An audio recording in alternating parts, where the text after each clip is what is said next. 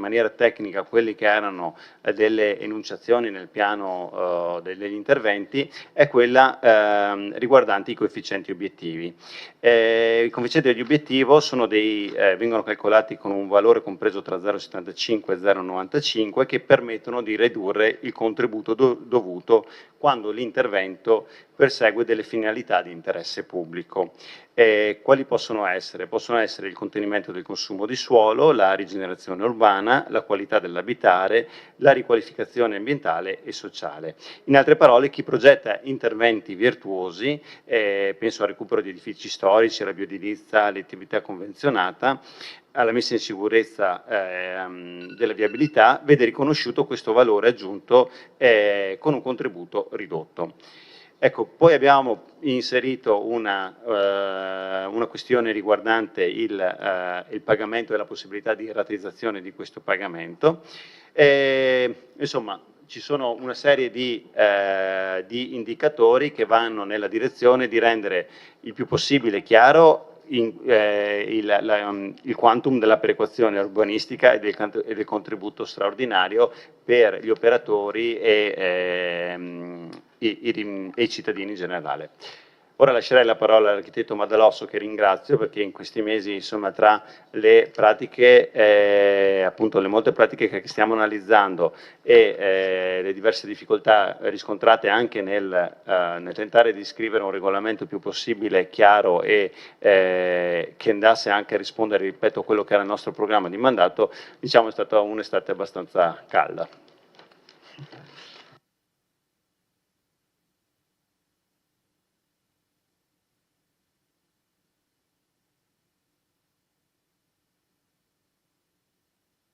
Buonasera, cercherò di spiegarvi i contenuti di questo regolamento che oggi più che mai si rende necessario per portare avanti anche le varianti del PI. Allora, il regolamento contiene i criteri per la determinazione del plusvalore e delle modalità operative per applicarlo. Gli obiettivi del regolamento sono disciplinare l'applicazione della perequazione urbanistica, disciplinare il contributo straordinario, definire il beneficio pubblico negli accordi pubblico-privato e garantire criteri uniformi e trasparenti in forza della trasparenza, l'equità, la rigenerazione urbana, interesse pubblico e valorizzazione del territorio.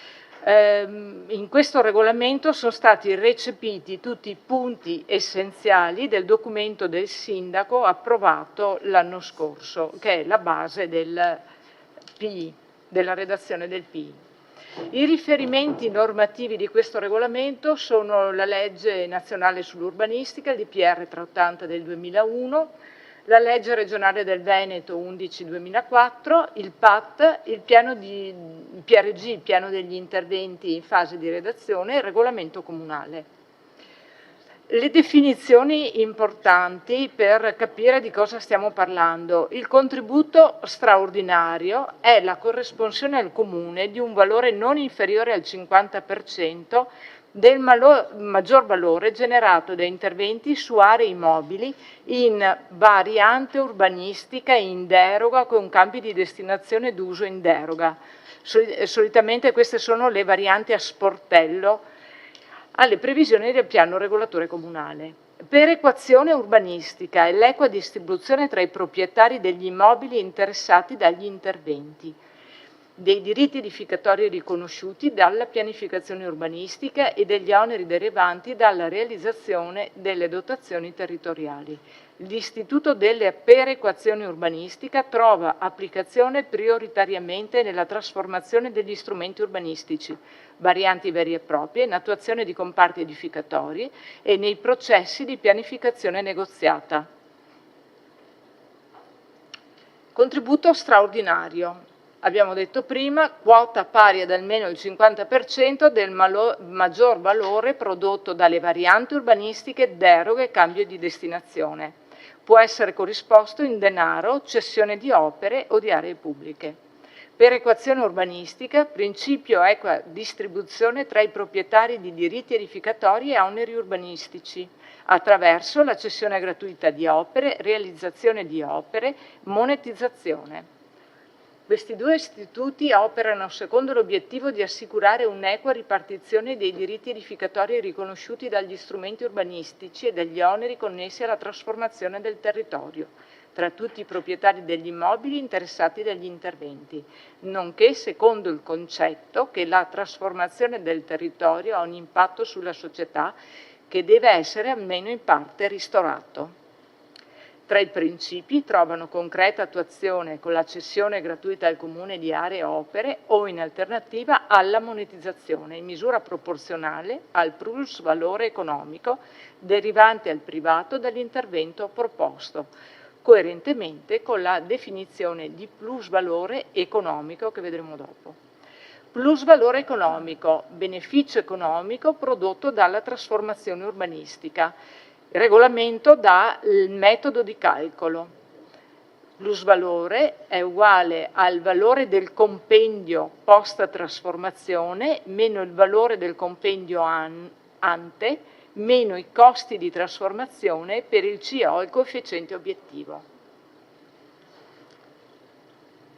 Calcolo della formula è contributo uguale al plus valore per l'aliquota. L'aliquota per legge, ai sensi del 380, deve essere almeno uguale al 50%. Con la delibera che viene approvata questa sera, il valore questa aliquota viene determinata nella percentuale del 50%. Modalità applicative. Il regolamento stabilisce la determinazione del plusvalore, le aliquote, coefficienti obiettivi, modalità di pagamento e rateizzazione.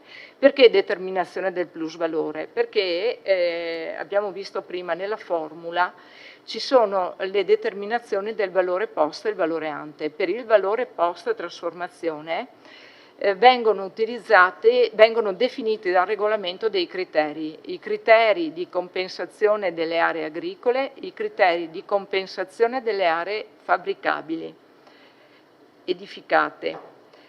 E secondo cosa? Secondo, prendendo come riferimento la stima del valore delle aree edificabili che è alla base per la determinazione dei valori dell'IMU.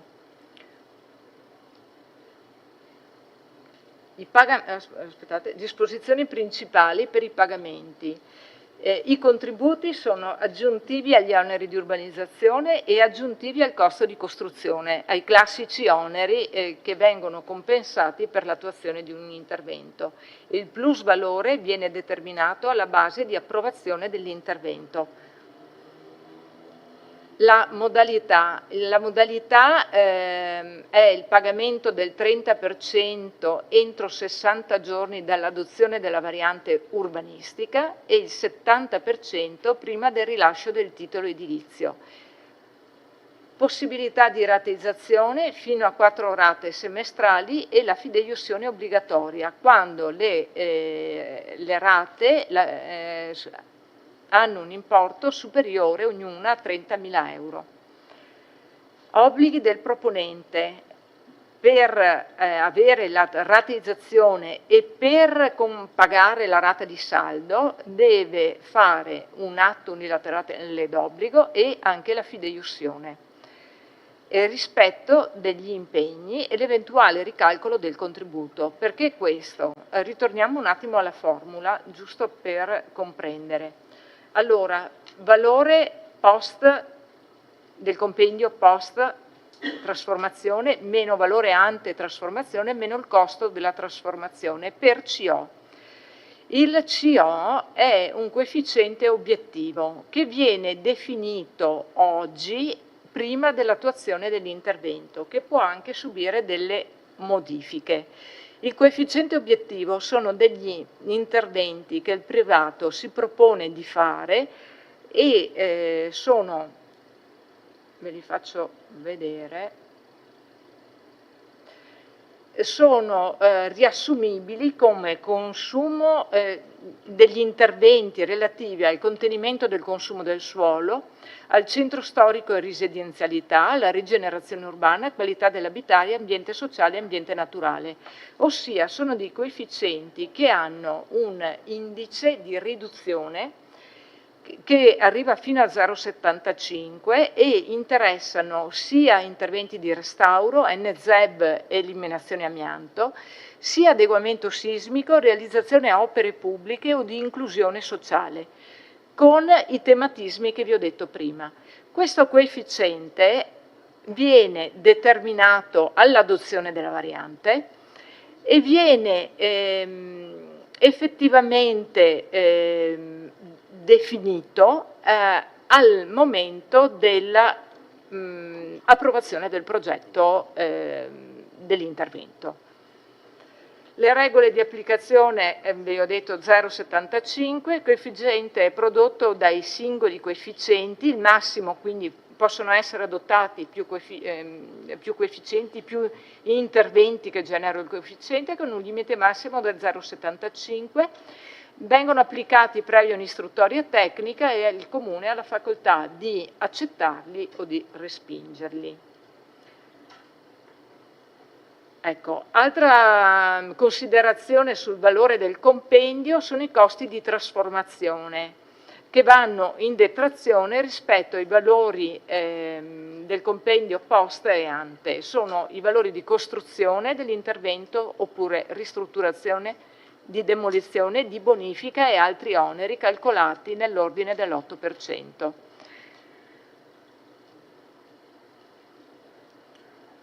Entra in vigore dalla data di esecutività della deliberazione comunale e vale per le nuove istanze e per le pratiche ancora in corso di istruttoria. Io avrei finito.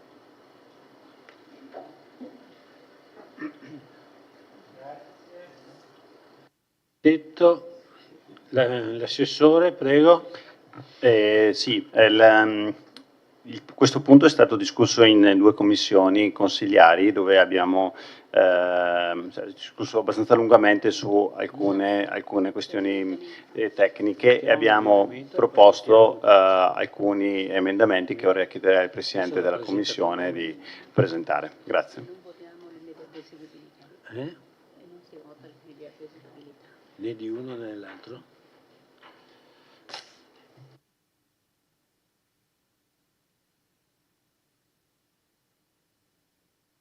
Allora apriamo la discussione, do la parola al consigliere Roberto Tonon, prego. Sì, grazie Presidente. Questo intervento solo per la presentazione dell'emendamento in modo che quando si discute si possa parlare in base a quella che dovrebbe essere la proposta definitiva.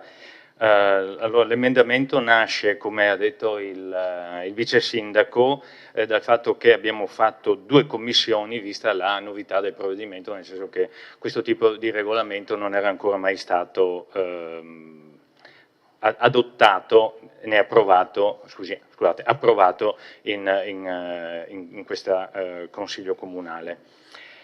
Vado a illustrare quali sono le modifiche. La prima è al punto 3.2 sulle disposizioni.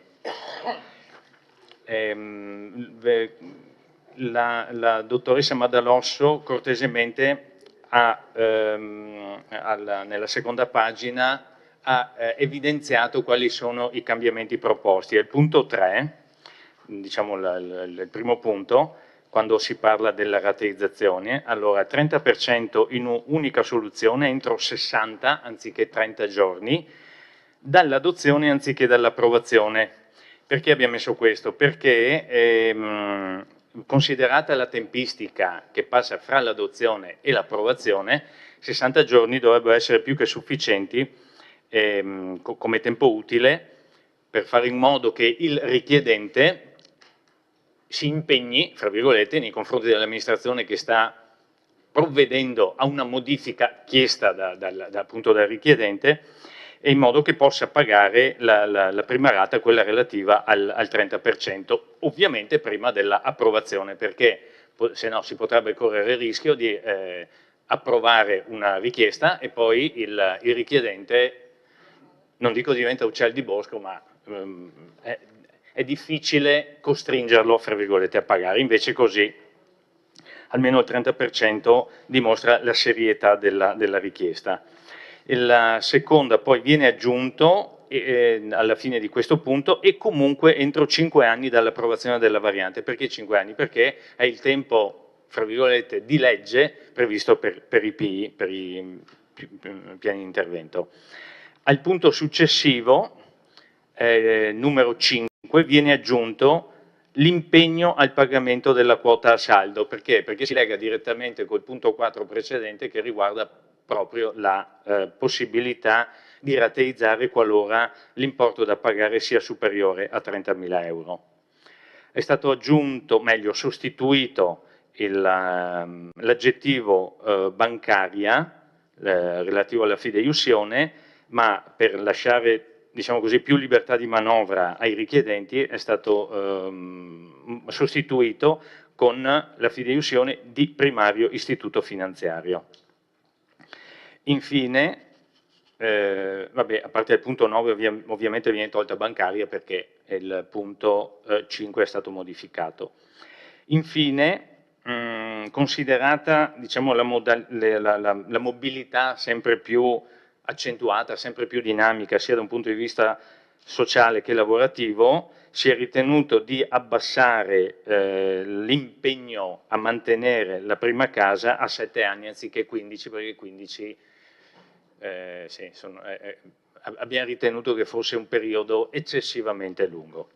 Ecco, questi sono i punti che la Commissione avrebbe proposto di emendare. Grazie.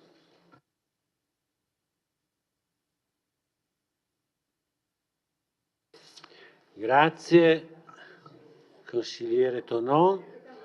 Vediamo di continuare la discussione qualora ci siano osservazioni o interventi da fare sull'emendamento.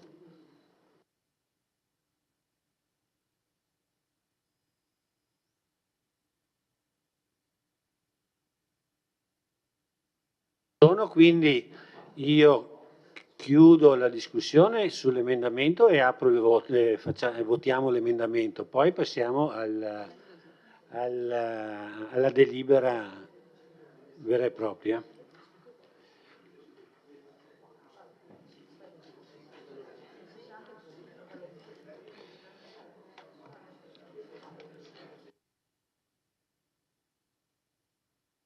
Apro la votazione per l'approvazione dell'emendamento. Prego, votate.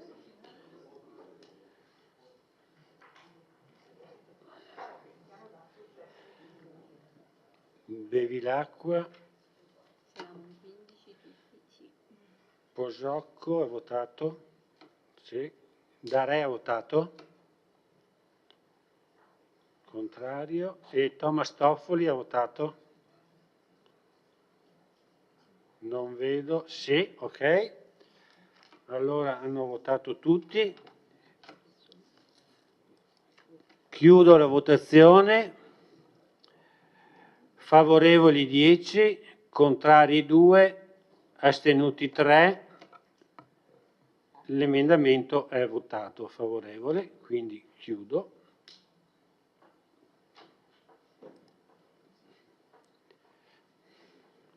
Bene.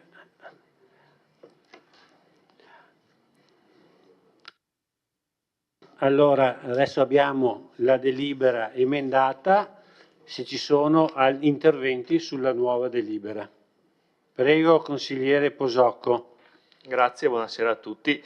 Sì, il mio voto contrario non era una mancanza di rispetto verso il lavoro della Commissione, dei tecnici, che anzi ringrazio il Presidente, che sono messi là a valutare questo nuovo regolamento e hanno fatto le valutazioni che la Commissione ha ritenuto portare avanti. Ecco. No, io non sono un tecnico, quindi il mio è un discorso più ampio, giustamente dovrei studiarmi tutte le cose, però tecnico non sono e faccio un discorso più ampio. Allora, La mia domanda che faccio è come questo nuovo regolamento mi va a incidere nella pratica in corso di istruttoria per il recupero dell'ex Carnielli. Perché va a incidere? Senz'altro. Vi spiego il motivo della mia domanda. Vedendo la continua presenza dei professionisti, dei tecnici presso i nostri uffici comunali, i tecnici di ALI, professionisti di ALI, ho provato a fare un accesso atti chiedendo la variante volta a mutare la destinazione d'uso del comparto ex Carnielli. Mi è stato risposto che non c'era nessuna variante volta a mutare la destinazione d'uso del comparto ex Carnielli, ok? Però c'era, l'ha sottolineato anche la sindaca in una risposta recentemente sul giornale, sul Gazzettino, mi sembra, che c'è una proposta che consisterebbe in una diversa organizzazione urbanistica complessiva dell'impianto. Allora, la cosa semplice, conto mio, dire faccio un accesso atti, rispondete correttamente, non c'è nessuna variante di questo tipo, però c'è questa, consigliere, la guardi, faccia le sue valutazioni e risolto il problema. Sarà un qualcosa che migliora? Non lo so, ecco. Allora io dico, ma perché non me la danno? Oggi tra l'altro ho fatto l'accesso atti chiedendo questa variante. Poi mi convocate la commissione, perché è un qualcosa secondo me di importante, per domani. Stasera però approviamo questo regolamento. Allora io dico, ma sono tutte coincidenze, vedo sul regolamento si parla di bonifica, di Eternit, punteggi alti, per questi motivi, e io veramente vengo, visto che non ho una risposta, non ho quel documento di variante, è diverso dire non ho una risposta, perché la risposta ce l'ho avuta, sì, ecco. Allora dico, questo, so che ci sono altre varianti importanti in zona industriale che andremo, probabilmente arriveranno in consiglio comunale nei prossimi mesi, non dico questo, ma questo soprattutto sul recupero dell'ex Carnielli, dico, sarebbe bello sindaco che illustrasse al consiglio comunale prima, che facesse un po' di chiarezza su quello che sta succedendo, perché non so, col vecchio progetto il comune incassava X euro di oneri, eccetera, eccetera, con questa proposta, con quello che è arrivato, si modifica in meglio, si modifica in peggio, incasseremo meno, incasseremo di più. Cosa succede? Magari non sta succedendo niente, però se avessi avuto la risposta, stasera sarei qui rilassatissimo così, voterei magari anche a favore e tutto a posto. Ecco, grazie.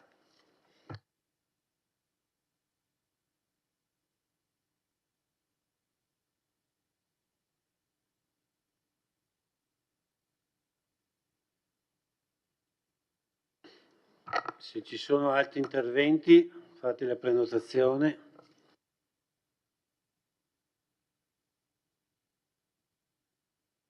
Interviene il consigliere Darè. Grazie Presidente. Ma diciamo che questo documento che viene portato avanti, diciamo, anche abbastanza velocemente, tra l'altro con una modifica fatta in corso d'opera, dimostra la complessità di questo provvedimento. Perché io voto contrario? Voto contrario perché con questo documento che noi andiamo a approvare l'amministrazione comunale si lega le mani nei confronti non tanto sull'urbanistica dei privati, ma sull'accordo pubblico-privato su quelle che possono essere le aree di intervento su grandi aree come abbiamo a Vittorio Veneto, vedi Carnielli come aveva detto chi mi ha preceduto, oppure domani potrebbe arrivare la Colussi, per cui questo è troppo perentorio e va a legare l'amministrazione con dei contratti ben precisi, perché una volta approvato questo, chi arriverà, la parte pubblica che arriverà per una contrattazione pubblico-privata, arriva con questo documento e chiede che questo documento sia applicato. Io non lo voto questo documento, non lo condivido, mi dispiace. Sì,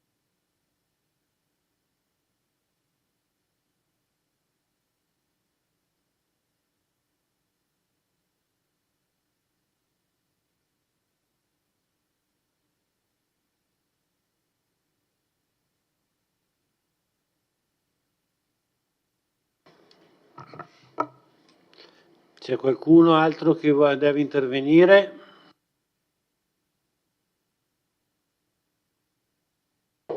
Non vedo prenotazioni, del resto sono state fatte 2 commissioni su questo argomento, penso che siano state abbastanza sviscerate. C'è l'assessore che vuole commentare gli interventi.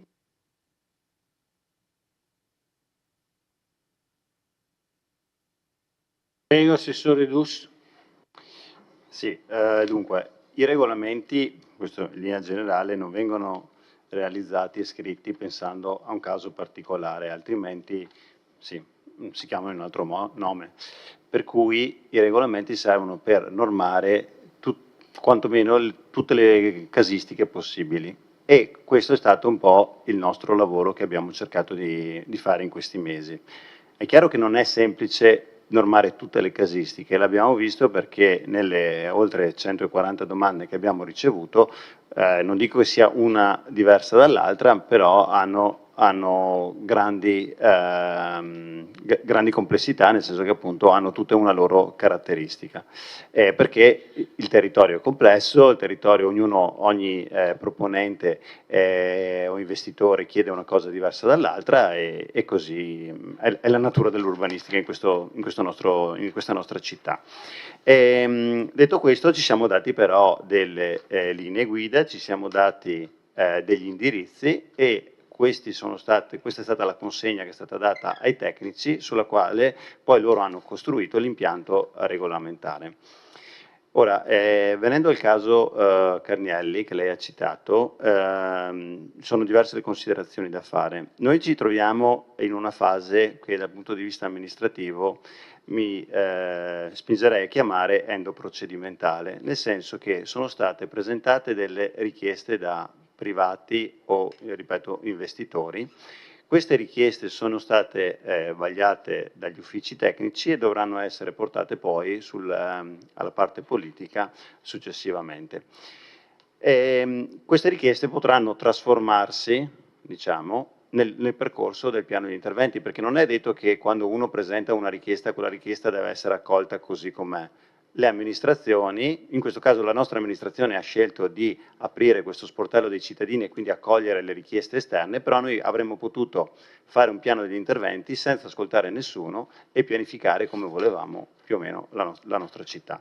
Abbiamo aperto questo momento partecipativo perché era da oltre 30 anni che non si discuteva di questa cosa, visto che il PRG è ben datato, e quindi abbiamo ritenuto che ci fossero delle situazioni che erano a dir poco stagnanti e che provavamo, con le difficoltà poi che ci sono in questo mercato di oggi, a sbloccare.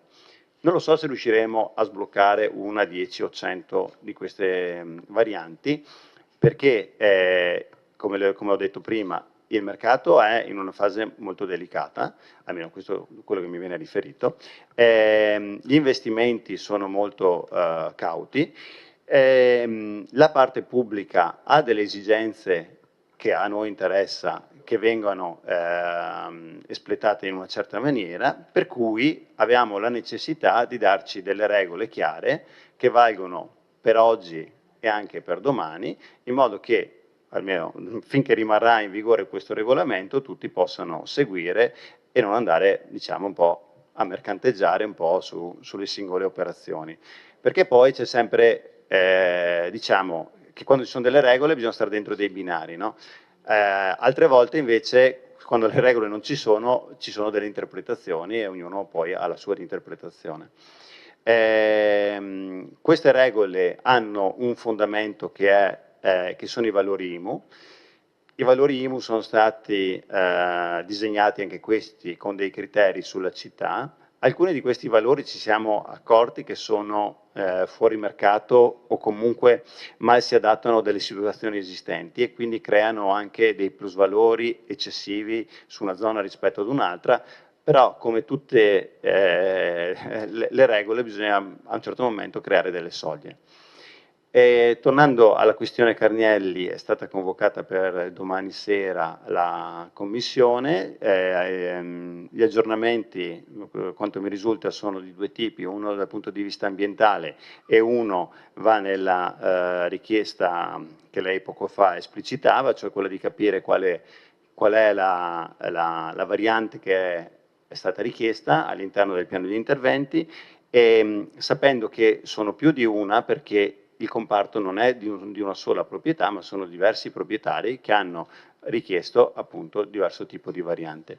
Domani le verrà in commissione Carnielli illustrata la cosa e quindi, ripeto, c'è la massima trasparenza su questa questione, non vedo, cioè, dal mio punto di vista non ci sono, sì, non ci abbiamo nulla da, ecco, nascondere o quant'altro.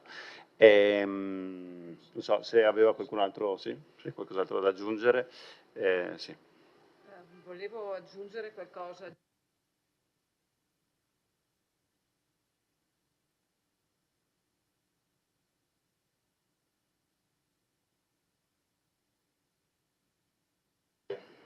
Ecco, scusatemi. Allora, volevo aggiungere una precisazione. La determinazione del contributo straordinario, c'erano già delle linee guida approvate con la deliberazione del Consiglio Comunale 8 del 2016. È l'applicazione comunque della legge nazionale del 380, del DPR 380. E la cosa che viene disciplinata con forza nel regolamento è appunto questo coefficiente obiettivo che va a individuare tutta una serie di elementi che il privato si propone di fare, ma si propone rispetto a una spinta dell'amministrazione, nel senso che il coefficiente obiettivo è un coefficiente riduttivo all'importo che ne deriva dal calcolo di questo contributo straordinario e fa sì appunto che questo privato vada ad agire realizzando opere sociali, opere pubbliche, opere che comunque ritornano nell'ambiente con la riduzione del CO2, facendo l'edificio NZEB, eccetera, eccetera. Quindi sì, ripeto, si tratta di una evoluzione di una disposizione normativa già attuata con la delibera consigliare del 2016 e con le nuove previsioni urbanistiche, le nuove modalità di valutare gli interventi.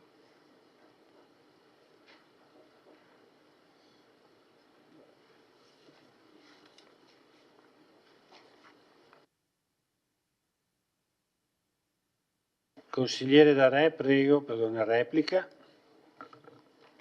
No, non è una replica, solo per come secondo intervento e finale anche.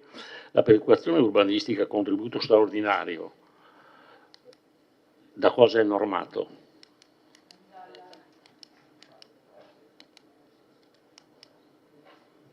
Il surplus, fatte tutte queste, lo vedo qua il 3.2, il numero. Contributo straordinario devono intendersi come aggiuntivi agli oneri di urbanizzazione e al costo di costruzione.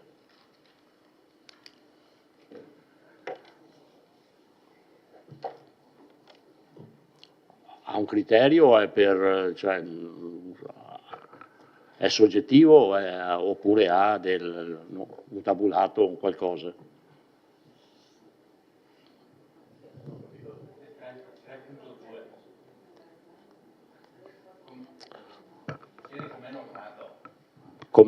Cioè, è quello che ha detto, l'architetto, è quello che l'ultimo intervento che ha fatto lei ha detto il contributo aggiuntivo. Da cosa è normato?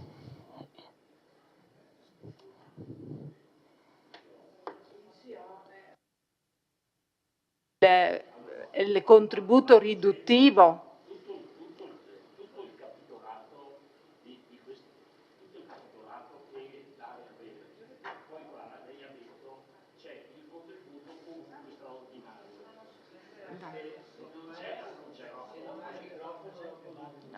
Aspetti un attimo solo, vediamo la formula che magari ci capiamo meglio.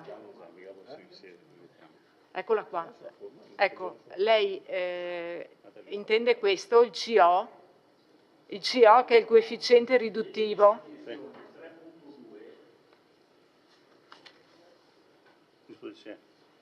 Sì, ci sono?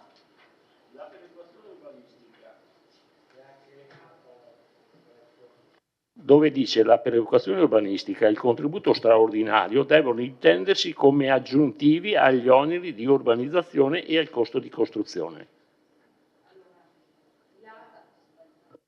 Perequazione va praticamente a colpire la trasformazione del valore del terreno prima e dopo, da agricolo edificabile.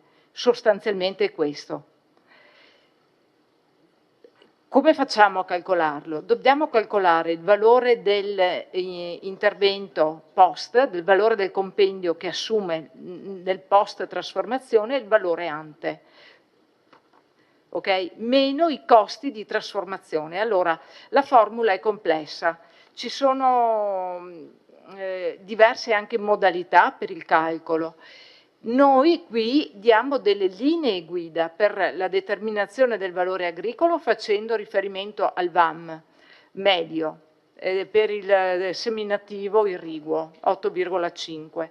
Diamo dei valori di riferimento che sono quelli delle stime delle aree IMU, che hanno portato alla determinazione del regolamento IMU, prendiamo riferimento a quello, diciamo che comunque i costi devono essere aggiornati ogni 3 anni, i costi di trasformazione li definiamo, sono i costi di bonifica, i costi di realizzazione dell'intervento, eccetera, eccetera, meno il CO che è il coefficiente obiettivo, quello che il privato si impegna a fare a fini sociali o opere di urbanizzazione oppure proprio nel suo edificio ai fini di ridurre il CO2 ad esempio. Ecco, lei mi dice da cosa è normato dall'articolo 16 del 380 di PR 380.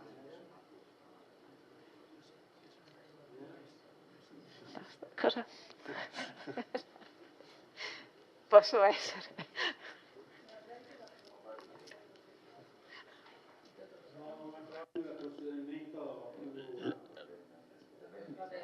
Allora, no, allora, quello che lei mi dice con dei valori chiaramente tecnici e già definiti che sono le aree agricole oppure quello che non è chiaro su questo punto è se io ho una trasformazione, non parlo della Carnelli, parlo di tante aree dismesse che abbiamo sul nostro territorio cui i costi di trasformazione sono estremamente cioè non certi, ecco, diciamo non incalcolabili, perché io posso lavorare e trovarmi poi sotto, magari abbiamo visto sulla nostra vecchia diciamo caserma Gotti, abbiamo acquisito un'area che poi ha avuto aveva dei costi di bonifica che non erano quantificati. Allora io le dico, su questa cosa, se arriva questo problema, non abbiamo una norma, abbiamo un contratto pubblico-privato fatto dall'assessore, dalla giunta, dal sindaco e quant'altro, perché in questo caso, lei mi dice la legge che ha appena citato, ma non so se abbia un'applicazione diretta su questo punto.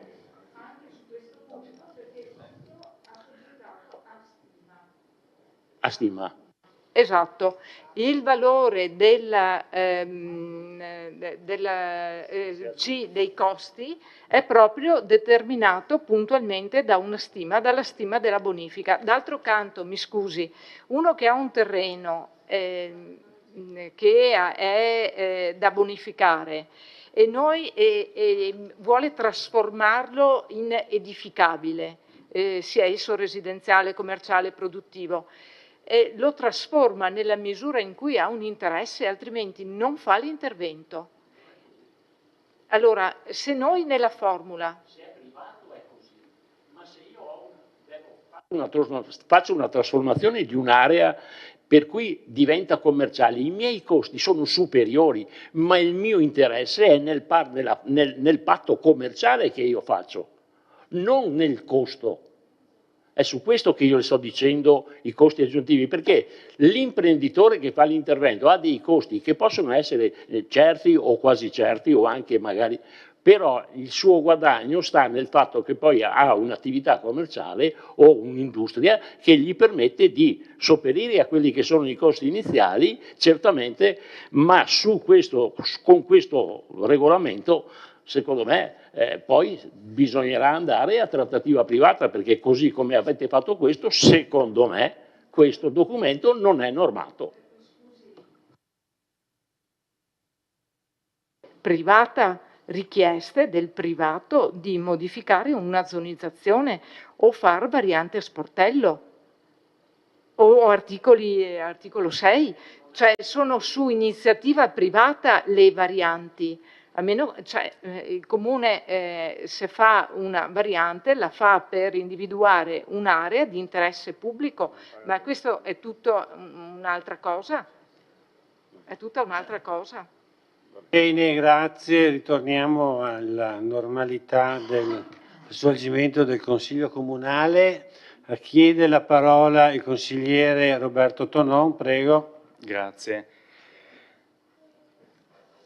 Sono comprensibili le perplessità del collega Darè. D'altro canto abbiamo avuto l'opportunità di sentire durante le due commissioni anche il parere dell'architetto Chioato, il quale ha spiegato in maniera molto chiara la, fra virgolette, impossibilità di andare in negativo, come formula matematica appunto. Poi capisco l'investimento, fra virgolette, che può fare l'imprenditore che a lungo termine otterrà, ovviamente lui almeno lo spera, un profitto rispetto alla spesa di investimento che fa all'inizio.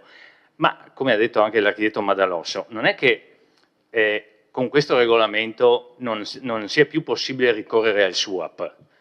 Lo sportello per le attività produttive è sempre, lo era prima, ieri, lo è oggi, lo sarà anche domani, punto, nessun problema.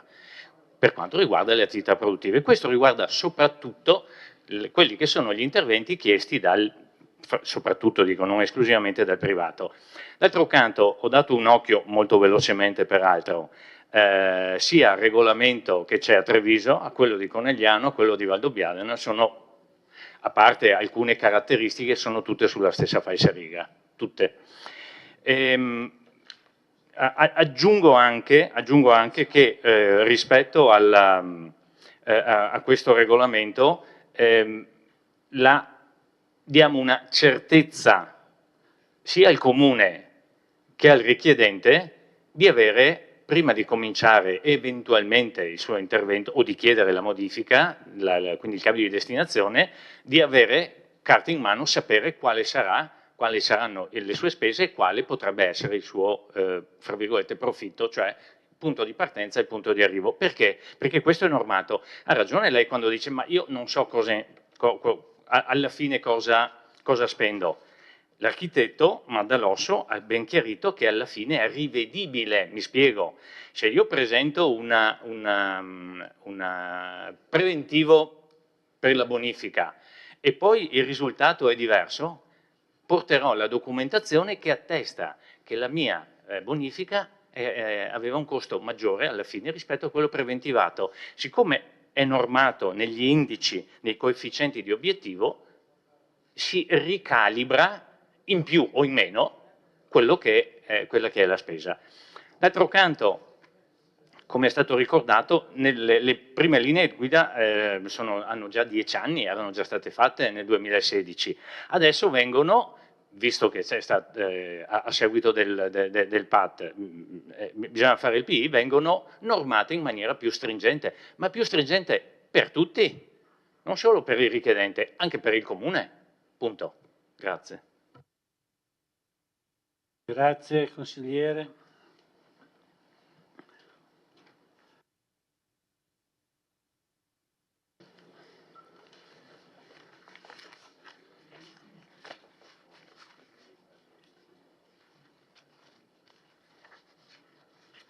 Se ci sono altri interventi.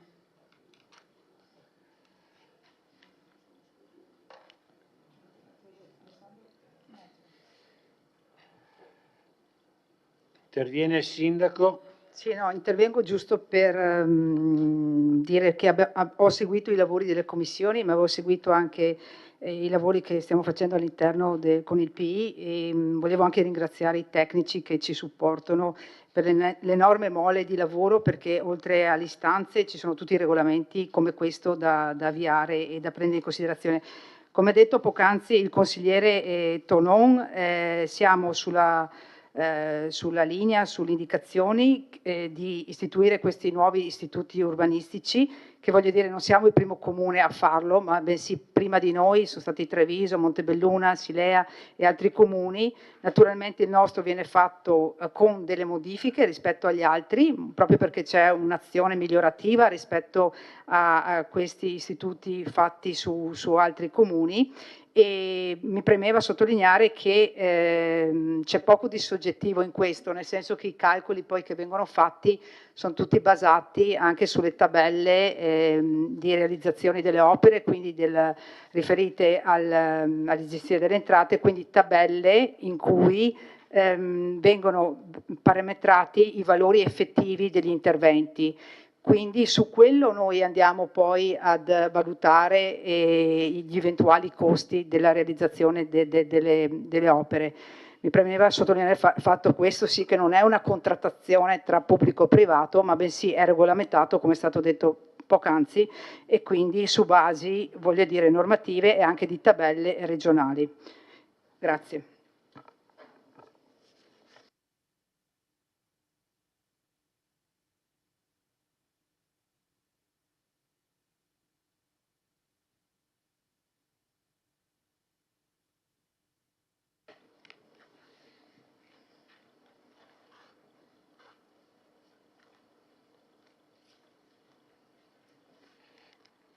Bene, allora sì, l'argomento è molto complesso. Come ho detto prima, ci sono state 2 commissioni, per cui c'è stato anche un confronto sostanzioso. Non vedo altre prenotazioni, per cui io direi che la discussione si può dichiarare chiusa e apro le dichiarazioni di voto. Prego.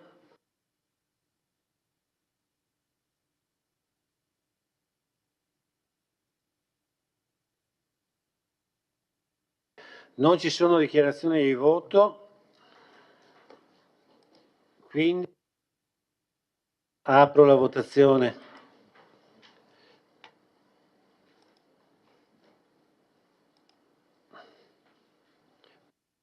Consiglieri, votate.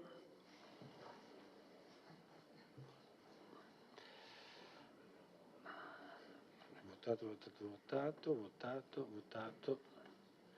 Hanno votato tutti. Chiudo la votazione.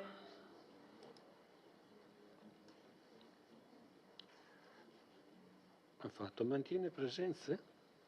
Come? Mantiene presenze. L'opzione mantiene presenze. Perché c'è presente la Cudipani che è uscita, non ha...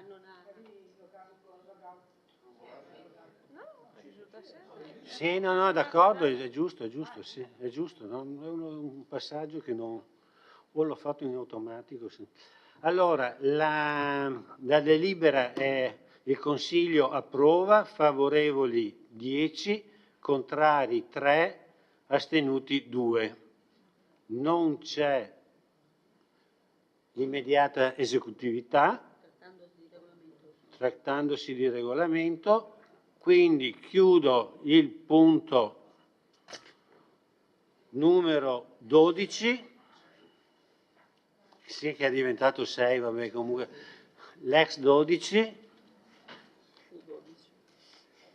e come abbiamo detto in commissione capigruppo, adesso facciamo il punto ex 10. E ci sarà l'intervento del tecnico. Allora, il punto numero 10 è il seguente, variazione numero 4, il piano degli interventi per recepimento urbanistico edilizio degli esiti della microzonazione sismica di secondo e terzo livello.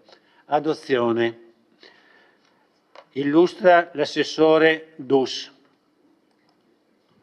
Sì, anche questo è un punto abbastanza tecnico, però che, scusate il gioco di parole, incide profondamente nel nostro territorio, in quanto riguarda veramente una parte rilevante del nostro territorio, soprattutto la parte a nord. Parliamo di faglie attive capaci, è un tema che abbiamo già più volte affrontato nel corso di questi anni in questo Consiglio Comunale.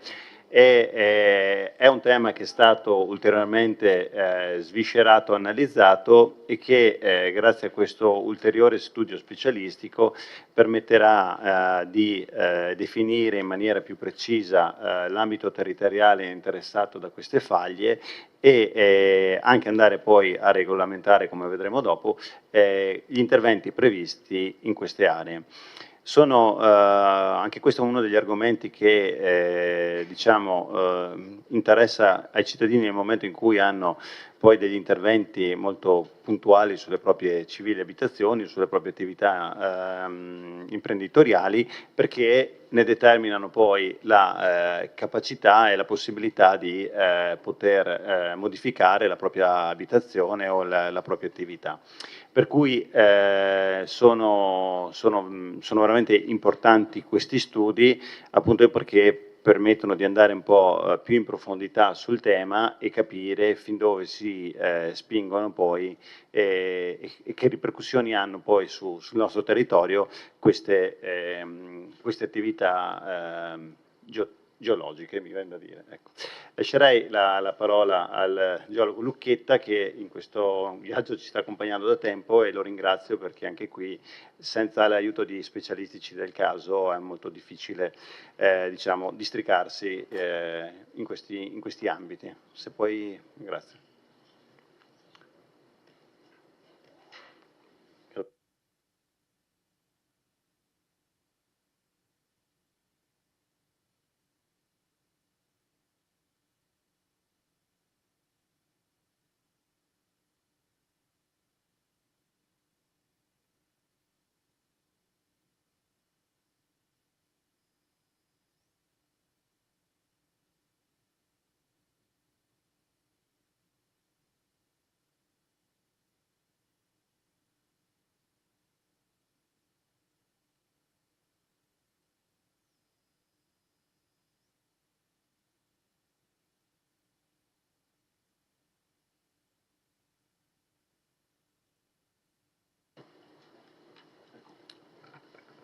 Sì, grazie, buonasera a tutti.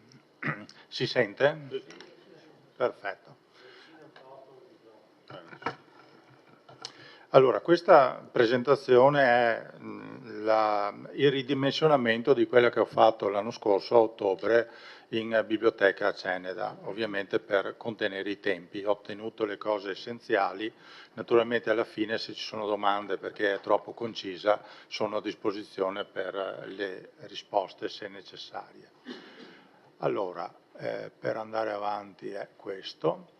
Allora, che Vittorio Veneto sia stato interessato da fenomeni sismici in passato è noto a tutti. Qui avete il terremoto del 1873, qui quello del 1936.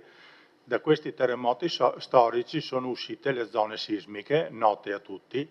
L'Italia suddivide il proprio territorio in 4 livelli di zona sismica che graficamente sono mostrati nella figura a sinistra. Le tonalità di colore si abbinano alle zone, quindi dove vedete il colore grigio, penso che si veda il cursore, bene, il grigio è dove il livello sismico è più basso, quindi la cosiddetta zona 4, invece i colori sul violetto sono la zona 1, che vedete che attraversa il nord-est dell'Italia e poi gran parte della dorsale appenninica fino alla regione Iblea in Sicilia. Andiamo avanti. l'ingrandimento su Vittorio Veneto, il contorno nero indica i confini comunali, ci mostra che la gran parte del territorio comunale, almeno la parte centrale e settentrionale, ricade nel colore fucsia e quindi siamo nella zona 1, mentre la parte più meridionale ricaderebbe nella zona 2, quindi il colore rosso. Con la DGR del 2021, delibera di giunta regionale del Veneto 244, Vittorio Veneto è passato da zona 2 a zona 1. Dal punto di vista però dei fabbricati, dei calcoli sismici per gli ingegneri, eccetera, non cambia assolutamente nulla. È solo un cambiamento di nome della zona che vale solo dal punto di vista amministrativo. Questa cartina però rappresenta la pericolosità sismica di base, cioè quella che ci sarebbe se il terreno fosse costituito da roccia compatta e con superficie pianeggiante, ma purtroppo così non è. E quindi entrano in gioco delle condizioni che amplificano il terremoto. In pratica, a parità di evento sismico, essere in una zona o essere in un'altra zona genera degli effetti, chiamati effetti di sito del terremoto, che ne possono amplificare anche di molte volte gli effetti. Tra questi effetti di sito ce ne sono diversi, qui ne vedete illustrati alcuni. Non pretendo che riusciate a leggere le scritte perché effettivamente sono un po' piccole. Il fatto di essere su sedimenti piuttosto teneri, piuttosto che soggetti a liquefazione, è un elemento che può amplificare notevolmente gli effetti del sisma. Oppure essere sulla cresta di una collina o di un rilievo, allo stesso modo amplifica enormemente l'effetto del sisma. Ma noi questa sera parliamo di questo effetto di sito. Vedete questa linea rossa con le due frecce? Rappresenta una faglia. Una faglia è una spaccatura della crosta terrestre lungo la quale ci sono dei movimenti che qui sono rappresentati dalle due frecce contrapposte. I cerchi concentrici che avete qui sotto rappresentano l'ipocentro, cioè il luogo di origine del sisma, e vedete che c'è un legame diretto tra la faglia e l'ipocentro. In pratica l'ipocentro è su una faglia, la faglia in genere si collega all'ipocentro di un terremoto, cioè dal punto di origine di un terremoto. Quindi per poter avere le condizioni reali degli effetti di un terremoto in un certo territorio è necessario tener conto tra tutti gli altri possibili effetti anche la presenza di faglie attive. Per definizione, almeno in Italia, è definita faglia attiva una faglia che sia mossa almeno una volta negli ultimi 40.000 anni.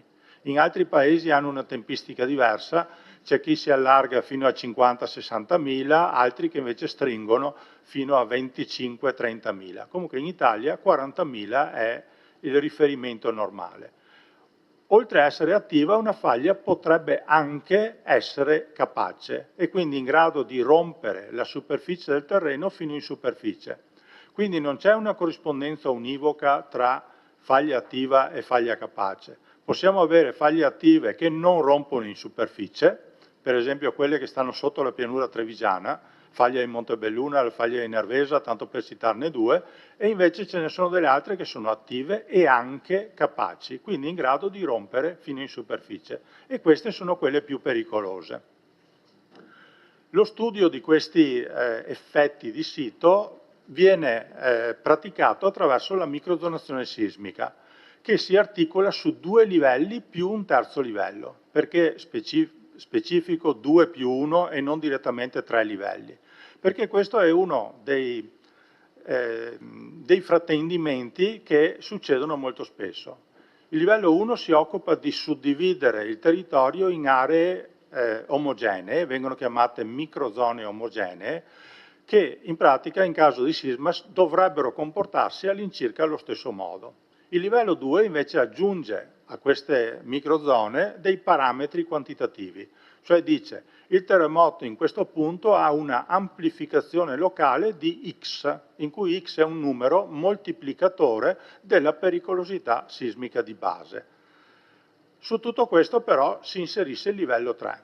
Il livello 3 non è in realtà un livello 3, ma possono essere tanti livelli 3, ognuno dei quali si riferisce o a un tipo di fenomeno specifico, per esempio le faglie attive capaci, la liquefazione, il crollo di cavità sotterranee, l'instabilità da frana e chi più ne ha più ne metta, oppure potrebbe essere riferito a un'area circoscritta in cui ci possono essere dentro dei fenomeni particolari. Quindi la microzonazione sismica, lo ripeto, è fatta da un livello 1 e da un livello 2, in cui si possono fare degli ulteriori approfondimenti di livello 3 che però riguardano argomenti particolari. Questo è il livello 1, la carta principale, la carta MOPS del 2016 del Comune di Vittorio Veneto. E qui porto la vostra attenzione, sicuramente avete riconosciuto che è centrata sulla Valle Appisina, porto la vostra attenzione su quelle fasce di color rosa. Quelle sono zone di attenzione per faglie attive capaci. Sono fasce larghe 400 metri e come vedete vanno a coinvolgere buona parte del fondovalle della Valle Appisina. Quindi diciamo che già col livello 1 il territorio comunale di Vittorio Veneto era già sottoposto a notevoli limitazioni, anche se non sono mai state esplicitate all'interno della pianificazione urbanistica. Andiamo al livello 2. Il livello 2, sempre del 2016, approvato nel 2017, ha preso in considerazione solo alcune parti del territorio comunale, però anche qui vedete con la tonalità rosa, che vedete qui, siamo tra Longhere e Forcal, le zone di attenzione per faglie attive e capaci. Naturalmente queste zone di attenzione sono quelle di prima, ovviamente prese in esame solo per la parte che ha avuto l'approfondimento di livello 2. Detto questo, si arriva al livello 3. Io ho avuto l'incarico a ottobre del 2021 per la parte di coordinamento dei lavori e per la parte di indagini geofisiche per le quali mi sono avvalso di uno spin-off dell'Università di Ferrara. Mentre per le trincee paleosismologiche, le vedremo dopo, l'incarico è stato dato alla professoressa Eliana Poli dell'Università di Udine, che è sicuramente, almeno a livello del nord-est italiano, la massima esperta di faglie attive e capaci. La struttura tettonica dell'area è già relativamente nota, però sempre a una scala molto ampia. Qui vedete il foglio geologico Belluno, in cui sono sì segnate le faglie che interessano la Valle Appisina, però la carta è a scala 1,50.000, ciascuna di queste linee è larga alcune centinaia di metri. Quindi la posizione è indicativa, sono più o meno là, bisogna approfondire il discorso per andare a cercare dove stanno di preciso. Ed è proprio su questo che si è sviluppata la ricerca, concentrandoci su due linee, che sono le due principali, che arrivano dalla vallata, quindi arrivano da Revine, e poi si dividono proprio a Longhere per piegare una verso il Fadalto e una verso Marennes. A Marennes, passato Marennes, poi gira e scende lungo i piedi del Cansiglio per collegarsi a Cordignano. Qui le vedete in sezione, una sezione fatta più o meno all'altezza di Savassa, dove vedete queste linee rosse, queste sono le faglie che arrivano in superficie. Vengono chiamate con la nomenclatura attuale faglie Longhere Fadalto Cadola LFC Nord e Sud, quindi due rami di una stessa struttura. In mezzo ovviamente c'è una fascia di deformazione che prende tutto il fondo della Valle Appisina e poi, procedendo verso ovest, della vallata. Sono state fatte, anticipavo, delle indagini elettriche, ERT, tomografia elettrica di resistività, che è un po' come fare un attacco del sottosuolo, ci restituisce dei contrasti di resistività che possono essere poi interpretati come anomalie del sottosuolo. Qui vedete due degli stendimenti fatti ai piani di 9, naturalmente poi l'interpretazione di queste anomalie deve essere fatta dal tecnico, quindi da me, insieme col professor Nasser Abu Zaid, che è il docente dell'Università di Ferrara. Qui vedete proprio lui, Nasser, che sta facendo le misure elettriche a Longhere, qui riconoscete il viadotto dell'autostrada. E qui vedete l'esito dello stendimento elettrico della figura precedente. E qui si vede proprio una posizione dentro nel rettangolo di color fucsia in cui c'è qualcosa di strano, di particolarmente strano. Qualcuno di voi potrebbe dire anche questa roba qui a destra è strana. Sì, in effetti è strana, abbiamo scoperto che è un riempimento di una cava, però non sapevamo che c'era. Però qui a sinistra effettivamente c'è qualcosa che non funziona. Quindi una volta identificate con tutte le indagini elettriche le varie anomalie e scelte quelle più interessanti, si vanno a fare le trincee paleosismologiche a cura della professoressa Eliana Poi. Sono state fatte 8 trincee, ce ne sono 5 lungo la linea nord e 3 lungo la linea sud, che è quella indicata in giallo. In cosa consistono queste trincee paleosismologiche? Ecco, qui vi fate un'idea, per chi non ha avuto modo di vederle, sono degli scavi lunghi 25-30 metri, in realtà uno di questi l'abbiamo fatto lungo 50 metri, profondità 2,5 metri, 3 metri, quella a sinistra siamo su a Borgo Simoi, questa qui a destra siamo vicino al campo di calcio di Longhere.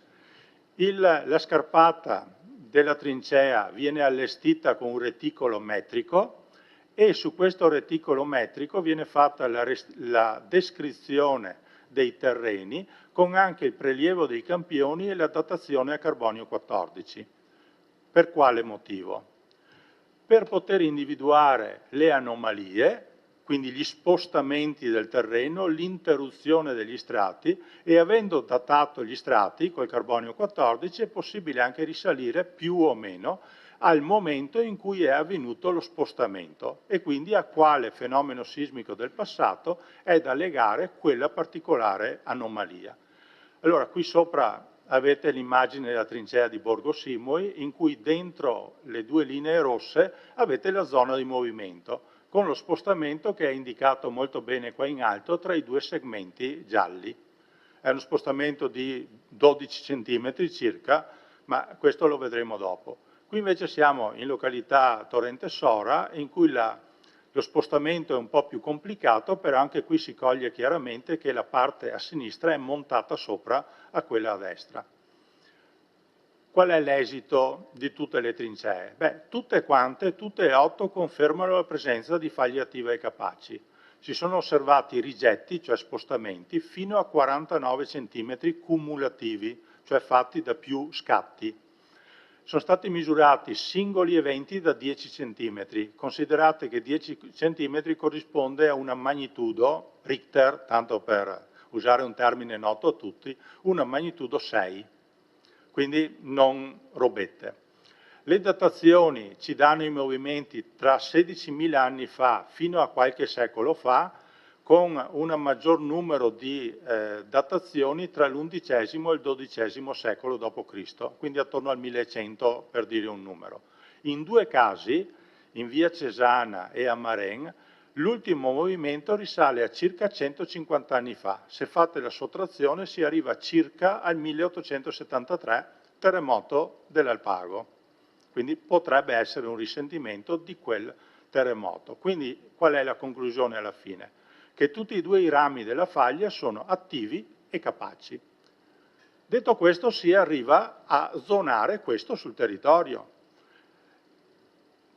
Per fare questo ci sono delle linee guida nazionali che hanno delle loro norme, delle loro regole di applicazione. Qui le vedete, prevedono in particolare 2 diverse zonature, una che si chiama suscettibilità, ZS, che è quella col colore rosa più chiaro, e una zona di rispetto che invece è di colore più scuro. La zona di rispetto è dove effettivamente è stata individuata la faglia con le trincee. La zona invece in cui è stata vista solo con indagini indirette, quindi ad esempio attraverso le indagini elettriche, si chiama zona di suscettibilità.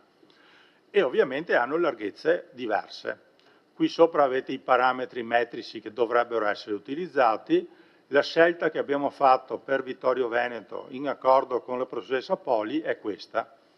Quindi una zona di suscettibilità larga 160 metri rispetto alla faglia, che qui vedete si vede poco perché ha poco contrasto rispetto al fondo, ma rispetto alla faglia 160 metri di larghezza distribuiti con 1/3 verso sud e 2/3 verso nord, e dove c'è la trincea una fascia di rispetto con una larghezza di 50 metri.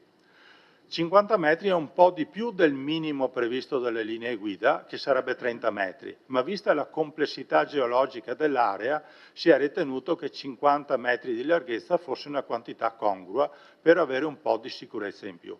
Invece i 160 della zona di suscettibilità sono il minimo previsto dalle linee guida nazionali. Tenete comunque presente che partiamo da 400 metri di quelle che sono indicate nel livello 1, nella zona di attenzione, quindi abbiamo avuto una notevole riduzione. Inoltre, rispetto a quelle che vi avevo mostrato del livello 1, tutte le fasce rosa che avete visto lì si sono ridotte a queste due linee. In pratica sono state eliminate alcune delle faglie sulle quali c'erano dei sospetti, ma per le quali non si è avuta nessuna certezza con le indagini elettriche, e sono rimaste solo queste due, appunto la Longhere Fadalto Cadola Sud e la Longhere Fadalto Cadola Nord. Qui vedete 3 stralci, proseguendo verso nord, in cui si coglie il loro andamento. Ecco, qui io termino la mia parte, che è quella geologica, e lascio per le ricadute di tipo urbanistico la parola al dottor Matteo Gobbo, a cui lascio il posto. Grazie. Dopo, naturalmente, se avete domande, sono a disposizione. Grazie, dottor Lucchetta.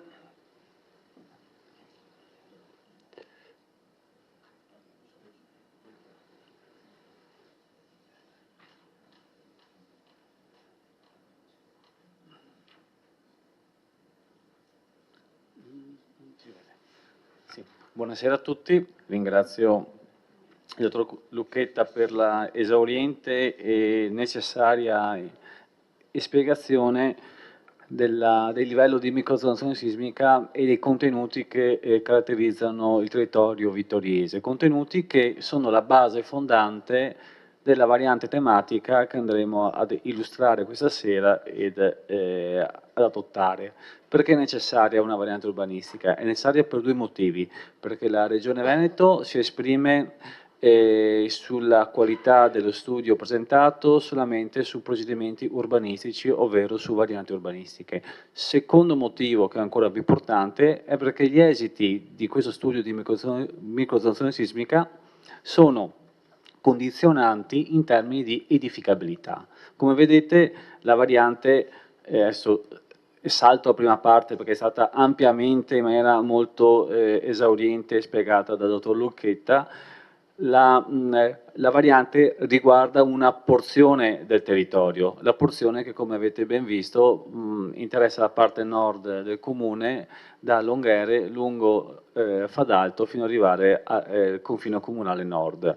Quindi le norme che saranno le norme più condizionanti a livello urbanistico ed edilizio andranno a interessare quindi una porzioni mirate del territorio. La variante in cosa consiste? Consiste nel recepimento cartografico degli esiti che sono stati illustrati dal dottor Lucchetta della microzonazione sismica. Quindi noi abbiamo internalizzato nel PI per una gestione, diciamo, urbanistico e edilizia della microzonazione sismica, ovvero di quelle aree che sono state rappresentate in cartografia che presentano queste criticità dal punto di vista sismico. Quindi abbiamo fatto un'aggiunta all'attuale cartografia di piano, quindi alle tavole del PRG divenuto P nelle parti compatibili dopo l'approvazione del PAT, delle faglie attive capaci, quindi sia la faglia Cadola Nord sia la faglia in direzione Cadola Sud sono state rappresentate su base cartografica di piano, quindi in scala al 5000, su base della zonizzazione vigente, in modo tale che ogni parte del territorio interessata dalla microzonazione sismica, in particolare quella dalla faglia attive capaci, in quanto pone delle limitazioni in termini edilizi, in modo tale che il cittadino e soprattutto il tecnico possa capire in che porzione di microzonazione sismica ricade il proprio edificio o il proprio terreno ricadente nella zona urbanistica, che sia una zona B, una C1 o 3 piuttosto che in centro storico. Quindi il primo livello di lavoro è stata la sovrapposizione tra gli elementi grafici, cartografici della microzonazione sismica di secondo e terzo livello con la zonizzazione di piano vigente.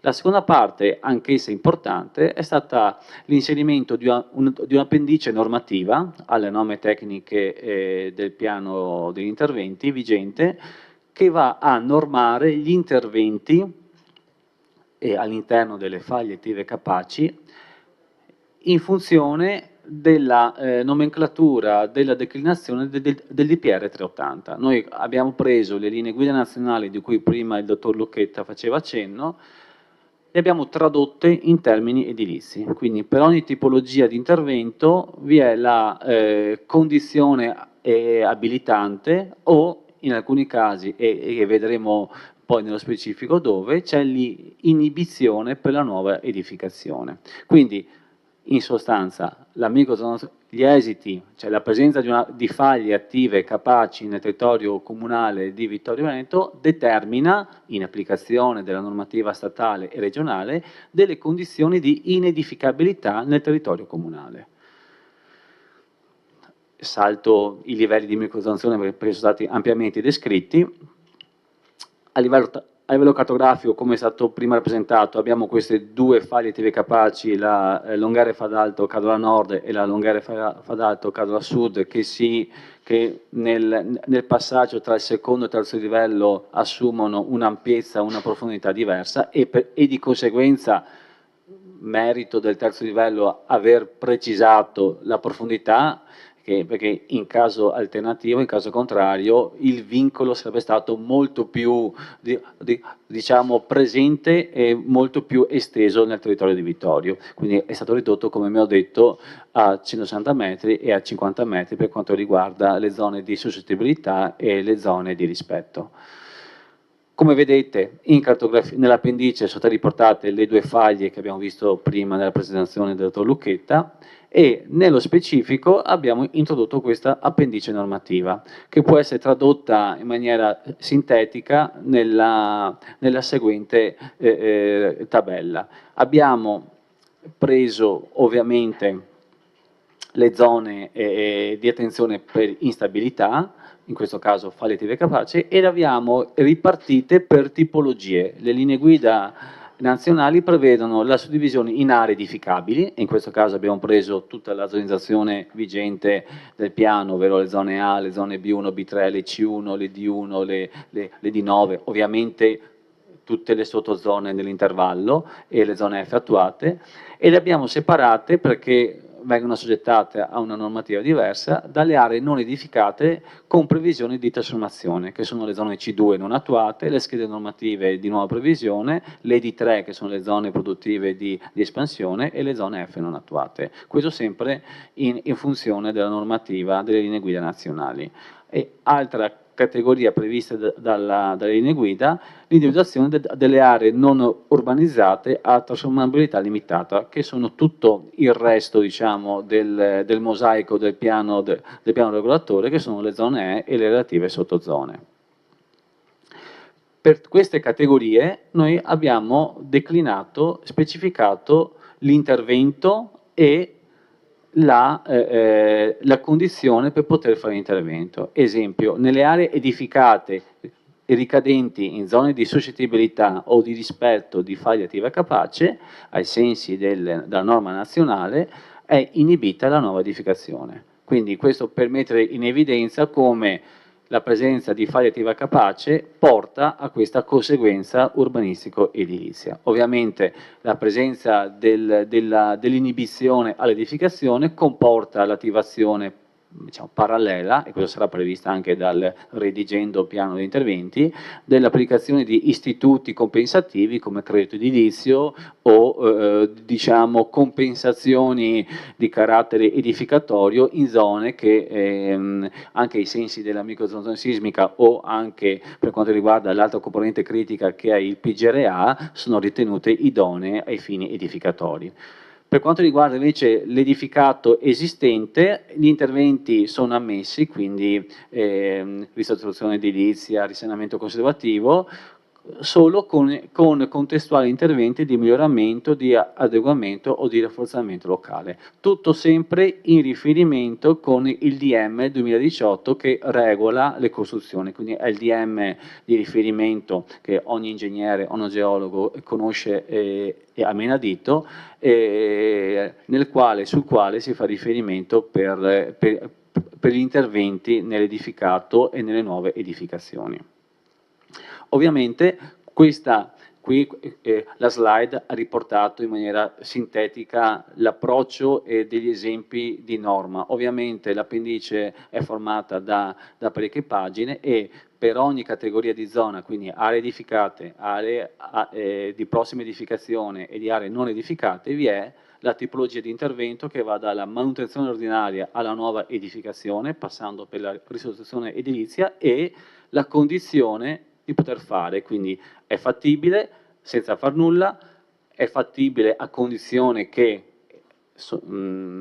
vengano effettuati interventi di miglioramento, di adeguamento, di rafforzamento locale o nel caso peggiore, faglia attiva capace, zona di suscettibilità e zona di rispetto per le aree edificate, vi è la inibizione, quindi il divieto di nuova costruzione.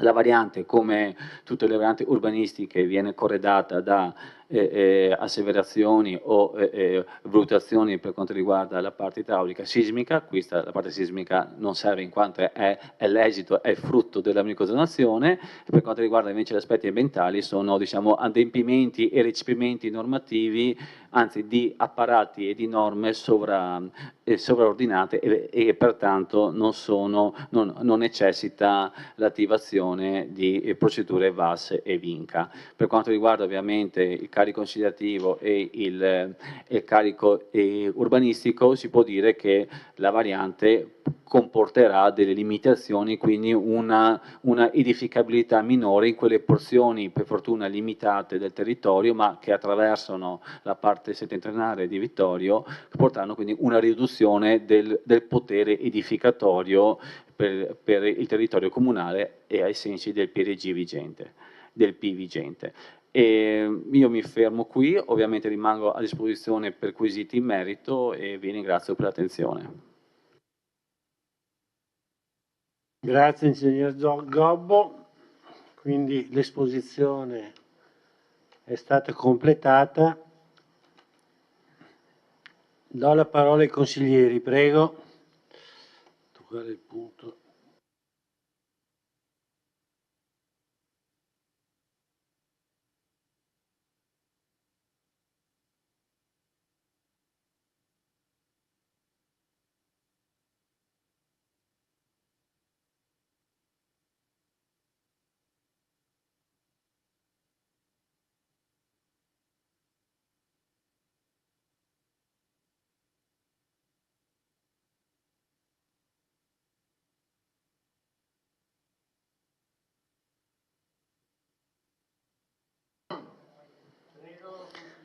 Sì, grazie Presidente. Il ringraziamento ai tecnici è sincero perché ho capito, a differenza di 40 anni fa al liceo, qualcosa sulla tettonica delle zolle. No, ritengo molto utile questo provvedimento fatto dall'amministrazione perché rispetto ai vincoli del 2016, se non ricordo male, adesso questi vincoli vengono ristretti. È chiaro che la zona non è delle migliori dal punto di vista edilizio, tant'è vero che, come ha spiegato il dottor Gobbo, c'è addirittura in alcune zone l'inibizione nella zona di rispetto e con dei vincoli nella zona di suscettibilità. Però almeno viene, anche in questo caso, viene reso edotto chi vuole fare interventi in quelle zone di quelli che sono preventivamente, viene reso edotto di quali sono i limiti e le attenzioni a cui deve attenersi. Speriamo solo che passino altri 40.000 anni. Grazie.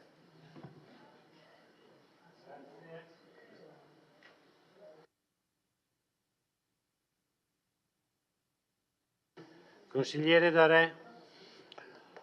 Sì, credo che dopo l'illustrazione del tecnico Lucchetta, credo sia stato esaustivo da tutti i punti di vista, ha fatto capire anche chi magari di geologia non ne sa poco, e quindi ben venga questo provvedimento, anche perché, ripeto, va, come diceva prima il collega Tonò, va a limitare, diciamo, l'area, diciamo, di prima, e quindi è un'area molto più ristretta. Quindi noi siamo favorevoli a questa variante per i più semplici motivi. È chiaro che la nostra è un'area, soprattutto la Valle Pisina, è un'area molto fragile, lo abbiamo visto con i famosi botti nella mia amministrazione, in cui effettivamente ha messo in difficoltà non solo noi, ma anche la parte di là del Falanto, per cui aveva creato dei grossi problemi. Questo studio credo sia una conseguenza di tutte quelle cose, e ben venga, perché così andiamo a, ripeto, a stringere l'area di inidentificabilità, e quindi è chiaro magari non è dei migliori, ma chi ha territorio in quell'area magari e ha delle volontà o delle possibilità di farlo, almeno può fare qualcosa, insomma, quindi il mio sarà un voto favorevole. Grazie.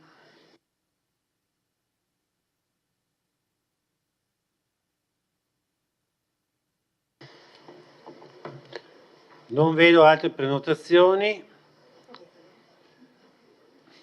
non ci sono altri interventi dall'assessore. Se ci sono dichiarazioni di voto, prenotate. Non ci sono dichiarazioni di voto, quindi chiudo la discussione. Prego. Sì.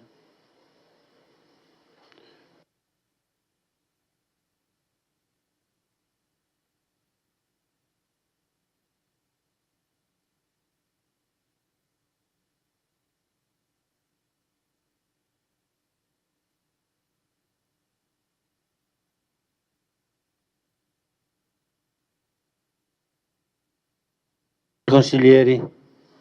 Sì, deve averlo fatto prima, se no non va. Sì. Allora, hanno votato.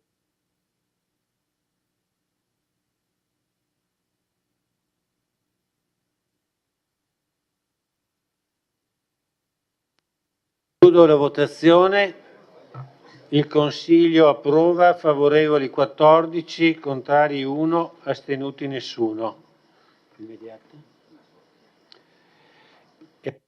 È chiuso anche il punto numero 10, ex punto numero 10.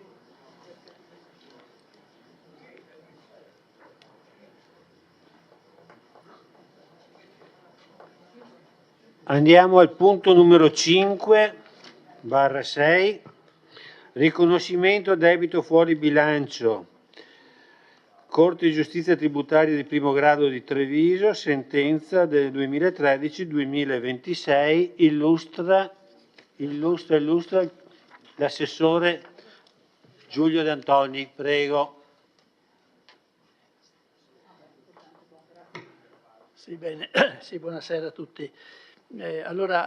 Su questo tema c'è un ricorso che è stato presentato da parte di alcuni privati contro la nostra richiesta, o meglio, scusate, contro il diniego di rimborso IMU chiesto da un privato. Quindi il privato ha chiesto di essere rimborsato di un importo dell'IMU versato, e su questo tema noi abbiamo detto che non era accettata questa cosa, per cui gli interessati hanno fatto ricorso alla Corte di Giustizia. Per favore, scusate un attimo, consiglieri, perché già alla voce bassa l'assessore. Io cerco di stare vicino. Prego. Benissimo, quindi dicevo che rispetto a questo diniego del rimborso richiesto dai privati, i privati stessi hanno fatto ricorso alla Corte di Giustizia, quella che c'è a Treviso in sostanza. Su questo tema noi abbiamo insistito sul fatto che il diniego del richiesto rimborso era motivato dal fatto che questo fabbricato, che era una pertinenza del fabbricato principale dell'abitazione non poteva essere considerato come loro ritenevano, alla fine insomma, il giudice ci ha dato torto, per cui con sentenza del luglio scorso, quindi del mese, il 6 luglio è stata depositata la sentenza con la quale insomma, il Comune è stato condannato a pagare una somma pari a 1.560 euro per la compensazione, oltre alla compensazione delle spese di lite. Quindi è un debito considerato fuori bilancio, per cui lo sottoponiamo alla vostra attenzione per la presa d'atto e quindi per riconoscere insomma, questo debito e quindi per poi finanziare questo debito fuori bilancio con l'applicazione di una parte dell'avanzo accantonato per tale scopo. Dove sono andate le mie amiche qua? Sì. Stanno arrivando, sì, ma tanto. Non ti lasciano solo. L'assessore ha abbandonato se stesso.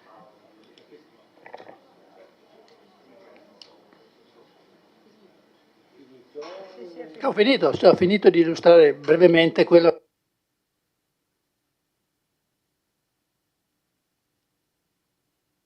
Bene, l'assessore ha concluso l'illustrazione del punto numero 5. Apro la discussione, è già aperta.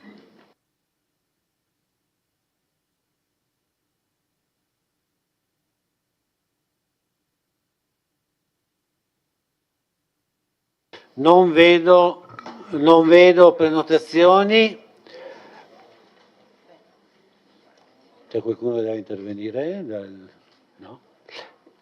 Dichiarazioni di voto? Non ci sono dichiarazioni di voto. Chiudo la discussione.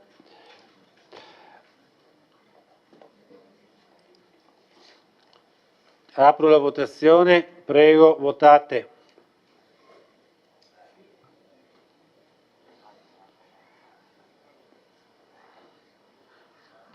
Toffoli ha votato. Bene.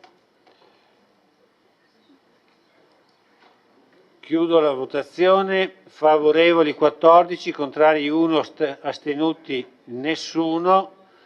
Il Consiglio approva. Qui dobbiamo votare anche l'immediata esecutività, quindi riapro la votazione, prego.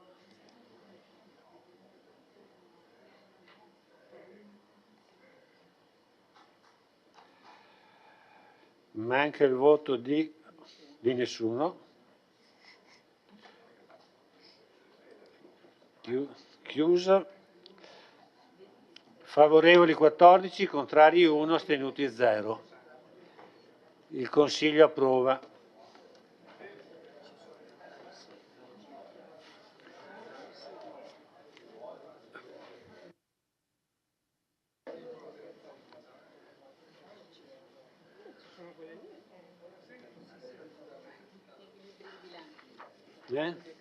No, sento i consiglieri un po' distratti, forse siete già stanchi.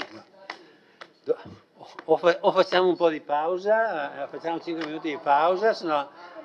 allora se andiamo avanti bisogna fare un piccolo sforzo di concentrazione. Allora, passiamo al punto numero 6.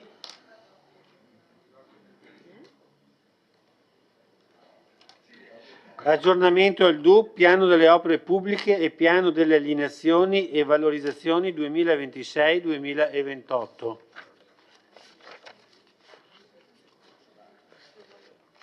Vediamo. Vuoi che faccio io le alienazioni e fai il resto tu? Se mi dai il coso e ti Adesso lo tiro fuori. Di nuovo buonasera a tutti.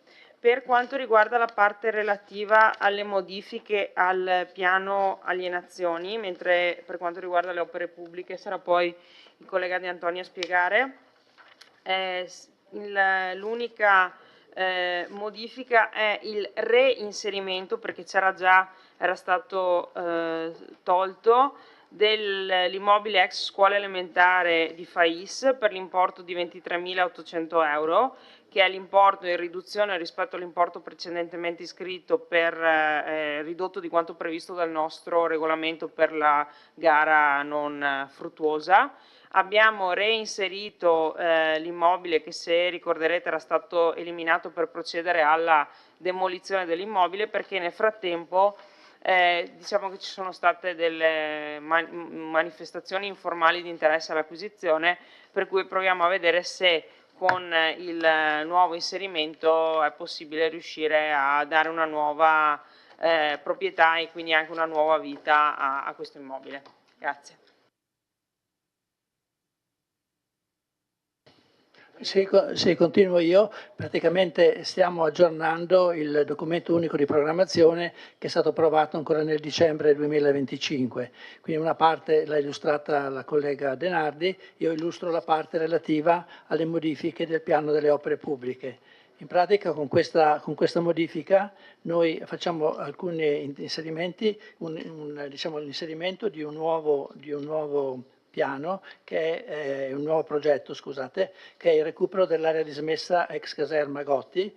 L'importo previsto di 290.000 euro e viene avanzato con l'avanzo di amministrazione, come verrà poi ripreso quando esamineremo gli equilibri di bilancio. Quindi questo è un inserimento nuovo per 290.000 euro.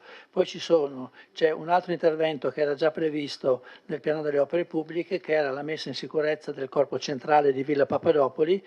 Qui l'importo era di 250.000 euro, integriamo questo finanziamento con ulteriori 90.000 euro che sempre prendiamo dall'avanzo di amministrazione. L'altro punto che era già esistente nel piano è il progetto relativo alla realizzazione del nuovo campo da rugby. Qui abbiamo cambiato solo la fonte di finanziamento, che non è più alienazioni ma è avanzo di amministrazione. Ultimo punto che diciamo, abbiamo inserito nel piano delle opere pubbliche già esistente era la messa in sicurezza di una frana e ripristino delle viabilità in via delle Perdonanze. L'intervento complessivo è di 490.000 euro e ci è arrivato il finanziamento della Regione per 279.000 euro. Abbiamo inserito l'importo di 210.000 euro con fondi nostri e quindi adesso diciamo, l'opera è finanziata, è inserita nel piano delle opere pubbliche.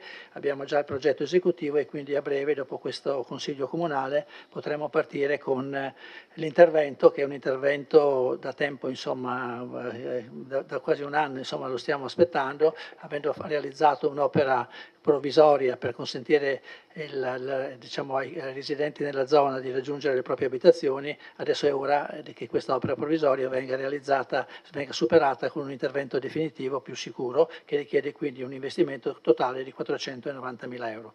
Questi sono i 4 interventi, come dicevo, 3 già compresi, uno nuovo, inserito di nuovo, del piano delle opere pubbliche, che viene modificato come ho spiegato.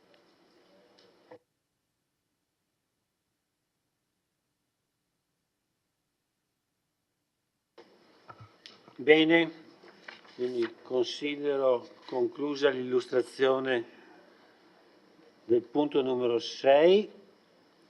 Apro la discussione.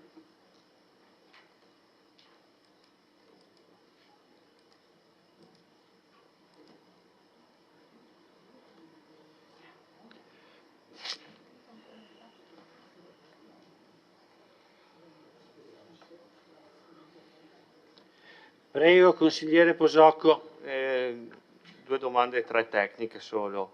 FAIS, avevamo messo dei soldi in bilancio per la demolizione, quindi questi sono già stati tolti e spostati? Ecco, prima domanda. Seconda domanda, Villa Papadopoli ha detto che il finanziamento di 90.000 euro vengono messi con l'avanzo, gli altri 240 erano alienazioni o erano alienazioni, giusto? Perché non farlo? Le alienazioni probabilmente del terreno C in zona industriale a questo punto no?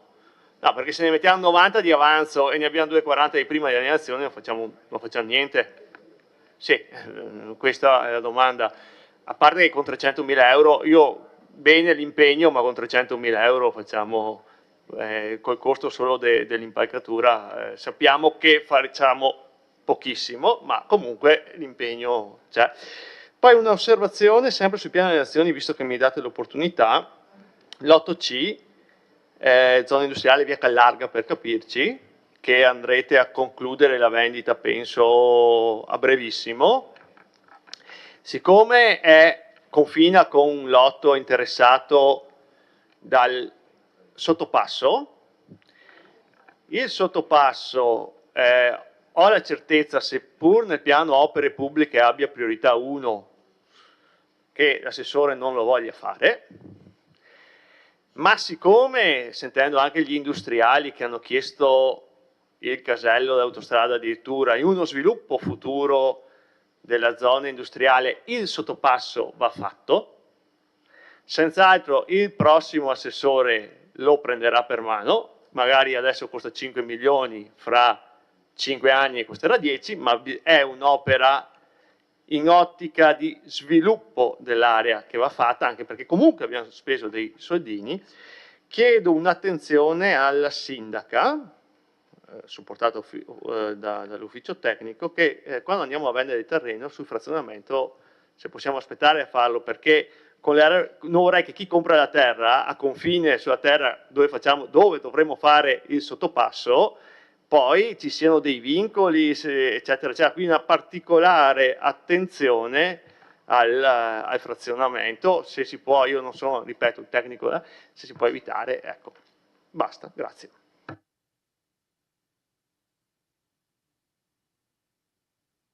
Era una domanda, mi sembra aver capito. Sì. Un sollecito.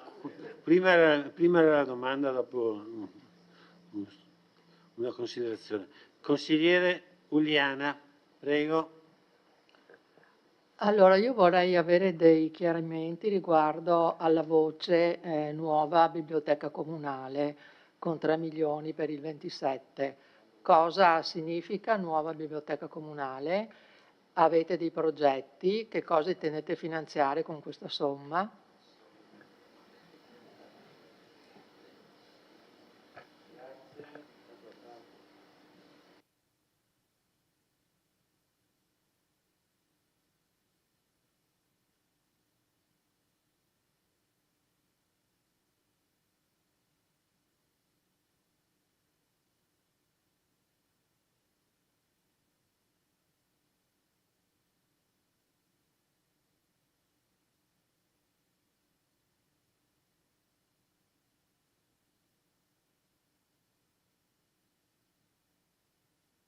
Domande? Non ci sono prenotazioni? Allora, se la Giunta vuole replicare, rispondere agli interventi fatti.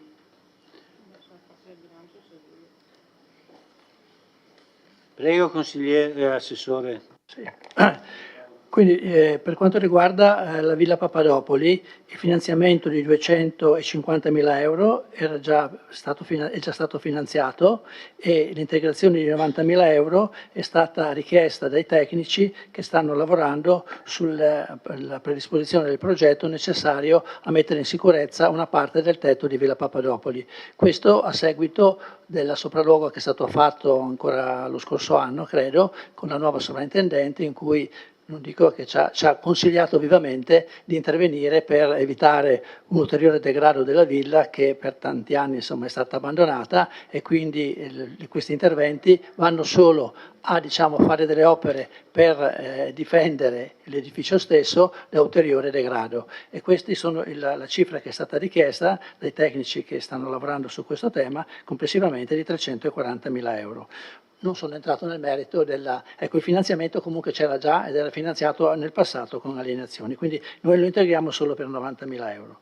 Poi, andando al discorso che mi ha chiesto, ecco, per quanto riguarda il terreno della zona industriale che è in vendita e il contratto verrà stipulato nei prossimi giorni, preciso che il frazionamento del terreno che è stato fatto tiene conto esattamente di quello che è il progetto a suo tempo predisposto di realizzazione del sottopasso. Quindi io non entro adesso nel merito del sottopasso, si farà o non si farà, non è comunque una mia, come dire, io ho sempre detto che questo sottopasso mi sembrava un'opera inutile qualora appunto non ci fosse uno sviluppo industriale dall'altra parte della ferrovia. Comunque non è una mia decisione questa, è una decisione dell'amministrazione. Attualmente è una situazione di stallo per carenza di finanziamenti e per anche carenza di privati che si siano proposti di utilizzare quei 10 ettari che ci sono al di là della ferrovia, che nel piano delle attività nel PATER non sono stati considerati come possibile area produttiva. Quindi su questo tema, diciamo, sulla opportunità di fare o meno questo intervento non è oggetto, diciamo, della riunione di oggi, dell'incontro di oggi. Assicuro che il frazionamento che è stato fatto per la vendita tiene conto di quello che è il progetto attualmente che noi abbiamo, diciamo, depositato per quanto riguarda la realizzazione della strada che porta al sottopasso. L'altro tema era quello della biblioteca comunale. Anche questa domanda il consigliere me la poteva fare anche a dicembre, diciamo, no? Quando abbiamo presentato il piano che oggi, le modifiche che oggi portiamo al piano non riguardano la biblioteca. Nel piano delle opere pubbliche effettivamente c'è un progetto per la realizzazione della nuova biblioteca. È stato affidato un DOC-FAP, quel documento per la verifica delle diverse alternative progettuali, a uno studio che sta valutando tutto il complesso della Villa Papadopoli e anche, diciamo, delle situazioni degli edifici esistenti, per darci poi, diciamo, l'indicazione su quella che può essere l'opera che dal punto di vista dei costi e dei benefici è la più opportuna. L'opera chiaramente, no, i 3 milioni non sono attualmente, diciamo, disponibili, sono riportati come possibili alienazioni. Nel momento in cui verranno fatte le alienazioni potrà essere anche finanziata l'opera.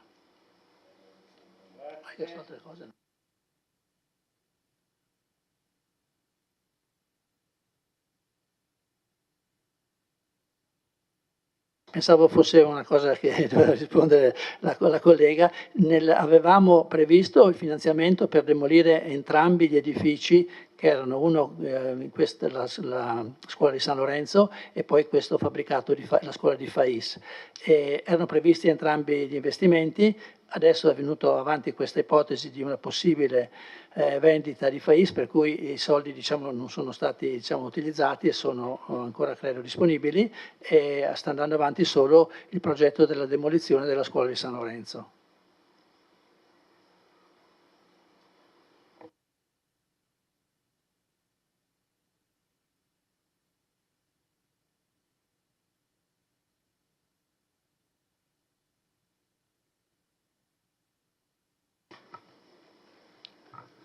Ci sono altri interventi? Posocco, eccolo qua. Sì, un'altra domanda, perché poi le cose le abbiamo anche sviscerate in commissione. Allora, lei ha detto che Villa Papadopoli e anche la biblioteca sono finanziate in parte con alienazioni, parte già previste, cioè Papadopoli 290.000 mi ha detto che sono previsti con alienazioni, e poi la biblioteca parte con alienazioni. Boh, ok. Fatta chiarezza su questo, noi andiamo a vendere adesso un terreno in zona industriale, prendiamo anche 1 milione di euro, 600 e qualcosa più 2, quella cifra là. Questa cifra qua, che opere fa partire? Domanda, ok? Perché abbiamo la certezza di venderla, ok? E quindi mi piacerebbe capire questi soldi, se già, quali opere, perché ci sono altre anche. Questo, se non fa partire Villa Papadopoli, io dico, visto che abbiamo messo 90.000 euro di avanzo per il tetto, gli altri 240 facciamo partire il lavoro, buttiamo là l'avanzo che ce l'abbiamo e facciamo partire anche il lavoro del tetto, no? Perché se aspettiamo altre alienazioni, ecco, questo per capirci. Grazie.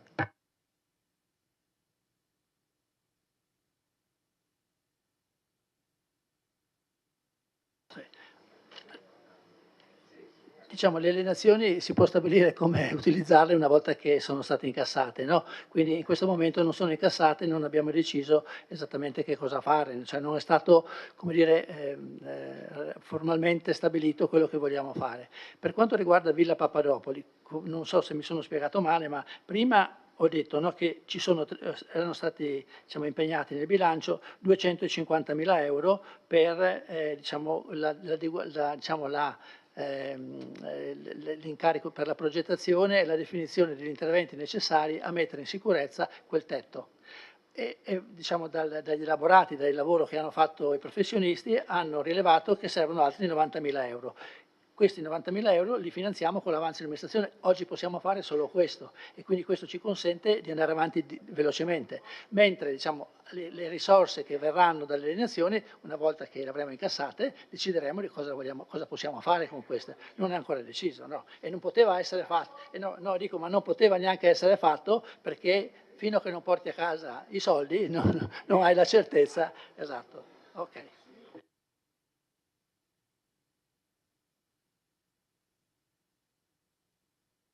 Se ci sono altri interventi.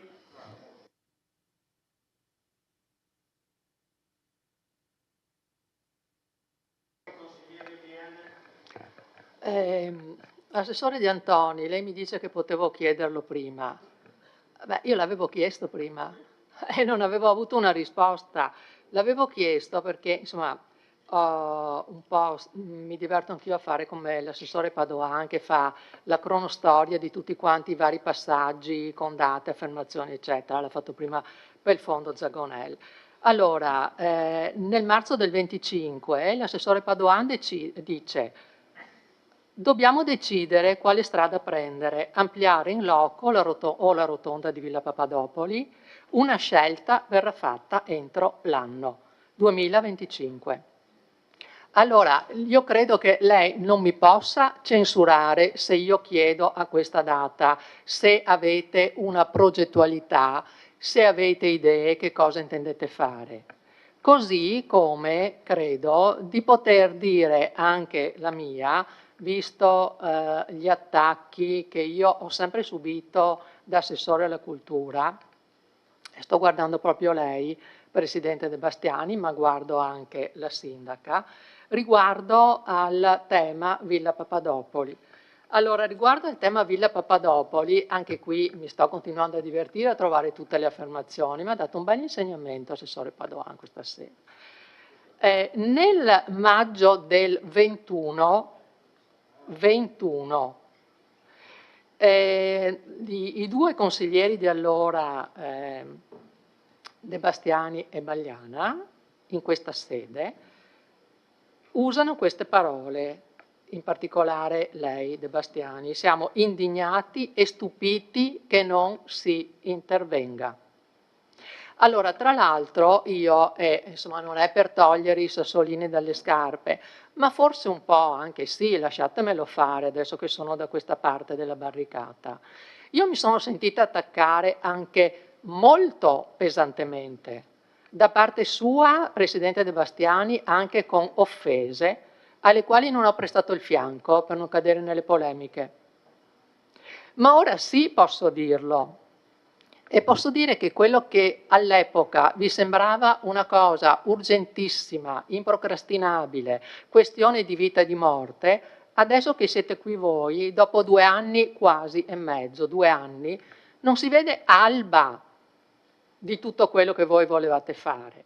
Ma allora io mi rivolgo anche ai giovani consiglieri, anche a quelli più anziani, comunque ai giovani, che pare non intervengano mai, e mi domando se poi ci sono all'esterno le discussioni tra di voi, se ne parlate, se le cose emergono.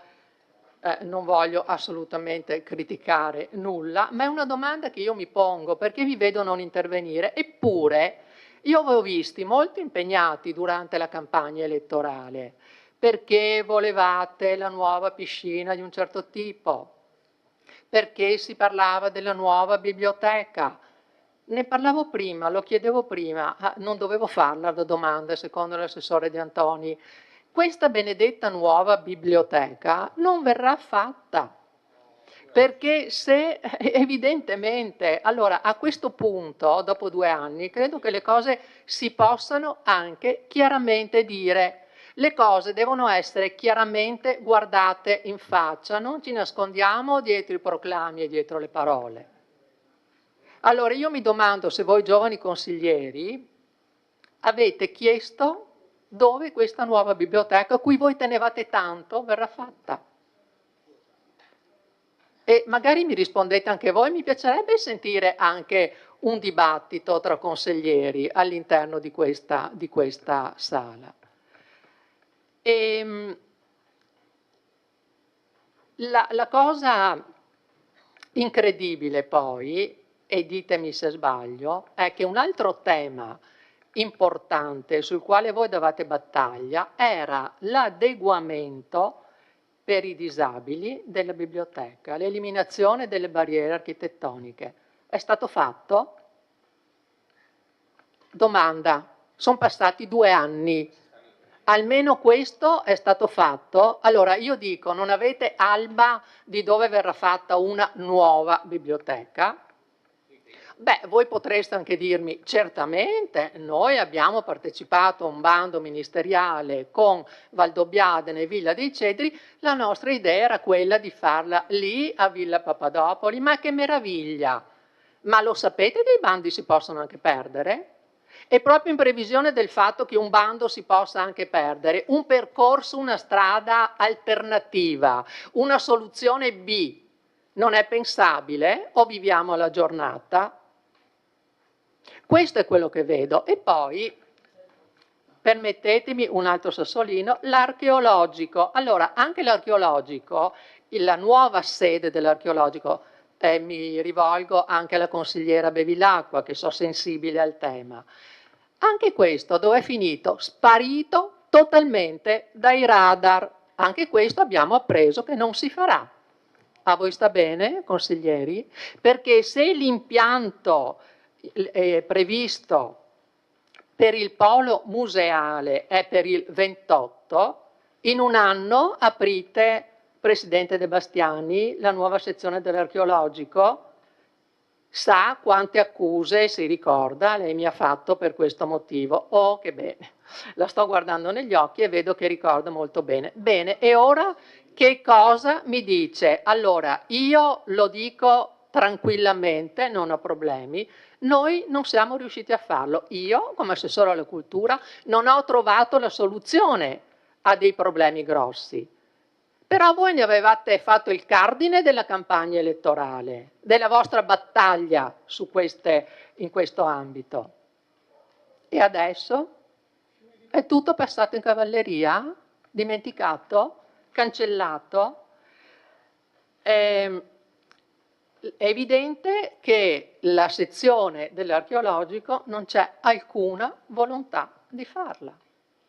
Così come mi venite a dire adesso interveniamo su Villa Papadopoli, perfetto, ma intervenite con una cifra minima ed è secondo me una semplice stampella per fare in modo che non cada qualche altro brandello della villa. Non venitemi a dire per la messa in sicurezza del corpo centrale, sappiamo benissimo tutti che cosa significa.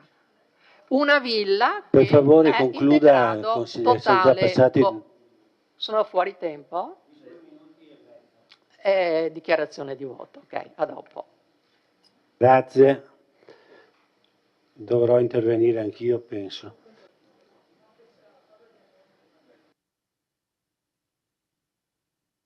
Ho l'intervento del consigliere Carnellos, prego.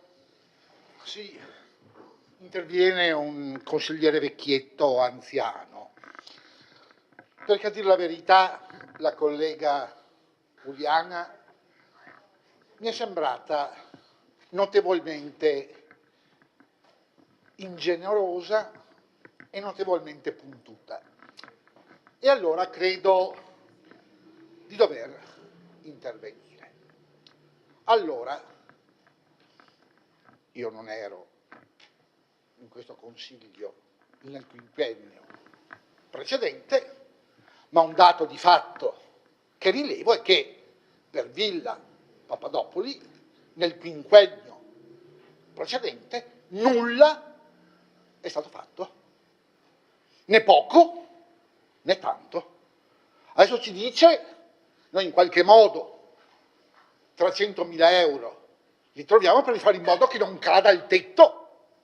Io non sono un tecnico, ma in ogni caso ci riconoscerà il fatto, ah sì, quantomeno che non a casche la Giunta ci pensa.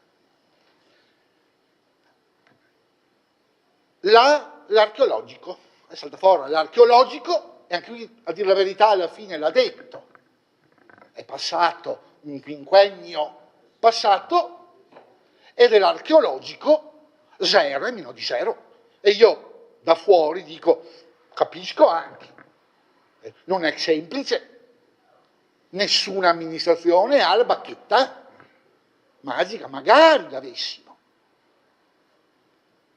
La fontana d'Eschei o il vaso di Pandora da cui sia possibile tirar fuori tutto.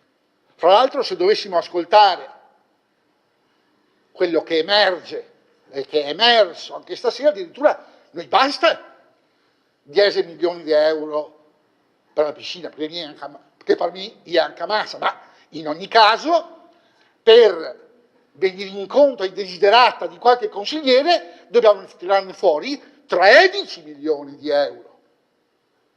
Allora, siccome le cose vanno ponderate, è indubbio che c'è la necessità di valutare punto per punto cosa è possibile fare e cosa non è possibile fare. Biblioteca, anche qui, non è stata mossa foglia nell'altro quinquennio e adesso, dopo 2 anni, si vorrebbe che tenessimo fuori dal cilindro il coniglio. Come sa la consigliera Uliana, in amministrazione non va così, perché si hanno tante volte dei sogni, ma non tutti i sogni possono essere realizzati. Se poi, siccome ha cavalcato, come si può dire, le campagne elettorali, siccome, come si può dire, non è certo alle prime armi, la consigliera sa che ognuno fa le campagne elettorali come ritiene più opportuno. Saranno gli elettori ex post, non ex ante, che valuteranno l'operato di una amministrazione. E le confesso che credo che nelle segrete stanze anche lei e i suoi colleghi qualche volta avrete detto, a dire la verità, sti qua è più furbi di quel che siamo stati noi. Sti qua è più bravi rispetto a noi, perché quello l'hanno fatto, De Martini l'hanno fatto, quell'altro è partito, delle asfaltature sono state fatte, ne partiranno anche altre. Sì, sa qual è il segreto? Il segreto è che noi non litighiamo. Noi ci parliamo francamente, ci troviamo anche ovviamente con i consiglieri giovani, che portano il loro costruttivo apporto, la loro freschezza e danno input ai vecchietti, e credo ad oggi, futuro non sono una maga Circe, non lo so, ma ad oggi la cittadinanza apprezza e ha apprezzato questo modo di operare. Certo, non risolveremo sicuramente tutti i problemi che Vittorio Veneto ha e che sono stati messi questi problemi come la polvere sotto il tappeto, perché c'era altro da cui pensare. Ecco, io ho finito e così vorrei dare un consiglio alla consigliera Uliana, che su qualche argomento ha ragione, naturalmente. Tenga presente, siccome noi non siamo una caserma, su qualcosa, e lo dico, fra di noi ne parliamo. Non ha. consiglieri di opposizione non hanno sempre torto, come i consiglieri di opposizione che adesso sono maggioranza, nel quinquennio precedente non avevano sempre torto, come invece è stato facile propagandare. Amministrare è difficile. Anche sotto questo profilo, per esempio, i nostri consiglieri giovani se ne stanno accorgendo. Perché quando si ha l'argento vivo addosso, sembra che tutto sia possibile, sembra tutto facile. Ma una cosa è programmare e pensare, un'altra cosa è realizzare, come ha avuto modo lei nel quinquennio precedente, anzi, nel decennio precedente, ha avuto modo di constatare. Io sono sicuro che lei lo voleva, finisco, che lei lo voleva l'archeologico, ma ha visto, nonostante la sua volontà, non è stato possibile. Io non dico nulla, non dico colpa di Tizio, colpa dell'assessore, colpa di questo, colpa di quell'altro, dico che non è stato fatto. Grazie, e ho superato il tempo per 21 secondi, chiedo scusa.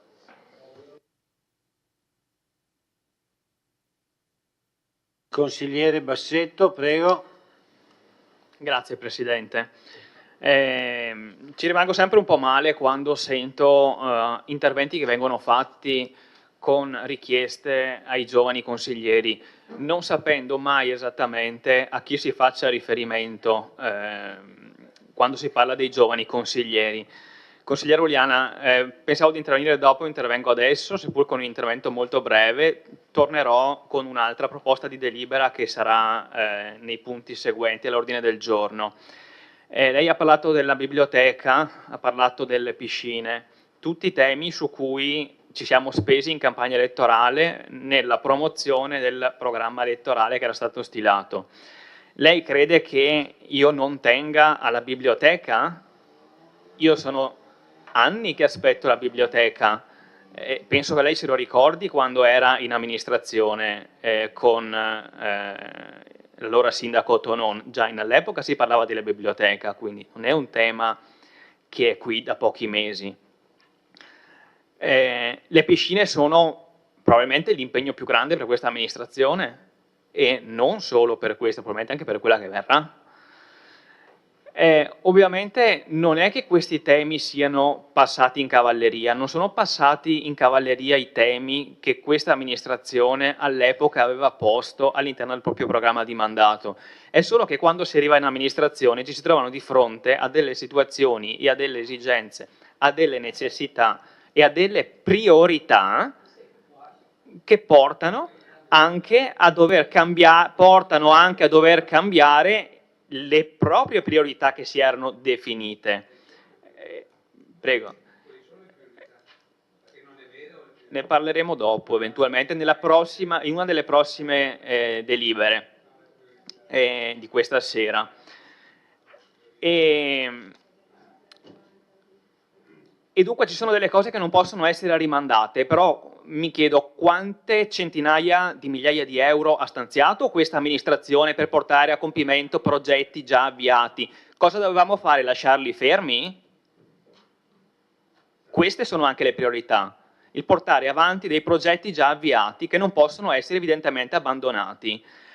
E quindi credo che puntare soltanto sul fatto che questi temi siano stati passati in cavalleria, consigliere Uliana mi permetta, però non l'ho trovato, anzi, se posso permettermi, un pochino ingeneroso, questo sì. Torneremo in una delle prossime delibere in modo un po' più dettagliato. Grazie. Grazie, consigliere Bassetto.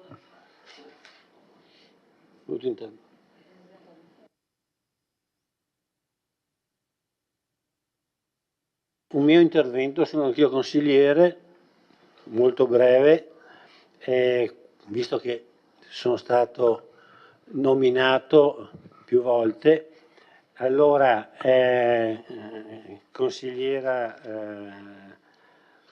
Uliana, sentire, cioè, dopo aver fatto per 10 anni l'assessore alla cultura, sentire che lei rimprovera qualcun altro perché non ha fatto in 2 anni quello che lei non ha fatto in 10 anni, e non dico che bravi, non bravi, e mi richiama alla mente il famoso detto, il bue che dice cornuto all'asino. Inoltre, lei continua spesso a far confusione tra giunta e consiglio comunale. Cioè, c'è la giunta che prende le decisioni e risponde alle decisioni che prende, ci sono i consiglieri comunali che sono consiglieri comunali come lei e che quindi non è che possono assumere provvedimenti diversi, no, non possono prendere provvedimenti diversi da quelli che prende lei. Ho notato che in questi 2 anni lei ancora non ha recepito questa differenza tra giunta e consiglio comunale. Mi fermo qua.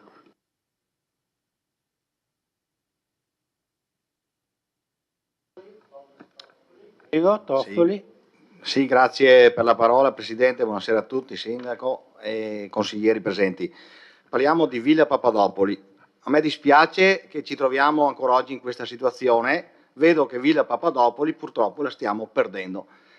La stiamo perdendo perché abbiamo perso un finanziamento, come esposto dai giornali, un bando, avevate partecipato assieme a Valdobbiadene e altri comuni, e che quindi perso un finanziamento perdiamo anche del tempo prezioso per poter avere dei soldi o dei fondi per il rilancio e riparare questa villa. Questa villa che è stata usata, e non è una parola brutta dire usata da tutti i partiti in campagna elettorale, usata appunto per scopo di ogni partito, ma usata per il bene dei cittadini di Ceneda. Non mi dilungo perché è intervenuto Carnellos, Uliana e tutti i colleghi. Io penso che la prima fase sia da metterla in protezione dalle intemperie, dalla pioggia, è vero, perché se andiamo a vedere le foto in che condizioni è, ma non è una casa vecchia, dismessa, di sassi che poi andrà demolita. È una villa storica che fa parte della nostra storia e è un punto importante della nostra città, della cultura. E che quindi io penso che da domani possiate almeno con un telone grande andare a coprire la copertura in modo che non piova, giusto Giovanni, che abbiamo parlato prima di questo.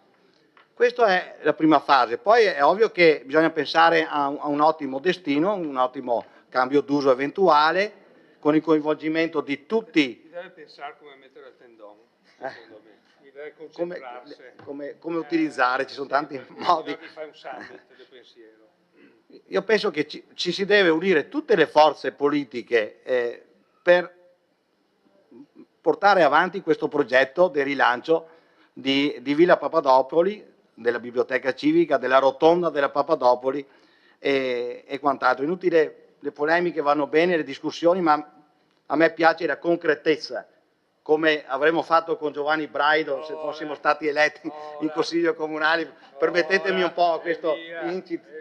È vero. Grazie. Grazie. Grazie consigliere. E buon lavoro se saremo uniti. Allora, ha chiesto la parola il consigliere D'Arè, prego. Prego. Posso dire che effettivamente sono contento che vengano stanziati, messi 340.000 euro sul quartiere di Ceneda, perché dopo 12 anni, cioè dopo la mia amministrazione, dove è stato fatto il Museo della Battaglia, le amministrazioni che si sono succedute non hanno messo niente. Quindi spero che questi siano i primi che vadano a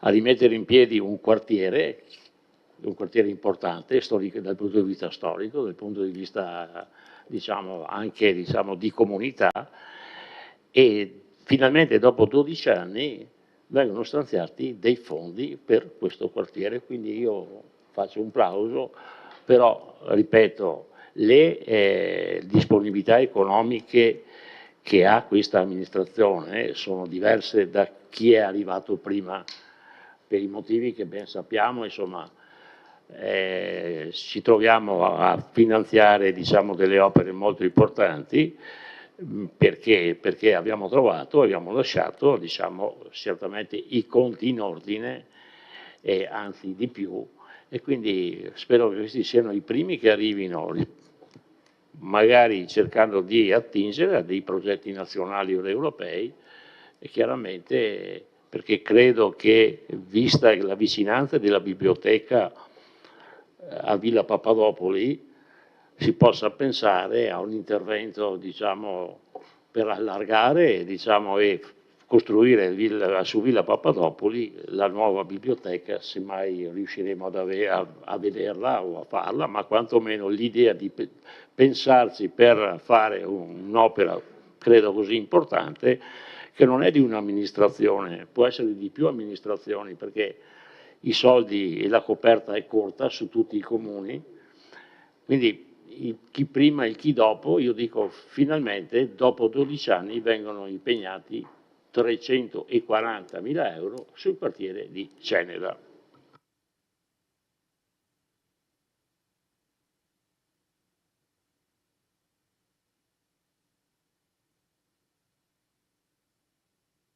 Chiesto la parola l'assessore De Antoni. Solo per una precisazione, siccome alcuni consiglieri sono intervenuti anche sugli aspetti tecnici legati al documento che stiamo predisponendo per Villa Papadopoli e agli interventi provvisionali che dobbiamo realizzare con le risorse di cui ho parlato prima, ho approfittato della presenza ancora qui in questa sede dell'architetto Madalosso per chiederle in 2 minuti di illustrarci questo documento, quindi il DocFap che abbiamo incaricato di predisporre e gli interventi che sono previsti per mettere in sicurezza la Villa Papadopoli.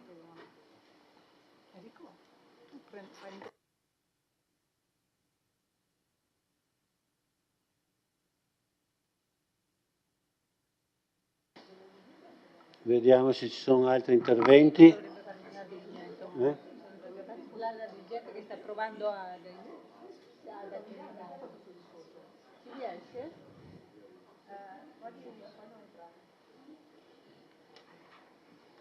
Chi è che deve intervenire?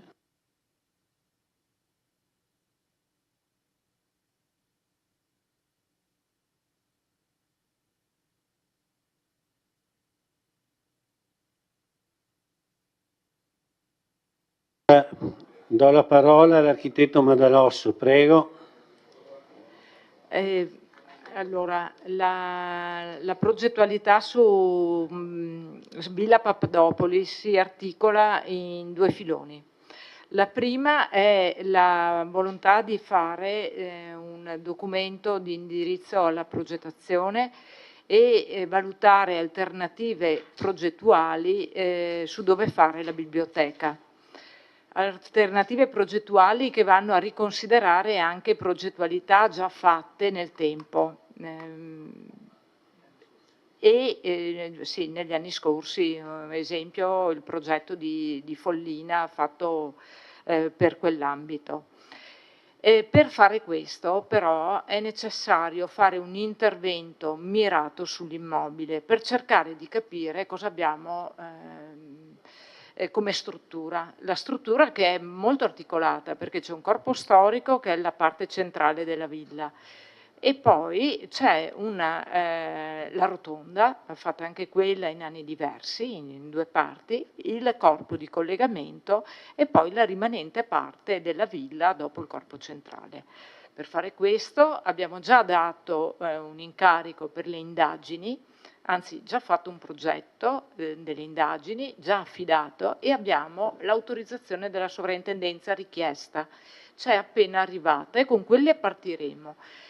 A seguito dei risultati di quelle indagini faremo un DocFap puntuale per individuare se è possibile fare la biblioteca e con quali costi, con quale tipologia di intervento, perché oggi quando parliamo di un intervento per una biblioteca dobbiamo considerare gli standard, i pesi e soprattutto se possiamo fare, e dico possiamo perché è il frutto delle indagini, del risultato delle indagini, che potremmo dire faremo un adeguamento sismico, un miglioramento sismico, conseguentemente i carichi di solai potranno essere D.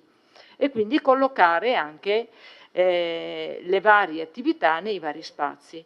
Oltre a questo, però, sempre nei quindi 340, 250 più i 90, abbiamo la messa in sicurezza del tetto.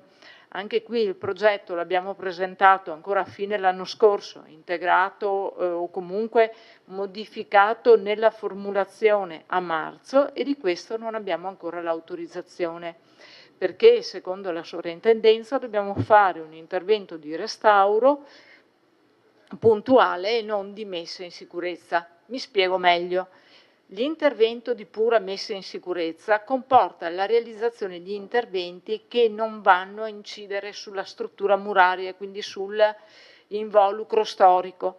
Per fare un intervento che sia sì di messa in sicurezza, ma non fatto per essere poi demolito e fare l'intervento di restauro, abbiamo la necessità di fare un progetto che contempli entrambi e che sia quindi un definitivo ma messa in sicurezza, e quindi dobbiamo riformulare il progetto e chiedere un'autorizzazione monumentale specifica. Siamo già d'accordo con la sovrintendenza per avviare questa cosa e comunque nel contempo facciamo le prove. Così è. Lo stanziamento c'è e quindi procederemo in questo senso.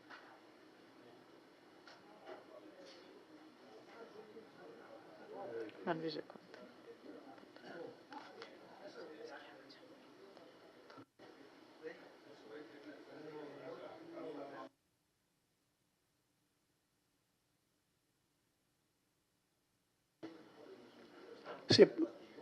Quindi ho chiesto all'architetto che tecnicamente ha chiarito quali sono gli interventi che stiamo facendo e anche le procedure da seguire per arrivare alla messa in sicurezza, dico io, della villa. Cosa che per tanti anni non è stata fatta, consigliera Uliana, non è stata fatta e la situazione è evidente a tutti, e se lasciamo le cose andare ancora avanti così significa proprio che poi quel fabbricato è solo da demolire e non c'è niente da fare. Il problema del museo, archeologico, io le ho già risposto anche nel Consiglio Comunale di dicembre, quando lei ha sollevato il problema. Ho detto che al momento questo intervento, che pure è mantenuto nel piano delle opere pubbliche, non è un intervento prioritario. E lo sa perché non è un intervento prioritario? Perché ci sono da parte della nostra amministrazione milioni di euro che stiamo stanziando per mettere in sicurezza e a far rispettare la normativa per edifici pubblici, dove ci sono uffici pubblici, per edifici adibiti a scuola, per edifici adibiti ad asilo nido. Ci sono una serie di interventi per mettere a norma questi edifici, e quindi credo che rispetto a un intervento importante da fare a Villa Papadopoli per fare la biblioteca eccetera, sia prioritario prima sistemare tutti questi edifici che sono in una situazione davvero precaria, sono stati non considerati per tanti anni. Adesso è arrivato il momento di fare questi interventi, e mi collego all'intervento, anticipo l'intervento poi che ci sarà posso leggere, ma sono riportati nella delibera che lei sicuramente ha letto, quella relativa alla salvaguardia degli equilibri e alla variazione di bilancio. Lei ha letto quali sono i singoli interventi che stiamo facendo, che abbiamo finanziato con la variazione di bilancio, per poter fare questi interventi che sono sì prioritari rispetto a qualunque altro tipo di intervento. Il consigliere Bassetto prima ha elencato anche gli investimenti che abbiamo fatto in questi mesi, quegli stanziamenti che abbiamo fatto in questi mesi per completare gli interventi avviati dalla precedente amministrazione. Ricordo solo perché me li sono segnati: la palazzina di Via Galilei, dove abbiamo dovuto investire dal 2024 333.000 euro, La discarica di Forcal, che adesso è in corso l'ultimazione, abbiamo appena approvato la perizia di variante ultima, abbiamo messo ulteriori 240.000 euro rispetto a quelli già stanziati dalla precedente amministrazione. Palazzo Piazzoni, dove sono oltre 500.000 le risorse che abbiamo stanziato, e poi la caserma Gotti, e qui volevo sottolineare la caserma Gotti, dove abbiamo stanziato prima 290.000 euro, mi sembra, complessivamente 450.000 euro per completare, mettere in sicurezza i 2 fabbricati che erano implosi e che costituivano un grosso rischio per la sicurezza, per completare una serie di opere, consigliera, che sono anche i punti luce, che sono anche l'ascensore per salire al primo piano. Ha capito cosa è rimasto indietro del precedente progetto? E li stiamo mettendo noi, 450.000 euro. Sono rimasti lì, sono 180 punti luce. No, ma il progetto. Per favore, manteniamo. Queste sono, allora, perché è facile. Consigliere Posocco, non la sento nessuno. Non c'è scaletta Santa Lucia. Ok, scusi. Queste cose le dico, no, queste cose ne abbiamo già parlate, abbiamo già parlato di questo in un'altra occasione. Nel momento in cui sollevate polemicamente questi temi, mi permettete di essere polemico anch'io quando dico che questi interventi non li ho mai rivendicati. Ho sempre detto, no, consigliere Posocco mi deve dare atto, ho sempre dato atto alle difficoltà finanziarie che c'erano precedentemente, però la situazione esistente oggi è quella che le ho illustrato, per cui le priorità secondo me devono essere scelte in maniera corretta dall'attuale amministrazione, tenendo conto dei problemi, tenendo conto delle priorità e dei rischi che corriamo a non intervenire immediatamente su questi beni. Per questo mi permetto di alzare la voce, però e concludo per un'ulteriore osservazione alla consigliera Uliana. Le ho detto, non l'ho censurata dicendo che poteva chiedermelo anche a dicembre. Oggi noi stiamo semplicemente facendo una piccola variazione al piano delle opere pubbliche. Abbiamo fatto un'introduzione di un nuovo progetto e abbiamo finanziato in maniera diversa gli interventi che erano già previsti. Non è bello sentirsi parlare quando parla un altro avvocato, però lo faccio pure, che tanto spero che gli altri non l'ascoltino. Quello che Lasciamo concludere un minimo di rispetto, l'assessore. mi consente un minimo di rispetto per le persone. No, non occorre fare così. Assessore, concluda l'intervento. Sì, ho concluso il mio intervento. Grazie. Interviene l'assessore Padoan, prego.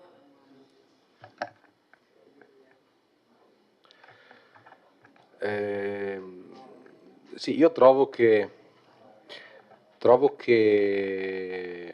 da un punto di vista, voglio dire, della qualità del dibattito che si vuole dare, siano da evitare approcci alla politica che siano, voglio dire, semplicemente legati a sassolini da togliersi, da come dire, scavi in situazioni del passato per in qualche modo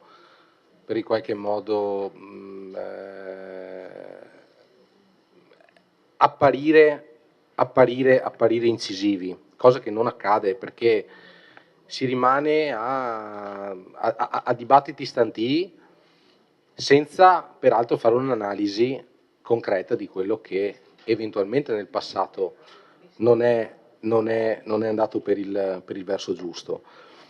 Io sinceramente, consigliera Uliana, mi rivolgo a lei inizialmente per dirle che non capisco sinceramente il suo livore nei confronti e la sua irritazione per aver semplicemente ricordato ai cittadini e alle cittadine quali sono stati i passaggi per l'acquisizione del fondo da Pontiano e per aver semplicemente Contestualizzato queste accuse che continuamente riceviamo di ritardo all'interno di un percorso che è molto, molto chiaro e molto lineare, se vogliamo.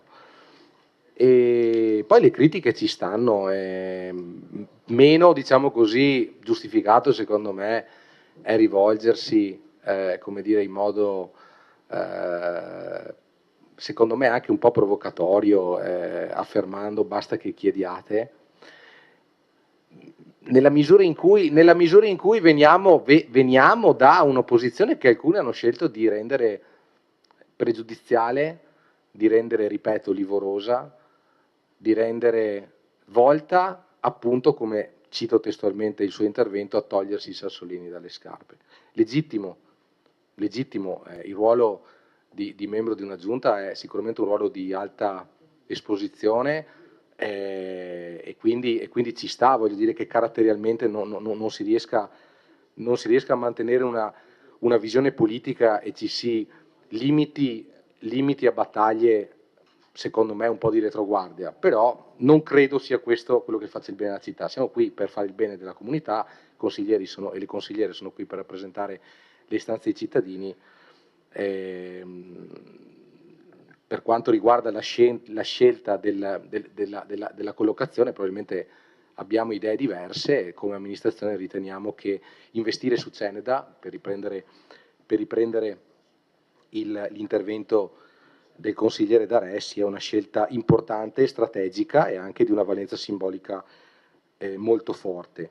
Poi detto questo, andiamo a ragionare concretamente sul passato, perché se si deve fare un'analisi facciamola.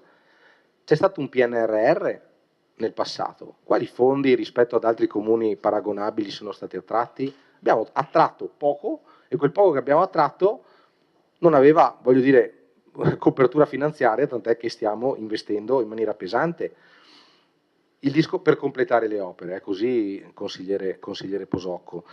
E per quanto riguarda come dire, il tesoretto di derivati sono stata un'operazione, permettetemi il gioco di parole, ma cassata dalla Cassazione, non da noi, ed è stata un'operazione che ha ingessato il bilancio comunale per un decennio, con delle conseguenze evidenti in termini di mancanza di spesa, in mancanza di impossibilità di mantenere un patrimonio e quindi conseguenze in termini di vetustà di tutto il patrimonio immobiliare. Se ha voglia di rispondere, consigliere D'Arè, intervenga.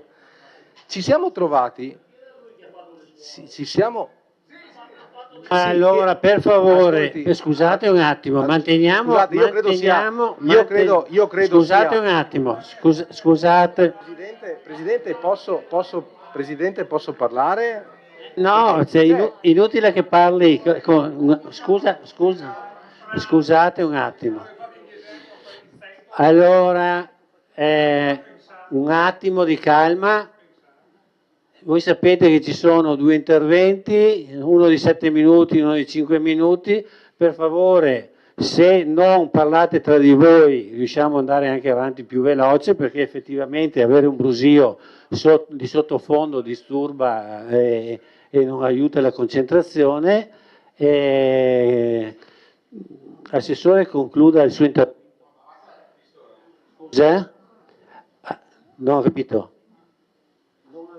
L'assessore Padoano è ancora...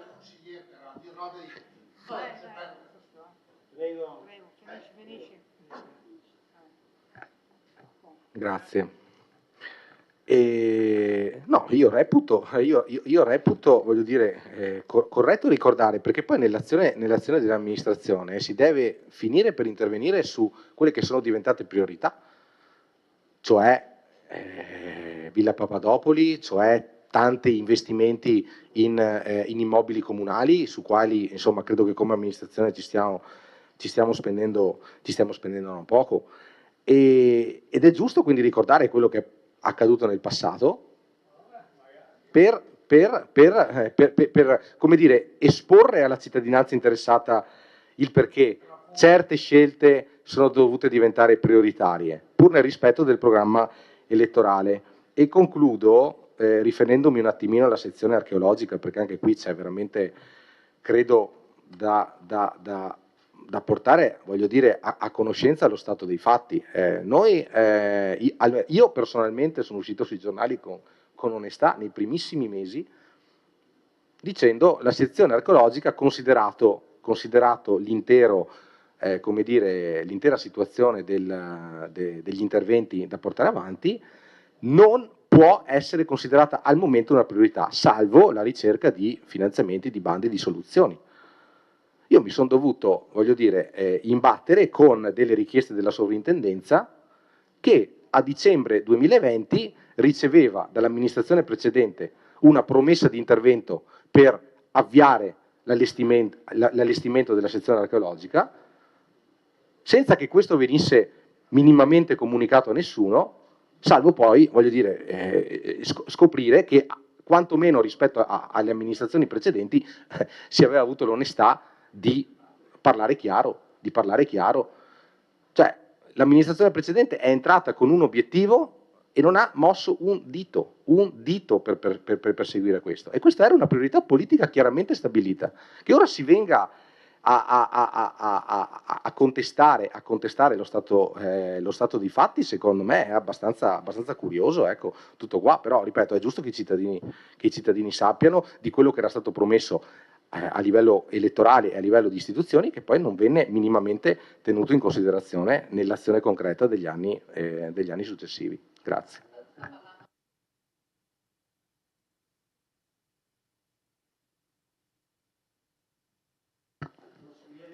Grazie Presidente. No, io intervengo brevemente perché non volevo rispondere a provocazioni, però mi sembra giusto non lasciare la parola ad altri per difenderci, non abbiamo bisogno assolutamente né di essere difesi né di essere provocati.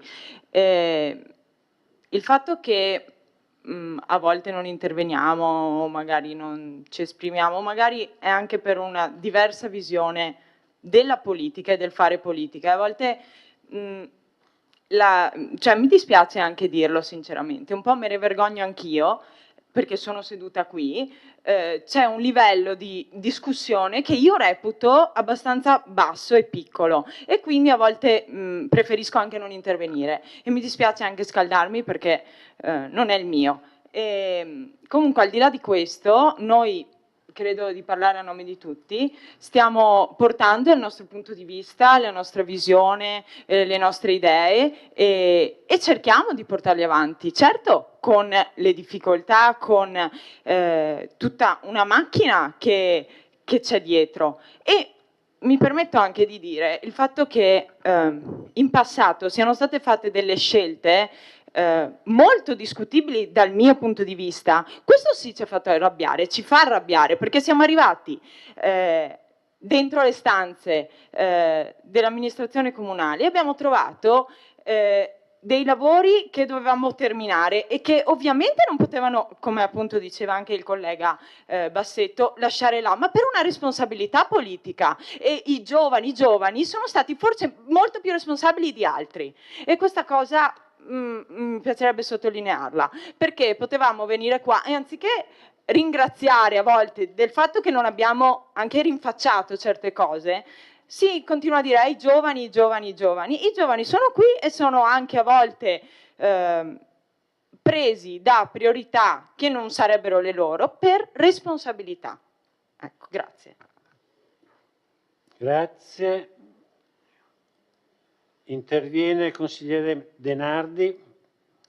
Sì, buonasera a tutte e a tutti innanzitutto. Mi viene da ricordare sicuramente un intervento della nostra collega Bevilacqua quando disse a una collega appunto di minoranza non è che devo intervenire solo perché non me lo chiedete voi, quindi ovviamente interveniamo perché lo vogliamo e vogliamo puntualizzare alcuni aspetti che vengono qui presi in considerazione e non solo. Mi viene da dire che la politica non si fa solo in consiglio comunale, qui si vota, si approva, si delibera, ma la politica è qualcosa che è molto più ampio, è un impegno quotidiano anche al di fuori della sala consiliare. Mi sento di dire che è un'amministrazione sicuramente che ascolta i giovani, l'ha fatto dal momento zero, quando in campagna elettorale la sindaca ha fatto una scelta molto coraggiosa, cioè quella di voler creare una lista con un'età media molto bassa. Poi anche qui il concetto di giovani è molto ampio, perché io ho 23 anni, i miei colleghi di lista comunque viaggiano dai 30 ai 36 anni, se non mi sbaglio, quindi giovani sì, ma è un concetto molto relativo. E appunto sin dalla campagna elettorale la sindaca ha fatto questa scelta coraggiosa che ha poi ripagato, se evidentemente abbiamo ottenuto ben 4 seggi in questa amministrazione. E mi viene poi da dire anche che, appunto, come sottolineavano i miei colleghi, l'amministrazione non è facile, ce ne rendiamo conto. Abbiamo progetti già avviati che devono essere conclusi, per esempio tutti i progetti PNRR in Val Pisina, che tanto da mettere tra parentesi non ha portato alcuna valorizzazione se non a ulteriori problemi. La Gotti, Forcal, ecco, la Gotti anche qui sono stati investiti 3 milioni e mezzo, quindi una somma molto onerosa, e questa sera ci troviamo a votare una delibera in cui investiamo ulteriori 500.000 euro e 290.000 euro, vero Assessore? 450.000 euro, comunque mezzo milione di euro. Ecco, e soldi che probabilmente avremmo anche noi voluto mettere da qualche altra parte.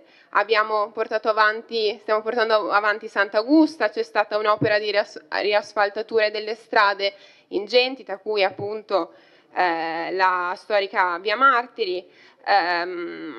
Mi sembra che anche parlando di Villa Papadopoli del suo parco ci siano continuamente opere di valorizzazione, no, del territorio. Per quanto concerne la biblioteca, non è che non lo vogliamo, non è che non lottiamo, anche qui si parla di priorità. In ogni caso mi sento di dire che comunque il nostro assessore con la delega alla biblioteca ha avuto una certa sensibilità quando gliel'abbiamo chiesto ad ampliare gli orari di apertura della biblioteca anche in orario notturno durante i periodi di sessione, cosa molto apprezzata da noi giovani. Per quanto concerne il fondo Zagonel, mi viene anche da chiedermi, forse ha già risposto in altri consigli, non lo ricordo, se era tutto pronto, facile, gratuito, perché non è stato portato a casa prima. E mi viene anche da concludere dicendo sì, ci sono delle priorità, spesso le priorità cambiano. Personalmente, anche come lista, ci siamo impegnati molto duramente verso maggio e giugno a stendere delle osservazioni che sono state portate in Regione per un quesito, appunto, che insomma il progetto di screening che era stato presentato per la Cavandroz, che anche se non è di competenza del Consiglio Comunale, è sicuramente un progetto che avrebbe cambiato la vita non solo della comunità della Valle Pesina, ma di tutta Vittorio Veneto, e quindi questo per dire che la politica è molto più ampia della sede del Consiglio Comunale. Grazie. E mi chiedo, ovviamente, a parte il consigliere Tomastoffoli e Azione, che ha espresso la sua contrarietà a questo progetto, dove fosse la minoranza. Grazie. Io ho sentito...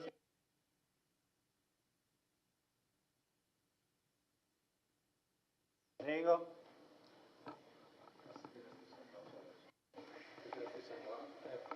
Non so. Eccoci qua.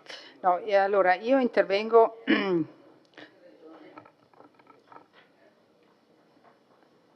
allora, rispetto alle osservazioni fatte dalla consigliera Uliana. Mi fa specie, consigliera, che vengano da lei, essendo lei stata per 10 anni assessore e quindi sapendo benissimo come funziona l'amministrazione comunale. Il suo intervento me lo sarei aspettata da un consigliere con un'inesperienza maggiore rispetto alla sua. E dico questo perché lei ha dipinto una parte, diciamo, del quadro della situazione che l'attuale amministrazione sta affrontando. Si è dimenticata di più di 3/4, ok? Lei ha preso dei riferimenti, giustamente la biblioteca, lei si è dimenticata di citare gli altri 3/4 dell'azione amministrativa che stiamo facendo, ok? In primis la questione delle piscine. Scusate se torno su questa questione, Ma qui l'investimento che stiamo facendo come amministrazione, sotto tutti i profili, anche non solo economico, amministrativo e di impegno anche degli uffici, è altamente. Io non so se voi vi rendete conto dell'investimento che stiamo facendo come amministrazione comunale, come comune, come città di Vittorio Veneto rispetto alla realizzazione di questo impianto. 10 milioni di euro, quando la Regione Veneto stanzia 3 milioni e 5 per tutti, per impianti regionali a livello di tutti i comuni del Veneto. Il comune di Vittorio Veneto sta facendo un impegno di altissimo valore e sembra che questa questione qui non sia minimamente presa in considerazione. Stiamo veramente progettando e realizzando quella che sarà l'opera per i prossimi 50 anni del comune di Vittorio Veneto e mi sembra che questa cosa non sia minimamente tenuta in considerazione. Quindi questa è la priorità che ci siamo dati e sicuramente non sarà esaurita con la nostra amministrazione, ma andrà purtroppo, dico perché non riusciamo dal punto di vista di tempistiche, per realizzare un progetto ci vuole 1 anno, per le opere ce ne vogliono 3 di anni, quindi sicuramente voglio dire andrà in capo alla prossima amministrazione. Ma vorrei che ci fosse un'onestà intellettuale un po' più alta rispetto a quella che viene spesa qui. Quindi io sinceramente non respingo le sue, tra virgolette, osservazioni, perché non penso che lei non abbia la capacità intellettuale di mettere in fila tutta una serie di opere che stiamo intervenendo. Non da ultimo, è stato prima detto, la messa in sicurezza di immobili del comune, edifici, ne avremo un esempio dopo con la questione della palestra Bortoluzzi, che abbiamo dovuto chiudere per forza maggiore perché ce la siamo ritrovata così com'è.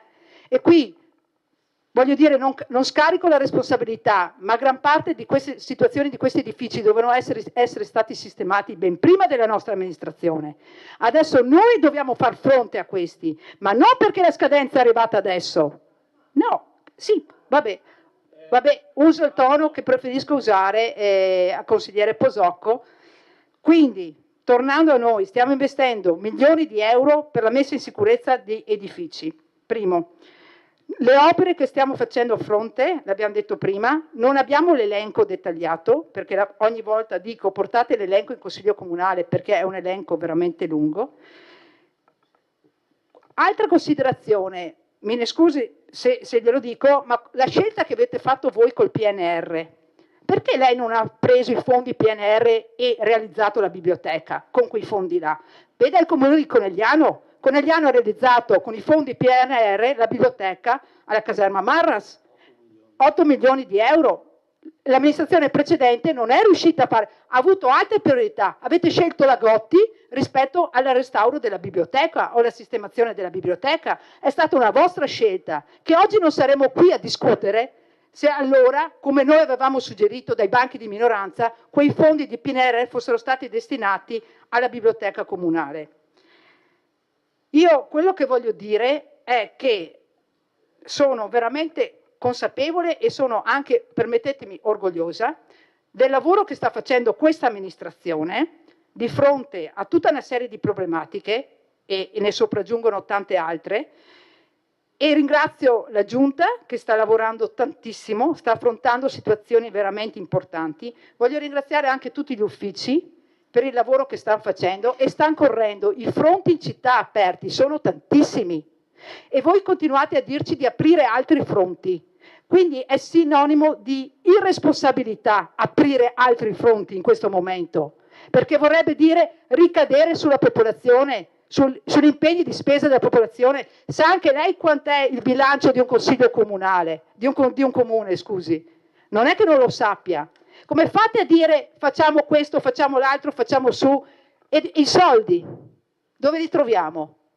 Noi stiamo mettendo, ripeto, ingenti somme per arginare tutta una serie di interventi che erano stati iniziati e non finanziati completamente, e dopodiché stiamo mettendo già ingenti somme per l'impiantistica sportiva, il palazzetto dello sport, 600.000 euro, la sistemazione del Barison, altri soldi, la sistemazione della pista di atletica, altri soldi, e via così.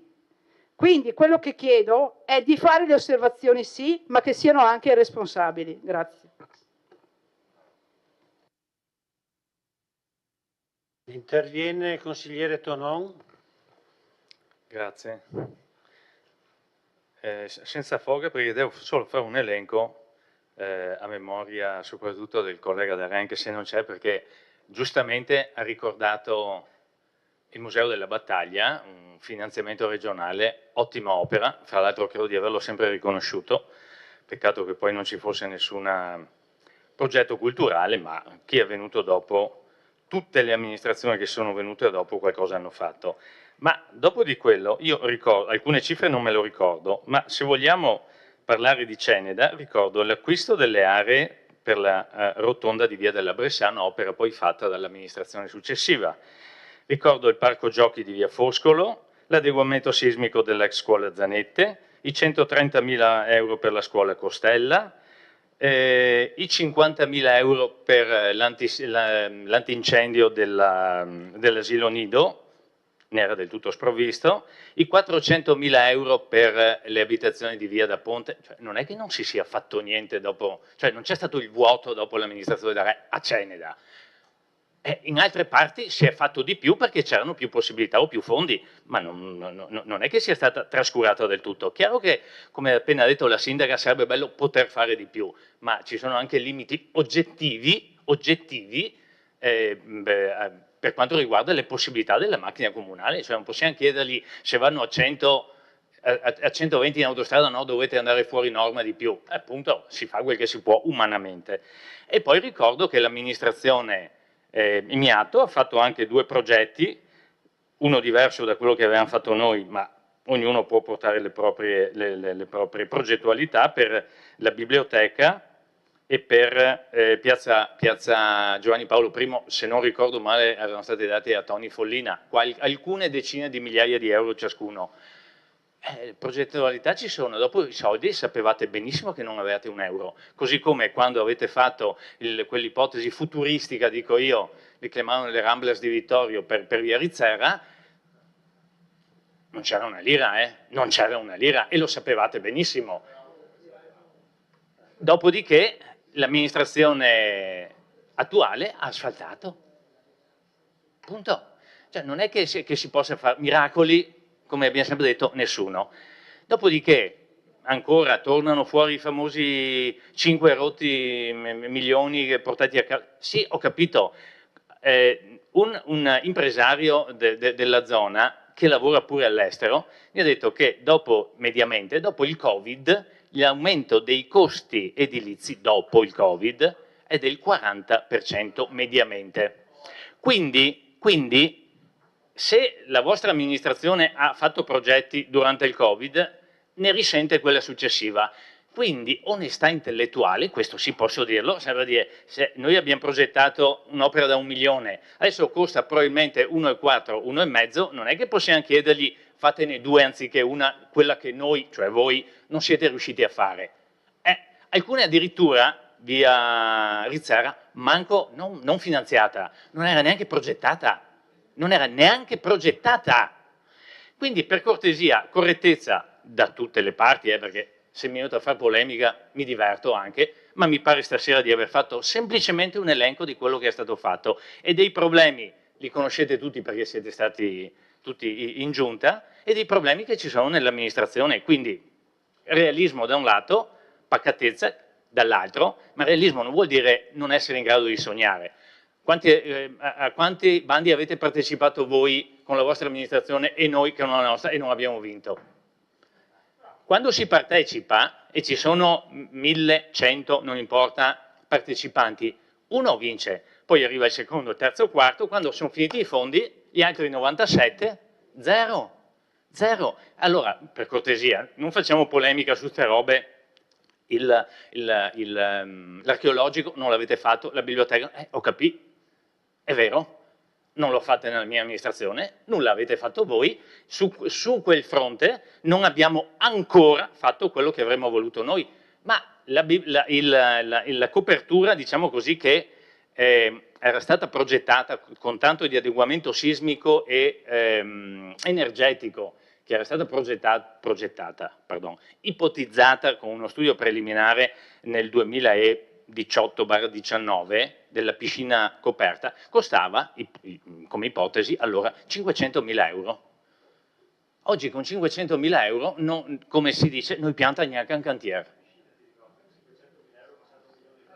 Appunto, quindi ripeto, da tutte le parti e da tutti noi un po' di, a partire dal sottoscritto, un po' di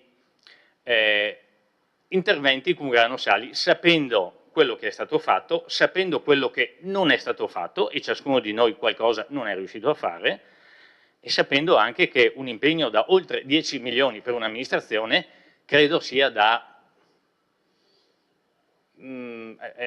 perché è un'opera statale il traforo, ma se no decenni che non viene assunto nel nostro comune. È vero, diciamolo, che oggi, diciamo negli ultimi 8 anni, 6-7 anni, ecco, ci sono possibilità come finanziamento che prima non c'erano, zero. Ricordiamoci i blocchi che c'erano noi precedentemente, vincoli sulla spesa pubblica che castravano le amministrazioni, non questa amministrazione, tutte le amministrazioni, soprattutto, fra l'altro, come spesso accade in Italia, le più virtuose, come era Vittorio, ma non per merito nostro, ma per merito di chi c'era prima di noi, perché avevano sempre contenuto la spesa. E così cassate. Purtroppo il mondo va così, non è che si possa dire le leggi sono ma chi può man a esse.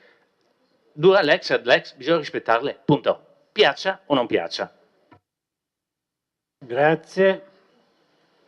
Allora, credo che sia conclusa la discussione, non vedo altre prenotazioni.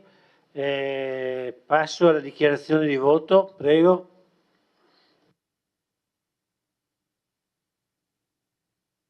Prego, consigliere Uliana. Consigliere Tonon, devo dire che il suo intervento mi è piaciuto davvero, perché ha fatto un intervento equilibrato, a differenza dei suoi invece assessori di riferimento, che hanno parlato addirittura di livore, eccetera. Ed è riuscito a mettere ben in chiaro come ci sia da parte di chi sta nella minoranza l'idea di una priorità e poi quando si va in maggioranza questa priorità invece può diventare altro. E quindi l'aver sottolineato questo, secondo me, significa d'altronde lei è di vecchio pelo, su questo lo sappiamo, significa, sì, grigio, significa aver perfettamente chiaro quello che forse non è chiaro ad altri, che questo, signori miei, è il gioco delle parti. Nessun livore, nessun accanimento. Semplicemente dovete lasciare che noi facciamo il nostro mestiere, così come, ecco perché parlavo assessore Padoan dei sassolini nelle scarpe, così come i suoi colleghi facevano il loro quando erano loro nella parte della minoranza. È il gioco delle parti. Funziona così, se ne faccia una ragione. Nessun livore di nessun tipo. Veniamo alla dichiarazione di voto. Allora, la nostra dichiarazione di voto noi non possiamo chiaramente votarvela perché ci troviamo di fronte comunque, anche se voi dite è semplicemente una variazione, comunque è un segnale di un percorso arrivato quasi a metà strada, dove vediamo una piscina ridotta, i campi da rugby che dovrebbero essere 2, sono situati in una posizione inadatta, insomma tutte le cose che abbiamo detto. Allora è chiaro che voi state facendo anche la normale amministrazione e la piscina che vedremo come va avanti. Però, consigliere Carnelos, normale amministrazione. Poi una cosa invece mi fa piacere di aver ottenuto con il mio intervento di prima, e cioè il coinvolgimento, e ho sentito parlare i consiglieri, a parte uno, che ti aspetto la prossima volta, ho sentito dire la loro opinione. Allora, è bello che ci sia, mancavi tu, è bello che ci sia un confronto anche tra consiglieri, perché giustamente noi non possiamo sapere che tipo di colloqui, dialoghi, eccetera, intercorrono tra di loro. Mi ha fatto piacere questo, devo dirlo anche a lei, consigliere Bassetto, mi ha fatto piacere. Poi De Bastiani sì, il grazie della lezioncina non ne sentivamo certamente bisogno. Grazie. Un attimo. Se ci sono altre dichiarazioni di voto, altrimenti passo alla votazione.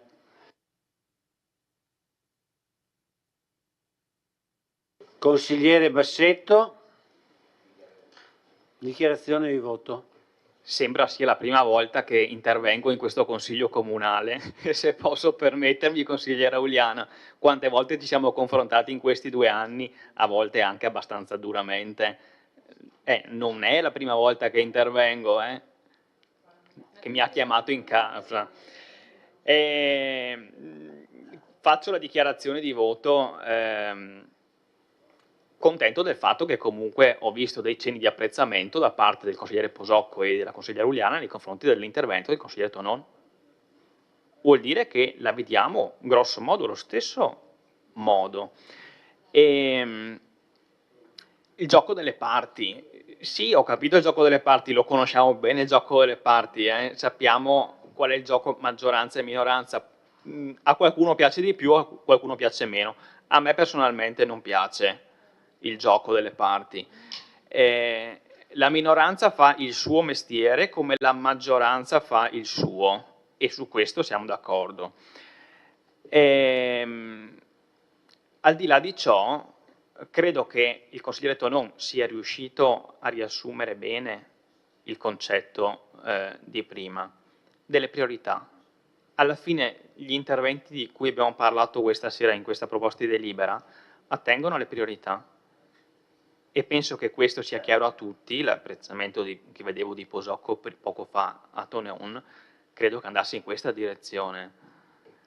La consapevolezza delle cose che quando ci si trova di fronte ad una situazione che prima non si era preventivata, di fronte ad un'urgenza, credo che quello, per un dato di responsabilità amministrativa, debba venire prima anche di tutti gli altri programmi che si erano fatti.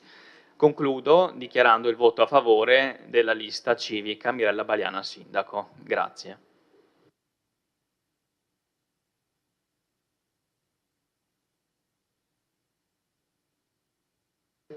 Sì, solo per dire che è scontato il nostro voto, riconoscendo le difficoltà dell'amministrare e la caparbietà con cui l'amministrazione cerca di dare corso a una vera manutenzione ordinaria e dove serve anche straordinaria. Grazie.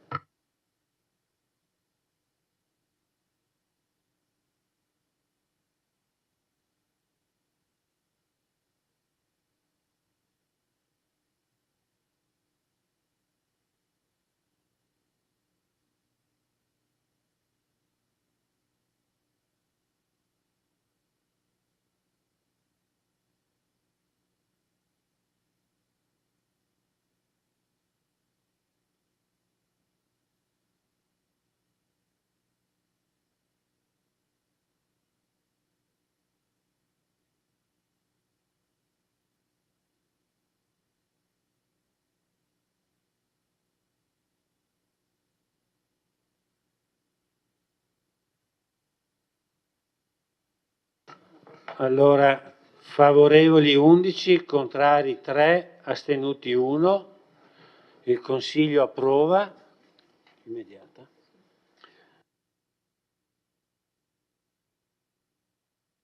Adesso votiamo l'immediata esecutività. Prego.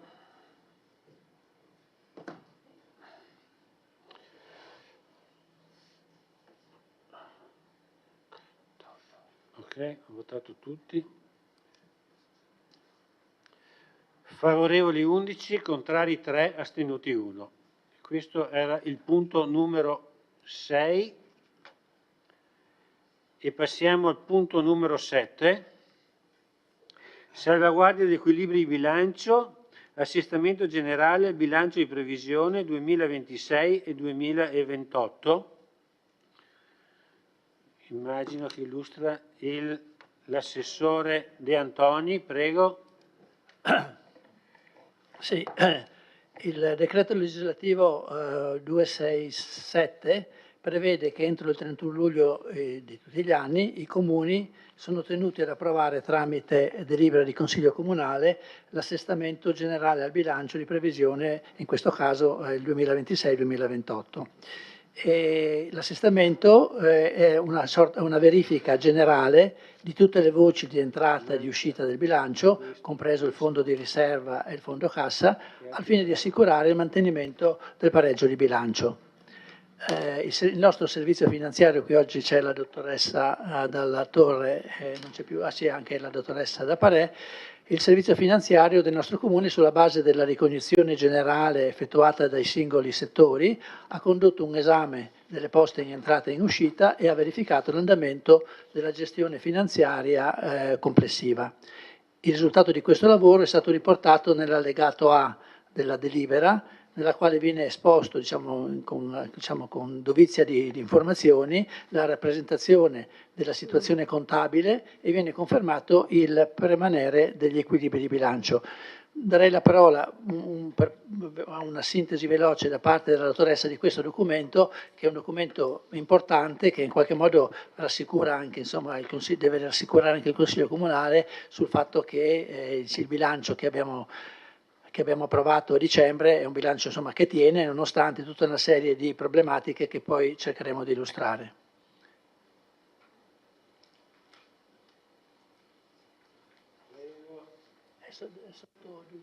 Sì. Grazie Assessore. Allora, gli uffici finanziari fanno questa verifica in questo momento dell'anno e con molta attenzione, in particolare gli articoli, ciò che lei ha detto sono gli articoli 175 e 193 del TUEL, quindi dobbiamo verificare gli equilibri e gli equilibri non riguardano soltanto la competenza del bilancio, ma andiamo anche a vedere quelli che sono eventuali debiti fuori bilancio, per cui c'è la necessità di riportarli all'interno del bilancio, come quello che è stato evidenziato nella delibera precedente, e non ci sono altre situazioni di squilibrio da questo. Andiamo a guardare anche i residui, quindi analizziamo la velocità di riscossione e il mantenimento soprattutto dei residui dell'entrata e anche la velocità di pagamento della parte spesa. Oltre a questo, per quanto riguarda invece la gestione di competenze, dobbiamo analizzare tutti i fondi, la loro congruità. Quindi oltre al fondo di riserva, il fondo di cassa, e sulla cassa diciamo soltanto che è molto positiva, quindi non ci sono assolutamente delle preoccupazioni. Andiamo a guardare tutti gli altri fondi, quindi il fondo contenzioso, che è congruo in quanto non sono emerse altre situazioni che possono prevederne un aumento. Abbiamo verificato i bilanci delle partecipate e delle controllate, quindi abbiamo visto che sono tutte quante in utile. Abbiamo verificato inoltre tutte le poste di entrata e di uscita e quindi abbiamo fatto una verifica, si chiama di assestamento, appunto, che deve essere approvato entro il 31 di luglio. Oltre a questo abbiamo verificato anche la congruità del fondo crediti di dubbia esigibilità, che è stato ridotto proprio perché è stata ridotta anche un'entrata che sono i proventi da contravvenzione al codice della strada, che è stata rivista e ridotta al ribasso, quindi ovviamente si deve anche andare a ridurre quello che è il fondo crediti di dubbia esigibilità.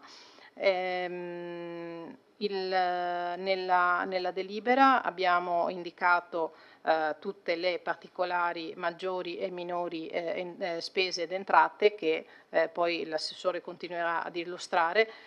Come vedete è stato applicato avanzo e sono state applicati diciamo varie tipologie di avanzo, sia avanzo accantonato che vincolato che avanzo libero.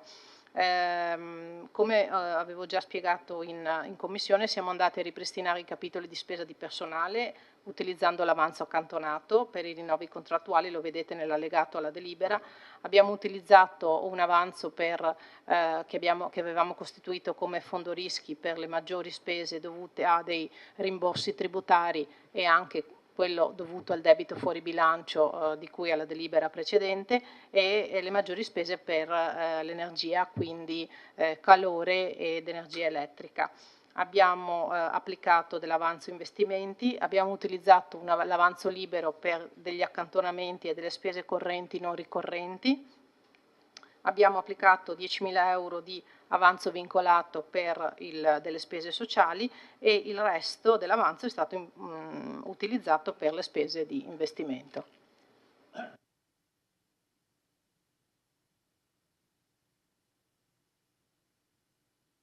Sì, continuo io, quindi dato atto appunto del permanere degli equilibri di bilancio, volevo soffermarmi, prima di passare al dettaglio delle singole voci che sono riportate nella delibera, a sottolineare alcune problematiche che ci sono, che quando abbiamo predisposto il bilancio a dicembre non erano ancora così evidenti, ma che nel corso poi del mese di dicembre e dei mesi successivi si sono evidenziate in tutta la loro, diciamo, importanza e qualche volta anche negativa in sostanza. Allora, ad esempio, per il rinnovo dei contratti del personale abbiamo dovuto investire e mettere in bilancio, oltre alle risorse già accantonate, che sono importanti, altre 75.000 euro per coprire gli oneri derivanti dal rinnovo del contratto 2025-2027. Erano già accantonati i soldi per il 2025, quelli del 2026 alla luce del contratto che è stato sottoscritto non sono sufficienti, quindi li abbiamo integrati con 75.000 euro. Non leggo i rotti, ma insomma do solo le cifre intere.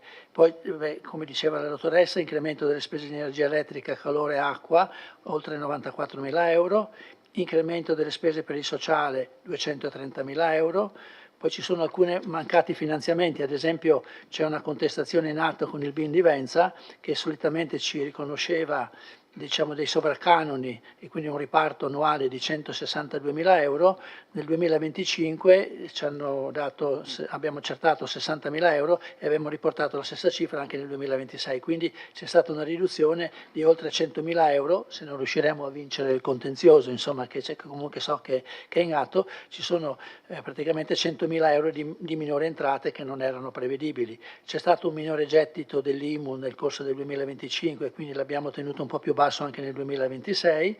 C'è poi tutto il problema della normativa che poi è stata recentemente confermata dalla Corte Costituzionale, che stabilisce che l'occupazione del suolo pubblico per le antenne di telefonia deve essere riconosciuta come canone unico, quindi per ogni antenna che c'è in città ci vengono riconosciuti 800 euro. Mentre negli anni passati, diciamo, le cifre in gioco erano di decine e decine di migliaia di euro. Anche qui c'è una sollevazione da parte di tutti i comuni, c'è stata anche una riunione in provincia, che ha partecipato il nostro assessore, che adesso era là, non la vedevo, e quindi tutti i comuni si stanno in qualche modo attrezzando per fare fronte comune rispetto a questa norma che è nazionale e che in qualche modo va a penalizzare i comuni. Vabbè, ci sono minori entrate per il codice della strada, c'è un aumento delle spese per le assicurazioni, abbiamo fatto la gara alla fine del 2025 e c'è stato un aumento importante per le assicurazioni, un aumento per le spese di pulizia, c'è il nuovo contratto di lavoro per il personale delle cooperative e poi, come diceva la dottoressa prima, c'è questo circa 2 milioni di euro di avanzo di amministrazione che voglio leggere proprio per evitare anche le polemiche che ci sono state prima, sempre con spirito costruttivo, ma sono numeri riportati anche nella delibera e quindi credo che sia giusto sottolinearli. Quelli più importanti, allora 70.000 euro per gli arredi dell'asilo nido della scuola, della nuova scuola asilo nido, maledizione, no, scusate, ci sono 70.000 euro per la nuova scuola materna per completare gli arredi, poi ci sono 100.000 euro per la manutenzione straordinaria della scuola Pazienza, 300.000 euro per la manutenzione straordinaria della palestra Bortoluzzi, 100.000 euro per i certificati per la sicurezza, manutenzione straordinaria scuola primaria Castella, per la scuola primaria Foscolo, altri 50.000, 113.000 per la manutenzione straordinaria della scuola primaria Crispi, 165.000 per la manutenzione straordinaria dell'asilo nido, quello esistente. Tutte cifre, diciamo, che riguardano lavori da fare per la messa in sicurezza e per avere i relativi certificati.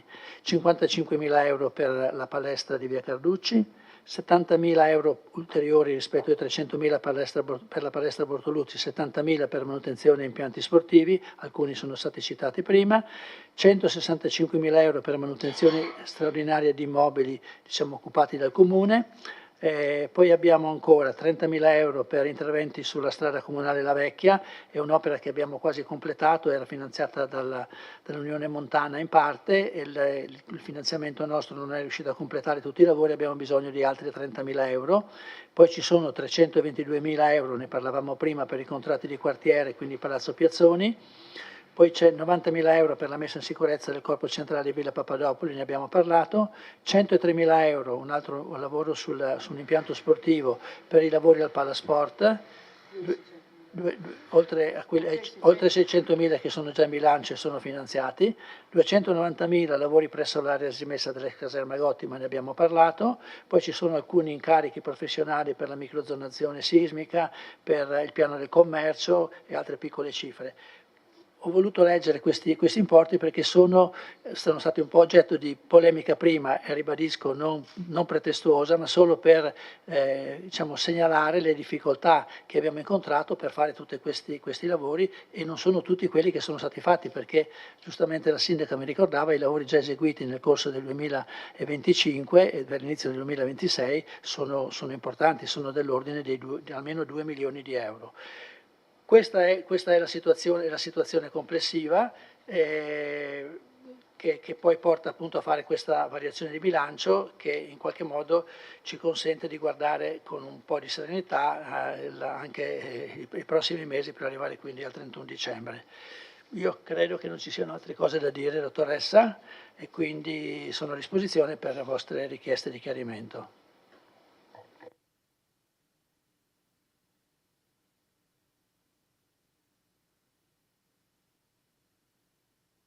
È aperta, chi vuole prendere la parola? Consigliere Posocco, prego. Grazie. Allora, prima non ho potuto intervenire perché avevo fatto 2 interventi. Mi spiace che l'assessore Padoan sia andato via, tra l'altro, perché è interessante sviluppare qualcosa. Allora, in questi ultimi anni sono cambiate parecchie cose in Italia, non a Vittorio. Okay?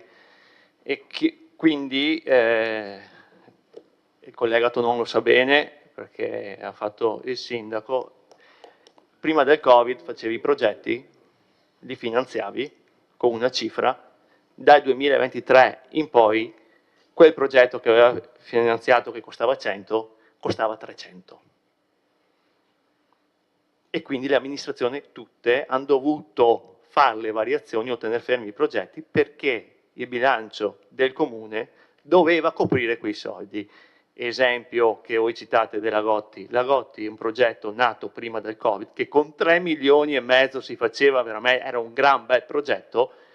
Nel 2023 poi quei 3 milioni e mezzo siamo ridotti a fare quello che abbiamo fatto e adesso dover rifinanziarlo, perché poi nel 2025, lo sa bene, perché continuate anche voi a fare delle integrazioni, vedi la strada vecchia, vedi i piazzoni, perché i costi continuano a salire e le amministrazioni sono costrette a rifinanziare i progetti che fanno.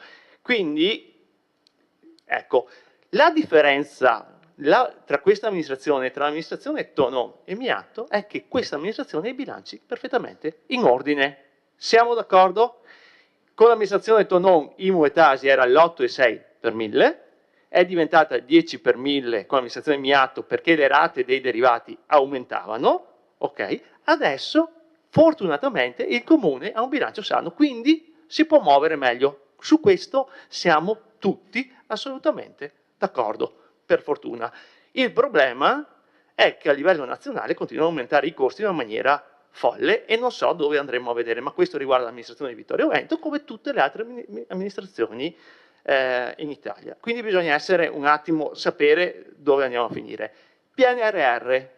L'assessore Padoan dice avete partecipato a pochi bandi, ma ragazzi, gli uffici, dovete chiedere agli uffici cosa significa gestire un bando PNRR, dal prendere i soldi e poi adesso rendicontarli. Sapete che una stragrande percentuale di progetti PNRR finanziati non sono ancora chiusi, cioè l'amministrazione non ha preso i soldi perché si fa una fatica immensa con la burocrazia che c'è dietro a rendicontare sia nelle amministrazioni pubbliche che i privati. Quindi gli uffici di tutta Italia con questo procedimento sono state, veramente gli uffici sono stati oberati di carte e mi immagino già abbiamo fatto fatica con questi bandi qua a Vittorio Veneto se ci fossero stati ancora più bandi da finanziati. L'esempio discarica e Forcai comunque è stata una fortuna aver preso quel €1.000.000 perché altrimenti adesso saremmo veramente bene. La Gotti ci dispiace perché veramente era un bel progetto, l'avevo visto e adesso purtroppo siamo costretti a reintervenire perché per un discorso di costi e così. Detto questo, io non ci torno su, abbiamo discusso in commissione, sono stato anche le domande che avevo fatto, ho avuto anche delle risposte. E ovviamente poi pensandoci bene alcune domande che non trovo nella variazione. Allora la prima, nuovo asilo nido, chi pagherà le maestre?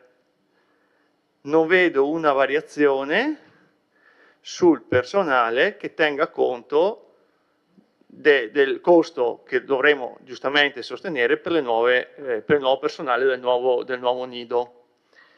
2. Non vedo i soldi di risarcimento per i commercianti di Serravalle dopo la chiusura di Via Martiri. Adesso sì, sindaca, sono stati chiusi 3 mesi, quindi sono abituati, uno si è abituato a vendere adesso, i soldi di solito li prende quando vende, non dopo un anno. Ecco, quindi mi aspettavo, visto che sono chiare le perdite, perché basta chiedere i bilanci di 2 o 3 mesi chiusi, quindi mi aspettavo. E un'altra cosa, un suggerimento che do assessore invece per la prossima variazione, visto anche le transenne che adesso abbiamo a Serravalle, una delibera di transenne in cui diamo ogni intervento allo stesso che ci ha fatto un intervento là a Natale, €250 intervento, €500 a domenica per posizionare le transenne e toglierle, ok? Chiedo almeno che le transenne del comune di Vittorio Veneto non siano quelle della prima guerra mondiale, ma che vengano un attimo sostituite, perché veramente mi vergogno di vedere le transenne con i cartelli tenuti su quei fili di ferro, mezzi arrugginiti, girati e su e giù. Quindi la invito, al di là di tutto, di almeno avere transenne decenti, perché penso siamo il peggior comune d'Italia come transenne. Quindi consideri questo nella prossima variazione di bilancio. Grazie.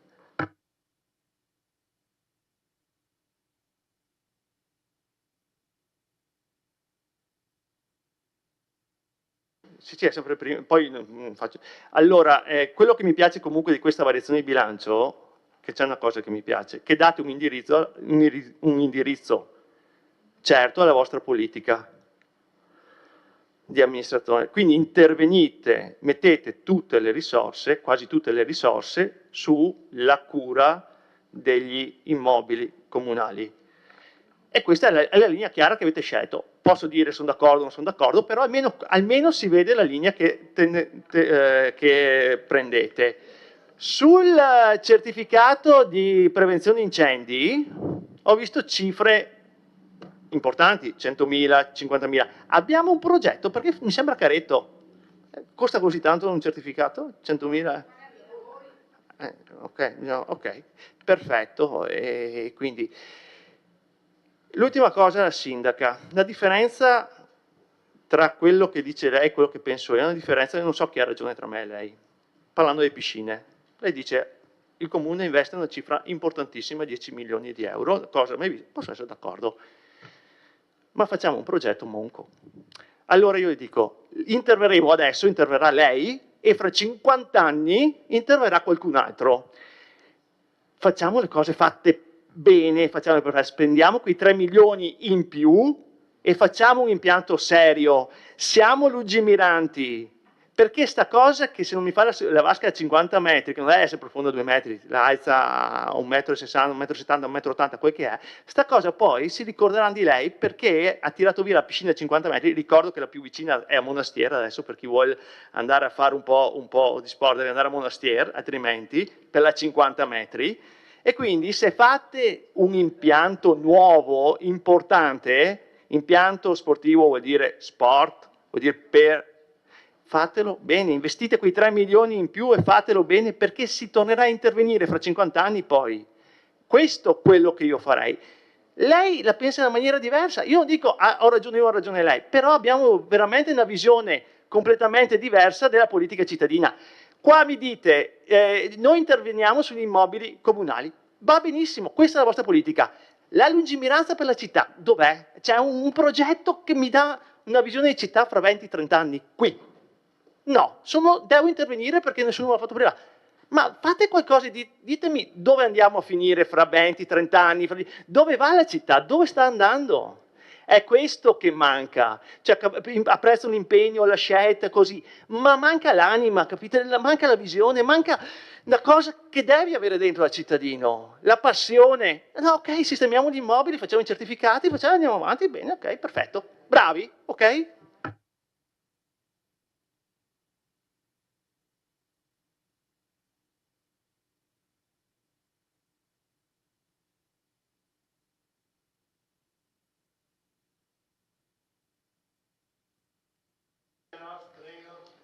Sì, dunque, mi inserisco sul discorso del consigliere Posocco, che dividerei in 2 parti. Una prima parte pacata e responsabile, la seconda una sbavatura che probabilmente è imputabile, ed è normale, è giusto che sia così, per il gioco delle parti di cui parlava prima la consigliera Uliana, che peraltro, non scandalizziamoci, è il sale della democrazia, è il sale delle aule consigliari, delle aule parlamentari.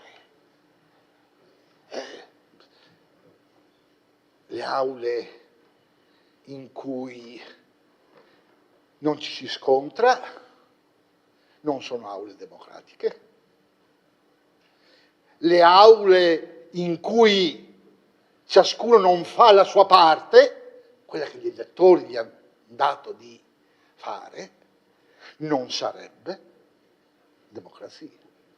Ma veniamo alla parte pacata dell'intervento di Posocco, che a dire la verità si riallaccia benissimo alla discussione sulla precedente delibera, perché è sicuramente vero che ci sono stati dei costi aggiuntivi, però va detto anche che per coprire questi costi aggiuntivi necessariamente e responsabilmente abbiamo trovato le risorse. Se voi fate i calcoli, a proposito anche di campagna elettorale di cui si è parlato prima, se voi fate i calcoli di quanto è stato messo in via Galilei, nel Piazzoni e nella Gotti, somme necessarie e che responsabilmente abbiamo detto di sì, fa 800-900 mila euro. Ecco che se ci fossero stati, per esempio, l'intervento su Villa Papadopoli sarebbe stato notevolmente più corposo e più solido. Ma è chiaro che un'amministrazione deve, dopo i sogni, risolvere i problemi. E le confesso, tenga presente che per convincerci della necessità sulla Gotti, tutti noi consiglieri abbiamo voluto vedere. E le confesso che ho detto sì, non è possibile, la cosa che sta venendo fuori non può non avere la luce. Altra cosa, sì, bella quella sala, non so cosa faremo, io qualche idea l'avrei, ma vedremo, ma io ho un cognato che è in sedie a rotelle, non è possibile che non ci sia l'ascensore. Quindi quei soldi, a costo di doverli togliere da Villa Papadopoli o dallo studio sulla biblioteca, voglio che venga messo l'ascensore. E questa è la parte paccata. La parte, come si può dire, in cauda venenum, come si diceva una volta. Vede, in realtà, lei l'ha detta, la visione, la vista dell'amministrazione, la sicurezza e le scuole. Non so se sicuramente avete notato, peraltro viene fuori anche che tutto sommato è un po' strumentale la questione, i soldi a Cenere. Qui io ho sentito 100.000 per la scuola Pazienza, 50.000 per la scuola Foscolo, piccoli, necessari, ovviamente, ma sono a Cenere, giustamente, e sono stati fatti non perché sono a Ceneda, ma perché riguardano le scuole. Ecco l'anima, o un pezzettino di anima di questa amministrazione. La persona al centro si chiama una delle liste di opposizione. Qui abbiamo gli studenti, che sono persone al centro. E non è da poco avere la visione di una città in cui gli edifici pubblici siano sicuri,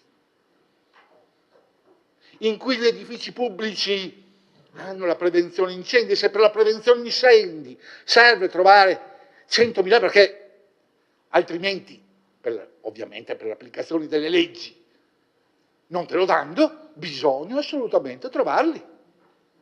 E noi, pian pianino, cercheremo di trovarli. Ce ne vorrebbero tantissimi di più, sapete?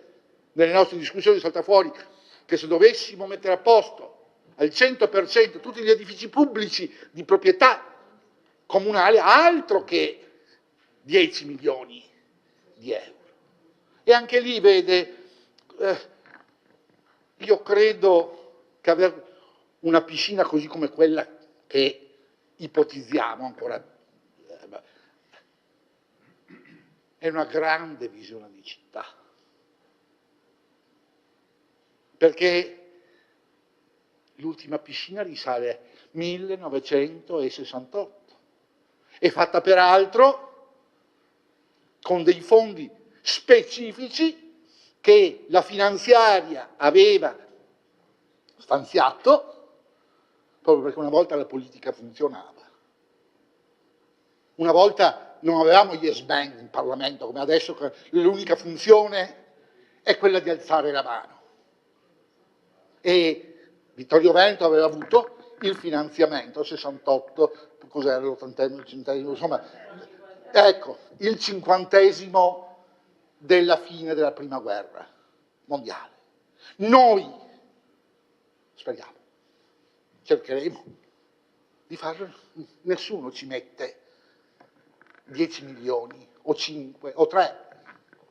È vero, potrei dire e chiedere adesso a voi se nella prossima finanziaria, se avete entrature nel governo, ma purtroppo ancora siamo sparpagliati. L'unico a cui potrei rivolgermi è Toffoli, che forse, chissà, nelle segrete vie non riesce a far mettere 3 milioni di euro per arrivare ai 13, no? Vabbè, se riesce a farsi rimettere 13, mentre invece purtroppo non posso chiederlo a Posocco, ad Are, perché ormai sono gli orfani della politica. io non sono mai stato orfano e quindi non so come ci si senta in questo modo. Certo, certo, ma siccome la politica è una brutta malattia, vedrete, sono convintissimo che al momento giusto la casa giusta sicuramente salterà fuori anche per gli orfani di oggi. Concludendo. Concludo. È vero una cosa, a qualcuno ha lasciato sforare 4 minuti, 3 minuti, 5 minuti, io sono appena a 1,46 e già... No, 4 minuti a nessuno. Ho detto concludendo, immagino Sì, che possa andare avanti un altro minuto e mezzo. Mi lasci un po' di vis polemica, perché in realtà lo so che è così, non so perché sono fatto così, non è che possa cambiarmi come sono fatto, anzi io mi piaccio come sono fatto così e quindi mi va bene. E finisco davvero per ringraziare l'amministrazione, ringraziare gli uffici, perché credo che abbiamo allocato i fondi in maniera davvero equilibrata e sensata. Dico anche che probabilmente guardando io i conti c'è qualche altra possibilità di utilizzo, perché le amministrazioni sono sempre state prudenti, va detto, tutte le amministrazioni di Vittorio Veneto, dalla nascita della Repubblica ad oggi, sono state virtuose. Su questo evidentemente conta non tanto se siamo rossi, celesti, rosa pallidi o bianchi, ma conta l'educazione amministrativa che gli amministratori di Vittorio Veneto, di generazione in generazione, hanno avuto. Grazie.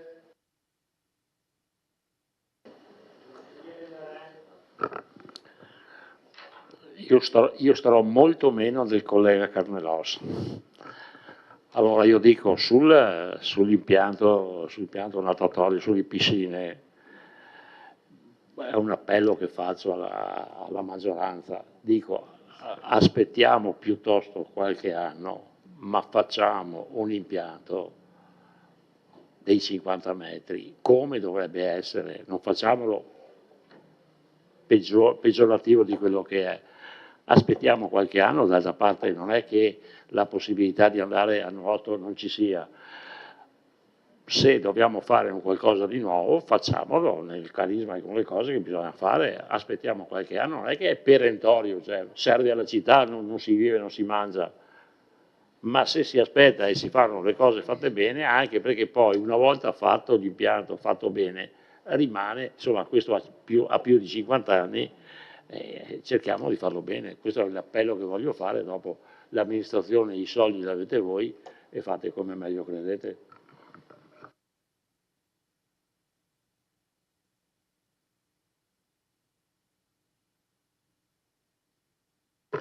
Grazie Presidente, buonasera a tutti. Proprio per un confronto, perché ci sono tante cose che sono state dette questa sera che mi hanno portato a riflettere e soprattutto a provare a dirvi anche quel sotto che vedo io nelle nostre scelte.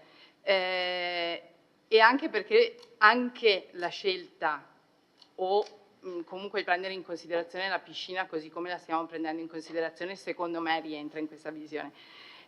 Come ha detto lei, consigliere Posacco, lei dice si vede dove avete scelto di mettere gli investimenti, ma ditemi qual è la vostra visione della città a 20 anni. Allora, secondo me in realtà noi non abbiamo scelto di mettere i soldi sulle opere comunali, dove abbiamo scelto di mettere i soldi racconta come noi vediamo la città, perché li abbiamo messi su ciò che rende fruibile e accessibile i servizi pubblici, ma anche sul potenziamento dei servizi pubblici, quindi penso all'asilo, ad esempio.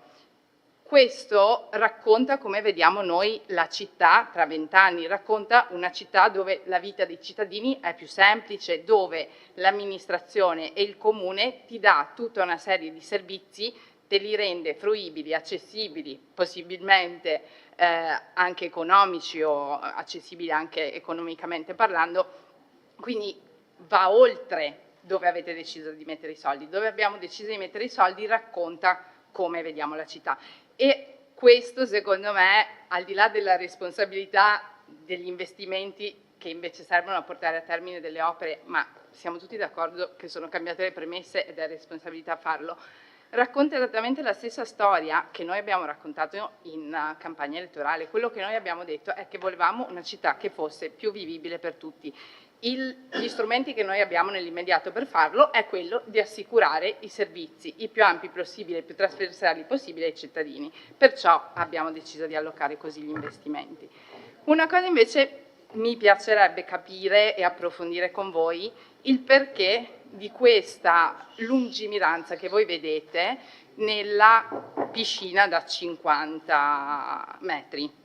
E vi spiego perché. Perché secondo me anche il valutare di fare quanto prima possibile con dei costi un po' più contenuti e con la valutazione della gestione quest'opera in questo modo è perché noi vediamo che quest'opera risponda a dei criteri proprio di vivibilità. Quindi è più che sufficiente, se non è possibile realizzarla da 50, quella da 25 per assicurare d'estate alle famiglie, all'utenza, la fruibilità che noi riteniamo sia in primis per i cittadini di Vittorio, ma anche attrattiva per quelle che possono essere le famiglie o per le persone del circondario, ma anche per un'attività sportiva non agonistica per i ragazzi, per le persone che si vogliono mantenere in forma e fare attività fisica. Mentre io vedo in una piscina da 50 metri comunque sì, una certa attrattività, ma rivolta comunque ad una nicchia. Quindi io trovo più urgente, proprio nella nostra visione, dare quanto prima un servizio adeguato e pensato per quelle che sono le famiglie e sono i cittadini. Lo penso evidentemente anche su quella che è la mia esperienza. Io come madre, se non possiamo farla da 50, preferisco avere quella da 25 fruibile da una famiglia durante l'estate e da 25 interna se devo andare a farmi io 2 vasche o portare dei bambini a imparare a nuotare.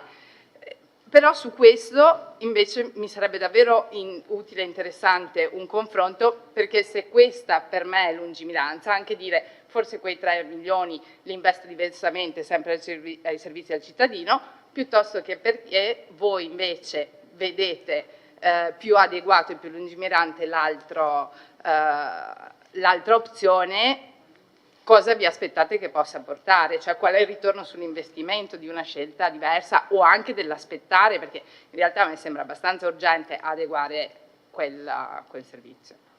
Grazie.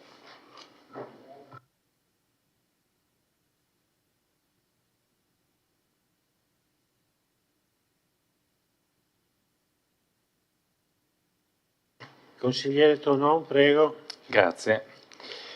Mi piace tentare di proseguire quello che ha detto la collega Bortolotto adesso, perché è vero, alcune allocazioni di risorse pubbliche, anche se, fra virgolette, costrette, implicitamente indicano la strada.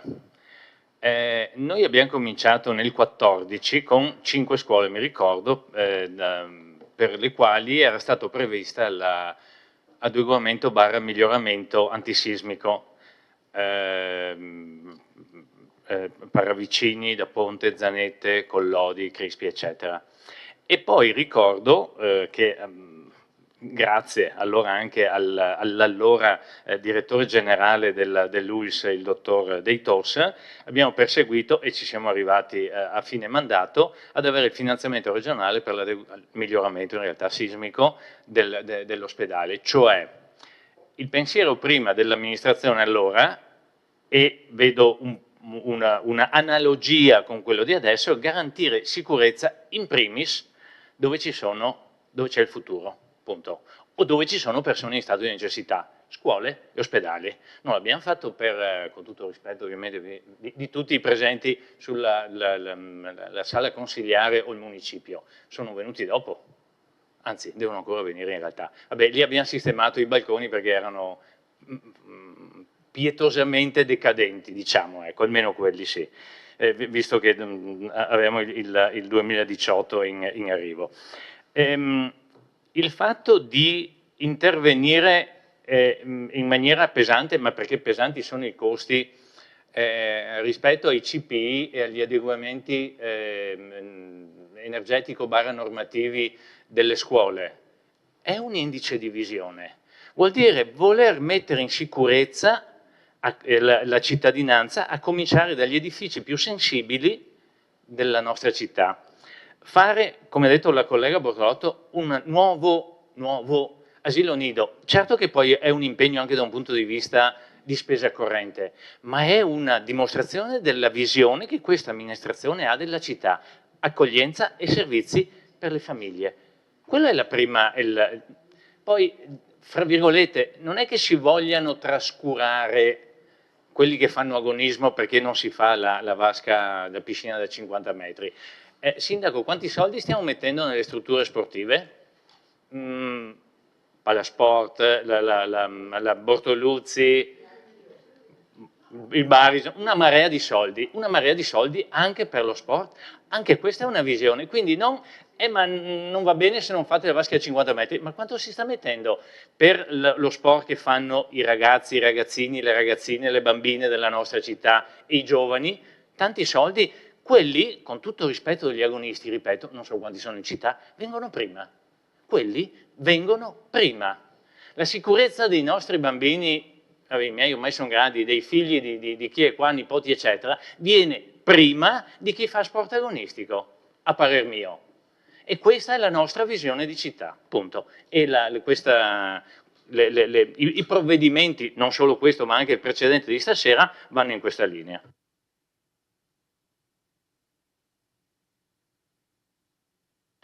Cutifani, prego.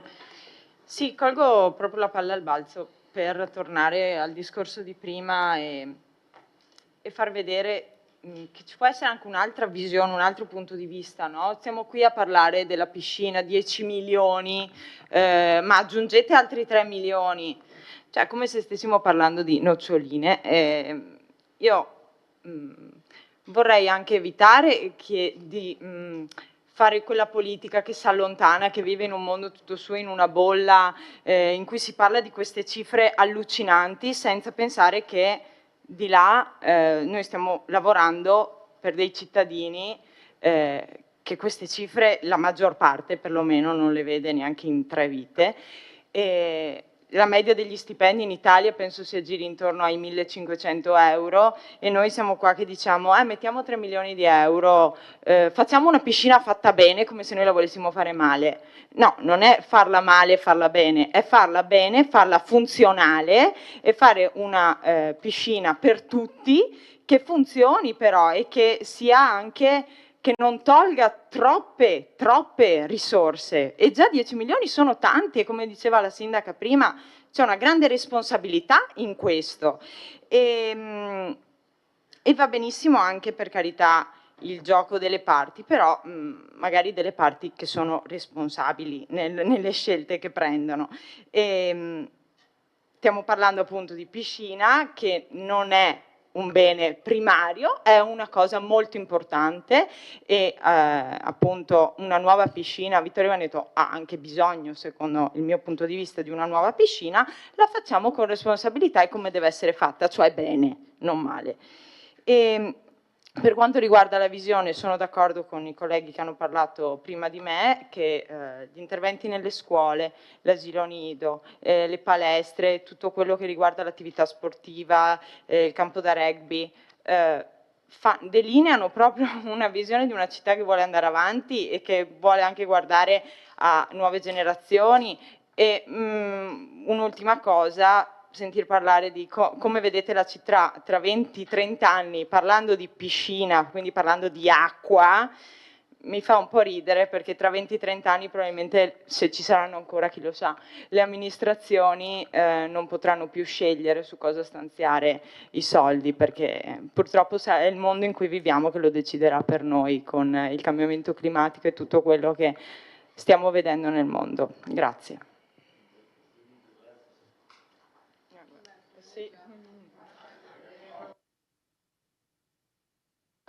Sì, grazie. No, beh, allora stiamo qua a far che? Sì, stiamo qua a far che? Andiamo a casa?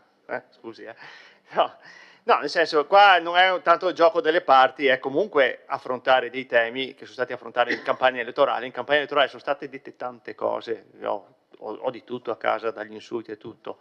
Poi ti trovi a amministrare, giustamente, e vedi che le priorità è difficile portare avanti comunque. Cioè hai l'ideologia di fare una cosa, poi ti scontri con la realtà. Sarà sempre così per tutti. Allora, piscina, fermo restando che stiamo parlando di una cosa astratta, perché non sappiamo i costi, perché siamo in una fase progettuale, non abbiamo la minima idea di come verrà finanziata, ok? O l'avete, però poi bisogna scontrarsi col bilancio. Dal 26 al 28 non ho visto un euro a parte la progettazione, e su questo siamo d'accordo. Le potrei rispondere, perché il collega Tonon ha fatto una pista atletica a 8 corsie? Bastava 6. Cioè, capisce, invece ha fatto benissimo a farla, anzi è una delle più belle cose che ha fatto l'amministrazione Tonon dal punto di vista sportivo.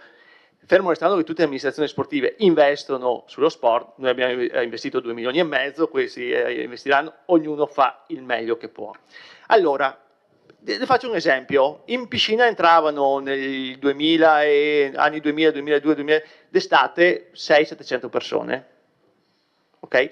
Allora se torneranno queste persone, c'è il parco, lo fai bene, 600-700 persone in acqua stanno più larghe in una piscina da 50 metri che in una piscina da 25 metri, per sicurezza, ma l'abbiamo provata perché lavoravo lì, quindi sappiamo cosa sto dicendo. Concentrare tante persone in 25 metri, concentrare persone su 50 metri è diverso. Ovvio, non fai la piscina da 2 metri, la alzi così possono andarci tutti. Qualche agonista, vabbè, solo a Vittorio sono 1000, ok? Che veramente praticare il nuoto su una vasca da 50 metri è diverso da praticare lo sport rispetto a una vasca da 25 metri. Ma lo dico tutti, se voi andate stasera, fate questo discorso a chi fa nuoto, vengono qua arrabbiatissimi con quello che state dicendo, per chi fa sport. Ma sono arrabbiati neri, e gente che vi ha votato, non gente che, ok? Perché? Perché a 50 metri è importante. 50 metri mi dà l'opportunità di fare delle manifestazioni abbinate alla pista atletica. Il triathlon lo posso fare con una vasca da 50 metri, richiamo internazionale, creo manifestazioni. La federazione sportiva per una vasca da 50 metri mi dà i contributi, per una vasca da 25 metri non me li dà. Tante cose che mi dà. Ma perché fermarci ai 25? Perché essere qua a fermarci? Cerchiamo di vedere. Intanto vediamo, ripeto, stiamo parlando di una roba astratta che secondo me non riusciremo a fare nei prossimi 5 anni, ma è discorso, ma non fermiamoci a dire è così perché spendo meno, così. Proviamo a vedere, senti, facciamo da 50 metri, tu federazione, se faccio da 50 metri cosa mi dai? Perché è importante, parlo di federazione, riesco a fare le manifestazioni, le collego alla pista di atletica, le collego al palazzetto nuovo, richiamo gente, manifestazioni internazionali, gente che arriva a Vittorio, un po' lo sportivo ampio, è visione, capite? È arrivare a dire ho i mezzi, ho gli impianti in cui posso fare tutto e in cui anche i nuotatori che vanno lì per far sport senz'altro nella 50 metri fanno più sport che nella 25 metri veramente. E poi questo cioè ho spazio, faccio la vasca per chi fa acquagym, per il recupero dall'ospedale Vittorio Veneto riabilitativo di tutti quelli che hanno un infortunio e devono recuperare. Cioè si può fare tutto lì, c'è lo spazio, ma non diciamo solo 10 milioni di euro e mi fermo qui. Perché così, scusate il termine, mi castro proprio. È questo l'invito che vi faccio. Guardate le cose da più punti di vista. E il discorso è questo. Prima ho detto 600 persone che entrano in piscina, ma è vero. Cioè,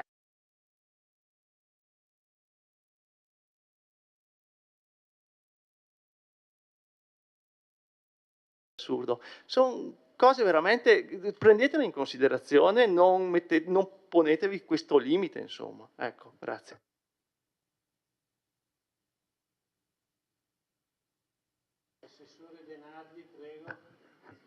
Grazie. Volevo star zitta, ma dopo l'uscita in campagna elettorale ho sentito di tutto, compresi gli insulti. Mi sovviene... No, non sto parlando di lei, però sto parlando di quelli che lei ha candidato come consiglieri con lei, dei quali quindi risponde in modo ideale, e dei quali qualcuno che era seduto qui, quando è stato chiesto conto di quello che è uscito sui manifesti, invece di dire come ci saremmo aspettati tutti, prendo le distanze, ha avuto anche il coraggio di dire, un'altra dei suoi candidati, ah no, ma sì, mi associo a questa cosa. La famosa uscita sugli irresponsabili. Eravamo talmente tanto irresponsabili che 15 giorni fa, 20, 25, collega Ceccarini, quella struttura l'abbiamo inaugurata. E non solo l'abbiamo inaugurata, è l'unica dei vari progetti dell'ambito che è riuscita ad arrivare a compimento. Mazza che irresponsabili che eravamo. Io non ho mai sentito una parola, né allora né dopo, di scuse su quella frase irricevibile più che irresponsabile. Comunque, dopo si viene a dire ho preso gli insulti. Io non ho mai insultato nessuno e d'ora in avanti chiedo cortesemente che se qualcuno ha insultato venga nominato, no sparare così a cavolo, diciamo, per essere eleganti.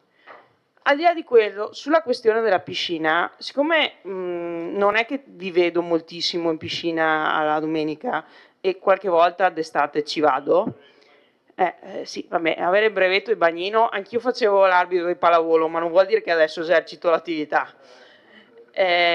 Io in piscina ci vado sovente d'estate con mia figlia, con gli amici di mia figlia e con tante altre famiglie che hanno più o meno la mia età, più grandi, più piccoli, e vedo costantemente che la prima parte della piscina è sovraoccupata, ma ho fatto anche le fotografie, sto facendo il reportage fotografico.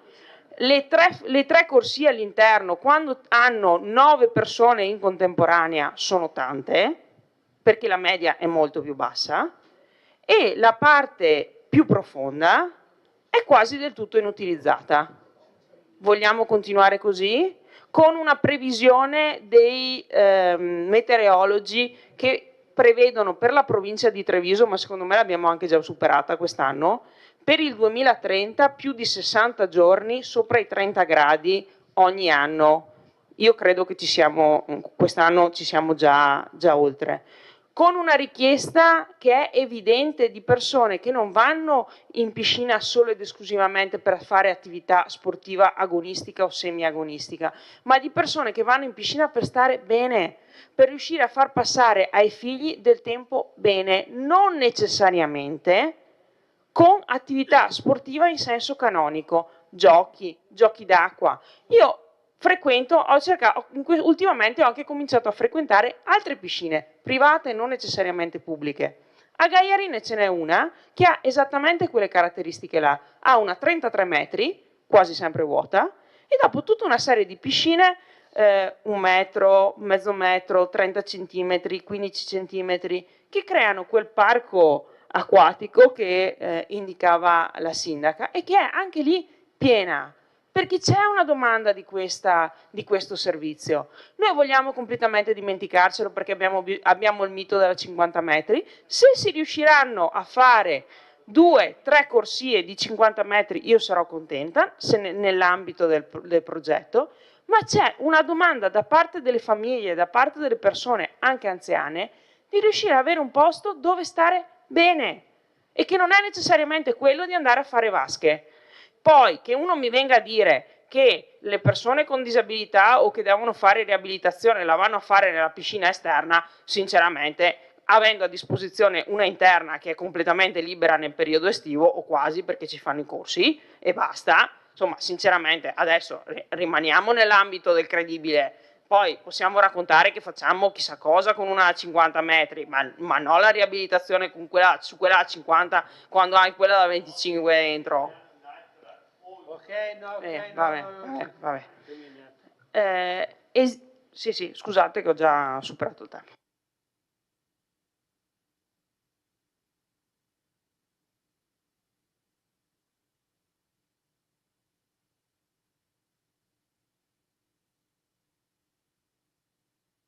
Sì, il secondo giro, visto che è un consiglio comunale notevolmente interessante, notevolmente partecipato e, come si può dire, mi fa venire in mente tempi antichi.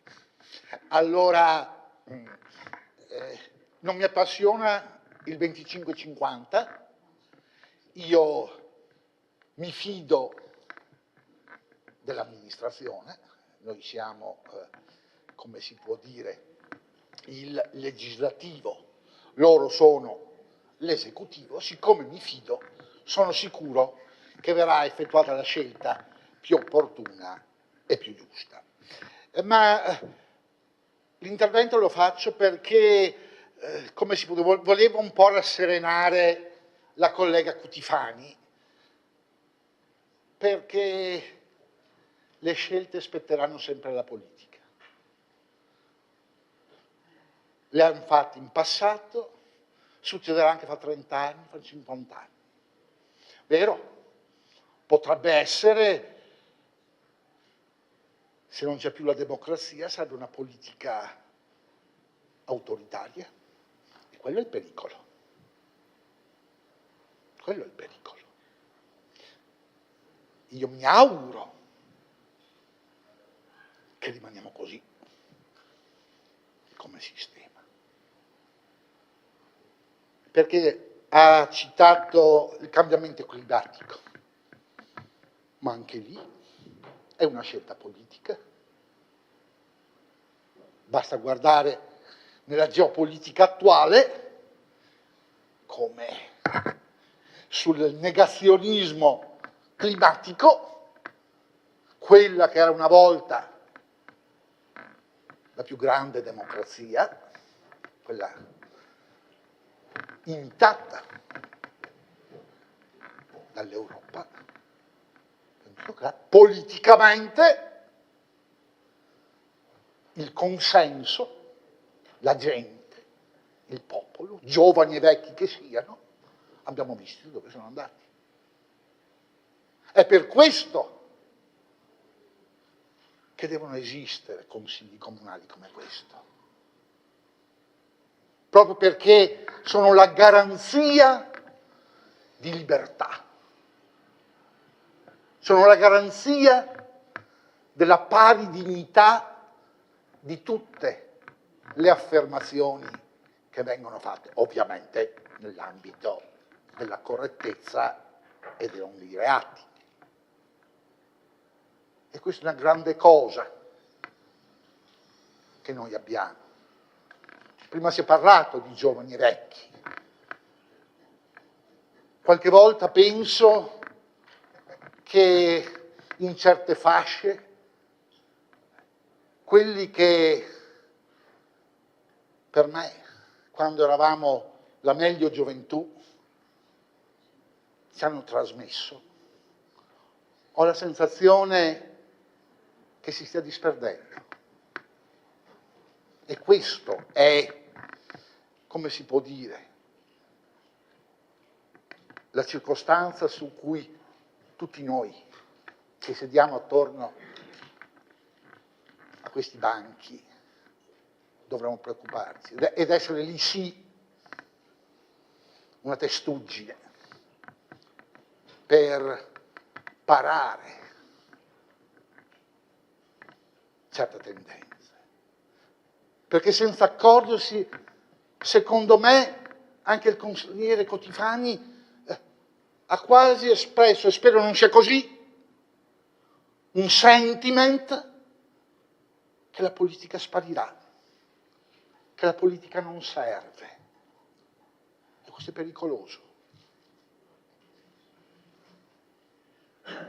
Io ringrazio per l'intervento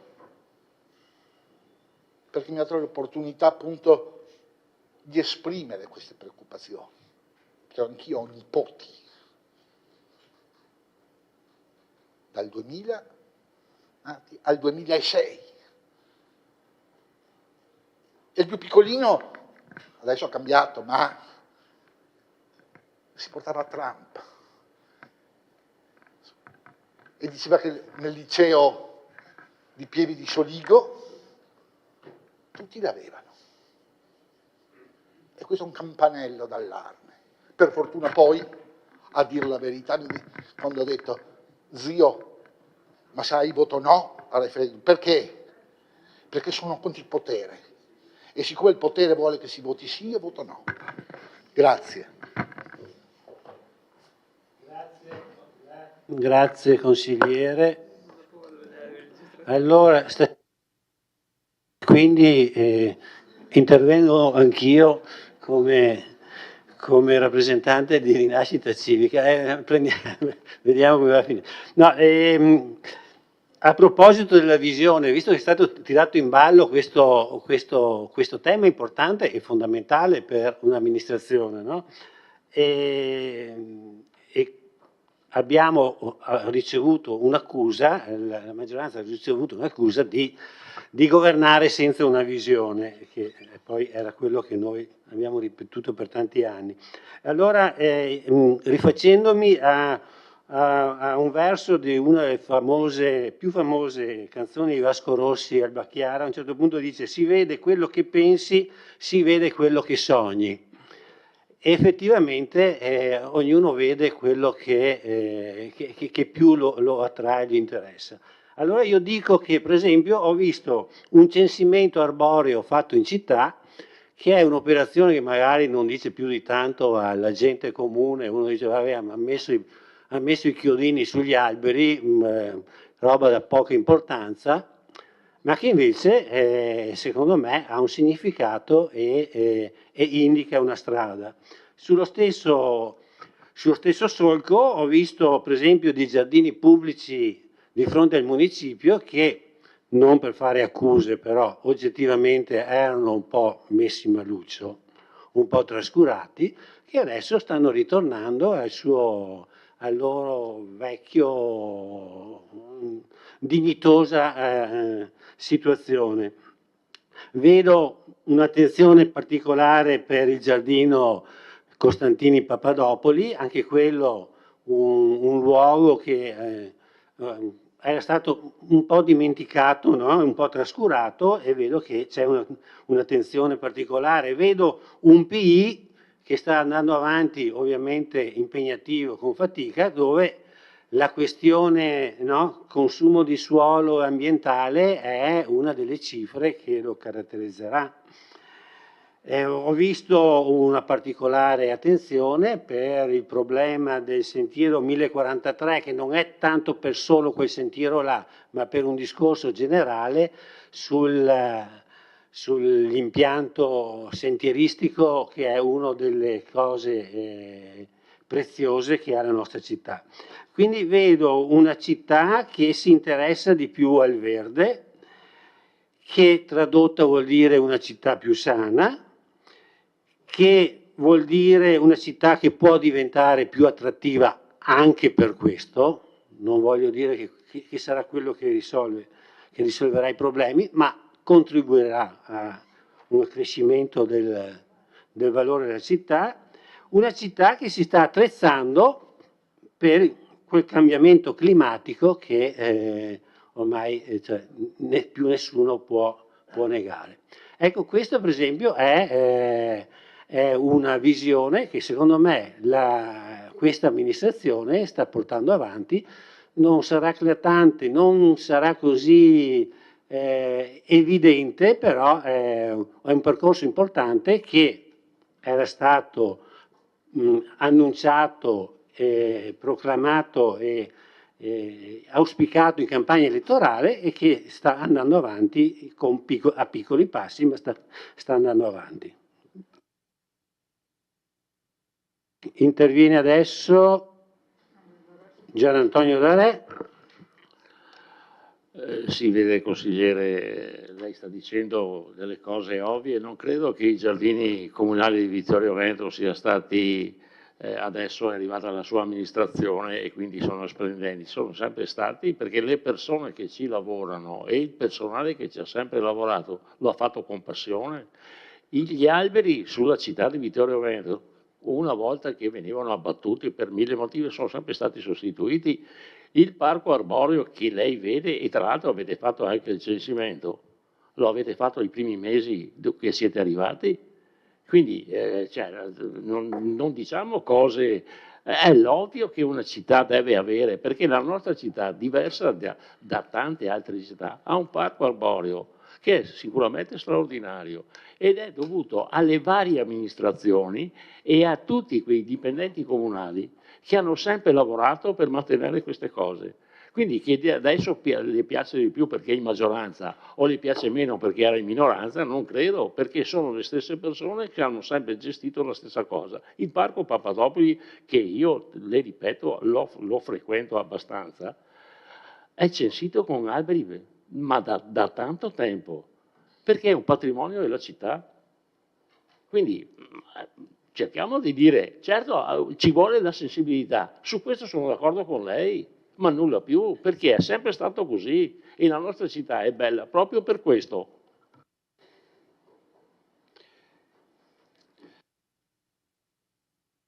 Il sindaco. Intervengo giusto per ricordare anche due cose, poi volevo ricollegarmi un attimo alla piscina molto velocemente. Volevo ricordare anche che stiamo facendo un'opera di intervento per quanto riguarda gli appartamenti, le abitazioni per quanto relative al sociale, no? Quindi anche là noi stiamo intervenendo sì, via Graziani e quindi grazie anche all'assessore sociale, insomma, che stiamo cercando di cercare di mettere a disposizione delle abitazioni. Sapete che l'emergenza casa è già un'emergenza e sarà una grandissima emergenza in un futuro prossimo, quindi quello è quello su cui dobbiamo anche focalizzarci molto e speriamo appunto nell'attivazione a livello ministeriale e governativo di fonti di finanziamento, perché altrimenti questa veramente sì è una bomba sociale che a breve ci ritroveremo addosso e quindi dobbiamo cercare di far fronte anche a questo. Ricollegandomi un attimo al discorso della piscina, io volevo anche rassicurare i consiglieri di minoranza, nel senso dicendo che quello che stiamo valutando adesso con i tecnici è una proposta di progettualità. Un'altra questione che volevo dire è che noi dobbiamo farci aiutare in questo percorso dalle persone competenti. Non siamo noi a dire, possiamo esprimere una forma di sentimento, tra virgolette, di piacere rispetto a una situazione rispetto all'altra, ma poi chi fa la differenza sono, tra virgolette, coloro che oggigiorno studiano gli impianti natatori, sanno quanto un impianto è sostenibile da un punto di vista ambientale, gestionale, di efficientamento energetico.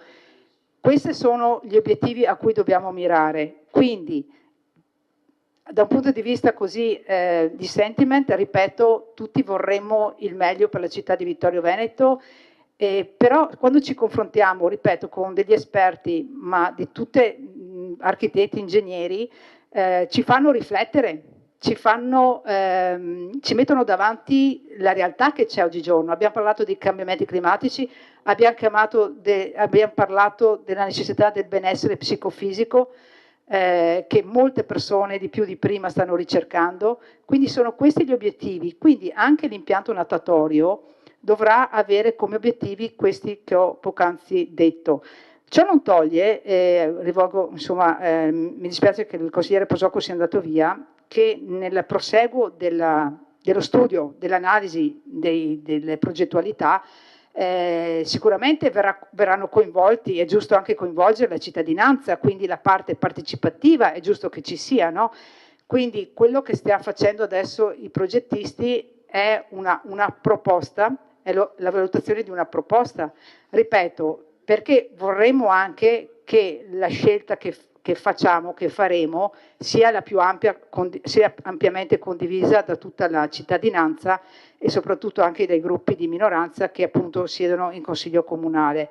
Quindi questo per dire che l'iter è ancora molto lungo, naturalmente non si decide oggi su domani, e questo volevo dire. Dopodiché fatemi dire che l'impianto è un impianto veramente importante perché circa 22.000 utenze ogni anno si riversano sull'impianto natatorio e da tutti i comuni, quindi stiamo progettando una piscina che non è solo della città di Vittorio Veneto ma che è dell'intero Interland vittoriese, e quindi cercheremo di farlo nel modo migliore possibile e soprattutto coinvolgendo tutti.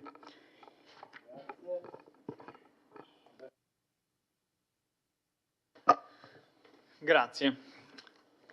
Il consigliere Posocco prima diceva, adesso è uscito, ma nulla di particolare, solo per riprendere il ragionamento, che portava a un aspetto positivo dell'amministrazione nell'aver individuato come filone l'attenzione e la cura per gli immobili comunali.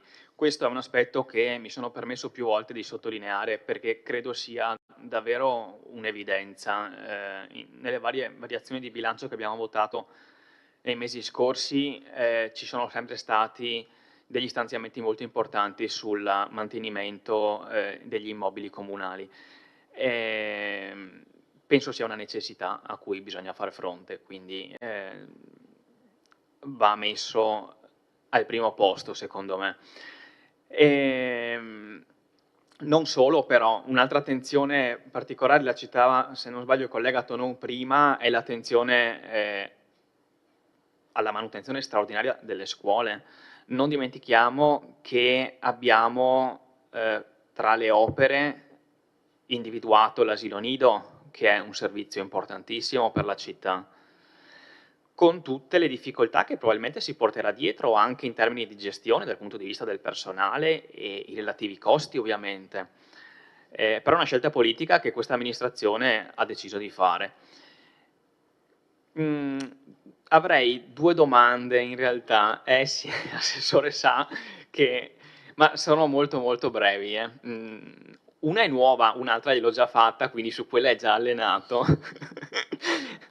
Allora, quella nuova, nella delibera ho visto una diminuzione di spesa di 63.000 euro sulla gestione dei parcometri. Premesso che a me i parcometri non piacciono perché preferirei che i parcheggi in città fossero bianchi, eventualmente con sosta regolamentata con disco orario, è una visione mia personale questa, per cui non è assolutamente un problema. Non ho capito la diminuzione di spesa, se può spiegarmela.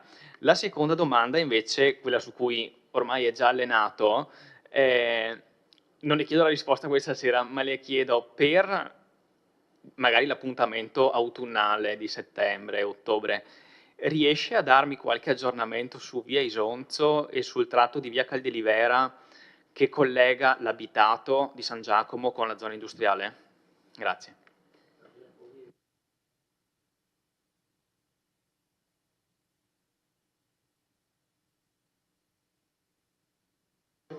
No, perché la battuta di Re forse mi ha fatto venire in mente una cosa, non so se ho fatto il riferimento, intendo la pista ciclabile, sì, non mi ricordo se avessi detto questo.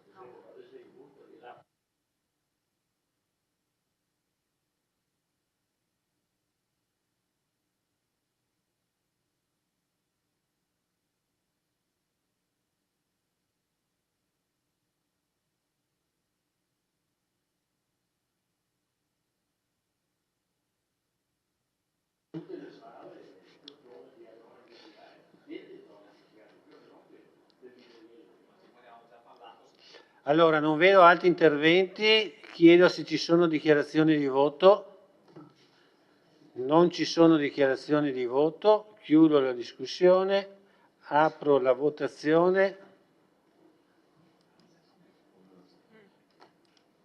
Prego, votate.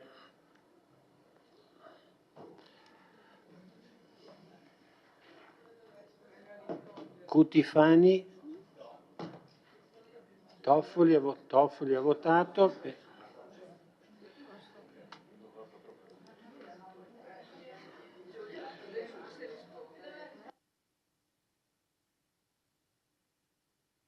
La delibera è approvata con 11 voti favorevoli, 2 contrari e 1 astenuto.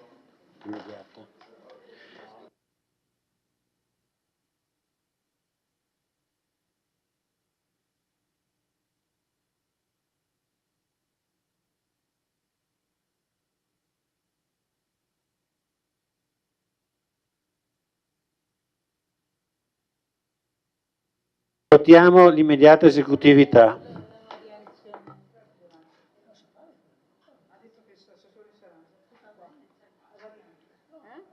Lorenzo, Marta, Irene, votate va bene.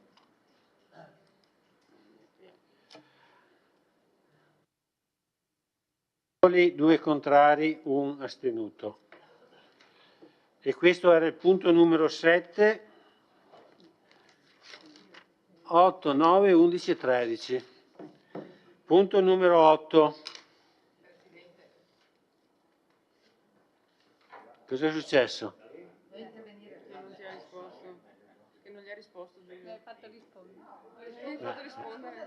Non gli hai fatto rispondere a Giulio. Ma rispondi adesso. No, io avevo capito che l'assessore... No, l'altra domanda. Gli aveva fatto dire Sentite una cosa, io ho chiesto se c'erano altri interventi, non c'era nessuna prenotazione, ho detto chiudo la votazione, nessuno mi ha detto niente, ho detto fatte dichiarazioni di voto, più di così non posso fare. Che cazzo, non mi ha capito.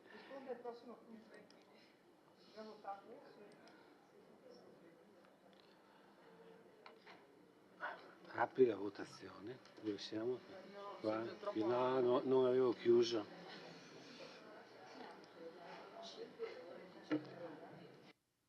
Punto numero 8. Aggiornamento DUP 2026-2028, prima variazione del programma triennale di acquisti di beni e servizi 26-28. Illustra, immagino, l'assessore De Antoni, prego.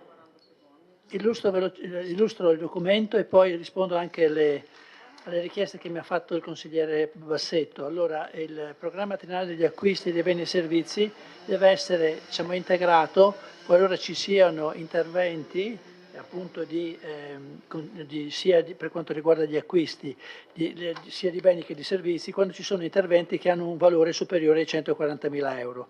Allora gli uffici recentemente hanno deciso di avviare le procedure per l'affidamento in concessione del servizio di somministrazione di bevande e alimenti mediante distributori automatici presso le sedi varie dei nostri uffici e degli edifici scolastici. L'aumento, la cifra elevata è dovuta al fatto che la concessione sarà quinquennale e oltre agli edifici comunali quest'anno abbiamo deciso di inserire anche gli edifici scolastici come da richiesta, quindi riusciamo con questa gara a mettere a bando, a mettere a gara tutti i servizi di somministrazione di beni, bevande e alimenti degli uffici nostri e degli edifici scolastici. L'altra iniziativa che deve essere messa nel programma triennale è quella relativa al servizio di catalogazione informatizzata del materiale documentario a stampa e multimediale delle biblioteche e del sistema bibliotecario del Vittoriese.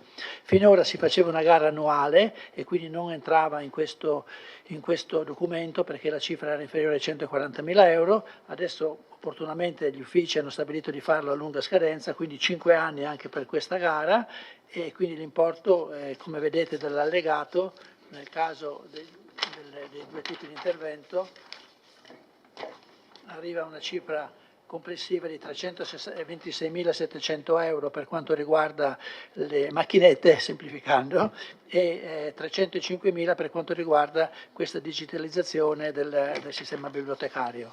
Per questo abbiamo inserito nel piano queste modifiche.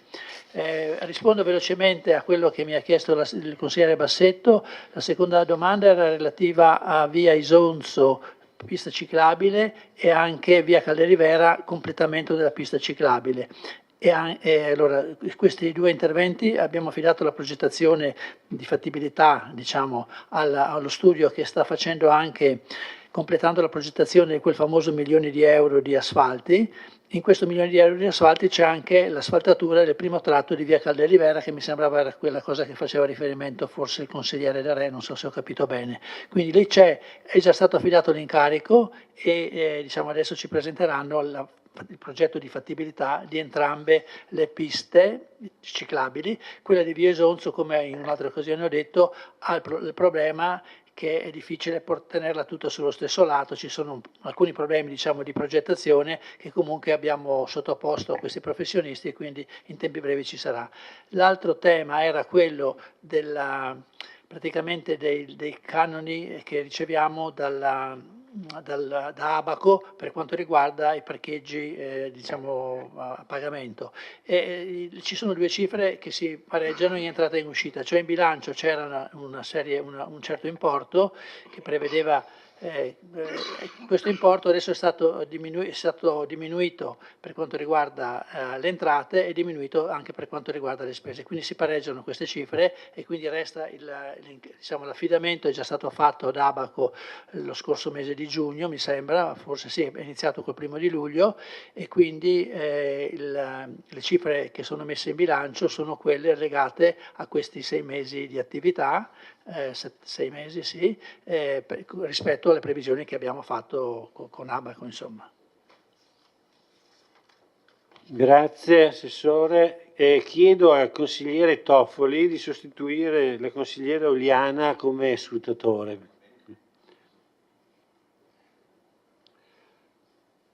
E adesso abbiamo la discussione sul punto numero 8, appena illustrato dall'assessore De Antoni.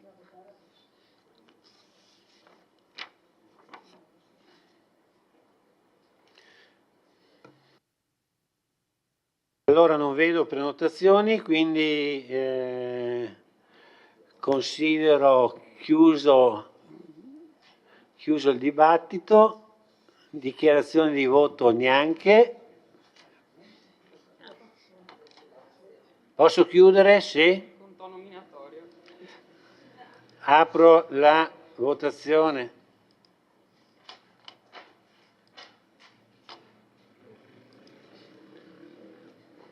Votazione aperta.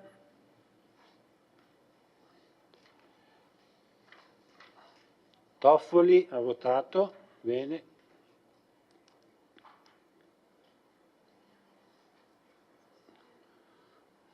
Sono giusti 11, 2, 4, 6, 8, 10, 11.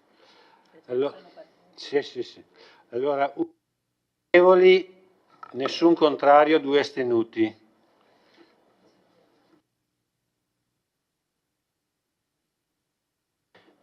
Votiamo l'immediata, no, prima devo chiudere qua.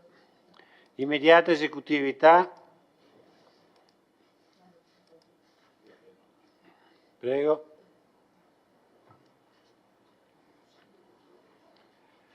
Da Re. Ok. 11. Nessun contrario, 2 astenuti. La delibera è approvata.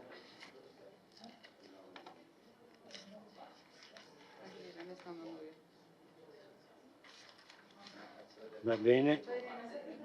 Togliamo Irene.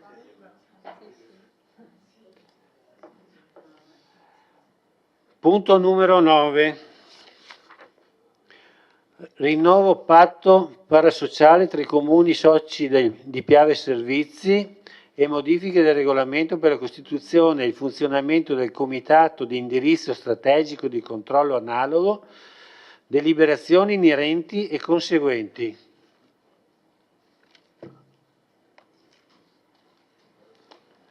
Prego. Sì, grazie.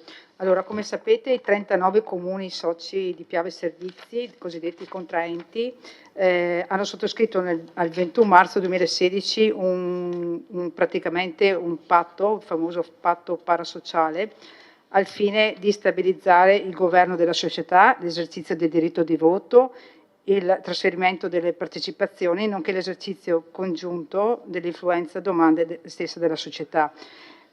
Quindi questo patto parasociale è stato, oltre a questo patto parasociale, è stato anche costituito il famoso Comitato di indirizzo strategico e controllo analogo, il famoso CISCA, di cui fanno parte appunto tutti i comuni della società Piave Servizi, e praticamente noi con questa delibera questa sera andiamo a rinnovare, aderire a questo nuovo patto parasociale che ha la durata di 5 anni, e in più ci viene chiesto di aggiornare il regolamento che regola appunto la funzione del CISCA per quanto riguarda le assemblee.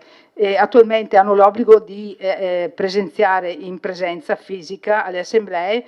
Qui viene chiesto la possibilità praticamente di collegarsi anche in remoto, come già avviene in quasi tutte le assemblee degli enti, anche dei vari enti, e quindi con questa delibera andiamo a approvare, ripeto, il nuovo patto parasociale e anche rinnovare il patto parasociale e l'aggiornamento per quanto riguarda il regolamento di funzione. Grazie.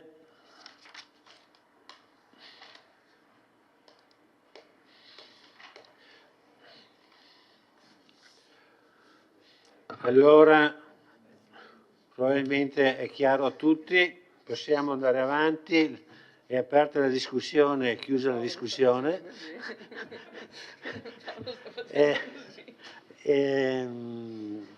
Dichiarazioni di voto, ok, dichiarazioni di voto, chiusa la discussione, passiamo al voto. Sì, prego.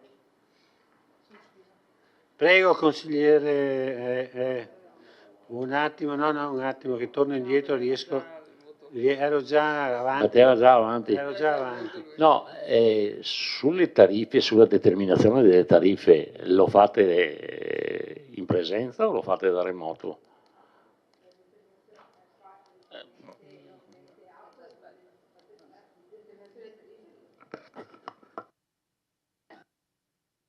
Ecco. Ok, la determinazione di tariffe la fa l'atto praticamente, e quindi noi partecipiamo all'assemblea in remoto anche durante l'assembleato, che è molto più corposa. Quindi sì, ma ormai quasi tutti gli enti assembleari sono in collegamento online, quindi vabbè. Sì, no, ma certo, io tendenzialmente cerco di essere sempre presente fisicamente, però il regolamento prevede anche il collegamento da remoto.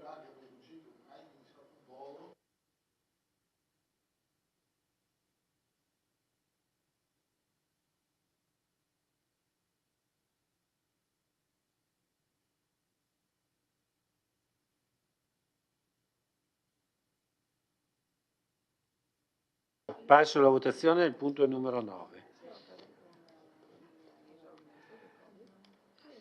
Prego, votate.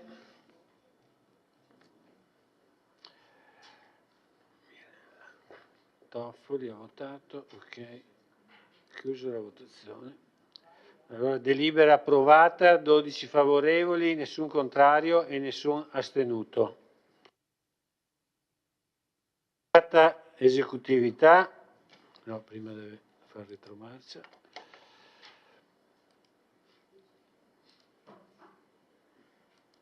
Prego.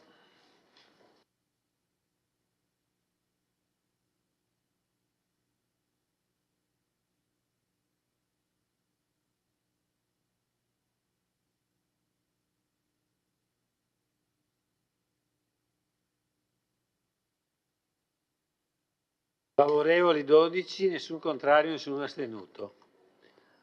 Chiuso il punto numero 9. Un attimo, il 10 lo abbiamo già fatto. Punto numero 11. Approvazione, statuto e adesione alla Fondazione Destination Management Organization, DMO, Marca Treviso. Illustra L'assessore Denardi. Ho sentito un diamo per letto, no dai, per cortesia. Cerco di rubarvi meno tempo possibile, poi se ci saranno delle domande eventualmente integro. In seguito alla legge regionale del 2013 sul turismo sono nate in Regione Veneto tutta una serie di OGD che sono le organizzazioni di gestione della destinazione. In alcuni casi all'interno di una provincia ci sono più OGD, è il caso di Venezia, ad esempio, ma non solo. Nel caso della provincia di Treviso, dopo un lungo confronto, si decise per l'avvio di una sola OGD denominata Città d'Arte Ville Venete del territorio trevigiano, quale organo di coordinamento territoriale della promozione e valorizzazione dell'offerta turistica dell'area. Con il tempo la fondazione che era stata costituita tra pubblico e privato per gestire l'OGD ha evidenziato tutta una serie di problematiche, in primis l'impossibilità, proprio perché era a partecipazione mista pubblico-privato, di sostanzialmente operare come soggetto in house rispetto ai comuni aderenti alla fondazione stessa.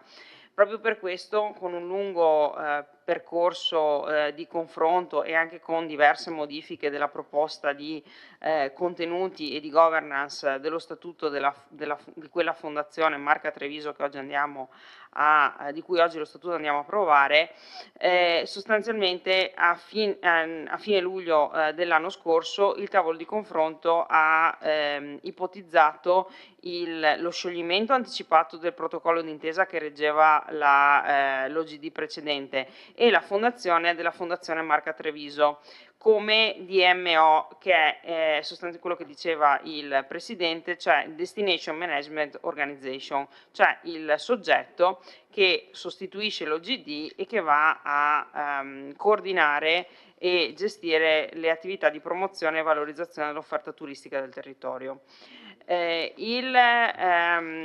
Lo statuto che andiamo ad approvare prevede l'attivazione a 40 enti sottoscrittori della fondazione, condizione che si è già verificata perché sono 53 in provincia i soggetti che hanno deliberato l'adesione.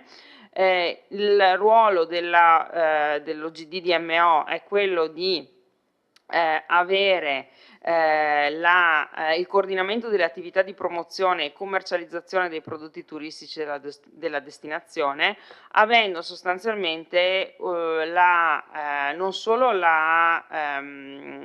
lo stimolo anche nella promozione e nella commercializzazione, ma anche condividendo con la Regione la funzione primaria di promozione e di sviluppo delle politiche turistiche del territorio. In più, in seguito all'ultima DGR di quest'anno, la Regione ha attribuito anche alla DMO un'attività di coordinamento tra gli IAT all'interno dei territori, attività che sta già svolgendo da qualche mese con riunioni periodiche con gli IAT già attivati. La Fondazione avrà questa struttura. I partecipanti fondatori sono il Comune di Treviso e la Camera di Commercio Treviso Belluno Dolomiti. In aggiunta ci sono i partecipanti di indirizzo, che sono i comuni del territorio della provincia di Treviso. In più vi è una terza figura, che sono sostanzialmente gli ex partecipanti privati della precedente fondazione, che però non hanno alcun diritto di voto nelle materie nelle quali hanno diritto di voto invece i fondatori e i partecipanti di indirizzo e svolgono semplicemente una funzione consultiva. Per quanto riguarda i partecipanti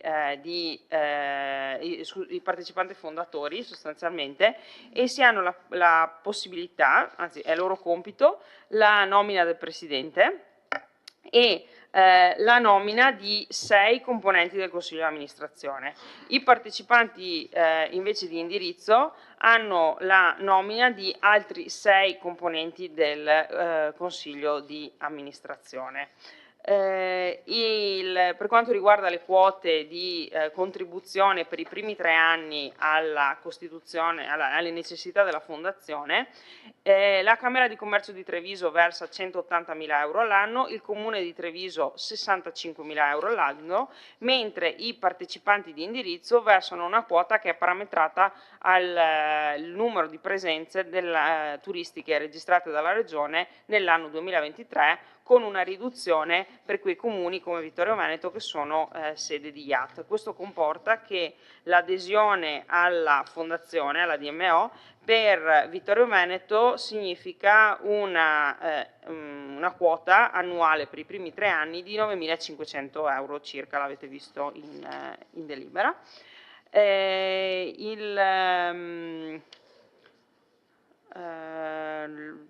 Non so se non credo ci siano altre cose particolarmente rilevanti. Se ci sono, sono disponibile per le domande.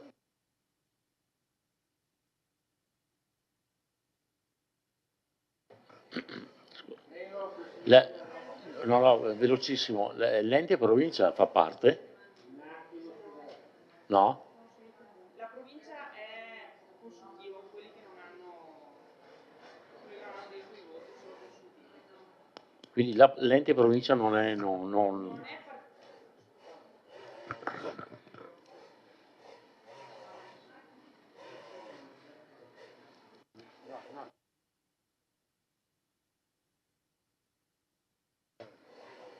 Allora, l'ente provincia, come l'Umpli, l'Università Ca' Foscari, Confagricoltura e altri soggetti, fanno parte dei partecipanti consultivi, cioè quelli che dicevo non hanno diritti particolari di voto ma solo di consultazione, mentre i comuni sono i partecipanti di indirizzo.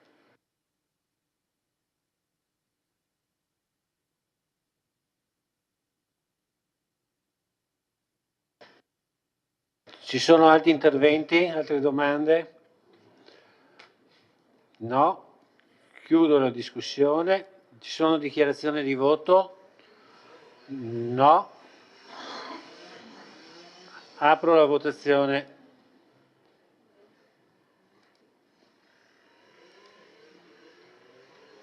Prego, votate.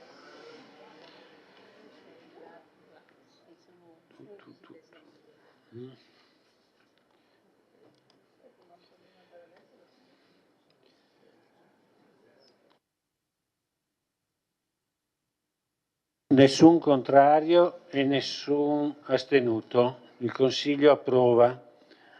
Immediata.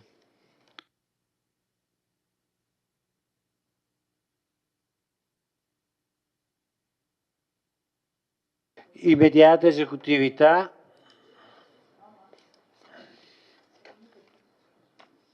Votiamo. Lorenzo Rante, ok. 11 favorevoli, nessun contrario, nessun astenuto. Chiuso il punto numero 11. Il 12 lo abbiamo già fatto. No, c'è l'ultimo. Sì. C'è il punto numero 13.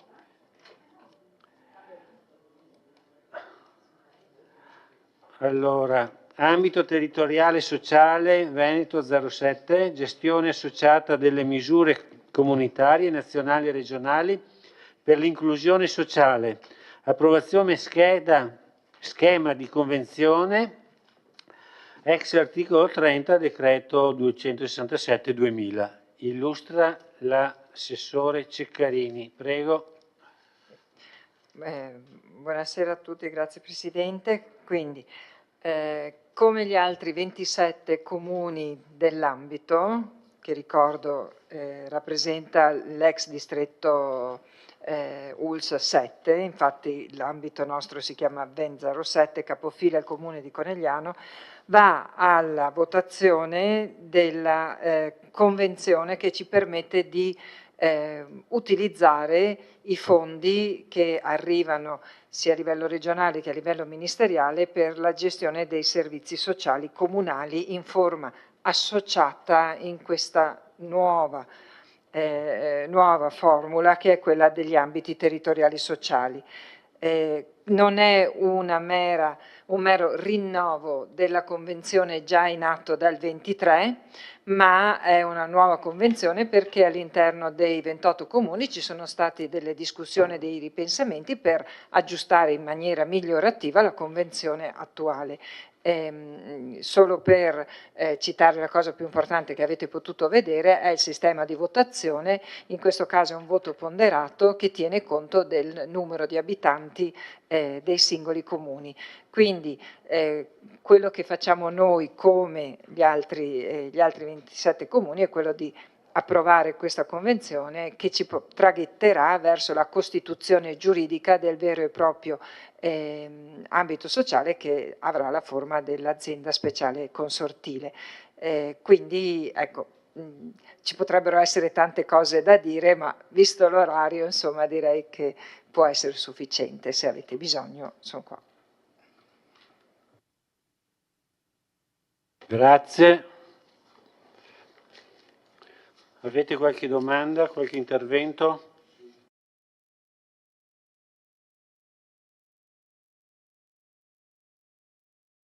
Siccome per esperienza tutte le volte che si modificano questo tipo di convenzioni succede una cosa, i comuni si accorgono dopo che costa di più. Io la domanda che faccio, avete fatto delle valutazioni, delle proiezioni, ecco, so che forse la risposta è difficile, ma io diffido proprio perché tutte le volte e sul sociale è sempre così, che viene scaricato sul comune oneri che prima gestiva e veniva finanziato dalla regione e dall'ente sanitario. Domando solo questo, perché in realtà lo vedremo solamente dopo, perché la prossima cosa che mi aspetto è che in forza della nuova convenzione nei prossimi bilanci ne metteremo quelli dell'anno scorso i soldi, poi salterà fuori il discorso che l'atto stavolta, insomma, o il pseudo atto prima che si formi, che chiede ai comuni di integrare perché quello che era previsto non bastava. Ecco, io spero di essere, come al solito, sono un ottimista in natura, ma su questa cosa spero di interpretare male e di vedere sbagliato, ma ho questa sensazione. Grazie.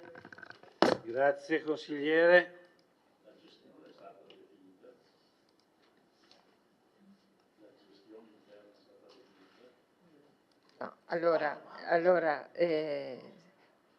Per rispondere, allora, la convenzione in atto in realtà non mette in discussione gli equilibri e le decisioni già prese con la precedente.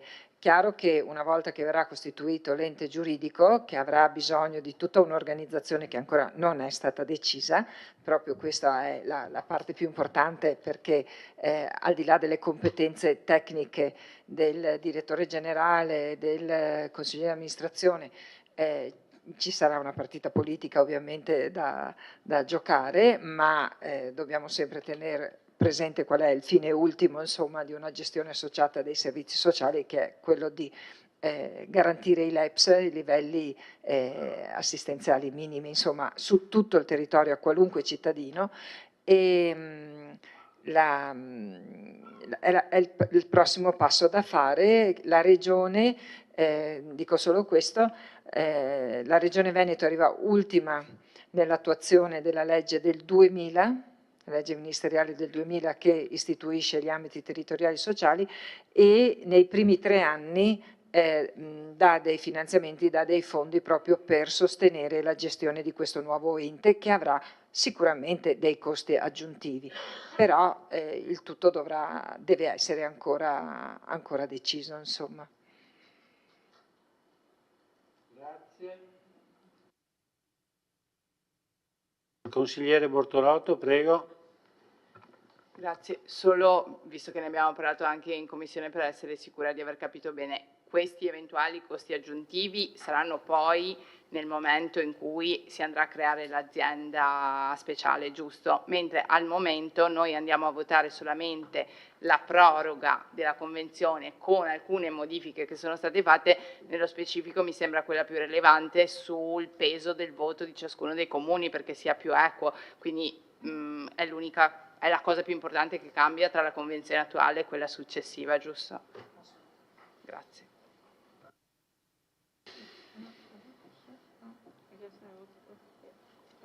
Bene, chiudo la discussione. No, ho visto che mi hai appoggiato una mano, no, era casuale. Stavo già votando. Dichiarazioni di voto. Se ce ne sono, non ce ne sono, apro la votazione. Prego.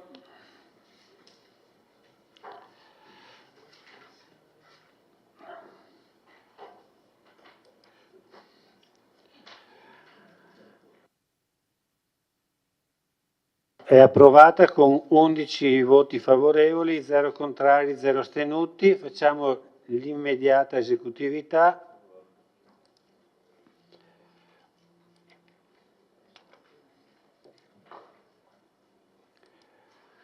Votate l'immediata esecutività.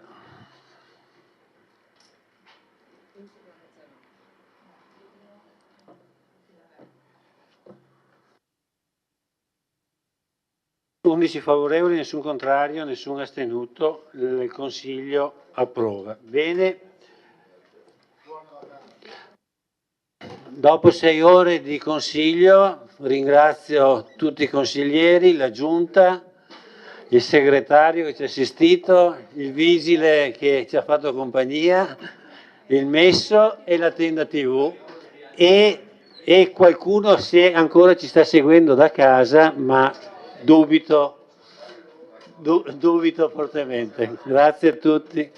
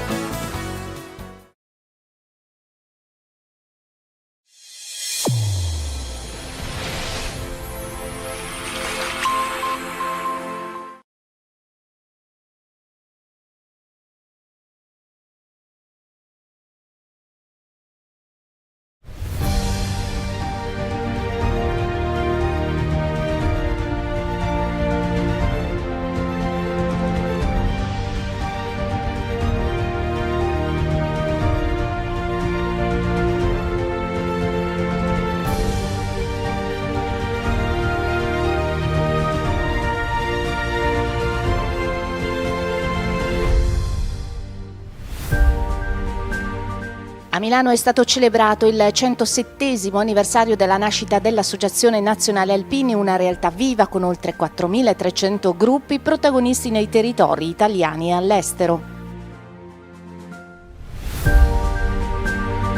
Dal Sacrario dell'Eiten alla colonna Mozza, il pellegrinaggio in Ortigara anche quest'anno ha rinnovato il ricordo nei luoghi della Grande Guerra, rivive la storia dei caduti.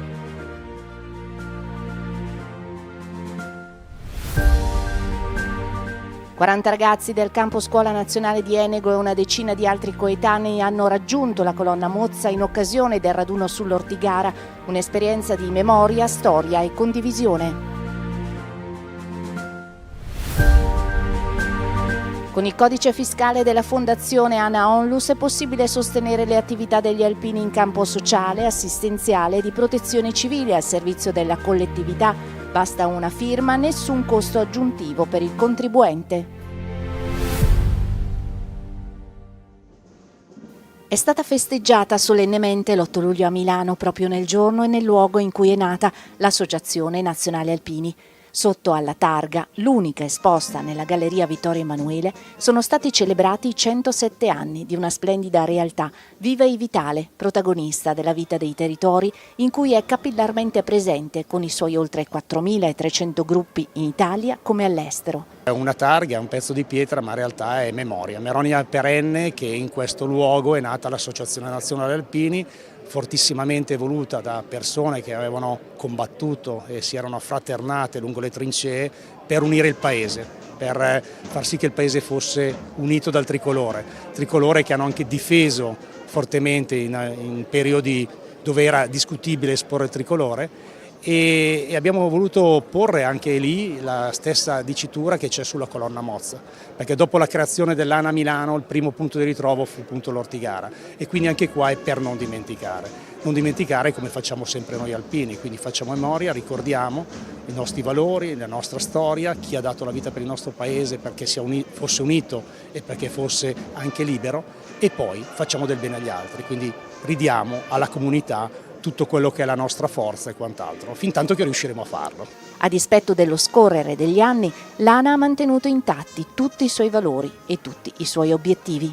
Quello che a me piace sempre ripetere appunto è mantenere fede a quelli che sono gli impegni statutari, all'articolo 2 che parla certamente di memoria, di ricordo, soprattutto dei nostri caduti, ma parla anche di attenzione all'ambiente, soprattutto quello montano, e anche e soprattutto parla di solidarietà sia al nostro interno sia soprattutto verso chi ha bisogno, e nelle emergenze gli alpini, io credo che l'abbiamo visto non solo nelle emergenze, voglio ricordarlo quest'anno anche nelle Olimpiadi e Paralimpiadi, abbiamo risposto presenti, abbiamo dato una mano, abbiamo fatto in modo che la nostra Italia, la nostra gente possa guardare con orgoglio anche queste attività.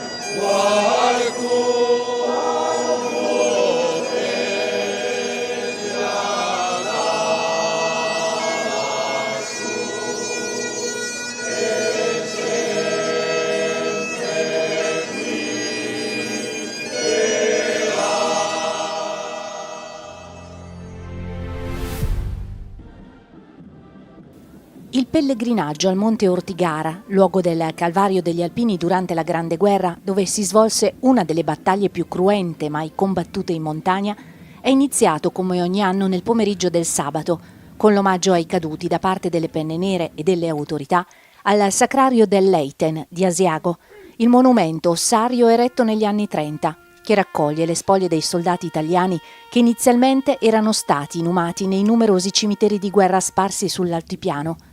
Domenica gli alpini sono invece saliti in pellegrinaggio alla colonna Mozza, a quota 2105 metri, per la messa e la deposizione della corona in omaggio ai caduti, lì dove i reduci della Prima Guerra Mondiale, fondatori dell'ANA, decisero di radunarsi. Per la prima volta la memoria è tornata a vivere. Per noi quello che è scritto su quella colonna è un comandamento che i Veici ci hanno lasciato nel 1920 con il loro primo raduno, per non dimenticare. E noi siamo stati qui per non dimenticare, per essere capaci ancora una volta di trasmettere questi valori fondamentali, che sono quelli della condivisione, quelli della solidarietà, quelli del ricordo e della memoria, che sono fatti anche per trasmetterli ai nostri giovani, ai giovani che hanno bisogno oggi più che mai, soprattutto in questa situazione, in questo momento dove l'individualismo, dove il rapporto più che tra gli altri è tra uno e il telefonino, sono fondamentali. Oggi più che mai, ripeto, bisogna non dimenticare, bisogna ricordare, bisogna essere grati a coloro che hanno sacrificato tanti la loro vita perché più bello fosse il nostro vivere. 1920, prima adunata nazionale degli alpini sull'Ortigara, inaugurazione della colonna Mozza, nel significato dei caduti di tutti gli alpini e anche non alpini che hanno perso la vita nelle battaglie soprattutto di giugno del 1917. Grande significato a ricordare, proprio come sta scritto sulla colonna Mozza, per non dimenticare coloro che hanno sacrificato ciò che di più caro avevano, di più grande, di più immenso che avevano, se si può dire più immenso, la propria vita. Ad organizzare la cerimonia quest'anno è stata la sezione di Marostica, secondo una rotazione ormai consolidata con Verona e Asiago. Dopo tanti anni è ancora una manifestazione molto sentita. La prima, ricordiamo, è stata fatta nel 1920, quindi sono veramente tanti anni che siamo qui ed è bello vedere tutta questa gente, tutti questi alpini, tutti questi fedeli che comunque vengono a trovare l'Ortigara, che è rimasta nei cuori di tutti quanti.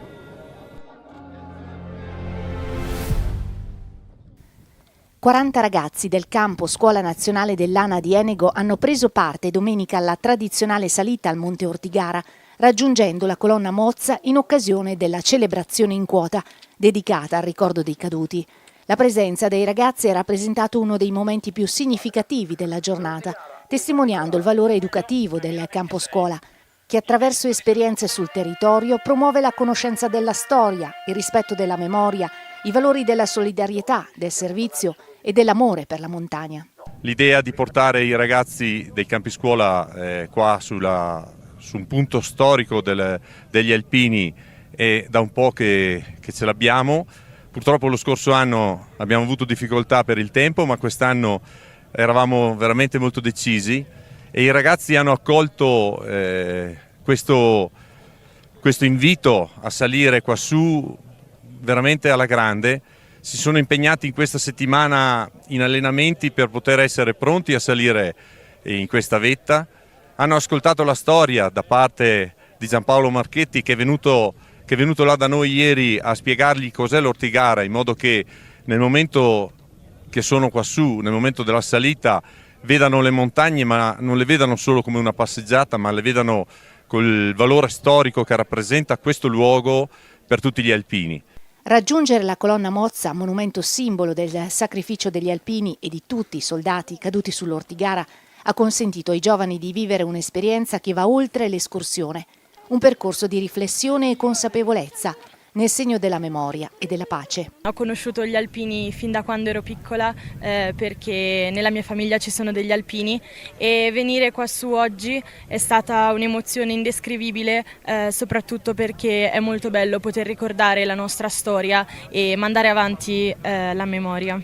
Salire sull'Ortigara mi ha scatenato forti emozioni di amor di patria e anche mi ha fatto riflettere su come dei giovani della nostra età possano aver accettato la chiamata della patria per venire a difenderla. Mi ritengo molto fortunata di essere qui oggi perché non è stata una semplice gita, ma è un momento per non dimenticare tutti i caduti che hanno dato la vita per noi. Ai 40 ragazzi del campo scuola di Enego se ne sono aggiunti altri 10 che dopo aver partecipato ad un altro campo scuola in forma spontanea si sono dati appuntamento per condividere un momento di intensa partecipazione nel luogo simbolo di una delle battaglie più dure della Prima Guerra Mondiale. E questo è un bene, vuol dire che i campi scuola cominciano a dare i propri frutti, i ragazzi ci vedono come alpini, sanno riconoscere dei valori quando questi gli si presentano davanti e quindi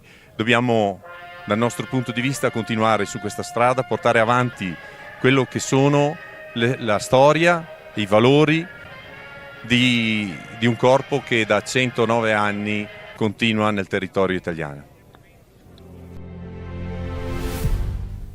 È tempo di dichiarazione dei redditi, il che significa tempo di 5 per 1000, in un momento in cui ogni piccolo contributo può aiutare a sostenere le iniziative di diverse associazioni. È caso di ricordare che tra queste esiste anche l'Associazione Nazionale Alpini. Destinare il 5 per 1000 all'ANA attraverso la Fondazione ANA Onlus è un gesto semplice che non comporta alcun costo aggiuntivo per il contribuente, ma che può fare la differenza nel sostenere attività di grande valore sociale. Si tratta infatti di una quota dell'IRPEF che verrebbe comunque versata allo Stato e che grazie a una semplice firma può essere indirizzata a progetti di assistenza, solidarietà e protezione civile portati avanti dagli alpini. La scelta può essere effettuata in diversi modi. Nel modello 730 o nel modello redditi è sufficiente firmare nel riquadro dedicato al sostegno degli enti terzo settore e riportare il codice fiscale dell'ente sotto la firma. Anche chi presenta soltanto la certificazione unica può contribuire.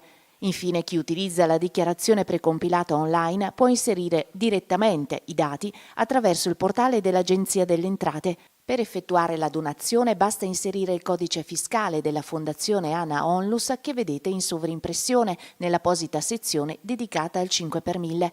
Un piccolo gesto, dunque, che può trasformarsi in un aiuto concreto per sostenere il lavoro quotidiano degli alpini al servizio della collettività. Con il tuo 5 per 1000 puoi essere al nostro fianco. Dona il 5 per 1000 all'Associazione Nazionale Alpini. Sempre avanti, insieme.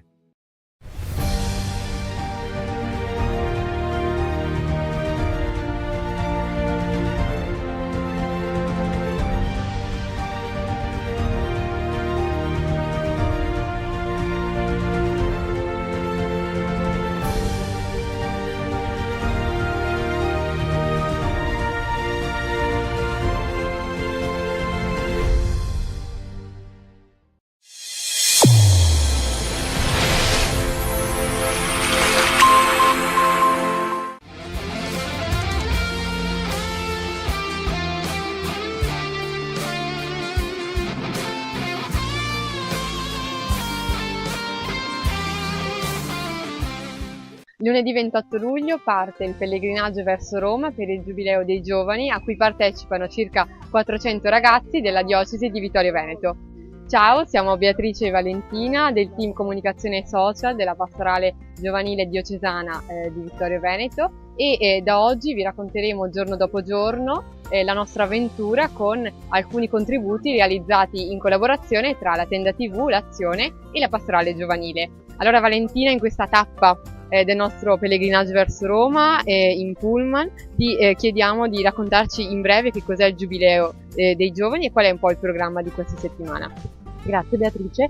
Innanzitutto il Giubileo è un evento promosso dalla Chiesa Cattolica in cui in questo caso i giovani hanno l'occasione di vivere momenti di conversione, momenti di rinnovamento spirituale e discernimento, ecco.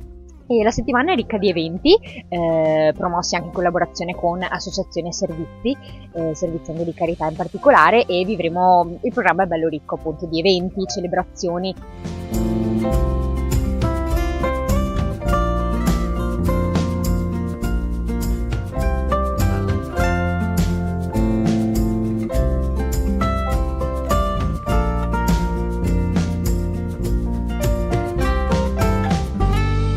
Nel primo pomeriggio di oggi siamo arrivati agli alloggi a Roma con i nostri pullman e allora siamo qui assieme ad alcuni altri partecipanti di questo Giubileo per chiedere un po' da dove arrivano e quali sono un po' le aspettative rispetto a questa esperienza. Allora partiamo da te. Mi chiamo Tommaso, ho 25 anni, sono originario di Vittorio Veneto e il viaggio è andato molto bene, sono contento di come si è svolto, anche la complicità che si è creata, e ecco un po' quelle che sono magari delle aspettative per questo Giubileo. Io mi aspetto un po' quello che ho anche vissuto ad altre esperienze simili come la GMG, che è fare un'esperienza di chiesa, ecco. Grazie Tommaso, e allora tu cosa invece ci racconti? Io sono Chiara, ho 17 anni e vengo da Pieve di Soligo. Il viaggio è stato faticoso e lungo.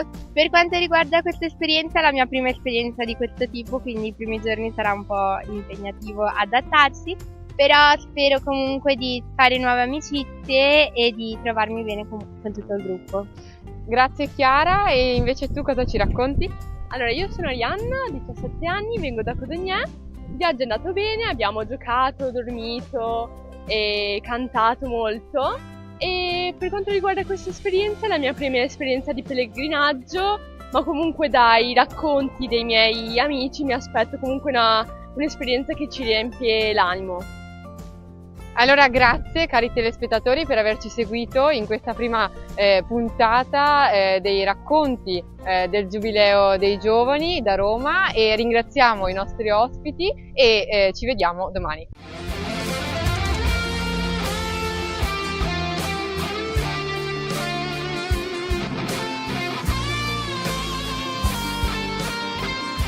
Martedì 29 luglio qui da Roma i giovani pellegrini hanno vissuto la prima notte nelle varie strutture che li hanno ospitati e ora si trovano qui riuniti a San Leonardo Murialdo. Beatrice, cosa ci aspetta nella giornata di oggi? Sì, è la prima vera giornata impegnativa per i pellegrini vittoriesi. Questa mattina qui nella parrocchia di San Leonardo vivremo un momento di catechesi in preparazione al passaggio della Porta Santa che avverrà nella Basilica di San Paolo fuori le mura. Poi nel pomeriggio si vivranno altre esperienze sempre nella città, e infine vivremo insieme la messa di benvenuto ai pellegrini in Piazza San Pietro.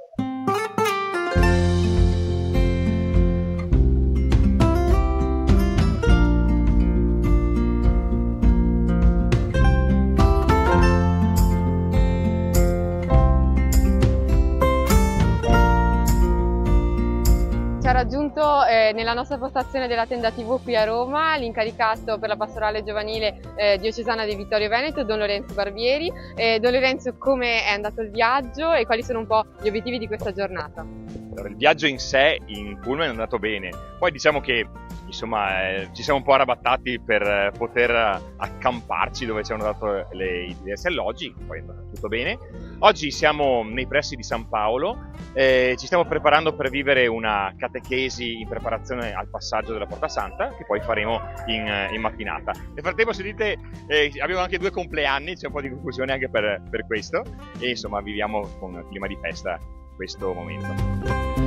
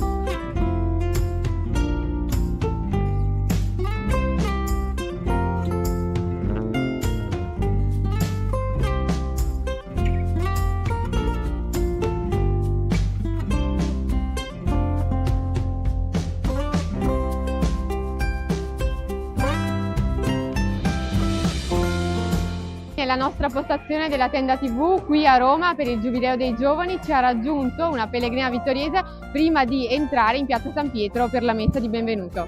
Ciao a tutti, mi chiamo Paris, ho 17 anni e sono nella parrocchia di Pieve di Soligo. Allora Paris, grazie per essere qui con noi. Qual è stato il momento più significativo di questa giornata e che cosa hai provato nell'attraversare la Porta Santa a San Paolo fuori le mura? Allora, il momento più significativo è stato la catechesi di questa mattina, in cui abbiamo avuto la possibilità di riflettere e di capire il vero significato di attraversare la Porta Santa, e il momento in sé è stato un momento di comunità e unione tra tutti noi, anche di riflessione e di avvicinamento tra noi pellegrini e con Dio.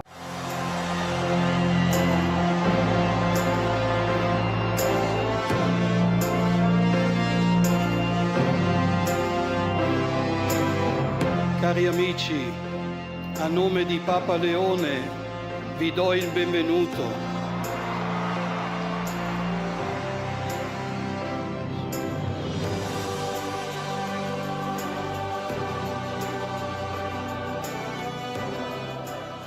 Buonasera, ci troviamo in Viale della Conciliazione, abbiamo appena terminato la messa di benvenuto in Piazza San Pietro con tutti i pellegrini arrivati da ogni parte del mondo per il Giubileo dei Giovani. La messa è stata presieduta da Monsignor Rino Fisichella, prefetto del Dicastero per l'Evangelizzazione, ma c'è stata una bella sorpresa. Alla fine della messa è arrivato Papa Leone XIV, che ha fatto un giro in papamobile in piazza e poi ha anche parlato a braccio. Allora ci ha raggiunto qui nella nostra postazione della Tenda TV Tommaso, raccontaci di te. Tra l'altro oggi è pure il suo compleanno, quindi è stata proprio una bella messa, vero Tommaso? Sì, dici bene Beatrice, è stata una bellissima giornata perché abbiamo vissuto appieno tutte le dimensioni del Giubileo, il pellegrinaggio, l'attraversare la Porta Santa e adesso la messa con i pellegrini provenuti da tutto il mondo, e ci ha fatto davvero piacere la sorpresa del Papa, che come annunciava Monsignor Fisichella è stato proprio un desiderio suo personale, passare attraverso i suoi giovani che tanto lo aspettavano, e probabilmente molti era la prima volta che lo vedevano dal vivo. Quindi la Porta Santa questa mattina è stata preparata da un momento di catechesi. Gesù stesso è la porta, ci dicevano, e abbiamo potuto attraversarla e sperimentare davvero questa misericordia, che è stata anche un po' al centro, insieme all'amore dell'omelia di Monsignor Fisichella, che ci ha incoraggiati insomma ad annunciare la risurrezione di Gesù, la gioia che porta questo evento, e sono state altrettanto incoraggianti le parole del Papa, che ci ha proprio chiamati come luce del mondo, sale della terra, e questo è stato un po' il centro di questa giornata. Sì Tommaso, e poi insomma possiamo dire, ecco, che il filo conduttore di questo pontificato di Leone XIV è proprio la pace, perché anche questa sera ha voluto ripetere, ecco, questo invito davanti a tutti i ragazzi arrivati qui. La piazza era davvero piena e c'erano tanti ragazzi anche in Viale della Conciliazione. Allora ecco, l'8 maggio quando venne eletto parlò di pace, invitando tutti, ecco, ad impegnarsi per il raggiungimento, ecco, della fine delle guerre che segnano varie parti tantissime parti del mondo, e questa sera lo ha voluto ripetere davanti a tutti i ragazzi, e anzi invitando i giovani a ripeterlo con lui, e penso che sia stato un momento davvero emozionante, no Tommaso? L'emozione e la commozione era tangibile tra i ragazzi, e insomma penso che l'abbia percepita anche tu. Sì, si percepiva proprio questo grande desiderio del Papa di mettere al centro la pace. Ce l'ha fatto ripetere a tutti a voce alta, e ci ha fatto pregare per questa pace, che fin dal primo giorno ha chiamato come disarmata e disarmante. Non ha mai smesso di parlare di pace, e proprio anche nei giorni scorsi, preparandoci a questo giubileo, c'era stato, come detto, che ci sarebbero stati dei giovani ucraini che avevano piacere di essere qua, e altrettanto vero c'era stato detto che dei giovani provenienti da Gaza avrebbero tanto avuto il piacere di esserci, ma che insomma erano un po' impossibilitati, e quindi su desiderio del Papa e di tutta la Chiesa li ricordiamo e preghiamo anche per loro e per quello che stanno vivendo. Davvero, grazie Tommaso per aver commentato con noi questo momento di grande emozione, molto significativo per questa seconda giornata di Giubileo. E allora ringraziamo gli spettatori della Tenda TV per essere stati con noi anche in questa seconda giornata di diario del Giubileo, e ringraziamo, ecco, la Pastorale Giovanile, la Tenda TV e l'Azione, che insieme hanno realizzato questo contributo.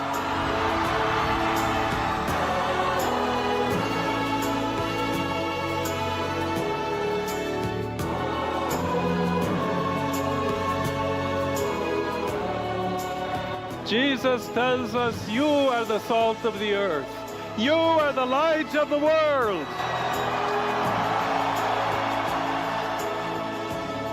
Diciamo tutti, vogliamo la pace nel mondo.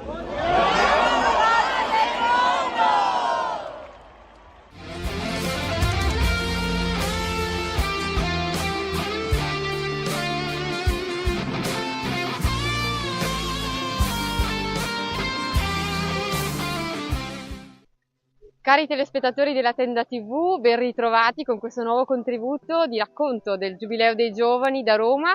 Ci troviamo davanti al Colosseo nella terza giornata in cui i ragazzi della nostra diocesi di Vittorio Veneto si sono cimentati con attività diverse dopo la grande emozione arrivata con la sorpresa di Leone XIV che ha salutato i pellegrini arrivati da tutto il mondo in piazza San Pietro ieri al termine della messa di benvenuto. E allora siamo qua con Valentina che ci racconta quali sono le varie iniziative proposte per i nostri ragazzi. Sì, Beatrice, grazie. Come dici, oggi i giovani hanno l'occasione di girare autonomamente per la città per scoprire e partecipare a numerose iniziative organizzate da organizzazioni e associazioni come l'Azione Cattolica, Scout Agesci. In particolare abbiamo conferenze sul tema della speranza e anche proposte per al tempo stesso scoprire la città. Alcuni vengono per la prima volta a visitarla, ad esempio, e queste iniziative si chiamano per l'appunto Escape City.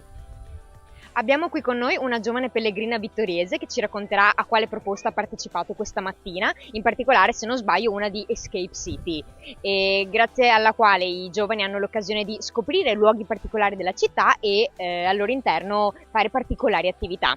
Allora, ciao a tutti, io sono Giada, vengo dalla parrocchia di Qualfosco, ho 18 anni. Questa mattina abbiamo partecipato a un Escape City alle Tre Fontane, in un'abbazia trappista, dove abbiamo scoperto la loro realtà e cosa fanno durante la giornata, e mi è piaciuta molto l'attività che abbiamo svolto, soprattutto perché ci ha fatto affrontare, tra virgolette, le nostre paure di anche parlare con gli altri se non li conoscevamo e parlare soprattutto ad occhi chiusi con delle persone che appunto non conosciamo, e secondo me è stata un'esperienza molto importante e molto bella. Abbiamo raggiunto un giovane che ha un ruolo speciale all'interno di questo Giubileo dei Giovani, è uno dei 2 volontari partiti dalla nostra diocesi e che qui al Giubileo dei Giovani partecipa svolgendo un servizio di volontariato speciale. Sono Lorenzo della parrocchia di Cortancui e sono qui come volontario per la CEI e la Pastorale Giovanile Nazionale. E dal momento che è stato proposto l'idea di fare il volontariato e anche di andare al Giubileo stesso, mi è sorto il fuoco dentro di donarmi ancora di più, come hanno fatto un po' i volontari alla GMG, vivere la loro stessa esperienza, ma magari cercando di riuscire a dare qualcosa in più, soprattutto essendo in Italia, essendo a Roma, e quindi riuscire a donarmi ancora di più, guardando anche a un servizio più universale in questo caso.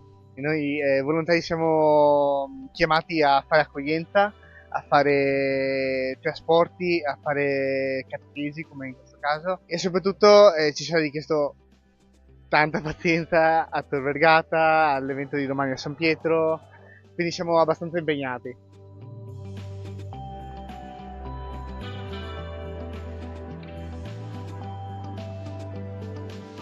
Tra le iniziative proposte dalla CEI e dal Dicastero per l'Evangelizzazione per le giornate di mercoledì e giovedì ci sono anche, oltre alle catechesi e ad altre proposte, le esperienze di prossimità che i giovani dell'unità pastorale La Pieve hanno deciso di fare. Allora siamo con il cappellano, il vicario parrocchiale Don Luca Soldan, che ci racconta quali sono stati i motivi di questa scelta e come effettivamente è andato questo pomeriggio.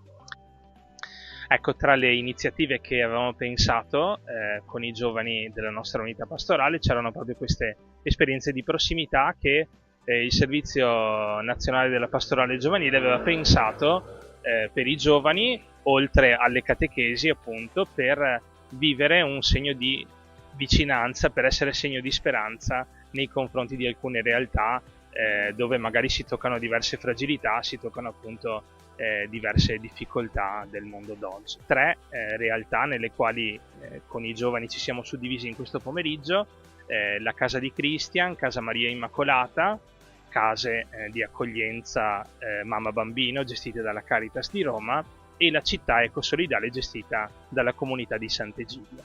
Ecco, adesso ci siamo ritrovati per rivederci insieme dopo questa esperienza, un po' come i discepoli che ritornavano dopo la missione. Abbiamo visto davvero che sono state esperienze nelle quali i giovani soprattutto hanno incontrato realtà molto quotidiane, molto concrete, realtà appunto però nelle quali c'è bisogno di essere segno di speranza. Ce lo ricorda bene anche la bolla di indizione del Giubileo di quest'anno, no, del 2025. I giovani sono il segno di speranza più bello, scriveva Papa Francesco, e ascoltando i racconti, anche vivendo in maniera particolare, anche personalmente, una di queste esperienze presso Casa Maria Immacolata, dove appunto sono accolte delle mamme con i bambini, una casa gestita da una congregazione di suore francescane, abbiamo davvero sperimentato cosa significa condividere il tempo, condividere appunto un'esperienza con ragazzi, con appunto mamme e bambini che hanno bisogno di vicinanza, hanno bisogno di speranza anche oggi. Ecco, allora grazie a Don Luca Soldani e a tutti i nostri ospiti per essere stati con noi in questa terza giornata, ecco, di racconto del Giubileo dei Giovani da Roma, realizzato in collaborazione tra la Tenda TV, la Pastorale Giovanile Diocesana di Vittorio Veneto e l'Azione. Allora ci vediamo domani per il prossimo appuntamento.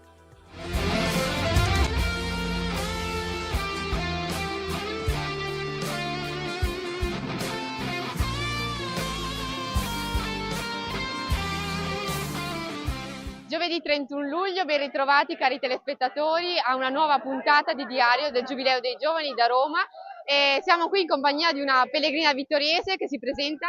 Sono Sara Casonato dalla parrocchia di Cappella Maggiore. E allora Sara, sei insieme a un gruppo numeroso della tua parrocchia, che cosa state facendo? Ti sta piacendo il Giubileo? Allora, questa esperienza è meravigliosa. Abbiamo fatto la messa di apertura con una grande sorpresa del Papa che ci ha emozionati. Oggi siamo in fila per la festa degli italiani e non vediamo l'ora di vedere cosa ci aspetta e di emozionarci con il momento di preghiera conclusivo.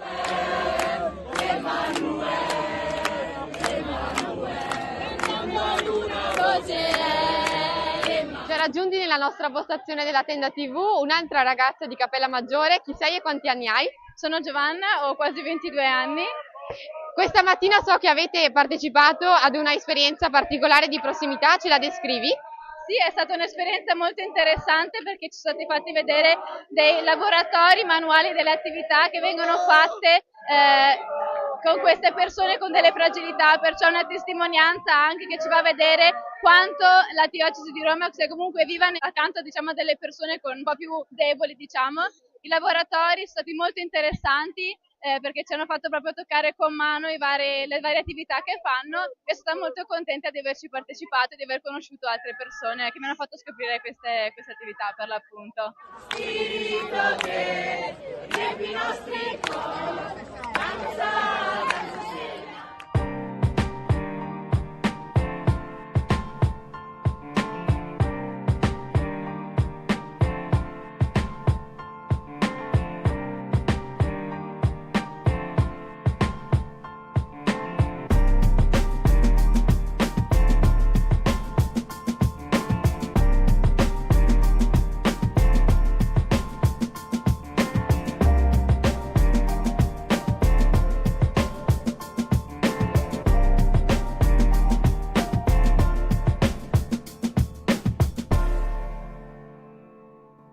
Buonasera dalla nostra postazione della Tenda TV, ci troviamo a Roma, in Viale della Conciliazione, e qui abbiamo appena terminato l'evento Tu sei Pietro, dedicato a tutti i pellegrini italiani arrivati qui per il Giubileo dei Giovani. L'evento si è tenuto in Piazza San Pietro, la piazza era stracolma di ragazzi, come pure Viale della Conciliazione. E allora ci ha raggiunto qui Veronica, una giovane di Codognè. Veronica, com'è andata questa giornata e in particolare questa serata speciale? Allora, buonasera a tutti intanto, e devo dire che è sempre una grande emozione essere qui in Piazza San Pietro, soprattutto con tutte queste persone. Infatti è stato un evento veramente ricco di stimoli, di emozioni, e anche come ha detto il Cardinale, stare qui in questa piazza abbracciati da questo colonnato è veramente un'emozione molto molto grande. Bello poi anche che eravamo tutti italiani e ci sono stati vari interventi. In particolare mi ha colpito quello della mamma di Sammy, è stato veramente molto toccante, molto bello, e poi anche tutta la parte dell'omelia del Cardinale. Sì, l'evento si è snodato in vari momenti significativi, è cominciato con gli interventi musicali, ecco, di alcuni artisti, e poi siamo arrivati alla Confessio Fidei presieduta dal Cardinale Matteo Maria Zuppi, presidente della CEI. Nelle sue parole, durante l'omelia, il Cardinale Matteo Maria Zuppi ha fatto sue le parole di Papa Francesco, invitando tutti nella Chiesa, e poi ha citato più volte Papa Leone XIV e il suo richiamo forte alla pace. E allora, Angelica, che cosa ti è rimasto delle sue parole? Allora, un po' tutto, mi è piaciuto tantissimo, mi sono molto emozionata, e anche perché era la prima volta che venivo a Roma in Piazza San Pietro e mi è piaciuto tanto quando ha detto che tutti sono accolti nella chiesa, tutti siamo accolti come le braccia del colonnato della piazza e che queste braccia ci proteggono dal caos che c'è nel mondo. E appunto tutto quello che ha detto sulla guerra e sulla pace nel mondo mi ha molto emozionato e anche quando tantissimi ragazzi hanno tirato fuori la bandiera della pace, quindi è stato un momento molto sentito per tutti. Sì, certamente, Angelica, è stato un momento, ecco, di grande speranza per tutti i giovani che erano presenti. Allora ringraziamo i telespettatori della Tenda TV per essere stati con noi anche in questa quarta giornata di racconto dal Giubileo dei Giovani e ci vediamo domani con un nuovo contributo realizzato in collaborazione tra la Tenda TV, l'Azione e la Pastorale Giovanile Diocesana di Vittorio Veneto.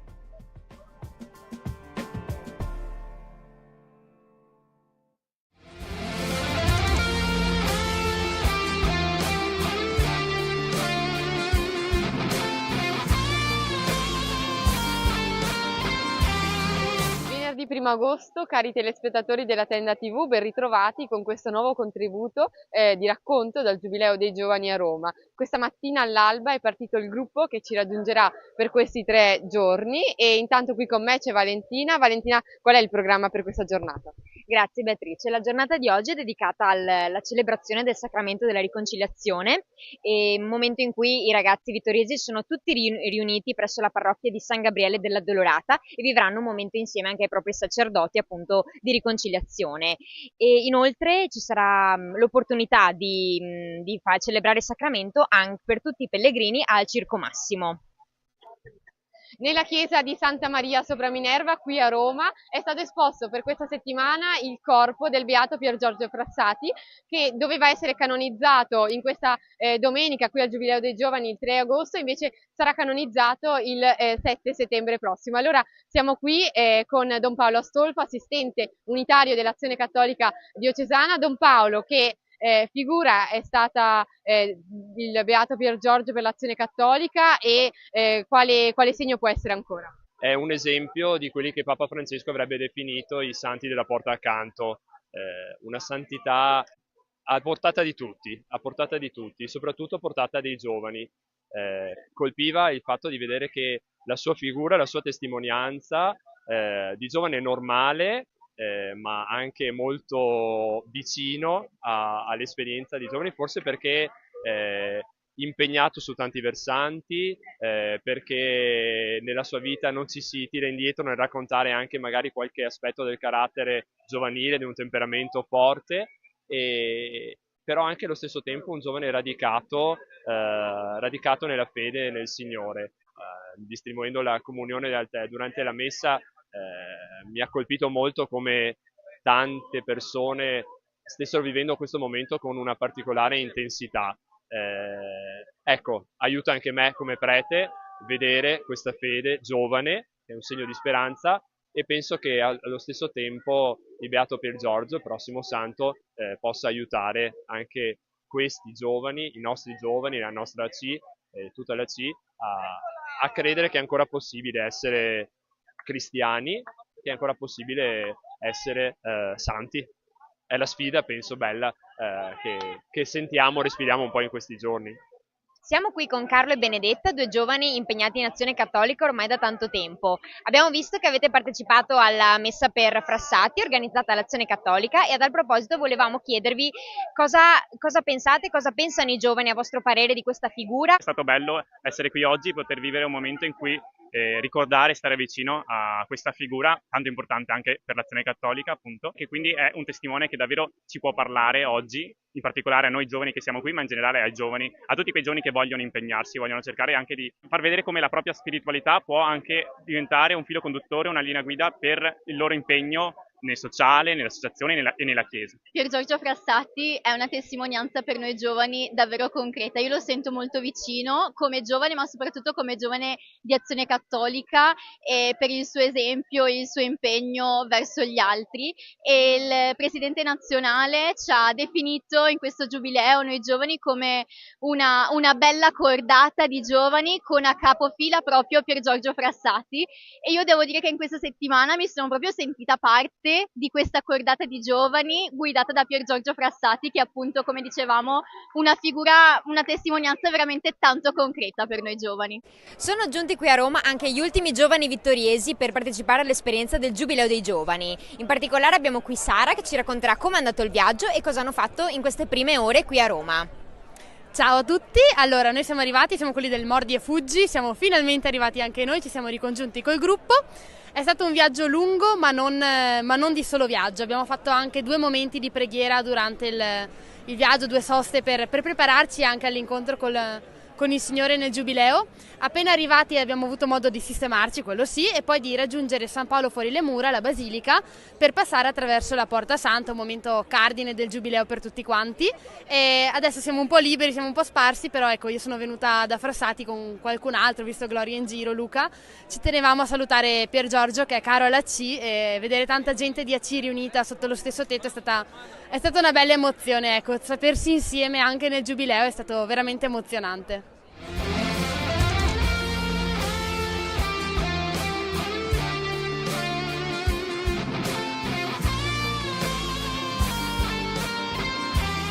Sabato 2 agosto, cari telespettatori della Tenda TV, ben ritrovati con questo nuovo contributo di racconto dal Giubileo dei Giovani. Qui a Roma sono arrivati quasi 400 ragazzi della diocesi di Vittorio Veneto, accompagnati da 14 sacerdoti, e qui a Roma è arrivato anche il vescovo di Vittorio Veneto, Monsignor Riccardo Battocchio, che è qui con noi nella postazione della Tenda TV. Il vescovo ha celebrato questa mattina con tutti i pellegrini della diocesi la messa, e prima della partenza verso Tor Vergata, dove oggi ci sarà la veglia con Papa Leone XIV e domani mattina la messa. E allora, cara eccellenza, grazie intanto per essere qui con noi. Che idea si è fatto in questi giorni del Giubileo dei Giovani, attraverso foto, immagini, racconti, e qual è il messaggio che in qualche modo vuole rivolgere ai ragazzi di Vittorio Veneto?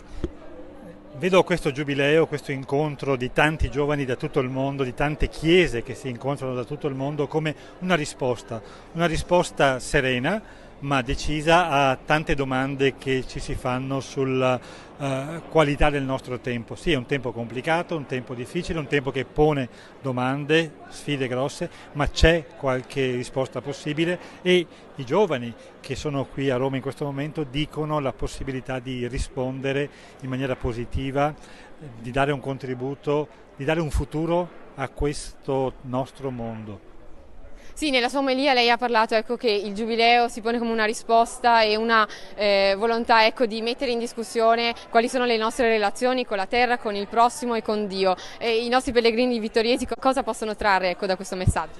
Imparare a sognare con realismo. Il Giubileo è un sogno, il Giubileo dice una vita possibile, anche anticipando quel grande giubileo che noi attendiamo per il compimento ultimo della storia, quando il Signore verrà. Lo attendiamo, ma nel frattempo ci impegniamo ad anticiparlo attraverso relazioni rinnovate, relazioni possibilmente pacifiche, per quanto dipende da ciascuno, e un modo nuovo anche di abitare questa nostra terra senza sfruttarla, senza pensare di possederla come un possesso geloso. Abbiamo un'altra domanda per lei che riguarda 2 figure molto care ai giovani, Pier Giorgio Frassati e Carlo Acutis, prossimi santi il 7 settembre, e vogliamo chiederle quindi che modelli di santità possono ispirare a noi giovani, agli adolescenti. Carlo Acutis in particolare era legato anche al Giubileo degli adolescenti. Quali modelli, quali spunti ci danno questi santi per le nostre vite? Sono 2 figure diverse da non copiare, non sono dei modelli da copiare nei dettagli delle loro scelte, sono modelli che ispirano a ciascuno la ricerca di ciò che è giusto, di ciò che è bello nella situazione particolare, in un'età, in tempi particolari, con storie diverse, ma non stancarsi di cercare quello che rende buona non solo la propria vita ma la vita degli altri. E questo mi pare sia il senso anche della proposta di figure di santità giovani. Certo, dicono che è possibile da giovani vivere la santità a cui ciascuno è chiamato in forza del battesimo. La santità che significa vivere relazioni pacifiche, buone, promoventi con gli altri, con se stessi, con il mondo. Quindi tutto si collega anche con il tema del Giubileo. Ecco, il Giubileo è una revisione e dei rapporti, una rettifica anche dei rapporti, perché siano sempre più segno di quella santità che Dio ci ha donato, che Dio creandoci, chiamandoci a vivere da figli, ci ha donato. Ecco, Carlo Acutis in un modo, Pier Giorgio Frassati in un altro ci hanno testimoniato anche il valore delle relazioni sane, delle relazioni accresciute dalla fede. Un suo consiglio per i giovani appunto per vivere queste relazioni nella fede? Imparare dalle proposte semplici che anche la vita cristiana offre, la partecipazione alla messa, penso, quindi il rapporto con la celebrazione dell'Eucaristia domenicale in particolare. Sembra una cosa da quasi un'illusione, ma è possibile che la celebrazione domenicale dell'Eucaristia diventi anche per i giovani un momento di scoperta di ciò che è bello per loro, semplicemente dare un po' di spazio nella vita alla preghiera, ricordarsi che il Signore ci ha consegnato la preghiera del Padre Nostro come preghiera di figli, queste piccole cose che aiutano a guardare il mondo anche in modo diverso. Ha colpito tutti la grande invocazione alla pace questa settimana da parte di Papa Leone, il Vescovo Fisichella e il Cardinale Zuppi. A suo parere questa settimana Roma potrebbe essere stata una grande capitale della pace e potrebbe anche continuare ad esserlo. Questa è la speranza.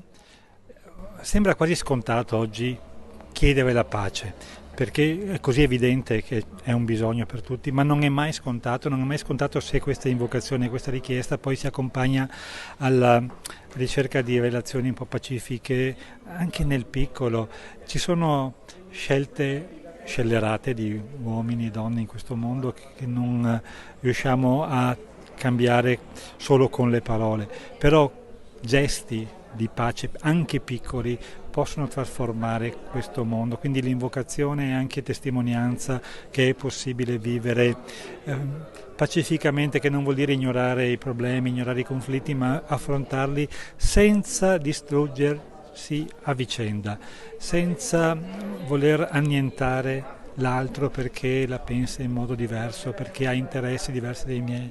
È necessario, ma è anche possibile parlare, cercare anche vie di compromesso se necessario, nel rispetto della giustizia, della verità dell'altro, ma non rispondere al male con altro male. Questa è la pace, non vendicarsi nel senso di rispondere al male con la violenza, con l'annientamento dell'altro. E tutti questi gesti sono anche stati visti proprio questa settimana grazie alla convivenza dei vari pellegrini da parte di tutto il mondo.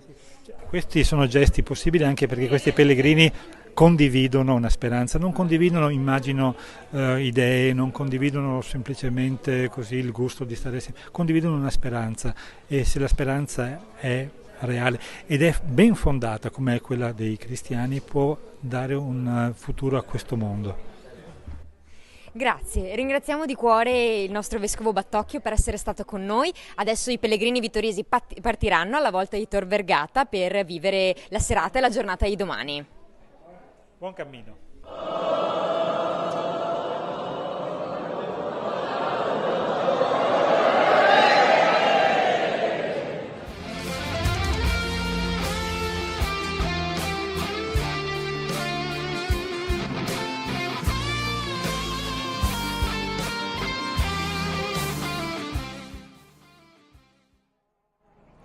Cari telespettatori della Tenda TV, ben ritrovati. Siamo arrivati tutti noi pellegrini della diocesi di Vittorio Veneto per il Giubileo dei Giovani a Tor Vergata, nel grande spiazzo che ci ospita tutti. Siamo oltre 500.000 di ragazzi arrivati qui a Roma per l'incontro con Papa Leone XIV. Questa sera alle 20:30 trasmetteremo proprio sulla Tenda TV la diretta della veglia con il pontefice e poi domani mattina la messa. E allora Sara, com'è andata questo arrivo? E raccontaci un po' di come adesso stanno trascorrendo il tempo i nostri pellegrini.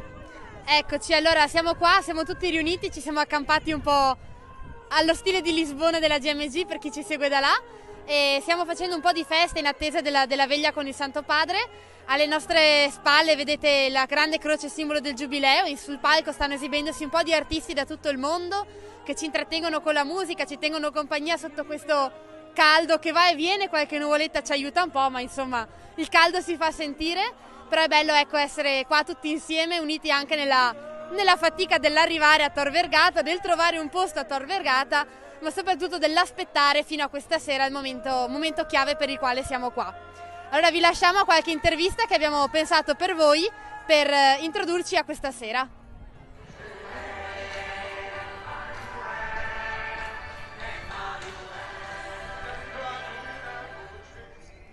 Siamo qui con Vanessa da San Vendemiano, a cui chiediamo quali aspettative ha per questa serata e per la giornata di domani. Allora, guarda, io ho partecipato anche alla GMG ormai nel 2023, quindi in realtà le aspettative sono molto alte. Spero tanto di vivere bene il momento della veglia, che sono sicura sarà un momento memorabile, e anche gli attimi dopo, che sicuramente ci sarà l'opportunità di conoscere altra gente un po' proveniente da tutto il mondo e quindi fare nuove amicizie. E sono anche molto fiduciosa per la messa di domani, non vedo l'ora di vedere il Papa finalmente dal vivo. Grazie. Eccoci, siamo con Marta della parrocchia di Oderzo, una dei giovani di Vittorio Veneto. Allora Marta, ti chiediamo intanto tu quando sei arrivata al Giubileo e se puoi raccontarci un po' come è stato arrivare a Tor Vergata, come è stata la sistemazione sotto il sole in questo grande prato tutti insieme. Ciao, allora io sono arrivata lunedì con il gruppo All In, quindi partendo da Conegliano, insomma con le 5 corriere che sono arrivate qui a Roma.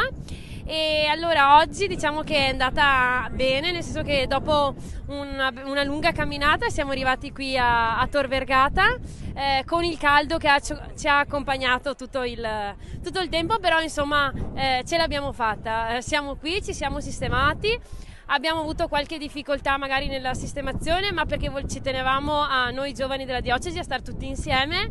Alla fine abbiamo trovato una soluzione, quindi siamo tutti qui insomma nella stessa area e insieme a tantissimi altri giovani da tutto il mondo. Adesso appunto attendiamo l'appuntamento di stasera con Papa Leone XIV. Nel frattempo ascoltiamo qualche gruppo musicale e qualche testimonianza che ci vengono proposti. Grazie Marta, grazie per la tua testimonianza. A voi. Ed eccoci con un'altra pellegrina vittoriese, Marta da Colle Umberto, a cui chiediamo se è emozionata, cosa prova vedendo tutte queste persone, tutti questi giovani attorno a lei. Beh, sicuramente è un'esperienza davvero emozionante. Cosa provo? Beh, innanzitutto ieri attraversando la Porta Santa, vedendo tutte queste persone, essere per strada, vedere la gente cantare, vedere questo senso di comunità in qualche modo mi ha riempito davvero il cuore di gioia, ero super emozionata, mi sentivo in qualche modo viva e poi è bello perché sento di star condividendo qualcosa di importante con tantissime persone da tutte le parti del mondo soprattutto. E allora cari telespettatori, grazie per essere stati con noi anche in questa giornata di sabato da Roma per il Giubileo dei Giovani. Ora vi lasciamo alla diretta della veglia di Papa Leone XIV con i giovani qui a Tor Vergata e ricordiamo che il contributo è realizzato in collaborazione tra la Tenda TV L'Azione e la Pastorale Giovanile Diocesana di Vittorio Veneto.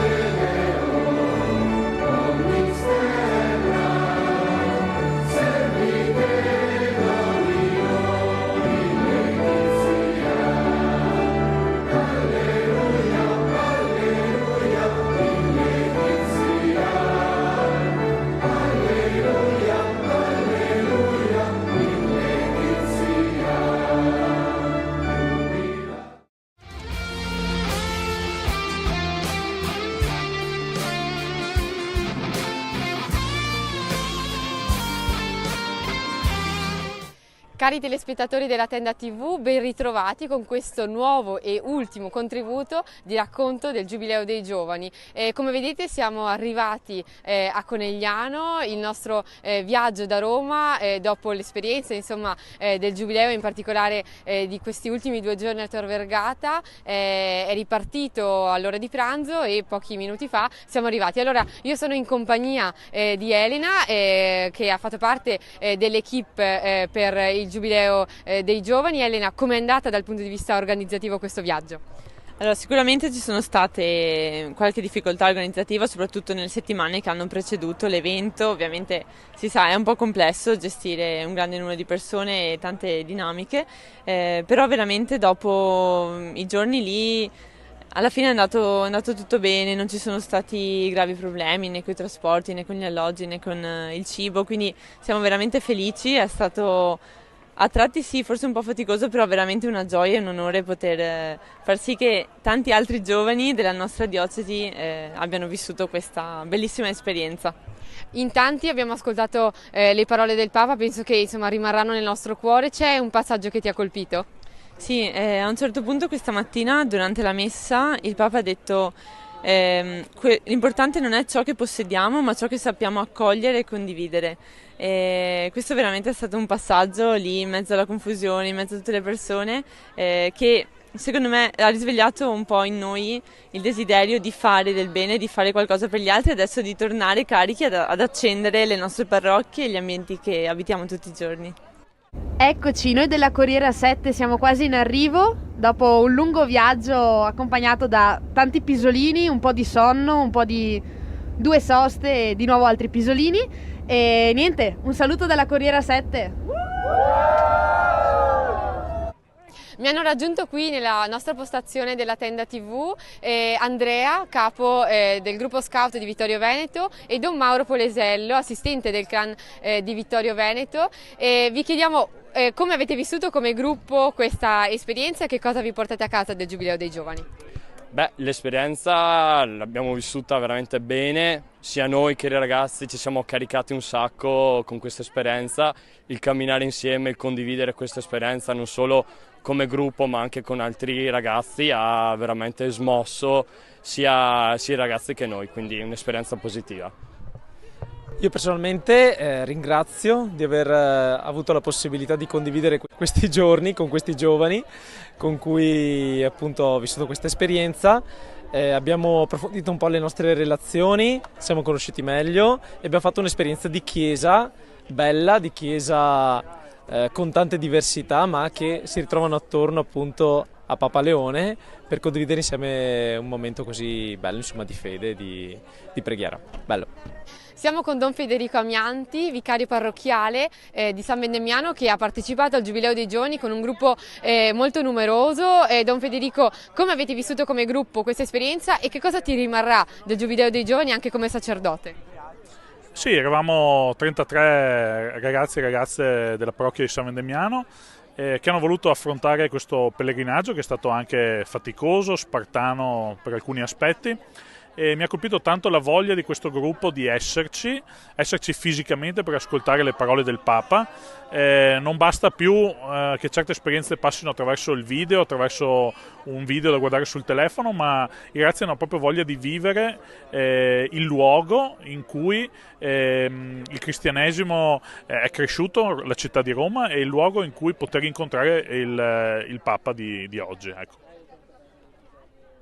Per me come giovane prete sono state molto significative le parole di Papa Leone, soprattutto quelle che riguardano la vocazione, quando lui ha invitato i giovani a fare delle scelte per amore, affrontare le rinunce che queste scelte comportano, ma perché in questo si trova la gioia grande.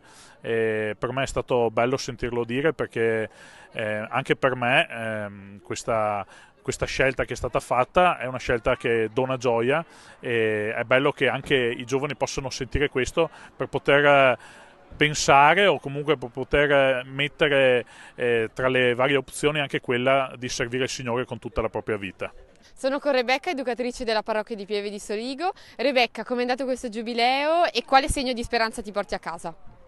Allora, devo dire che è andato davvero bene, anche come gruppo di educatori, di giovani della nostra parrocchia abbiamo davvero avuto modo di rinforzare i nostri legami e mi porto a casa una frase che ci ha lasciato ieri sera Papa Leone riguardo alla pace e al fatto che è proprio l'amicizia e quindi anche la capacità di stare assieme tra di noi e costruire davvero legami significativi, la strada per arrivare a una pace disarmante, come dicevi, no? Disarmata e disarmante, come ci diceva invece durante la messa, che alla fine, al termine della messa di accoglienza, diciamo.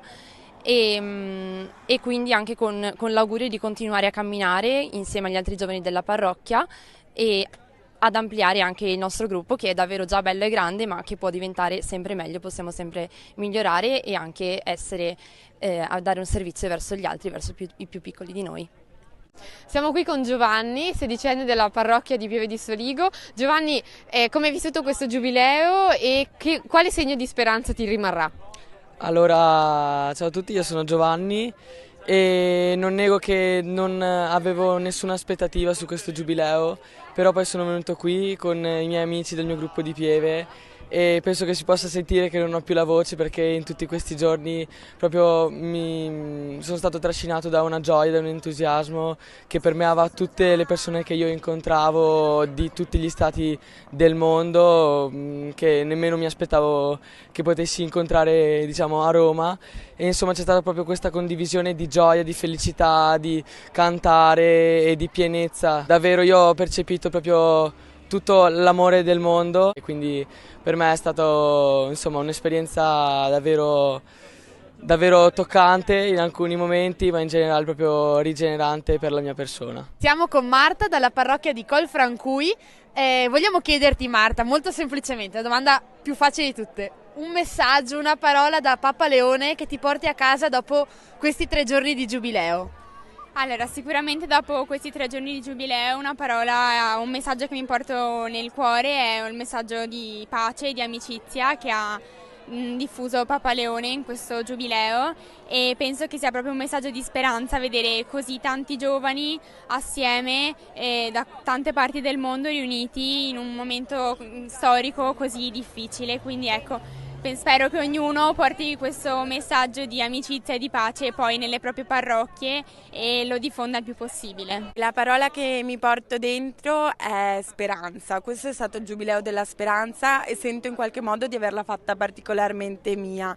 E mi piacerebbe applicare nella mia quotidianità una vita orientata alla speranza per non accontentarmi e fare grandi cose, e spero insomma di riuscire a trasmettere questo messaggio anche a chi mi circonda. Grazie Marta.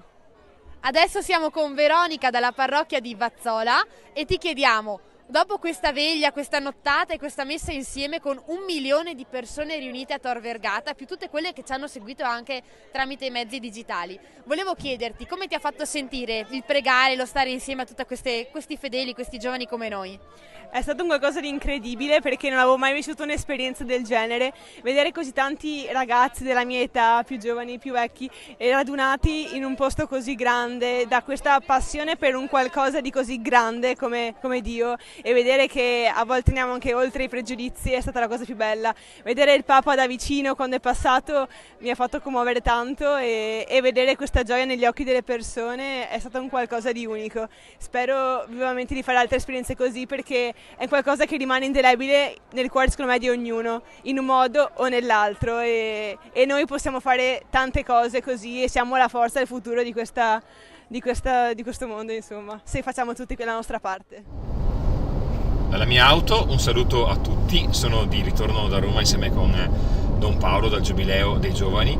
Un breve riscontro su questi giorni molto belli, almeno del riscontro avuto dai giovani che vi hanno partecipato, belle le esperienze universali che abbiamo vissuto, belle le esperienze diocesane, belle anche quelle che i piccoli gruppi hanno potuto vivere in prossimità, di spiritualità, esperienze che speriamo possano gettare nel cuore di chi ha partecipato un piccolo seme che poi possa crescere a casa, accompagnati anche dalle parole di Papa Leone che abbiamo ascoltato ieri sera durante la veglia e questa mattina, parole che hanno invitato a vivere intensamente le scelte. Approfitto anche in questo ultimo riscontro che do di un ringraziamento al servizio fatto dalla Tenda TV, in primis da Beatrice, Valentina e Sara, e da Federico, che hanno curato la rubrica molto seguita e apprezzata di questi giorni. Un saluto carissimo a tutti, ciao! E allora, cari telespettatori, adesso che ci siamo riuniti tutti noi diocesani, ci teniamo a ringraziarvi per averci seguito, per aver partecipato anche da lontano a questa esperienza che è stata in qualche modo segnata dalle parole di speranza, di pace e di amicizia che resteranno nella mente e nei cuori di chi ha partecipato al Giubileo dei Giovani. Allora ringraziamo per averci seguito, Sara e Valentina si uniscono ai grazie. Allora io volevo ringraziare tutti quelli che hanno appunto pregato con noi, è sempre più bello pregare stando insieme. Un grazie a chi ha condiviso una preghiera, un abbraccio, un sorriso, un canto notturno, perché no? Quindi la compagnia e l'essere stati insieme per vivere insieme la gioia della fede. Ringraziamo inoltre per le numerose iniziative e momenti di condivisione insieme ai giovani di tutto il mondo e l'equipe dei nostri sacerdoti per aver preparato e curato i momenti tra noi giovani vittoriesi. E allora grazie alla Tenda TV, all'Azione e alla Pastorale Giovanile Diocesana di Vittorio Veneto che hanno voluto questi contributi di racconto e li hanno trasmessi quotidianamente. Ciao Tenda TV!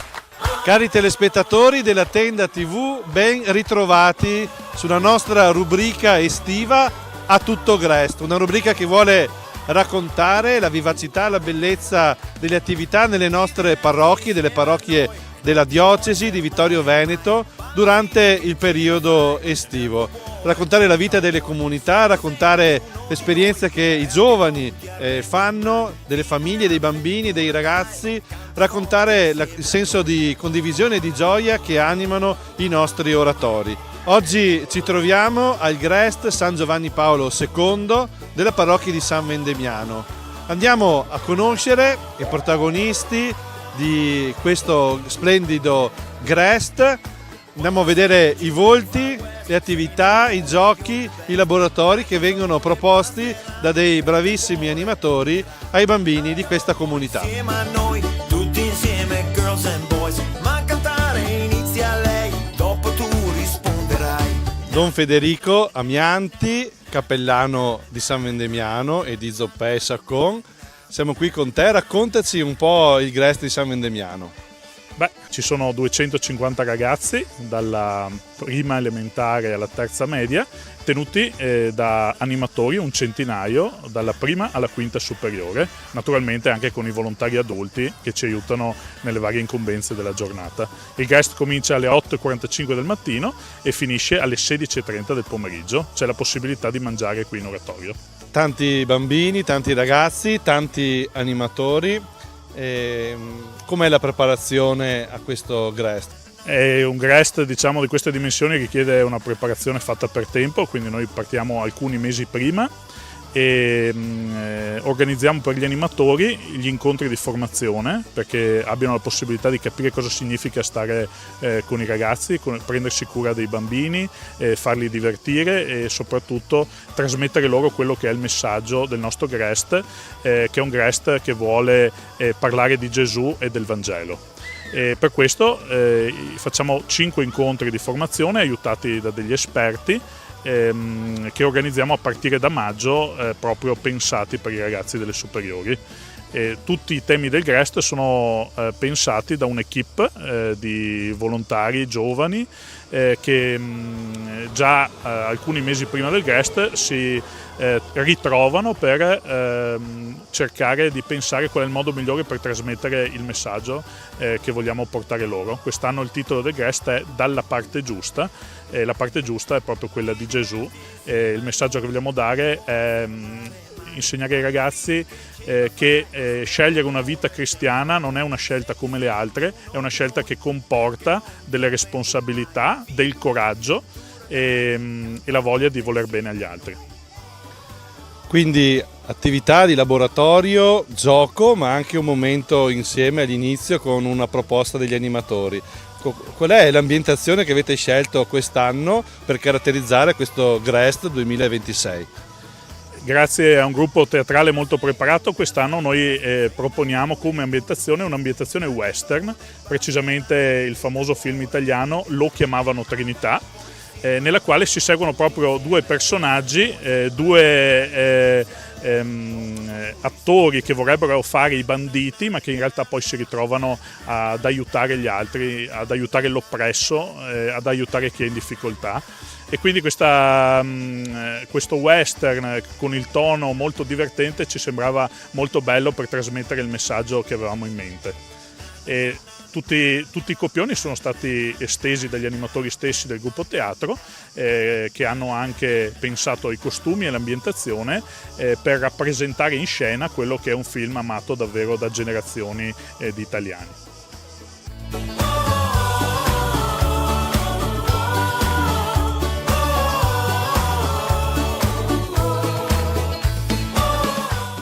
Siamo qui con Gabriele. Gabriele, come sta andando il GREST qui a San Vendemiano? Sta andando molto bene. Abbiamo iniziato settimana scorsa, ma comunque sta andando molto bene questa esperienza estiva qui a San Vendemiano. Angelica, cosa ti piace di più del GREST di San Vendemiano? Stare insieme ai bambini e fare le attività di gruppo, quelle che facciamo in aula. Maria Vittoria, raccontaci qualcosa delle attività che fate nei gruppi. Ci sono diverse attività nei gruppi, specialmente al mattino, e sono attività comunque che istruiscono il bambino e gli fanno capire nuove cose, scoprire nuove cose. Davide, raccontaci qualcosa della mattina degli animatori e anche dell'inizio del GREST qui a San Vendemiano. Allora, noi arriviamo qua verso le 8:30 per fare la preghiera animatori e successivamente dopo abbiamo i balli di gruppo con gli animati e il teatro. Successivamente adesso abbiamo appena finito l'attività di gruppo, che è un'attività più formativa.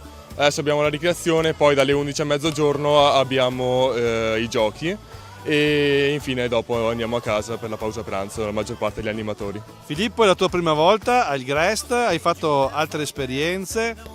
No, ormai è il quarto anno che faccio qua al GREST, ogni anno è sempre più bello. Raccontaci qualcosa magari dei pomeriggi che fate con i ragazzi.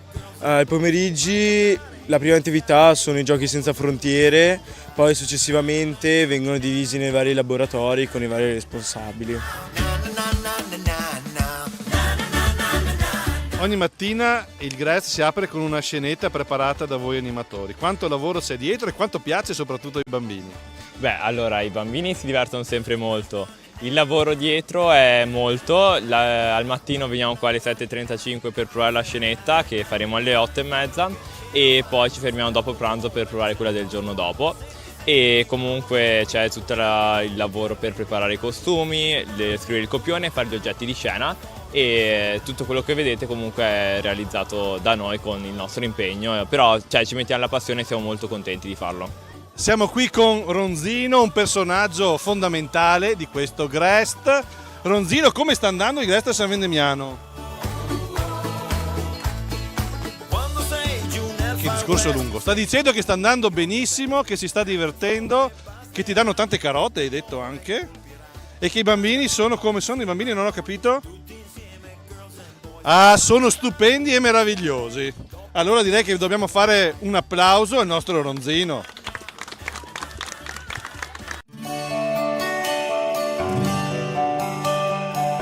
Voi siete?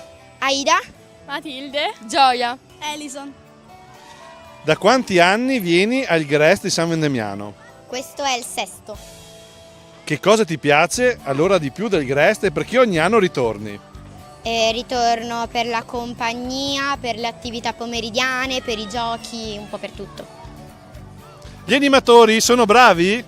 Sì, dai, sì. Senza di loro non si potrebbe fare niente, quindi. Che cosa ti piace di più della mattina al Grest San Vendemiano? La scenetta, perché è molto divertente e gli attori sono molto bravi e riescono a interpretare bene la storia. Al Grest fate anche qualche uscita, qualche gita? Sì, molte, ogni venerdì facciamo una gita o un'uscita, tipo lo scorso venerdì abbiamo fatto la biciclettata e questo venerdì andremo a vedere un museo degli aerei storici. Consigliereste il Grest alle vostre amiche? Io sì, molto, perché comunque, come ha detto prima Ida, si sta bene in compagnia e è molto bello, anche si fanno belle cose, sì. Salutate i telespettatori della Tenda TV. Ciao! Il vostro oratorio è davvero ampio, grande, con tanti spazi sia all'esterno che all'interno. Vediamo qui sulle queste pareti anche i disegni dei Grest passati. Di cosa ci puoi raccontare? Ogni anno, grazie alla capacità artistica dei nostri animatori, viene fatto un murales sul tema dell'anno. Abbiamo visto quello del 2024 sull'Isola del Tesoro, che è il tema teatrale che abbiamo messo in scena. E questi murales sono realizzati dai ragazzi nei laboratori che si tengono al pomeriggio. Ci sono chiaramente degli animatori preparati con capacità artistiche e cerchiamo così anche di abbellire il nostro oratorio per tutto l'anno. Qui possiamo vedere il murales del Grest dell'anno scorso, ambientazione Tre Moschettieri, e questo è proprio il lavoro che hanno realizzato gli animatori assieme ai ragazzi. Quest'anno, come dicevamo, con il tema lo chiamavano Trinità, stiamo già realizzando il nuovo murales, eccolo qui, in cui possiamo vedere Bambino e Trinità, Bud Spencer e Terence Hill, e pian piano stanno emergendo le figure dei loro avversari e della famiglia di coloni in difficoltà che aiuteranno. Don Marco Zarpellon, parroco di San Vendemiano, di Zoppei di Saccon anche. Cosa vuol dire fare il Grest in una parrocchia? Qual è il valore aggiunto in una comunità di questa esperienza? Il valore aggiunto sicuramente è quello del servizio dei ragazzi. Io ho sempre fatto Grest pensando all'importanza che ha di impegnare nel servizio dei più piccoli gli animatori, insomma, quindi formare gli animatori, far sì che siano gruppo, che si mettono al servizio dei ragazzi più piccoli con generosità, nella preparazione pre-Grest, nell'attuazione, nella sistemazione. Io dico così, per me il Grest è fatto soprattutto per gli animatori, poi abbiamo anche tanti ragazzi, bambini, famiglie che beneficiano di questo servizio e quindi questa è una conseguenza bella, però innanzitutto dal punto di vista del servizio pastorale, dell'azione pastorale, è un modo per coinvolgere i ragazzi delle superiori per un fine buono e anche cristiano, perché non facciamo soltanto animazione o impegniamo il tempo libero dell'estate, ma cerchiamo anche di dare un profilo di fede, c'è un momento di preghiera, c'è un momento di riflessione, c'è un filo conduttore che è un modo per annunciare il Vangelo ai più piccoli, approfittando di avere tanto tempo a disposizione con loro. Penso che sia questo in sintesi. E cosa si può portare a casa un giovane, un animatore che dedica dei mesi della propria estate, delle proprie vacanze per vivere questo servizio? A me pare che i ragazzi quando cominciano a fare questo servizio abbiano, come dire, il freno a mano tirato, no? Perché vuol dire sacrificio, vuol dire tempo, vuol dire formazione. Poi man mano che si va avanti, no? Di settimana in settimana, notiamo che ci sono davvero quasi tutti, ma alcuni in particolare ti fanno capire che l'esperienza di servizio cresce man mano che loro si rendono conto di fare qualcosa di gratuito che gli riempie il cuore. Quindi potersi interfacciare, conoscere, riconoscere dai bambini, portarli nel cuore, fa sì che pian piano i ragazzi si sentono che questa sì è la loro casa, gli animatori sentono che questa è la loro casa, ma che la relazione che hanno con i ragazzini è una relazione veramente fraterna, si vogliono bene, quindi io penso che questo sia una bella traccia evangelica, insomma. Tant'è vero che quando finisce il Grest c'è sempre il senso della delusione che tutto sia finito, si andrebbe avanti per inerzia, penso per altre settimane, con tanta meno fatica e con tanta più gioia forse, perché si è capito il valore della generosità gratuita, è quello che cresce insomma di settimana in settimana, mi pare di poter dire. Siamo qui al bar dell'Oratorio con Mariangela e Marina. Qual è il gusto di ghiacciolo più venduto al vostro bar? Il limone. Cosa vuol dire mettersi a disposizione della parrocchia in questo servizio per i ragazzi e per gli animatori? Mi fa piacere aiutare, visto che comunque i miei figli vengono qui al Grest, e poter anche io dare una mano, visto che la parrocchia dà questa grande opportunità per trascorrere l'estate in un modo sereno e anche sano, con dei bei valori ai nostri ragazzi. Voi vi chiamate? Santiago. Ines. Che cosa vi piace di più del Grest? Stare in compagnia con gli amici e giocare a calcetto. Mi piace la scenetta e mi piacciono i laboratori al pomeriggio. C'è un laboratorio che ti piace in particolare? Mi piace il laboratorio di traforo. Tagliamo il legno per fare delle forme. Siamo in chiusura di questa puntata di A Tutto Grest dall'Oratorio di San Vendemiano con Don Federico.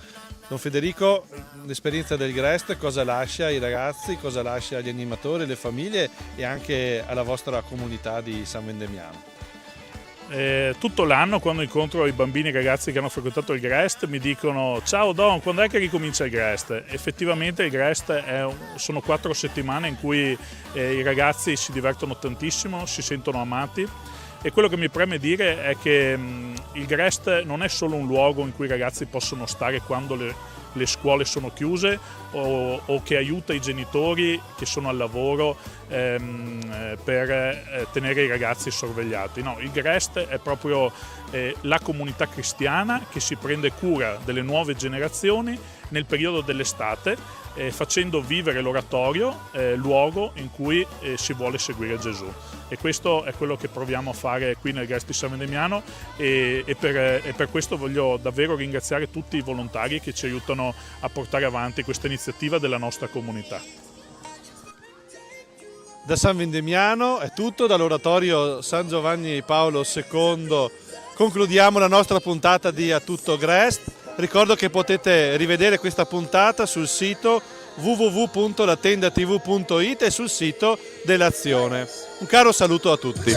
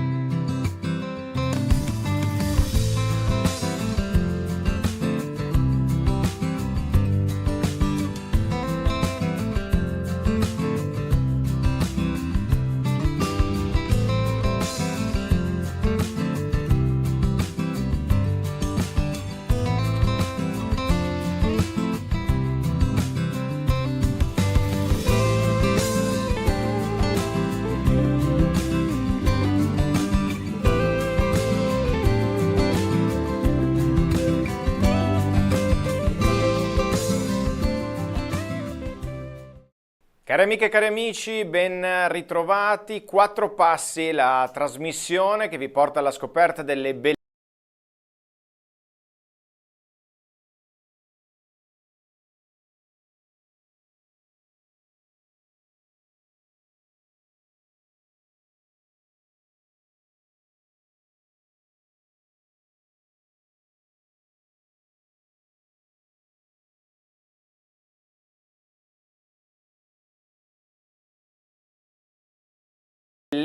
del territorio vittoriese. Do il benvenuto, il bentrovato ancora una volta qui a Silvia Bevilacqua, qui nei nostri studi della Tenda TV, che oltre ad essere protagonista dei documentari che vi stiamo proponendo in questo ciclo di trasmissioni, ci aiuta anche a entrare un po' nel contesto e quindi ci dà una sorta di anticipazione, di anteprima di quello che vedremo tra pochi minuti. Silvia, dove ci porterai oggi? Oggi andiamo alla Madonna della Tosse. È un luogo vittoriese che più o meno tutti affermano di conoscere, ma che in realtà pochi sanno poi raggiungere in autonomia. Siamo nel contesto intorno alla Pieve di Sant'Andrea, in un luogo di pace e di serenità immerso nel verde. Questa chiesetta, che nella forma attuale risale al 1924, un'oasi di pace che paradossalmente si trova a pochi passi dall'uscita sud del traforo di Sant'Augusta, quindi sembra impossibile avere questo spazio davvero di serenità e di silenzio a ridosso di un punto stradale così importante per la città. Ecco, molti magari nel corso delle passeggiate, delle loro passeggiate qui sul nostro territorio, ci saranno passati davanti oppure ci saranno passati vicino, però magari pochi sono effettivamente entrati all'interno di questa piccola chiesetta, e quindi tu ci porterai proprio dentro la chiesa. E certo, questi video ci portano dentro la chiesa, innanzitutto a scoprire la sua storia e a scoprire le opere d'arte che in esse si conservano. Entro subito nel merito delle opere d'arte perché abbiamo 3 elementi. Il primo è la cosiddetta Madonna della Tosse, quindi un piccolo dipinto, olio su tavola, di cui non sappiamo riconoscere l'autore, non abbiamo notizie, molto scuro proprio dal nero fumo delle candele. E questo nero fumo è proprio il segno delle antiche devozioni.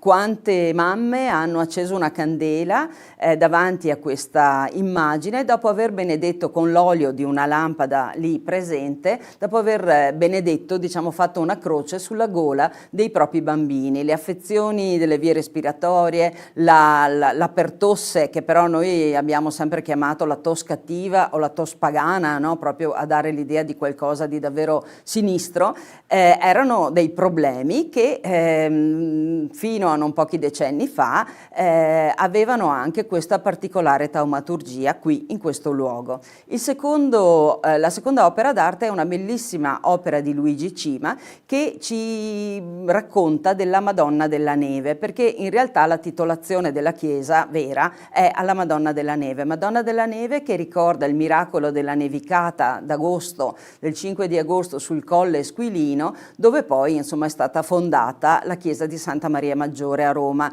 Noi la conosciamo adesso anche perché è il luogo scelto da Papa Francesco per la propria sepoltura. Il terzo elemento sono 2 pannelli contemporanei, fatti 2 anni fa, da Anna Maria Trevisan, che raccontano della devozione, di quella devozione che fino agli anni 40 c'era in questa chiesa. È molto importante questo perché in un progetto di riqualificazione, di pulizia, di sistemazione del tetto, si è pensato anche di introdurre un'opera di arte del nostro tempo, di arte contemporanea, di una pittrice vicentina ma molto presente nel nostro territorio, perché in fondo quello che manca a volte è proprio nell'arte sacra l'agire con opere del nostro tempo. È giusto restaurare, ma è anche giusto lasciare un segno contemporaneo. Certamente, quindi questo quello che vi racconteremo tra poco, ma l'abbiamo fatto anche nelle scorse puntate. A noi piace vedere quello che c'è attorno, quindi in che contesto si inserisce in questo caso la chiesetta della Madonna della Tosse. Quindi dopo andremo a vedere anche altri luoghi a noi molto familiari, soprattutto mi rivolgo ai telespettatori di Vittorio Veneto, ma magari altri luoghi altrettanto interessanti per chi ci guarda da fuori. Certo, sono partita parlando del contesto, no? Del contesto ambientale di questo luogo, ma abbiamo fatto così, come dire, allargato lo sguardo, segnalando, facendo dei video per ognuno dei segni del sacro che da qui si vedono. Innanzitutto ovviamente il santuario di Sant'Augusta e poi anche la Madonna della Salute, che sono accomunati, questi due siti molto frequentati del nostro territorio, che hanno antichissime devozioni ma ancora vive, dal fatto che entrambi sono stati trasformati, diciamo, in occasione della peste del 1630, la peste manzoniana, quando Venezia fa un voto importante e promette e realizzerà la chiesa della Madonna della Salute, chiede a tutte le città a lei sottomessa, quindi anche a Ceneda e a Serravalle, di fare dei voti, di fare di prendersi degli impegni in questo senso, e Serravalle sceglierà di ricostruire di fatto il santuario di Sant'Augusta e di creare la salita, mentre Ceneda sistemerà l'antico romitorio dedicato a San Colombano per farne proprio la Madonna della Salute. E in più abbiamo valorizzato anche una chiesetta sconosciuta spesso, che è la chiesa dedicata a San Mamante, che si trova in cima, potremmo dire, all'anfiteatro di Rindola, a metà tra la cima del Pizzoc e la zona di Sant'Andrea, dove si venera questo santo africano molto antico, una piccola chiesetta immersa in un contesto straordinario. L'ultima tappa che vi cito, ma in realtà è la prima che troverete nei video, è ovviamente anche la Pieve di Sant'Andrea, e lì non c'è una narrazione completa della chiesa di Sant'Andrea, ma siamo andati ad individuare quali sono i santi taumaturghi, quindi che si sommano, no, alla Madonna della Tosse, presenti raffigurati in opere pittoriche nella Pieve di Sant'Andrea, proprio per comporre questo sorta di pantheon di santi taumaturghi che erano davvero importanti nel nostro passato. Ecco, quindi tanta carne al fuoco, come avete avuto modo di sentire e come vedremo tra pochissimo. Anche in questo caso, grazie a chi è stato possibile realizzare questi video. Ecco, squadra che vince non si cambia, e quindi l'architetto Susanna Maset, che ha curato per la parrocchia di Sant'Andrea tutto il progetto PNRR, e che sappiamo sono cose molto complesse, Emanuele Aruggio, che ha curato il restauro di alcune parti che ne necessitavano, e poi della pala d'altare. Citerei anche appunto Anna Maria Trevisan, che ha realizzato le due opere moderne, Federico Campodall'Orto, che sempre al di là della macchina da presa per cercare di gestire al meglio queste occasioni di conoscenza, e la ditta Bags for Dream, che ha questa tecnologia che ci permette, inquadrando una cartina, di far partire questi video e di concentrare la nostra attenzione sui diversi aspetti. E ovviamente ringraziamo e salutiamo anche la parrocchia, ovviamente, come in questo caso anche nelle altre occasioni. Direi che è giunto il momento di proporre ai nostri telespettatori il documentario che ci porta alla scoperta, o meglio a fare 4 passi alla Madonna della Tosse in quel di Sant'Andrea a Vittorio Veneto.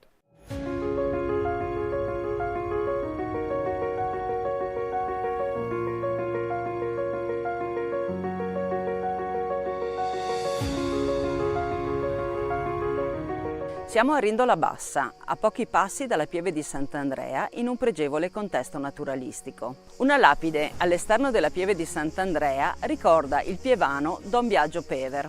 A lui dobbiamo la valorizzazione della chiesetta della Madonna della Neve. L'epoca in cui venne eretto un primo segno del sacro in questo luogo non è nota e non sappiamo nemmeno se la devozione più antica fosse alla Madonna della Neve. Ricordiamo che questa dedicazione si lega alla fondazione della Basilica Romana di Santa Maria Maggiore. Ma per tutti questo luogo è la Madonna della Tosse. Fa memoria di un'antica pratica, quella di portare qui i bambini per benedire le loro gole e per proteggerli così dalle afflizioni dell'apparato respiratorio. Il terreno su cui sorge questo segno del sacro era anticamente di proprietà dell'ospedale di Serravalle. Nel 1868 passò alla cura della Pieve di Sant'Andrea ed è allora che annotiamo gli interventi, l'impegno di Don Biagio Pever per migliorare questo edificio. A questo periodo risale anche la realizzazione della stradina d'accesso. Ogni anno, il 5 agosto, alla fine della celebrazione, la popolazione si recava in processione con le candele accese da questa chiesa, dalla Madonna della Tosse, fino alla Pieve di Sant'Andrea. Nel 1924 un altro pievano di Sant'Andrea, Monsignor Mosè da Broi, realizzò l'attuale edificio. Fu un intervento che vide la collaborazione dell'intera comunità, come è testimoniato dalle parole riportate nella lapide sopra il portale d'accesso. La facciata è sobria, notiamo 2 finestrelle neogotiche, il portale, l'oculo e il campaniletto a vela.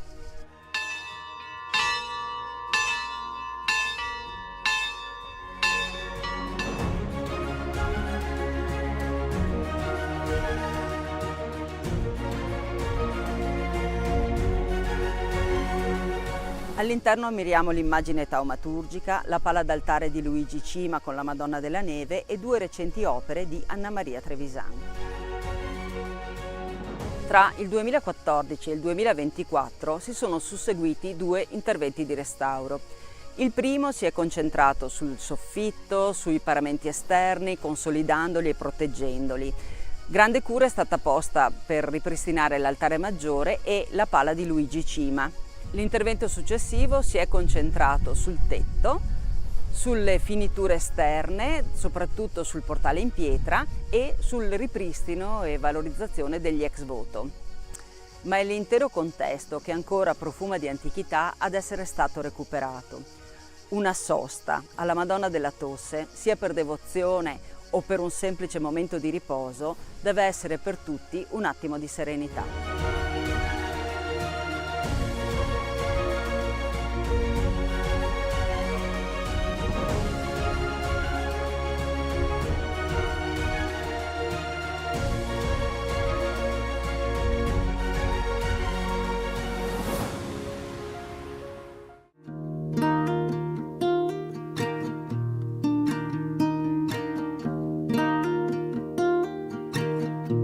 In questo piccolo luogo di culto si è nei secoli pregata la Madonna della Tosse. Il nome ci ricorda epoche in cui le invocazioni taumaturgiche erano assai diffuse, epoche in cui poco poteva fare la medicina o la farmacopea e allora la devozione verso i santi e certe pratiche religiose, certi gesti diventavano molto importanti.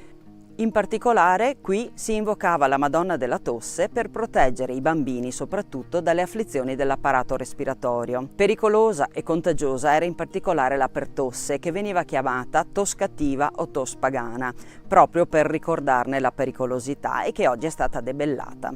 Nel corso dell'Ottocento, ma ancora nella prima metà del Novecento, le mamme e le nonne portavano i bambini presso la Madonna della Tosse. Arrivate qui, intingevano il dito nell'olio della lampada posta davanti all'immagine taumaturgica e con quell'olio facevano il segno della croce sulla gola dei bambini, affinché la Madonna li preservasse o li guarisse dalle afflizioni proprio dell'apparato respiratorio. Poi non sarebbero mancate piccole però sincere offerte, segni di devozione per l'aiuto ricevuto.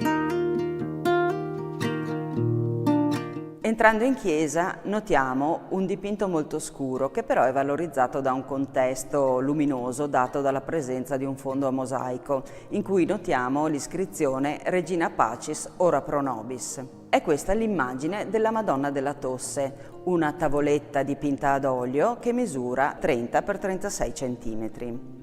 Vi riconosciamo Maria, che tiene in braccio il bambino Gesù, le loro aureole si incrociano, i loro gesti sono affettuosi. Maria ha un velo da popolana e anche un abito molto semplice, è un'immagine adatta a creare una relazione con le persone semplici che venivano a pregare in questo luogo per chiedere aiuto a Maria. L'opera è stata probabilmente realizzata nel corso del Seicento, però lo strato di nero fumo che la avvolge e anche l'aggiunta di particolari come dei cuoricini rossi rende difficile una precisazione cronologica.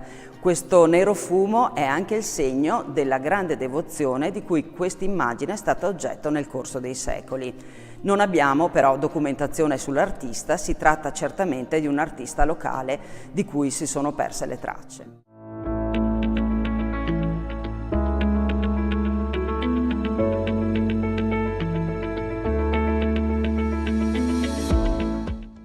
Nel 1924 il pievano di Sant'Andrea di Bigonzo, Don Mosè da Broi, fa costruire la chiesa della Beata Vergine della Neve sul luogo di un antico capitello. Serve una bella pala per l'altare, un dipinto che celebri la titolare di questo venerato edificio sacro. Don Mosè va sul sicuro e dà l'incarico ad un pittore affermato e già maturo, Luigi Cima, nato a Villa di Mel in Valbelluna nel 1860. Dopo essersi formato a Venezia e aver vissuto a lungo in quella città, da più di 20 anni è tornato a Villa di Villa. Non ha perso però la sua verve creativa. Dipinge alacremente soggetti sacri per tante chiese, anche nel Trevigiano, ma nel contempo celebra con opere monumentali la sacralità del quotidiano, i paesaggi montani, il dignitoso lavoro dei contadini, lo scorrere delle ore e delle stagioni, con le loro variazioni luministiche e lo sfaldarsi delle tinte, con composizioni che si fanno canto. Il soggetto da realizzare nella chiesetta campestre di Vittorio Veneto evoca un titolo molto antico legato a Maria. La tradizione vuole che a Roma, ai tempi di Papa Liberio, tra il 352 e il 366, ci fosse un patrizio romano di nome Giovanni. Insieme alla moglie desiderava destinare le proprie ricchezze alla costruzione di una chiesa dedicata alla Vergine. Nella notte tra il 4 e il 5 agosto ai due coniugi e al pontefice capitò di fare lo stesso sogno. Maria apparve sul Colle Esquilino promettendo un segno per la collocazione del nuovo edificio sacro. Il giorno seguente i tre, recatisi sull'altura cittadina, la trovarono ricoperta di neve e lì costruirono. Su quella prima chiesa sorgerà un secolo più tardi la Basilica di Santa Maria Maggiore. Il dipinto di Luigi Cima offre una fresca interpretazione di questo miracolo. La Vergine col bambino in braccio occupa quasi tutta l'altezza della tela. Fluttua in un cielo dai colori rosati di un'alba promettente. La brezza le gonfia il mantello. Figure angeliche accompagnano l'apparizione. Il segno miracoloso è già palese. In lontananza qualcuno contempla la distesa di neve che si scorge anche su un pioppo in primo piano, come se, con grande naturalezza, potessimo toccare con mano quella manifestazione divina. 2 anni prima, nel 1922, il Cima aveva dipinto un'opera straordinaria intitolata Ritorno dai campi. Vi compare una contadina con il figlioletto sulle spalle, mentre percorre una stradina di campagna immersa nel verde. A quella donna semplice e affaticata dal duro lavoro, l'artista aveva impresso una tale bellezza e una dignità da farla sembrare una Madonna. Se non fosse per gli angeli e per la postura di Maria e del piccolo, anche qui si potrebbe pensare ad una scena reale ambientata nella sua Villa di Villa. Maria è una donna concreta, così vicina da poterla quasi toccare, immortalata insieme a suo figlio entro un paesaggio montano.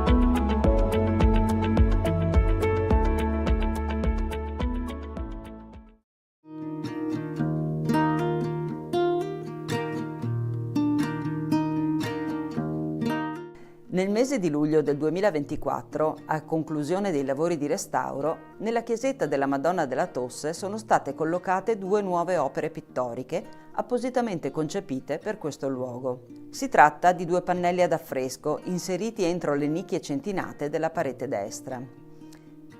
Il contesto agreste su cui sorge l'edificio sacro, l'essenzialità spaziale e cromatica degli interni, l'atmosfera intima e raccolta ne hanno suggerito i caratteri.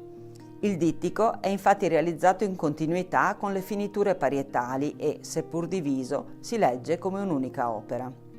Raffigura un gruppo di popolane raccolte in preghiera con i loro figlioletti nei pressi della chiesetta. Stanno per affidare la salute dei piccoli alla Madonna. Le ristorano le alberature del sagrato, mentre fasci di luce scendono dal cielo, una promessa di cura e di protezione. La chiesa è titolata alla Beata Vergine della Neve, ma per tutti è la Madonna della Tosse. Qui si praticava la benedizione della gola ai bambini per proteggerli dalle afflizioni dell'apparato respiratorio.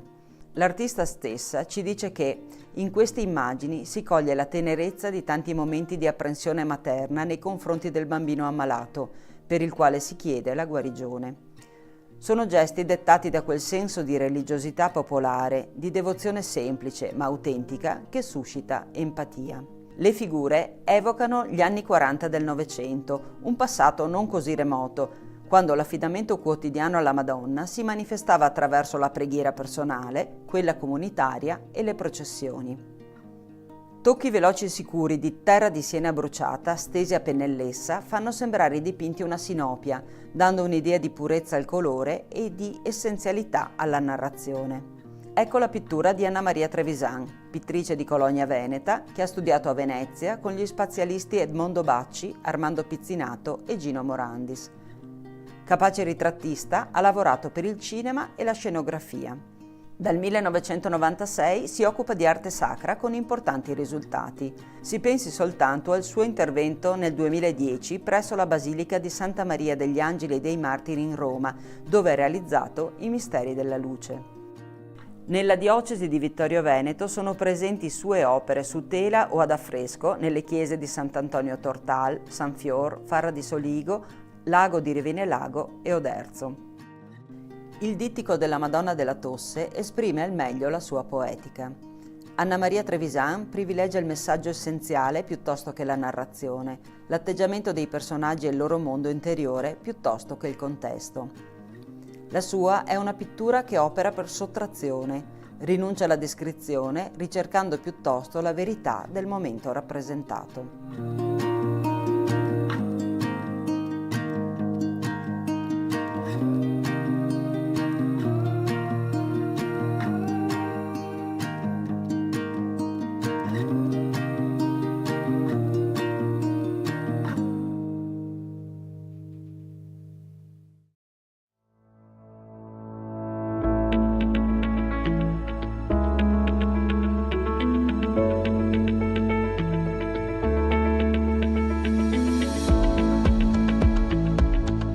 Sant'Andrea è la Pieve, la chiesa più antica di questo territorio. Qui si veniva battezzati e si ricevevano gli altri sacramenti che un tempo davvero scandivano la vita degli uomini. L'attuale edificio risale alla fine del 400, ma esiste la lapide che documenta la solenne consacrazione di quello precedente, nel 1303. Importanti tracce archeologiche ci attestano inoltre l'esistenza di antichissimi luoghi di culto in quest'area denominata Bigonzo. È un toponimo insolito, forse derivato da un nome o sottolineatura dell'ampia area prativa, simile ad un contenitore basso e capiente, chiamata Bigoncia.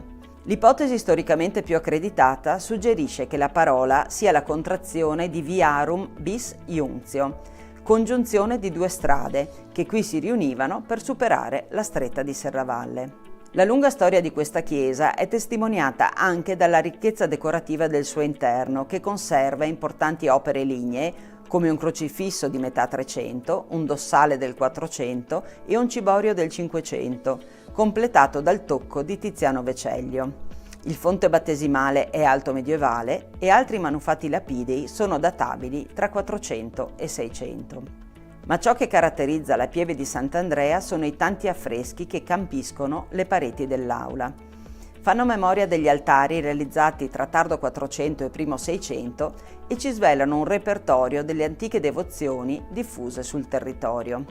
Alcune sono davvero insolite, ad esempio quella per Santa Brigida di Svezia, che ricorre ben 2 volte, o a San Giobbe, personaggio biblico ritenuto protettore del baco da seta e dei lavoratori del settore.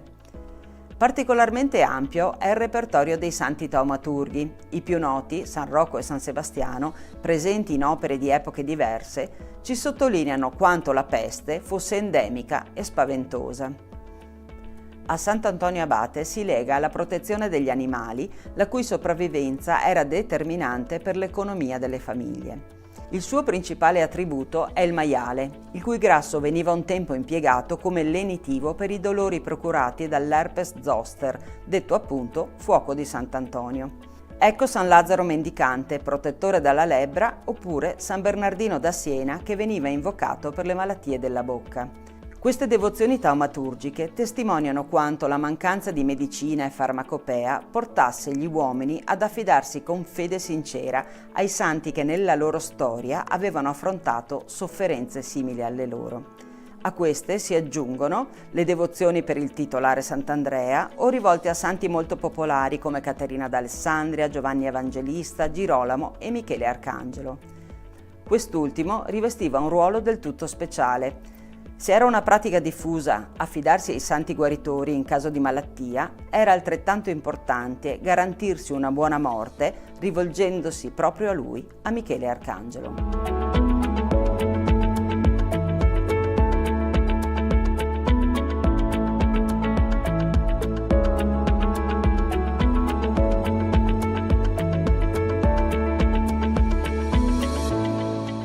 San Rocco, San Paolo, il Monte Altare, San Gottardo, Santa Augusta, San Mamante, Madonna della Salute sono solo alcuni nomi che ricordano il sacro con cui indichiamo le colline che circondano Vittorio Veneto. Ad esempio, la costa di Fregona è per tutti la costa della Madonna della Salute. Qui è attestato un luogo di culto a partire dal 1224. Si trattava probabilmente di un capitello dedicato a San Colombano, un monaco irlandese, ma qui intorno si stabilì un eremita e una piccola comunità. La svolta avvenne nel 1630, all'epoca della peste che chiamiamo manzoniana perché fa da sfondo ai Promessi Sposi.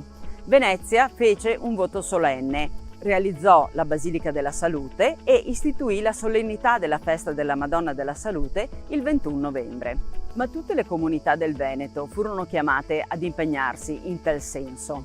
La diocesi di Ceneda rispose proclamando San Rocco copatrono della diocesi insieme a San Tiziano, San Rocco le cui spoglie sono conservate a Venezia, e Serravalle rispose invece costruendo, modificando, trasformando profondamente il santuario di Santa Augusta e creando il percorso per ascendervi.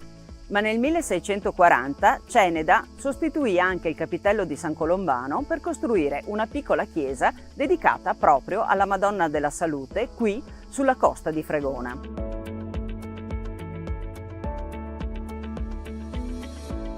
L'attuale edificio venne costruito nel 1829. È una struttura semplice, timpanata, suddivisa in facciata da 4 paraste che individuano lo spazio per il portale e per 2 nicchie dove sono state collocate 2 statue, quella di Santa Augusta e quella di San Tiziano, i 2 santi che rappresentano le devozioni di Serravalle e di Ceneda.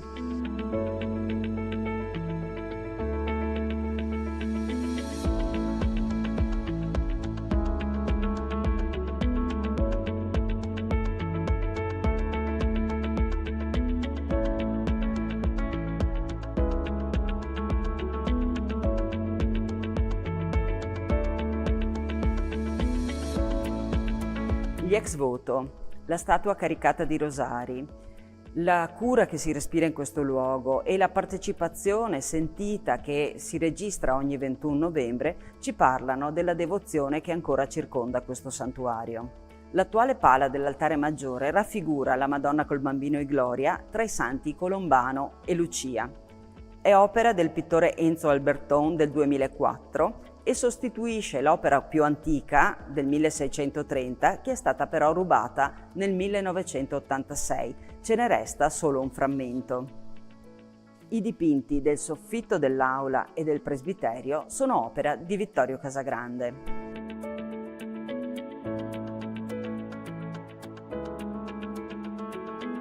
In controfacciata è presente un dipinto ottocentesco.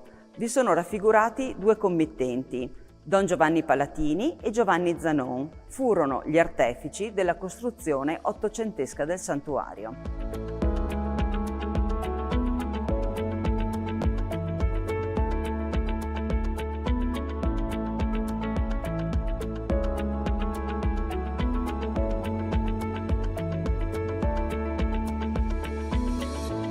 Nel verde anfiteatro che collega la dorsale di Sant'Augusta a quella della Madonna della Salute si dispongono numerosi borghi agresti, silenti, memorie della vita di un tempo. Vinera, Borghel, Case Pesaro, Rindola, Case Sassi, Spadigà, Case Meril, Boccafaè, Piadera, toponimi che parlano di luoghi pianeggianti o ripidi, di viticoltura e di antiche famiglie. Chi nei secoli ha vissuto, coltivato, falciato i declivi di queste colline, a volte resi anche molto ripidi dall'irruenza dei piccoli ruscelli che qui scorrono, ha collocato anche un segno del sacro.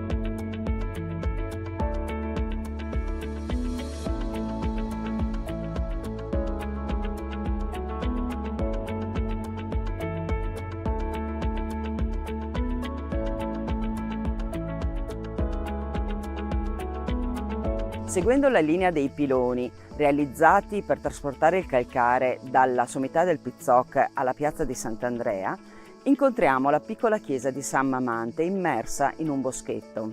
Sulla facciata, al di sopra del portale, troviamo una lapide. A San Mamante, insigne pastore e martire, patrono delle nutrici e dell'ecologia, l'antica pieve di Sant'Andrea, rinnovando, dedica. La fondazione di una primitiva chiesetta in questo luogo si perde nella notte dei tempi. Probabilmente si trovava poco più a monte dell'attuale. Venne qui ricostruita nel 1673 per volontà degli abitanti di questa zona, in questa posizione ritenuta più comoda per la partecipazione alle funzioni religiose. Mamante è un martire dei primi secoli del cristianesimo, nato a Cesarea, nel cuore della Turchia, un'area dove si erano sviluppate fin da subito le chiese cristiane. Mamante era un pastorello che morì a 16 anni e per questo è assimilabile anche alla figura di Sant'Augusta. Il suo culto taumaturgico è diffuso soprattutto nella Chiesa d'Oriente, ma anche in Italia ha una sua devozione, soprattutto in Veneto e in Toscana. Questa però è l'unica chiesetta della diocesi di Vittorio Veneto dedicata a questo santo. Ricordiamo però che al di là del Visentin, a Caleipo, quindi in diocesi di Belluno, ne esiste un'altra. Mamante leggeva il Vangelo agli animali, anche quelli selvatici e quelli feroci uscivano dal bosco per ascoltarlo. Ecco perché è ritenuto protettore degli animali e in generale protettore del creato.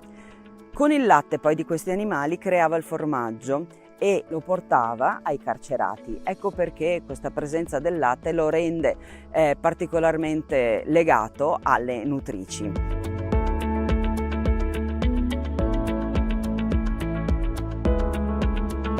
Entrando nella piccola aula unica con presbiterio quadrangolare, osserviamo innanzitutto le pietre del pavimento. Sono quelle antiche della pieve di Sant'Andrea e circondano la tomba dei parroci. Le pareti accolgono un intervento pittorico del 1974 eseguito dal poliedrico artista locale Luigi Cillo.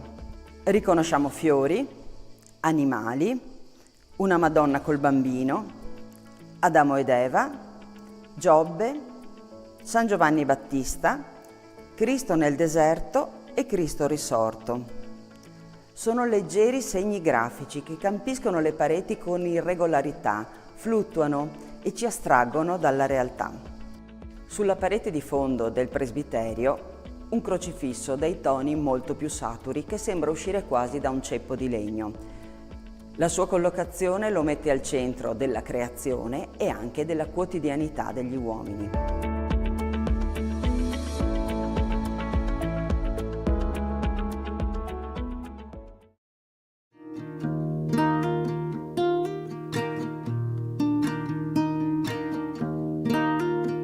Ciò che oggi conosciamo come il santuario di Sant'Augusta è l'esito di un lungo percorso che attraversa la storia europea e quella locale, mettendo addirittura in continuità storia militare e fede.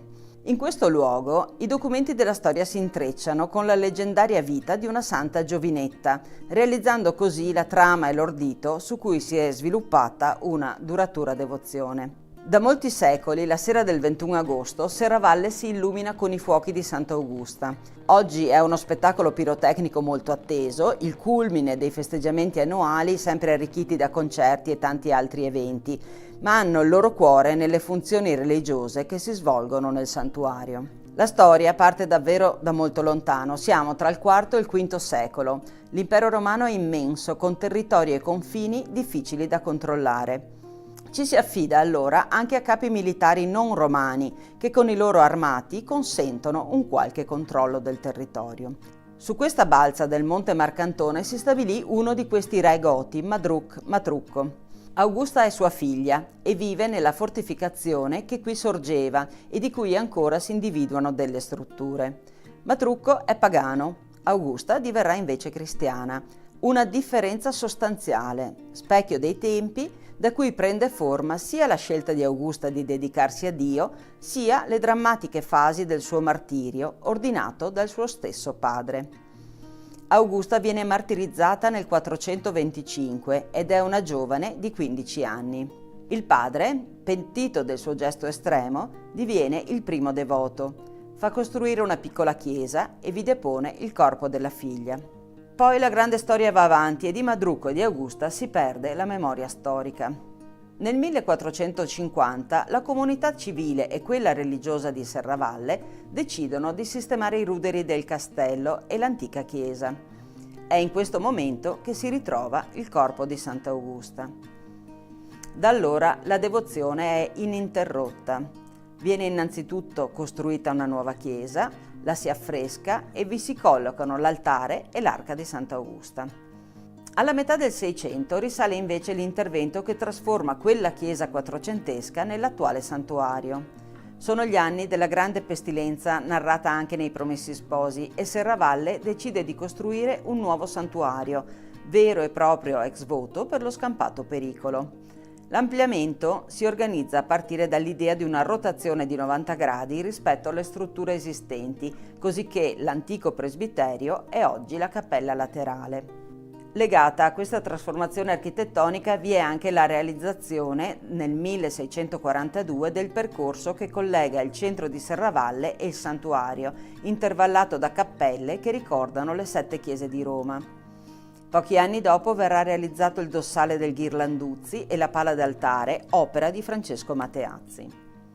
Alla fine dell'Ottocento risalgono gli ultimi importanti interventi, come la realizzazione dell'altare della Santa, la decorazione degli interni e il portico laterale. Salire a Sant'Augusta è ancora oggi una modalità assai diffusa. Si sale per fede, religiosità o per una salutare passeggiata, immersi nella storia e nella bellezza del creato.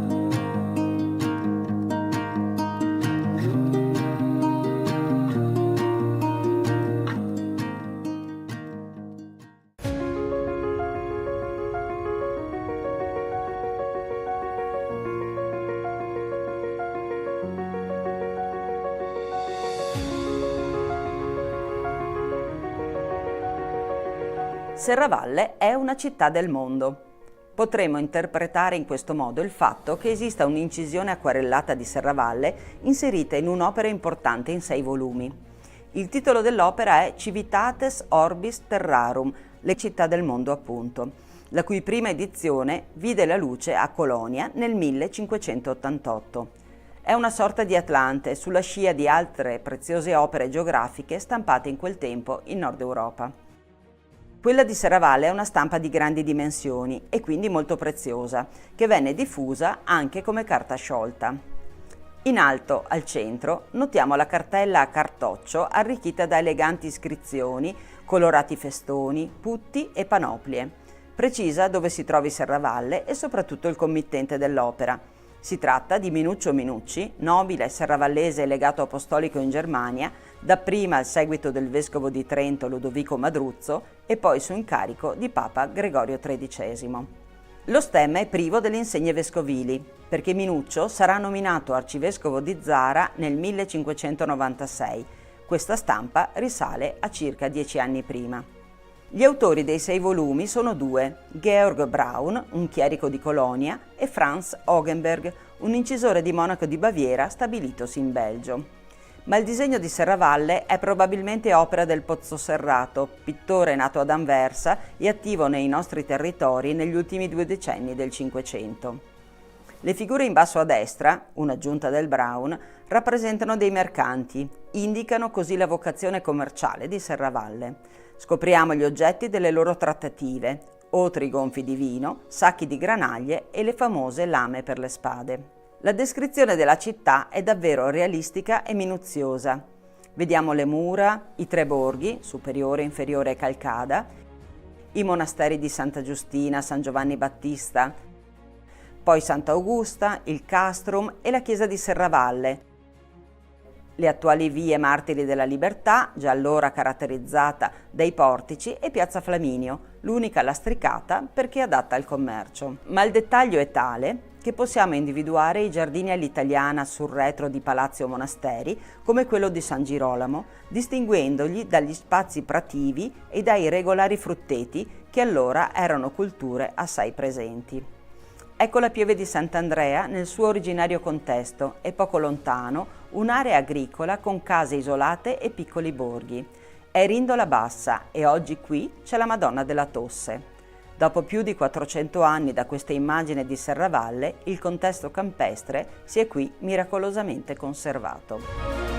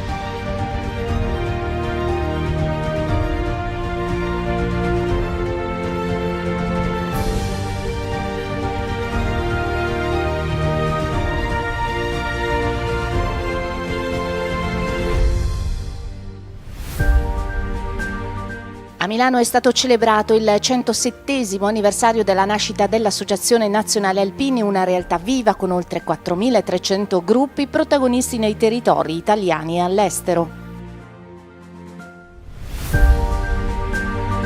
Dal Sacrario dell'Eiten alla Colonna Mozza, il pellegrinaggio in Ortigara anche quest'anno ha rinnovato il ricordo nei luoghi della Grande Guerra, rivive la storia dei caduti.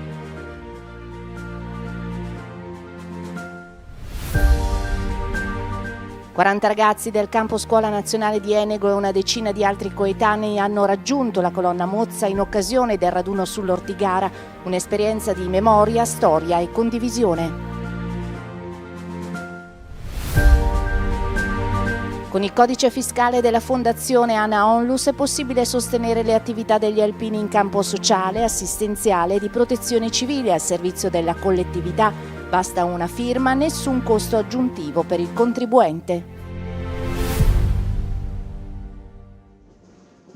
È stata festeggiata solennemente l'8 luglio a Milano, proprio nel giorno e nel luogo in cui è nata l'Associazione Nazionale Alpini. Sotto alla targa, l'unica esposta nella Galleria Vittorio Emanuele, sono stati celebrati i 107 anni di una splendida realtà, viva e vitale, protagonista della vita dei territori, in cui è capillarmente presente con i suoi oltre 4.300 gruppi in Italia come all'estero. È una targa, è un pezzo di pietra, ma in realtà è memoria perenne che in questo luogo è nata l'Associazione Nazionale Alpini, fortissimamente voluta da persone che avevano combattuto e si erano affraternate lungo le trincee per unire il paese, per far sì che il paese fosse unito dal tricolore che hanno anche difeso fortemente in periodi dove era discutibile esporre il tricolore, e abbiamo voluto porre anche lì la stessa dicitura che c'è sulla Colonna Mozza, perché dopo la creazione dell'ANA Milano il primo punto di ritrovo fu appunto l'Ortigara, e quindi anche qua è per non dimenticare come facciamo sempre noi alpini, quindi facciamo memoria, ricordiamo i nostri valori, la nostra storia, chi ha dato la vita per il nostro paese perché fosse unito e perché fosse anche libero, e poi facciamo del bene agli altri, quindi ridiamo alla comunità tutto quello che è la nostra forza e quant'altro, fin tanto che riusciremo a farlo. A dispetto dello scorrere degli anni, l'ANA ha mantenuto intatti tutti i suoi valori e tutti i suoi obiettivi.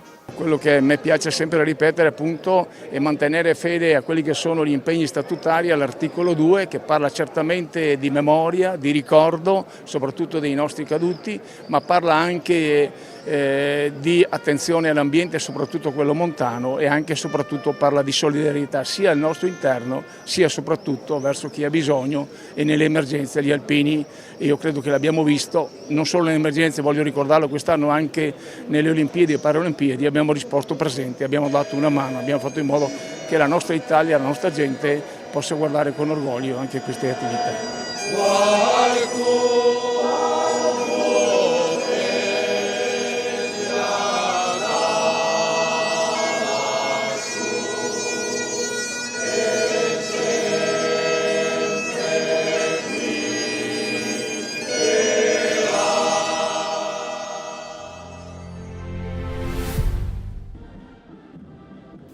Il pellegrinaggio al Monte Ortigara, luogo del Calvario degli Alpini durante la Grande Guerra, dove si svolse una delle battaglie più cruente mai combattute in montagna, è iniziato come ogni anno nel pomeriggio del sabato, con l'omaggio ai caduti da parte delle Penne Nere e delle autorità al Sacrario dell'Eiten di Asiago, il monumento ossario eretto negli anni 30, che raccoglie le spoglie dei soldati italiani che inizialmente erano stati inumati nei numerosi cimiteri di guerra sparsi sull'altipiano.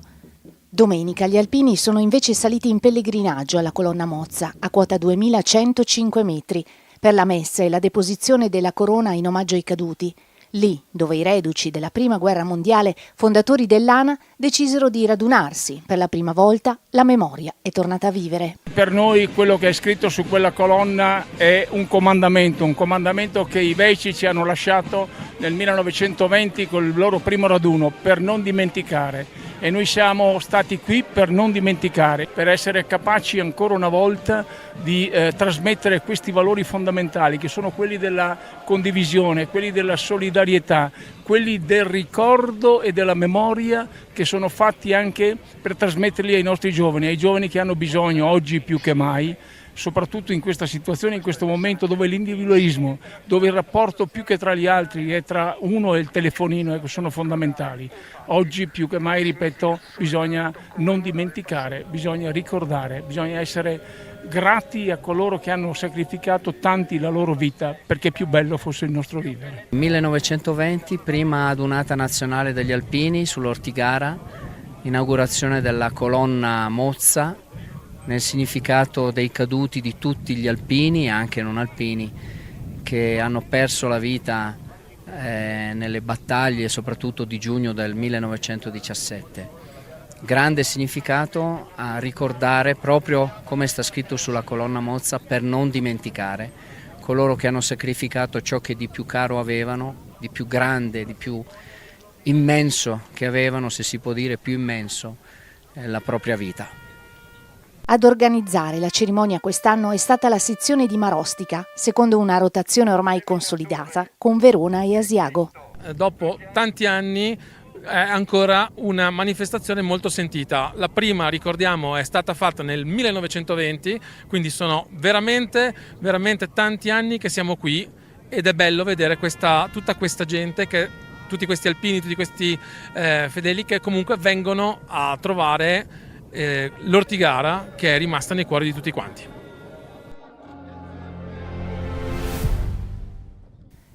«40 ragazzi del campo Scuola Nazionale dell'ANA di Enego hanno preso parte domenica alla tradizionale salita al Monte Ortigara, raggiungendo la colonna Mozza in occasione della celebrazione in quota dedicata al ricordo dei caduti. La presenza dei ragazzi ha rappresentato uno dei momenti più significativi della giornata, testimoniando il valore educativo del campo scuola, che attraverso esperienze sul territorio promuove la conoscenza della storia, il rispetto della memoria, i valori della solidarietà, del servizio e dell'amore per la montagna. L'idea di portare i ragazzi dei campi scuola qua su un punto storico degli alpini è da un po' che ce l'abbiamo. Purtroppo lo scorso anno abbiamo avuto difficoltà per il tempo, ma quest'anno eravamo veramente molto decisi e i ragazzi hanno accolto questo invito a salire qua su veramente alla grande. Si sono impegnati in questa settimana in allenamenti per poter essere pronti a salire in questa vetta. Hanno ascoltato la storia da parte di Giampaolo Marchetti, che è venuto là da noi ieri a spiegargli cos'è l'Ortigara, in modo che nel momento che sono qua su, nel momento della salita, vedano le montagne, ma non le vedano solo come una passeggiata, ma le vedano col valore storico che rappresenta questo luogo per tutti gli alpini. Raggiungere la colonna Mozza, monumento simbolo del sacrificio degli alpini e di tutti i soldati caduti sull'Ortigara, ha consentito ai giovani di vivere un'esperienza che va oltre l'escursione, un percorso di riflessione e consapevolezza nel segno della memoria e della pace. Ho conosciuto gli alpini fin da quando ero piccola perché nella mia famiglia ci sono degli alpini e venire qua su oggi è stata un'emozione indescrivibile, soprattutto perché è molto bello poter ricordare la nostra storia e mandare avanti la memoria.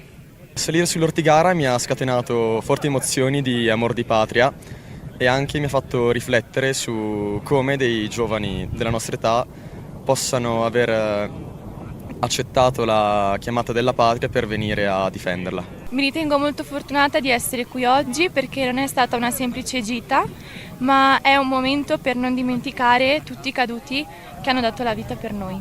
Ai 40 ragazzi del campo scuola di Enego se ne sono aggiunti altri 10 che dopo aver partecipato ad un altro campo scuola in forma spontanea si sono dati appuntamento per condividere un momento di intensa partecipazione nel luogo simbolo di una delle battaglie più dure della Prima Guerra Mondiale. E questo è un bene, vuol dire che i campi scuola cominciano a dare i propri frutti, i ragazzi ci vedono come alpini, sanno riconoscere dei valori quando questi gli si presentano davanti e quindi dobbiamo dal nostro punto di vista continuare su questa strada, portare avanti quello che sono la storia, i valori di un corpo che da 109 anni continua nel territorio italiano. È tempo di dichiarazione dei redditi, il che significa tempo di 5 per 1000, in un momento in cui ogni piccolo contributo può aiutare a sostenere le iniziative di diverse associazioni. È caso di ricordare che tra queste esiste anche l'Associazione Nazionale Alpini. Destinare il 5 per 1000 all'ANA attraverso la Fondazione ANA Onlus è un gesto semplice che non comporta alcun costo aggiuntivo per il contribuente, ma che può fare la differenza nel sostenere attività di grande valore sociale. Si tratta infatti di una quota dell'IRPEF che verrebbe comunque versata allo Stato e che grazie a una semplice firma può essere indirizzata a progetti di assistenza, solidarietà e protezione civile portati avanti dagli alpini. La scelta può essere effettuata in diversi modi. Nel modello 730 o nel modello redditi è sufficiente firmare nel riquadro dedicato al sostegno degli enti terzo settore e riportare il codice fiscale dell'ente sotto la firma. Anche chi presenta soltanto la certificazione unica può contribuire. Infine, chi utilizza la dichiarazione precompilata online può inserire direttamente i dati attraverso il portale dell'Agenzia delle Entrate. Per effettuare la donazione basta inserire il codice fiscale della Fondazione ANA Onlus che vedete in sovrimpressione nell'apposita sezione dedicata al 5 per 1000. Un piccolo gesto, dunque, che può trasformarsi in un aiuto concreto per sostenere il lavoro quotidiano degli alpini al servizio della collettività. Con il tuo 5 per 1000 puoi essere al nostro fianco. Dona il 5 per 1000 all'Associazione Nazionale Alpini. Sempre avanti, insieme.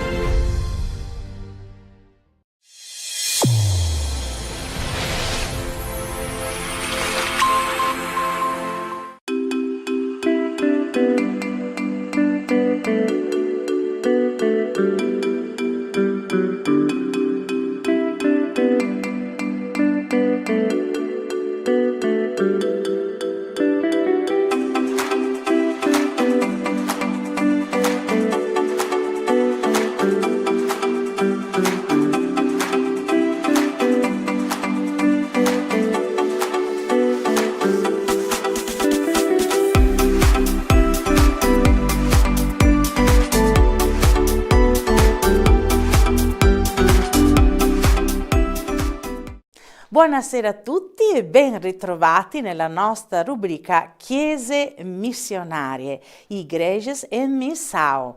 È un po' di tempo che non ci ritroviamo perché la nostra ultima puntata è stata alla fine dell'anno, ma abbiamo avuto tutto un tempo di preparativi pasquali, esperienze varie che sono avvenute e ci hanno portato oggi a riprendere il contatto con i nostri fratelli della diocesi di Livramento e quindi facciamo subito il nostro saluto, portiamo il nostro saluto a Don Paolo e anche, come vedete, insieme a lui quest'oggi c'è anche Sua Eccellenza Monsignor Corrado. Allora, come state? Benvenuti, come state?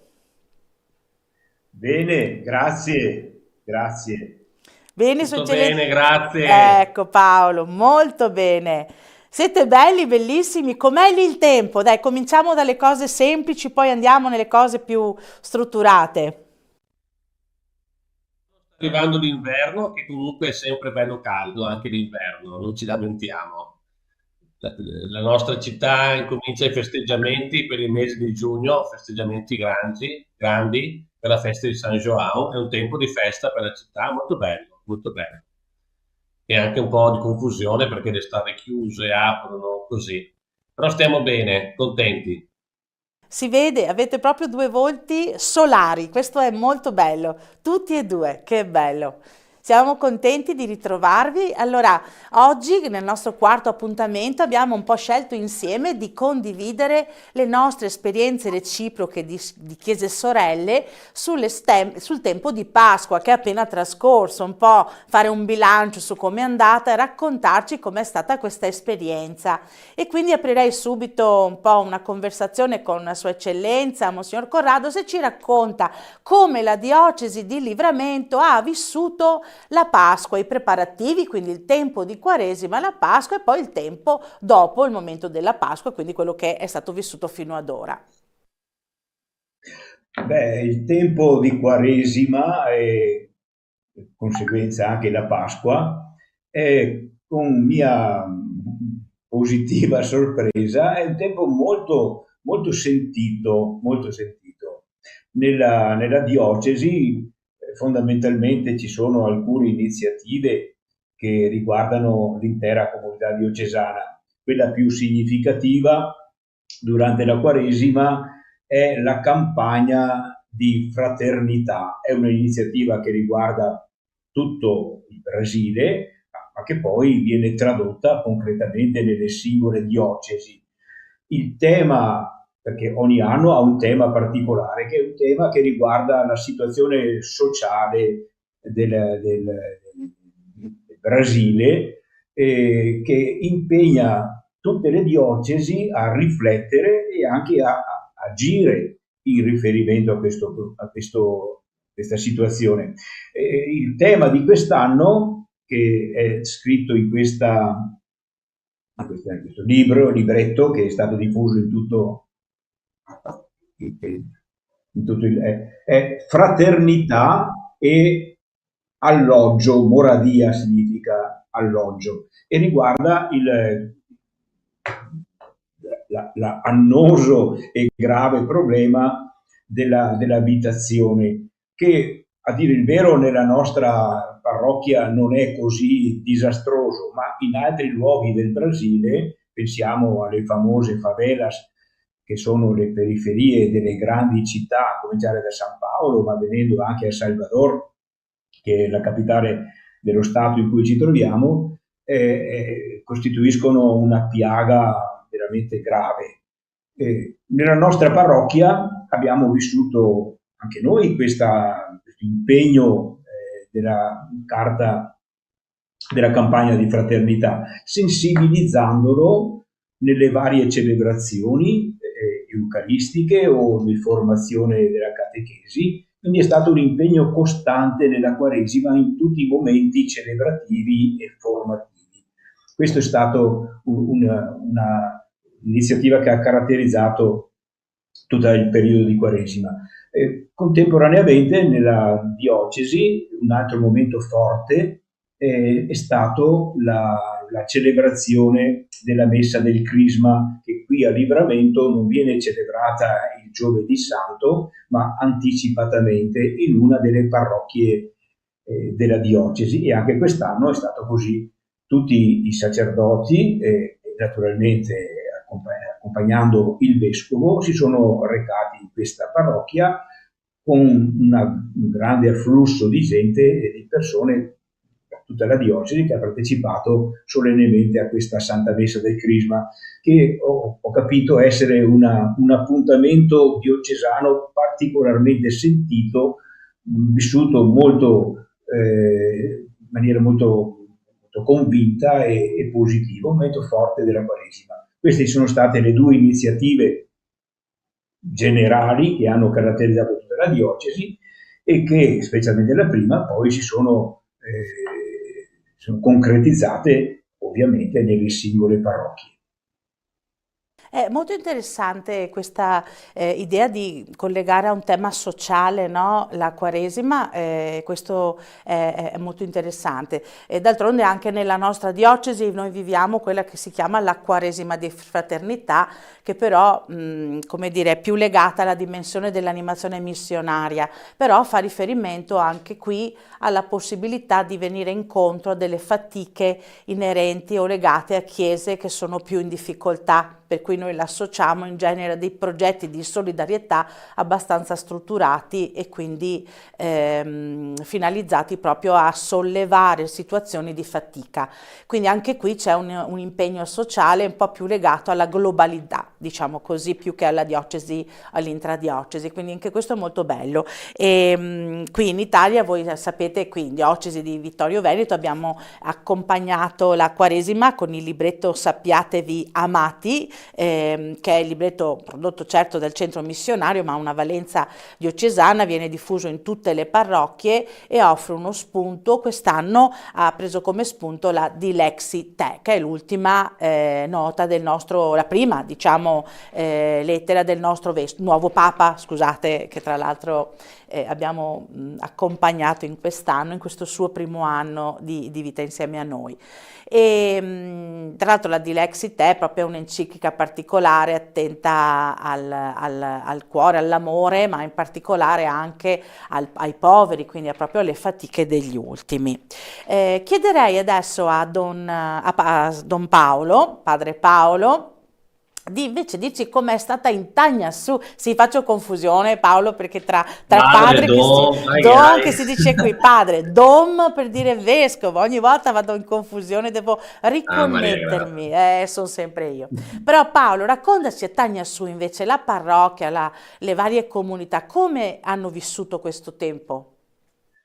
Beh, il tempo quaresimale vissuto qui è stato intenso, perché abbiamo offerto la possibilità a tutte le messe celebrate nella chiesa matrice, ma anche nelle comunità, sempre mezz'ora prima, 40 minuti prima, la presenza o del parroco o del vescovo Dogorado, per la possibilità delle confessioni, che io dico che anche le persone hanno approfittato della presenza dei preti per poter confessarsi e prepararsi bene.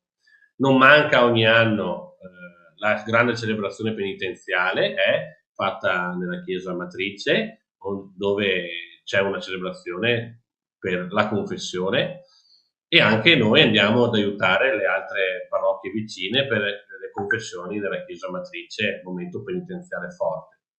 Poi i progetti, soprattutto lo studio, la riflessione nei vari, nelle comunità, nei quartieri delle comunità, della carta della fraternità sacerdotale, appunto quest'anno sulla riflessione sulla moragia, sull'abitare, che di maniera autonoma fanno le varie comunità e i vari quartieri, si ritrovano, pregano, leggono, si confrontano, parlano, per tentare anche di apprendere uno stile di vita diverso, più cristiano.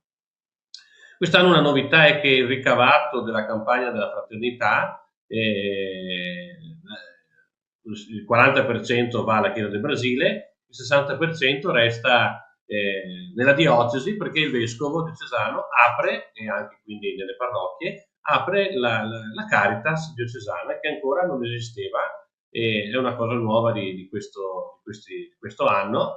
Il vescovo ha pensato di cominciare questa attività della Caritas diocesana con questo piccolo fondo che è raccolto dalla campagna della fraternità, e anche noi la parrocchia abbiamo scelto 2 persone che sono andate al primo incontro e ci stiamo mettendo in atto per aiutare a un'abitazione buona, precisa. Serve anche un gruppo, la Caritas, che aiuti cristiani e non cristiani a raggiungere questa nuova abitazione, no? E così stiamo in cammino con questo progetto. Ancora noi italiani lo conosciamo, ma per loro qua in Brasile è una cosa nuova, meglio per la nostra diocesi, perché nella Chiesa del Brasile c'è la Caritas, la nostra diocesi sta facendo i passi. Molto bello questo momento. È interessante questo frutto, no? Noi diamo per scontato che certe realtà siano così diffuse ovunque, in realtà non è così. Anche alcune semplici attività associative che noi abbiamo frequenti, pensiamo agli scout, pensiamo in realtà, nella realtà, non in tutta la realtà brasiliana esiste in modo diffuso come nelle nostre comunità. C'è un altro stile, un'altra modalità di vivere comunque l'aggregazione, la fede, e la dimensione di Caritas mi rallegra, perché questo ci permetterà magari in futuro, chi lo sa, di mettere in collegamento anche la nostra Caritas con la Caritas diocesana, per creare nuove fratellanze, nuovi contatti, anche una rete consistente e sostenuta. Quindi bello. Mi sento di precisare l'altro grande momento della Quaresima è stata la Settimana Santa Maria Grazia. momento, cominciando con la grande celebrazione delle palme in tutte le comunità. La messa dove c'era il prete, ma le altre hanno fatto la celebrazione delle palme presieduta dai ministri. Tutti hanno cominciato con la Domenica delle Palme e hanno vissuto bene il Triduo Pasquale. È un momento che preparano, che vivono, un momento importante della Pasqua che le comunità vivono di maniera partecipativa, qua nella Chiesa Matrice molto, ma anche nelle altre comunità. E veramente è stato bello celebrare i Giorni Santi insieme con le nostre comunità, dove almeno io respiro che c'è un desiderio, ecco, di incontrare Dio, di essere liberati e di fare esperienza di vita nuova. Il Triduo si è diciamo celebrato nella Chiesa Matrice, giusto? Quindi a Tagna Su, e le comunità convergevano? Tutte le comunità, come funziona? tutte le comunità celebrano il Triduo. Quando c'è il prete è con la messa, se no le comunità si arrangiano, In c'è il autonomia. ministro della comunità che celebra la liturgia del Triduo. No, tutte come si chiama, la lavanda dei piedi, il bacio della croce e la notte della Pasqua col cielo pasquale. Sì. È bello, molto bello. Molto bello. Quindi voi siete rimasti, avete girato qualche comunità in particolare, anche non so, Sua Eccellenza, avete colto qualche particolare che vi ha colpito? Noi abbiamo servito di più la Chiesa Matrice e la comunità di Sussuarana. Il vescovo andava a Sussuarana, io nella Chiesa Matrice. Però il giorno di Pasqua abbiamo celebrato la messa di Pasqua anche in altre comunità, non solo nella Chiesa Matrice e nella comunità di Sussuarana, ma anche in altre comunità più piccole. Sì, così. Avete qualche aneddoto, qualche particolare storia che vi ha colpito, qualche relazione, qualche evento significativo del Triduo che vi ha un po' toccato? Io posso dire che mi ha colpito particolarmente la celebrazione del Giovedì Santo sera con la lavanda dei piedi, fatta con molto ordine, con molta calma, ma anche le altre celebrazioni, proprio celebrazioni che sono anche complesse, ma svolte in maniera ineccepibile. Mi ha proprio positivamente colpito questa precisione, questa dignità celebrativa della liturgia, almeno nella comunità dove sono andato. Io sono andato nella comunità di Sussuarana, ma penso che la stessa cosa sia stata qui dove è celebrato Don Paolo, a Tagna Su. Possiamo dire che c'è un'intensità, ecco, in questi momenti, c'è un'intensità, la gente sceglie, vuole partecipare e viene e partecipa con profondità. Dopo ci sono, per esempio qua nella Chiesa Matrice c'erano i bambini con le candele per la processione, sai come sono i bambini, fanno le loro robe, però soprattutto anche la lavanda dei piedi, questi uomini di età diverse, giovani, anziani, che noi, almeno dove ero io cappellano, erano più bambini che facevano la lavanda dei piedi. Vedere gli uomini che fanno la lavanda dei piedi è un segno molto forte, anche di gente che conosci, che fa il muratore, gente che conosci, che vedi nella strada, che dici guarda qua, è lui oggi. È un momento molto intenso. Sicuramente dopo il Venerdì Santo, il bacio della croce, come da noi in Italia, la gente viene per vivere questo atto di adorazione con fede, è un momento importante, un momento bello.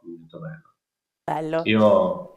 È stato bello vivere la Pasqua anche quest'anno. Bello. Allora, per i brasiliani che ci stanno ascoltando, raccontiamo anche un po' che cosa sta avvenendo, cosa è avvenuto qui nella nostra diocesi, quindi anche qui c'è una forte concentrazione nelle parrocchie di vita, e anche per il nostro tempo è un momento di discernimento. Insomma, noi in genere lavoriamo meglio, attiviamo delle riflessioni relative alla conversione, e il Papa ci ha aiutato con una lettera dedicata proprio, 3 parole ha usato: conversione attraverso digiuno, l'ascolto e il farlo insieme, quindi la cooperazione, la condivisione.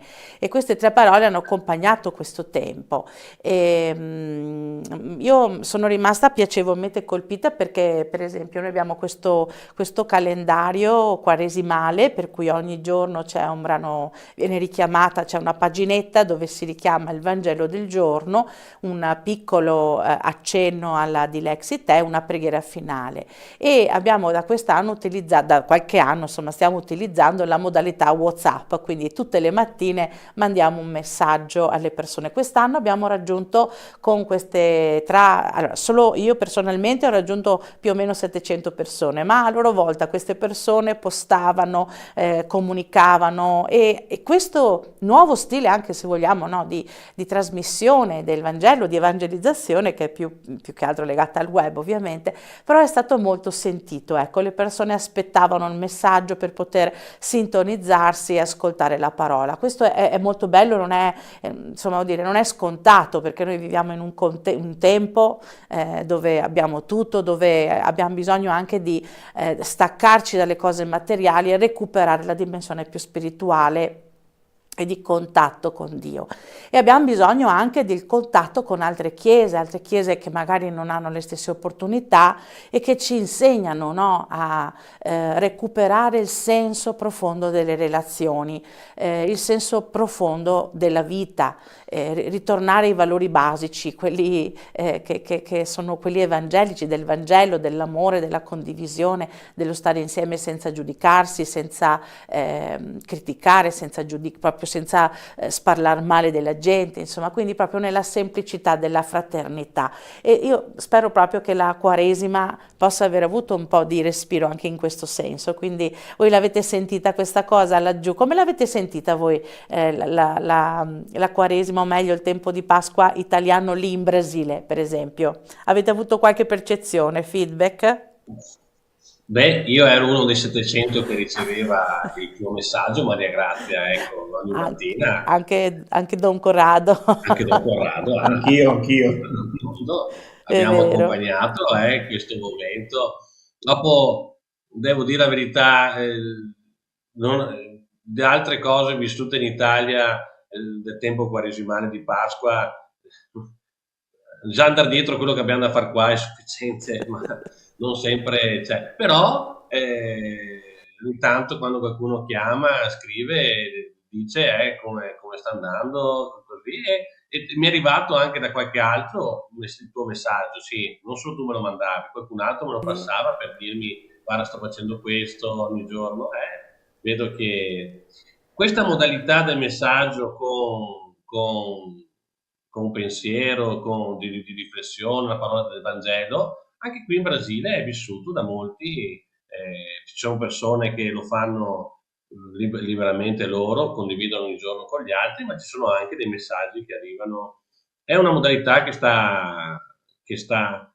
Io penso che sia anche bello, tante persone scrivono tante cose in internet, ricevere una parola di Dio e un pensiero luminoso è meglio, cioè, non è che cambia il mondo, però mette in atto pensieri e sentimenti buoni, che dentro tanti altri pensieri brutti, secondo me, aiuta.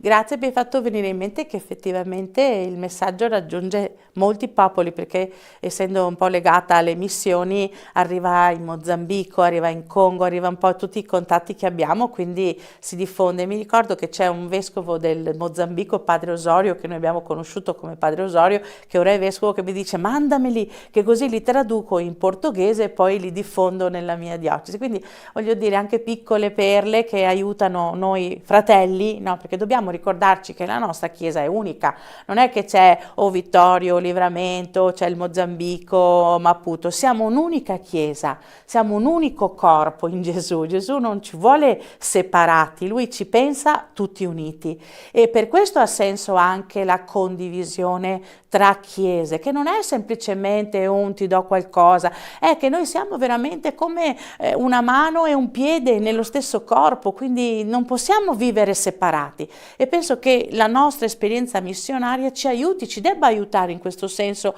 a vivere intensamente questa unità, perché l'unità significa che se tu stai male laggiù, anche io sto male qua giù. Non è solo prendo le mie cose in più e te le mando perché tu non le hai, no? È una cosa molto più profonda, parlando dal punto di vista della spiritualità. Cosa ne pensate?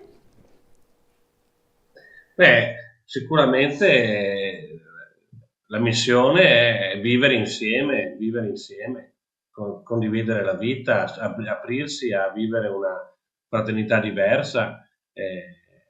Dovrebbe essere ecco, questo sentimento, se c'è una parte della Chiesa o anche un'umanità che soffre, io devo sentire questo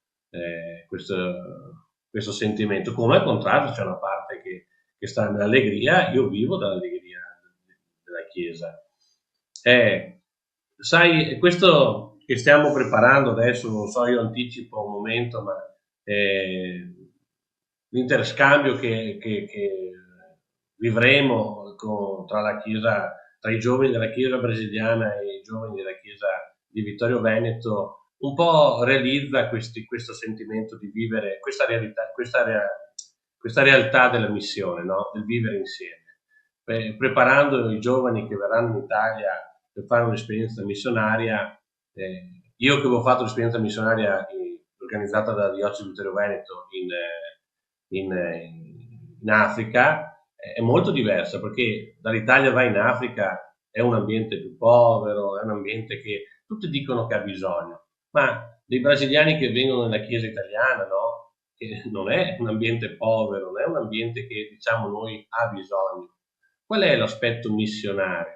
L'aspetto missionario che si manifesta è proprio questo, vivere insieme, no? Vivere una fraternità come quella che ha fatto Gesù, che ha lasciato venuto dal cielo per vivere con noi e tornare il nostro fratello. Preparando questa esperienza missionaria che vivremo prossimamente in agosto, sempre più sto maturando questa idea. La missione è realizzare una fraternità dove tutti possono scoprire di essere figli e fratelli, figli di Dio, fratelli tra di loro in Gesù. Grazie Don Paolo, perché hai proprio aperto l'argomento prossimo. Sua Eccellenza, anche lei vuole dire un pensierino, ci terrei. Volevo fare un piccolo passo indietro quando parlavi del rapporto come Quaresima, Pasqua tra le due chiese. Anch'io posso dire non aver seguito chissà che cosa, però un piccolo fatto che mi ha colpito. E abbiamo mandato un breve messaggio di saluto, di augurio pasquale che è stato letto, perché fosse letto nella Santa Messa del Crisma il giovedì santo mattina.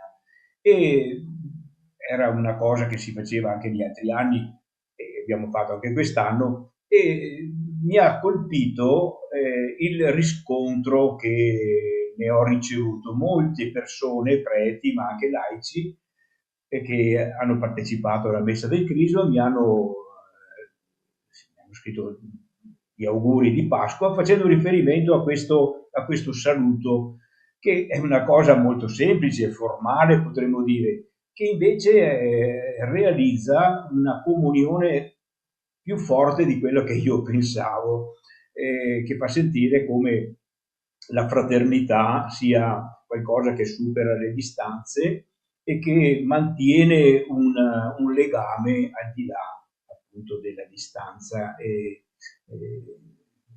geografica.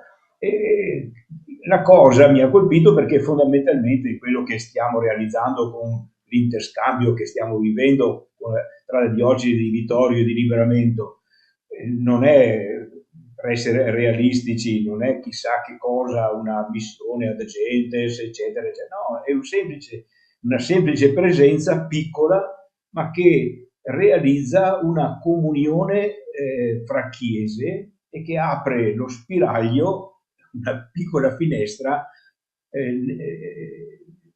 su una realtà molto, molto, molto importante che non dobbiamo mai dimenticare, cioè l'universalità della Chiesa. La Chiesa non è semplicemente una stanza chiusa, la Chiesa è un luogo universale, di apertura universale. Questo respiro universale che deve caratterizzare la nostra Chiesa non è solo uno sforzo che dobbiamo fare per essere più bravi, ma è un segno di speranza, è un segno che ci dà luce, ci dà forza e a volte può anche aiutarci a superare gli scoraggiamenti, i momenti bui che possono venire guardandoci attorno nel nostro piccolo realtà. La Chiesa è più grande, il respiro è universale e pertanto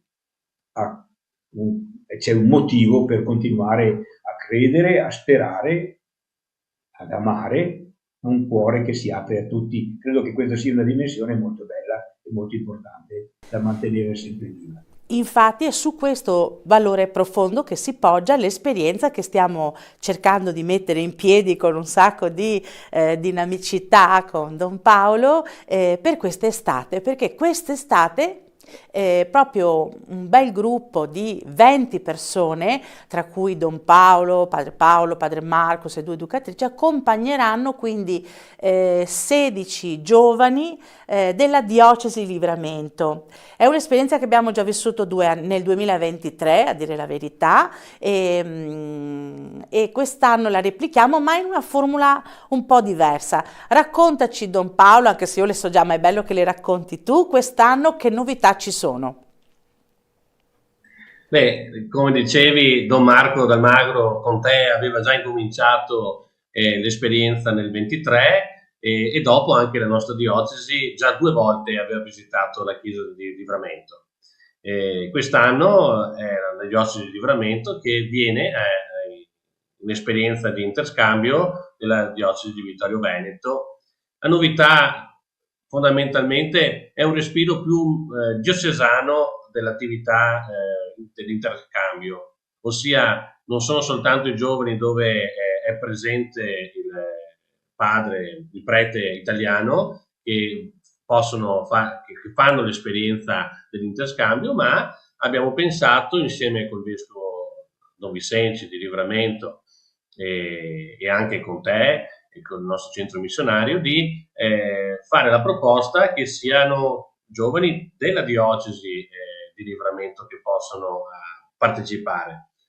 Per noi in Italia sembra una cosa normale, ma dobbiamo sempre ricordarci che la dimensione diocesana qui in Brasile è un territorio enorme rispetto al nostro, quindi mettere insieme giovani da parti diverse della diocesi non è un'esperienza, non è una realtà così facile da realizzare.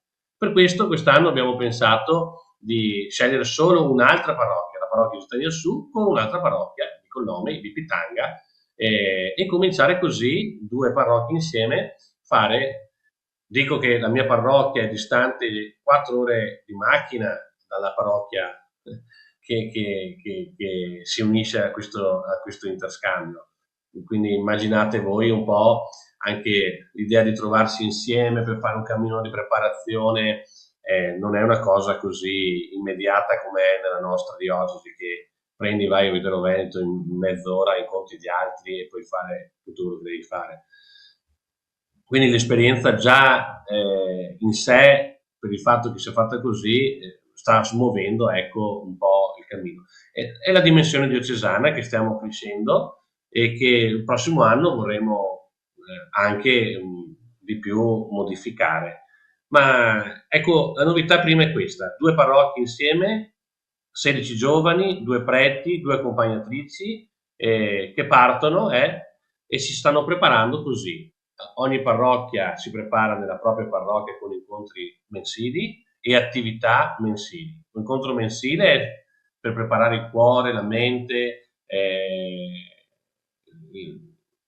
le abitudini e la disponibilità per vivere l'esperienza. Invece le attività mensili sono attività per cercare di ricevere un po' di soldi, per preparare quello che serve, quello che vogliamo portare via. Quindi ci sono 2 momenti nella parrocchia: spiritualità e azioni. E dopo ci sono stati 3 momenti uniti con anche l'altra parrocchia, diocesani, diciamo così, sempre per fare gruppo, che si torni un gruppo unico, non 2 parrocchie, ma si torni un gruppo unico, per coltivare la spiritualità della missione. Che cos'è la missione? Riflettiamo molto su questo tema, la missione è, e anche per organizzare poi l'esperienza, perché l'esperienza la fanno loro, non è che non vanno dietro a quello che diciamo noi, l'esperienza la fanno loro, organizzare insieme l'esperienza dei giorni in Italia. Per il momento le sfide sono tante, Maria Grazia, non è tutto così facile, sono persone, quindi anche diverse tra di loro, che vivono in posti diversi, ma io sono contento perché vedo che come il desiderio c'è, anche i passi li stanno facendo. Non manca poi tanto, perché lo diciamo, è dal 20 agosto al 5 settembre l'esperienza dell'interscambio là nella nostra diocesi di Vittorio Veneto. Per questo ormai manca solo 2 mesi a partire, abbiamo ancora qualche attività da fare, qualche cosa da preparare. Qualche biglietto del treno da comprare, che ci sono lavori, sì. insomma è tutto questo. Allora, precisiamo però che qui a Vittorio, allora il gruppo parte il 20 di agosto, ma perché faranno un passaggio per Roma, dove visiteranno la capitale, insomma con l'occasione che sono in Italia abbiamo pensato di permettere ai giovani di vedere anche la nostra capitale, insomma in particolare il Vaticano, la sede papale. Dopo anche vedere la capitale, visitare dove abita Don Armando, al Pio Brasilero, e andare alla parrocchia Nostro Signore di Perpetuo Soccorro, che è la parrocchia dove c'è l'icona della nostra padroera, del nostro patrono. Quindi non possiamo non fare. Non si può, soprattutto i brasiliani che ci tengono così tanto, è importante, è un senso di accoglienza, di ospitalità. Però il 24 di agosto partiranno da Roma e verranno nella nostra diocesi. I giovani saranno ospitati dal nostro seminario, nel nostro seminario, e insieme a loro cogliamo anche l'occasione perché stiamo costituendo un gruppo di giovani italiani che vivranno insieme ai brasiliani per una decina di giorni. Poi il gruppo partirà da Venezia il 3 di settembre, con arrivo presunto in Tagnassù, poi nelle varie parrocchie il 5, però immaginate che per viaggiare, insomma noi contiamo sempre 2 giorni, ora che si parta da Tagnassù per arrivare in aeroporto ci vuole 1 giorno, per arrivare poi in Italia un altro giorno e mezzo, quindi il viaggio non è proprio così leggero. Cosa faremo in questi tempi? Prova a buttare giù tu, Paolo, alcune delle idee che abbiamo buttato giù, dopo io integro. L'esperienza di interscambio io dico che ha 3 dimensioni. La prima è vivere insieme brasiliani e italiani. Questa convivenza in un luogo e attività insieme è sicuramente la prima attività dell'interscambio per aiutare nel vivere insieme persone di nazionalità differente, ma che comunque tutte stanno facendo il proprio cammino di fede. Insieme vivremo la fraternità, la quotidianità dei giorni, e dopo anche la visita ad alcuni luoghi significativi per la fede, in Italia, con incontro con testimoni che ci parleranno della fede. In più visiteremo le nostre parrocchie, qualche nostra parrocchia e qualche nostra realtà della nostra diocesi. Quindi saranno giorni intensi, molto intensi, che chiederanno di un dinamismo e una certa disponibilità anche ad adattarsi. Così, direi, riassumendo, vivere insieme, visitare luoghi significativi, Venezia, Padova, luoghi dove ci sono chiese e luoghi dove ci sono esperienze di fede forti, incontrare testimoni e dopo visitare le nostre parrocchie, vedere la vita delle nostre parrocchie normale, i Gresti, i campi estivi, la domenica in parrocchia, a fede. E non mancherà anche l'incontro con la comunità brasiliana presente nella nostra diocesi. Ottimo, hai già detto tutto tu, quindi noi sappiate che per organizzare questo, insomma, stiamo veramente collaborando con tantissime persone che ringraziamo, moltissimi tra l'altro, Paolo, possiamo proprio dirlo, sono stati generosi anche nell'aiutarci perché anche solo semplicemente l'acquisto dei biglietti aerei è stata una spesa non da poco, ecco, quindi sono sempre giovani che vengono da situazioni non facilissime e in questo senso la nostra diocesi ha già dimostrato dimostrato una profonda generosità, molti benefattori, insomma hanno già quasi coperto tutto il costo dei biglietti, che è stato consistente. Ora si tratta vi sollecitiamo anzi a darci una mano anche per gestire le attività, però più che altro con la Penso che presenza. sia importante dire che questo aspetto economico dell'esperienza è fatto sì per la generosità di molte persone italiane, che io ringrazio anche, che ho incontrato quando sono stato in gennaio, che comunque amano la Chiesa e ci stanno aiutando, ma è fatta anche dalla scelta delle persone qui in Brasile, perché ogni partecipante, secondo le proprie capacità, chiaro sono diverse le capacità di un brasiliano rispetto alle nostre, ma secondo le proprie capacità mette un proprio contributo. E anche le parrocchie di Tagnassubi e Pitanga mettono un contributo per aiutare. Non è che sì, certo che la proporzione è diversa, però si manifesta anche nella scelta economica della parrocchia e del singolo il desiderio di vivere questa esperienza, che non è solo ricevuta così senza impegno, ma ha un impegno personale e anche comunitario, quindi senza ombra di dubbio il nostro grazie a tutti gli italiani e alla Chiesa italiana che ci aiuta, ma dico anche che cerchiamo anche noi di fare la nostra parte. Assolutamente. E stiamo facendo. No, hai fatto bene a precisarlo, perché l'abbiamo proprio voluta questa cosa come segno anche di assunzione di responsabilità, perché noi non abbiamo mai voluto pensare di organizzare un viaggio turistico, ma un'esperienza di scambio fra chiese, e questo va precisato e vorremmo precisarlo, perché è proprio l'idea di poter creare momenti dove la nostra diocesi dialoga con questi giovani, quindi anche le visite alle parrocchie, che vorrà dire partecipare alla celebrazione eucaristica e poi fare un incontro, avrà questo respiro di dialogo, di comunicazione, di conoscenza reciproca, perché avviene sì attraverso questa trasmissione, però è importante l'incontro, e noi cercheremo attraverso i testimoni che si sono comunque resi disponibili di portare questo messaggio. Tra l'altro qui con me c'è Federico della Tenda TV, che si è reso disponibile, insomma, anche se mi sta facendo una faccia un po' strana, mi ha detto sì, ma cercheremo durante l'intercambio, no, l'abbiamo detto, dai, durante l'intercambio anche di mettere online alcune avventure con questo intento, non di far vedere grandi cose, ma di far conoscere le nostre realtà, quello che sta avvenendo, e questo secondo me è importante, perché vorremmo che questo progetto lo sentiamo come un progetto di tutti, non è un progetto dell'ufficio missionario, di Don Paolo, di Sua Eccellenza, non è un progetto di persone, ma è un progetto di Chiesa, e noi vorremmo davvero che questa cosa, questo messaggio passasse, quindi ci auguriamo che questa cosa avvenga. Allora, noi per oggi condivideremo condivideremo un po' il programma probabilmente.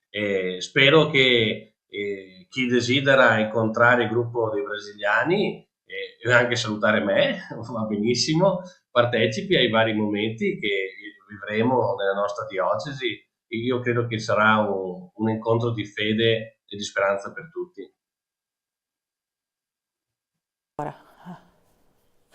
Volevo solo dire che a breve, entro metà giugno, comunicheremo a tutti il più possibile tutte le informazioni sulle date di dove saranno i giovani, dove pernotteranno, tutte le diciamo nozioni tecniche, perché abbiamo scelto delle parrocchie logistiche, non possiamo andare in tutte le parrocchie della diocesi, ma 4 parrocchie dove tutti potranno venire a incontrare i giovani, quindi state allerta per le informazioni che vi daremo.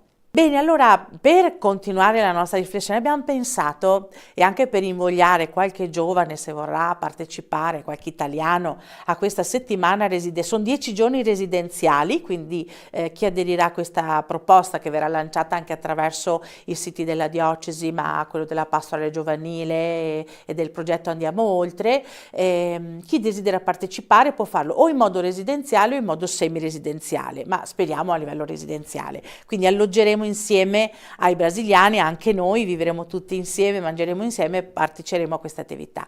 Ma per raccontarvi meglio questa esperienza abbiamo trovato una ragazza che ha partecipato, Francesca Battistella, che ha partecipato all'intercambio del 2023. Lei non è mai stata in Brasile, se non per il fatto che è nata lì con la sua famiglia quando era piccola, è stata lì quando era molto piccola, ma veramente ha fatto parte del gruppo residenziale che ha accolto i brasiliani del 2023. Adesso lanciamo una intervista che le abbiamo fatto per sentire che esperienza ha passato e com'è stata.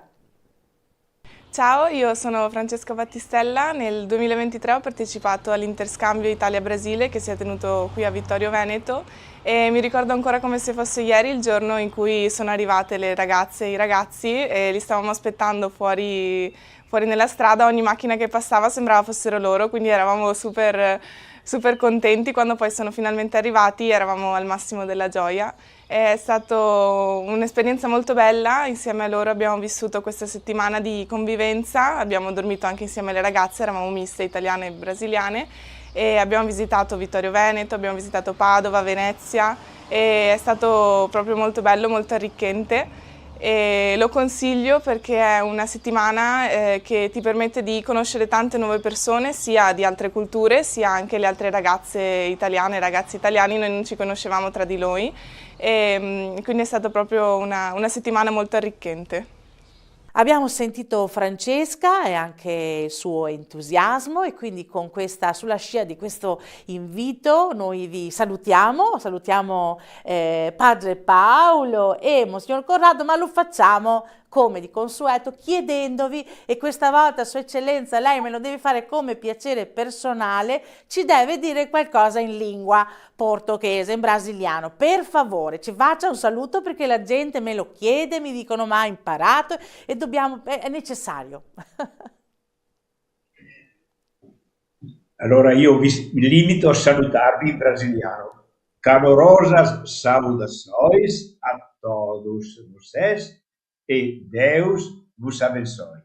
Amen. Molto bene. Super!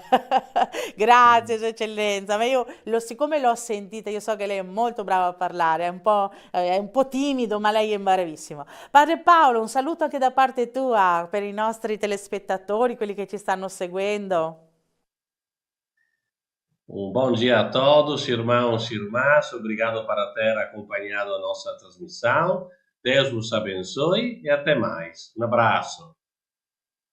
Benissimo, grazie. Io ricordo chi ci segue allora che ci rivedremo per l'intercambio, probabilmente andremo direttamente ad agosto raccontandovi quello che accadrà, il pregresso e quello che succederà dopo. Vi ricordo che noi periodicamente nella rubrica Nell'azione, nel settimanale L'Azione, troviamo sempre un articolo generosamente preparato da Sua Eccellenza Monsignor Corrado che ci accompagna con le riflessioni inerenti a quello che sta avvenendo nella diocesi di Livramento, e quindi con queste notizie ci vediamo per l'intercambio e vi aspettiamo calorosamente, tranne Sua Eccellenza che resterà a casa, le tocca tenere a bada la canonica, la parrocchia, Sua Eccellenza. Certamente. Ma ce la farà. Un caro saluto a tutti e alla prossima, ciao. A presto. Ciao, grazie. Ciao a tutti. Ciao.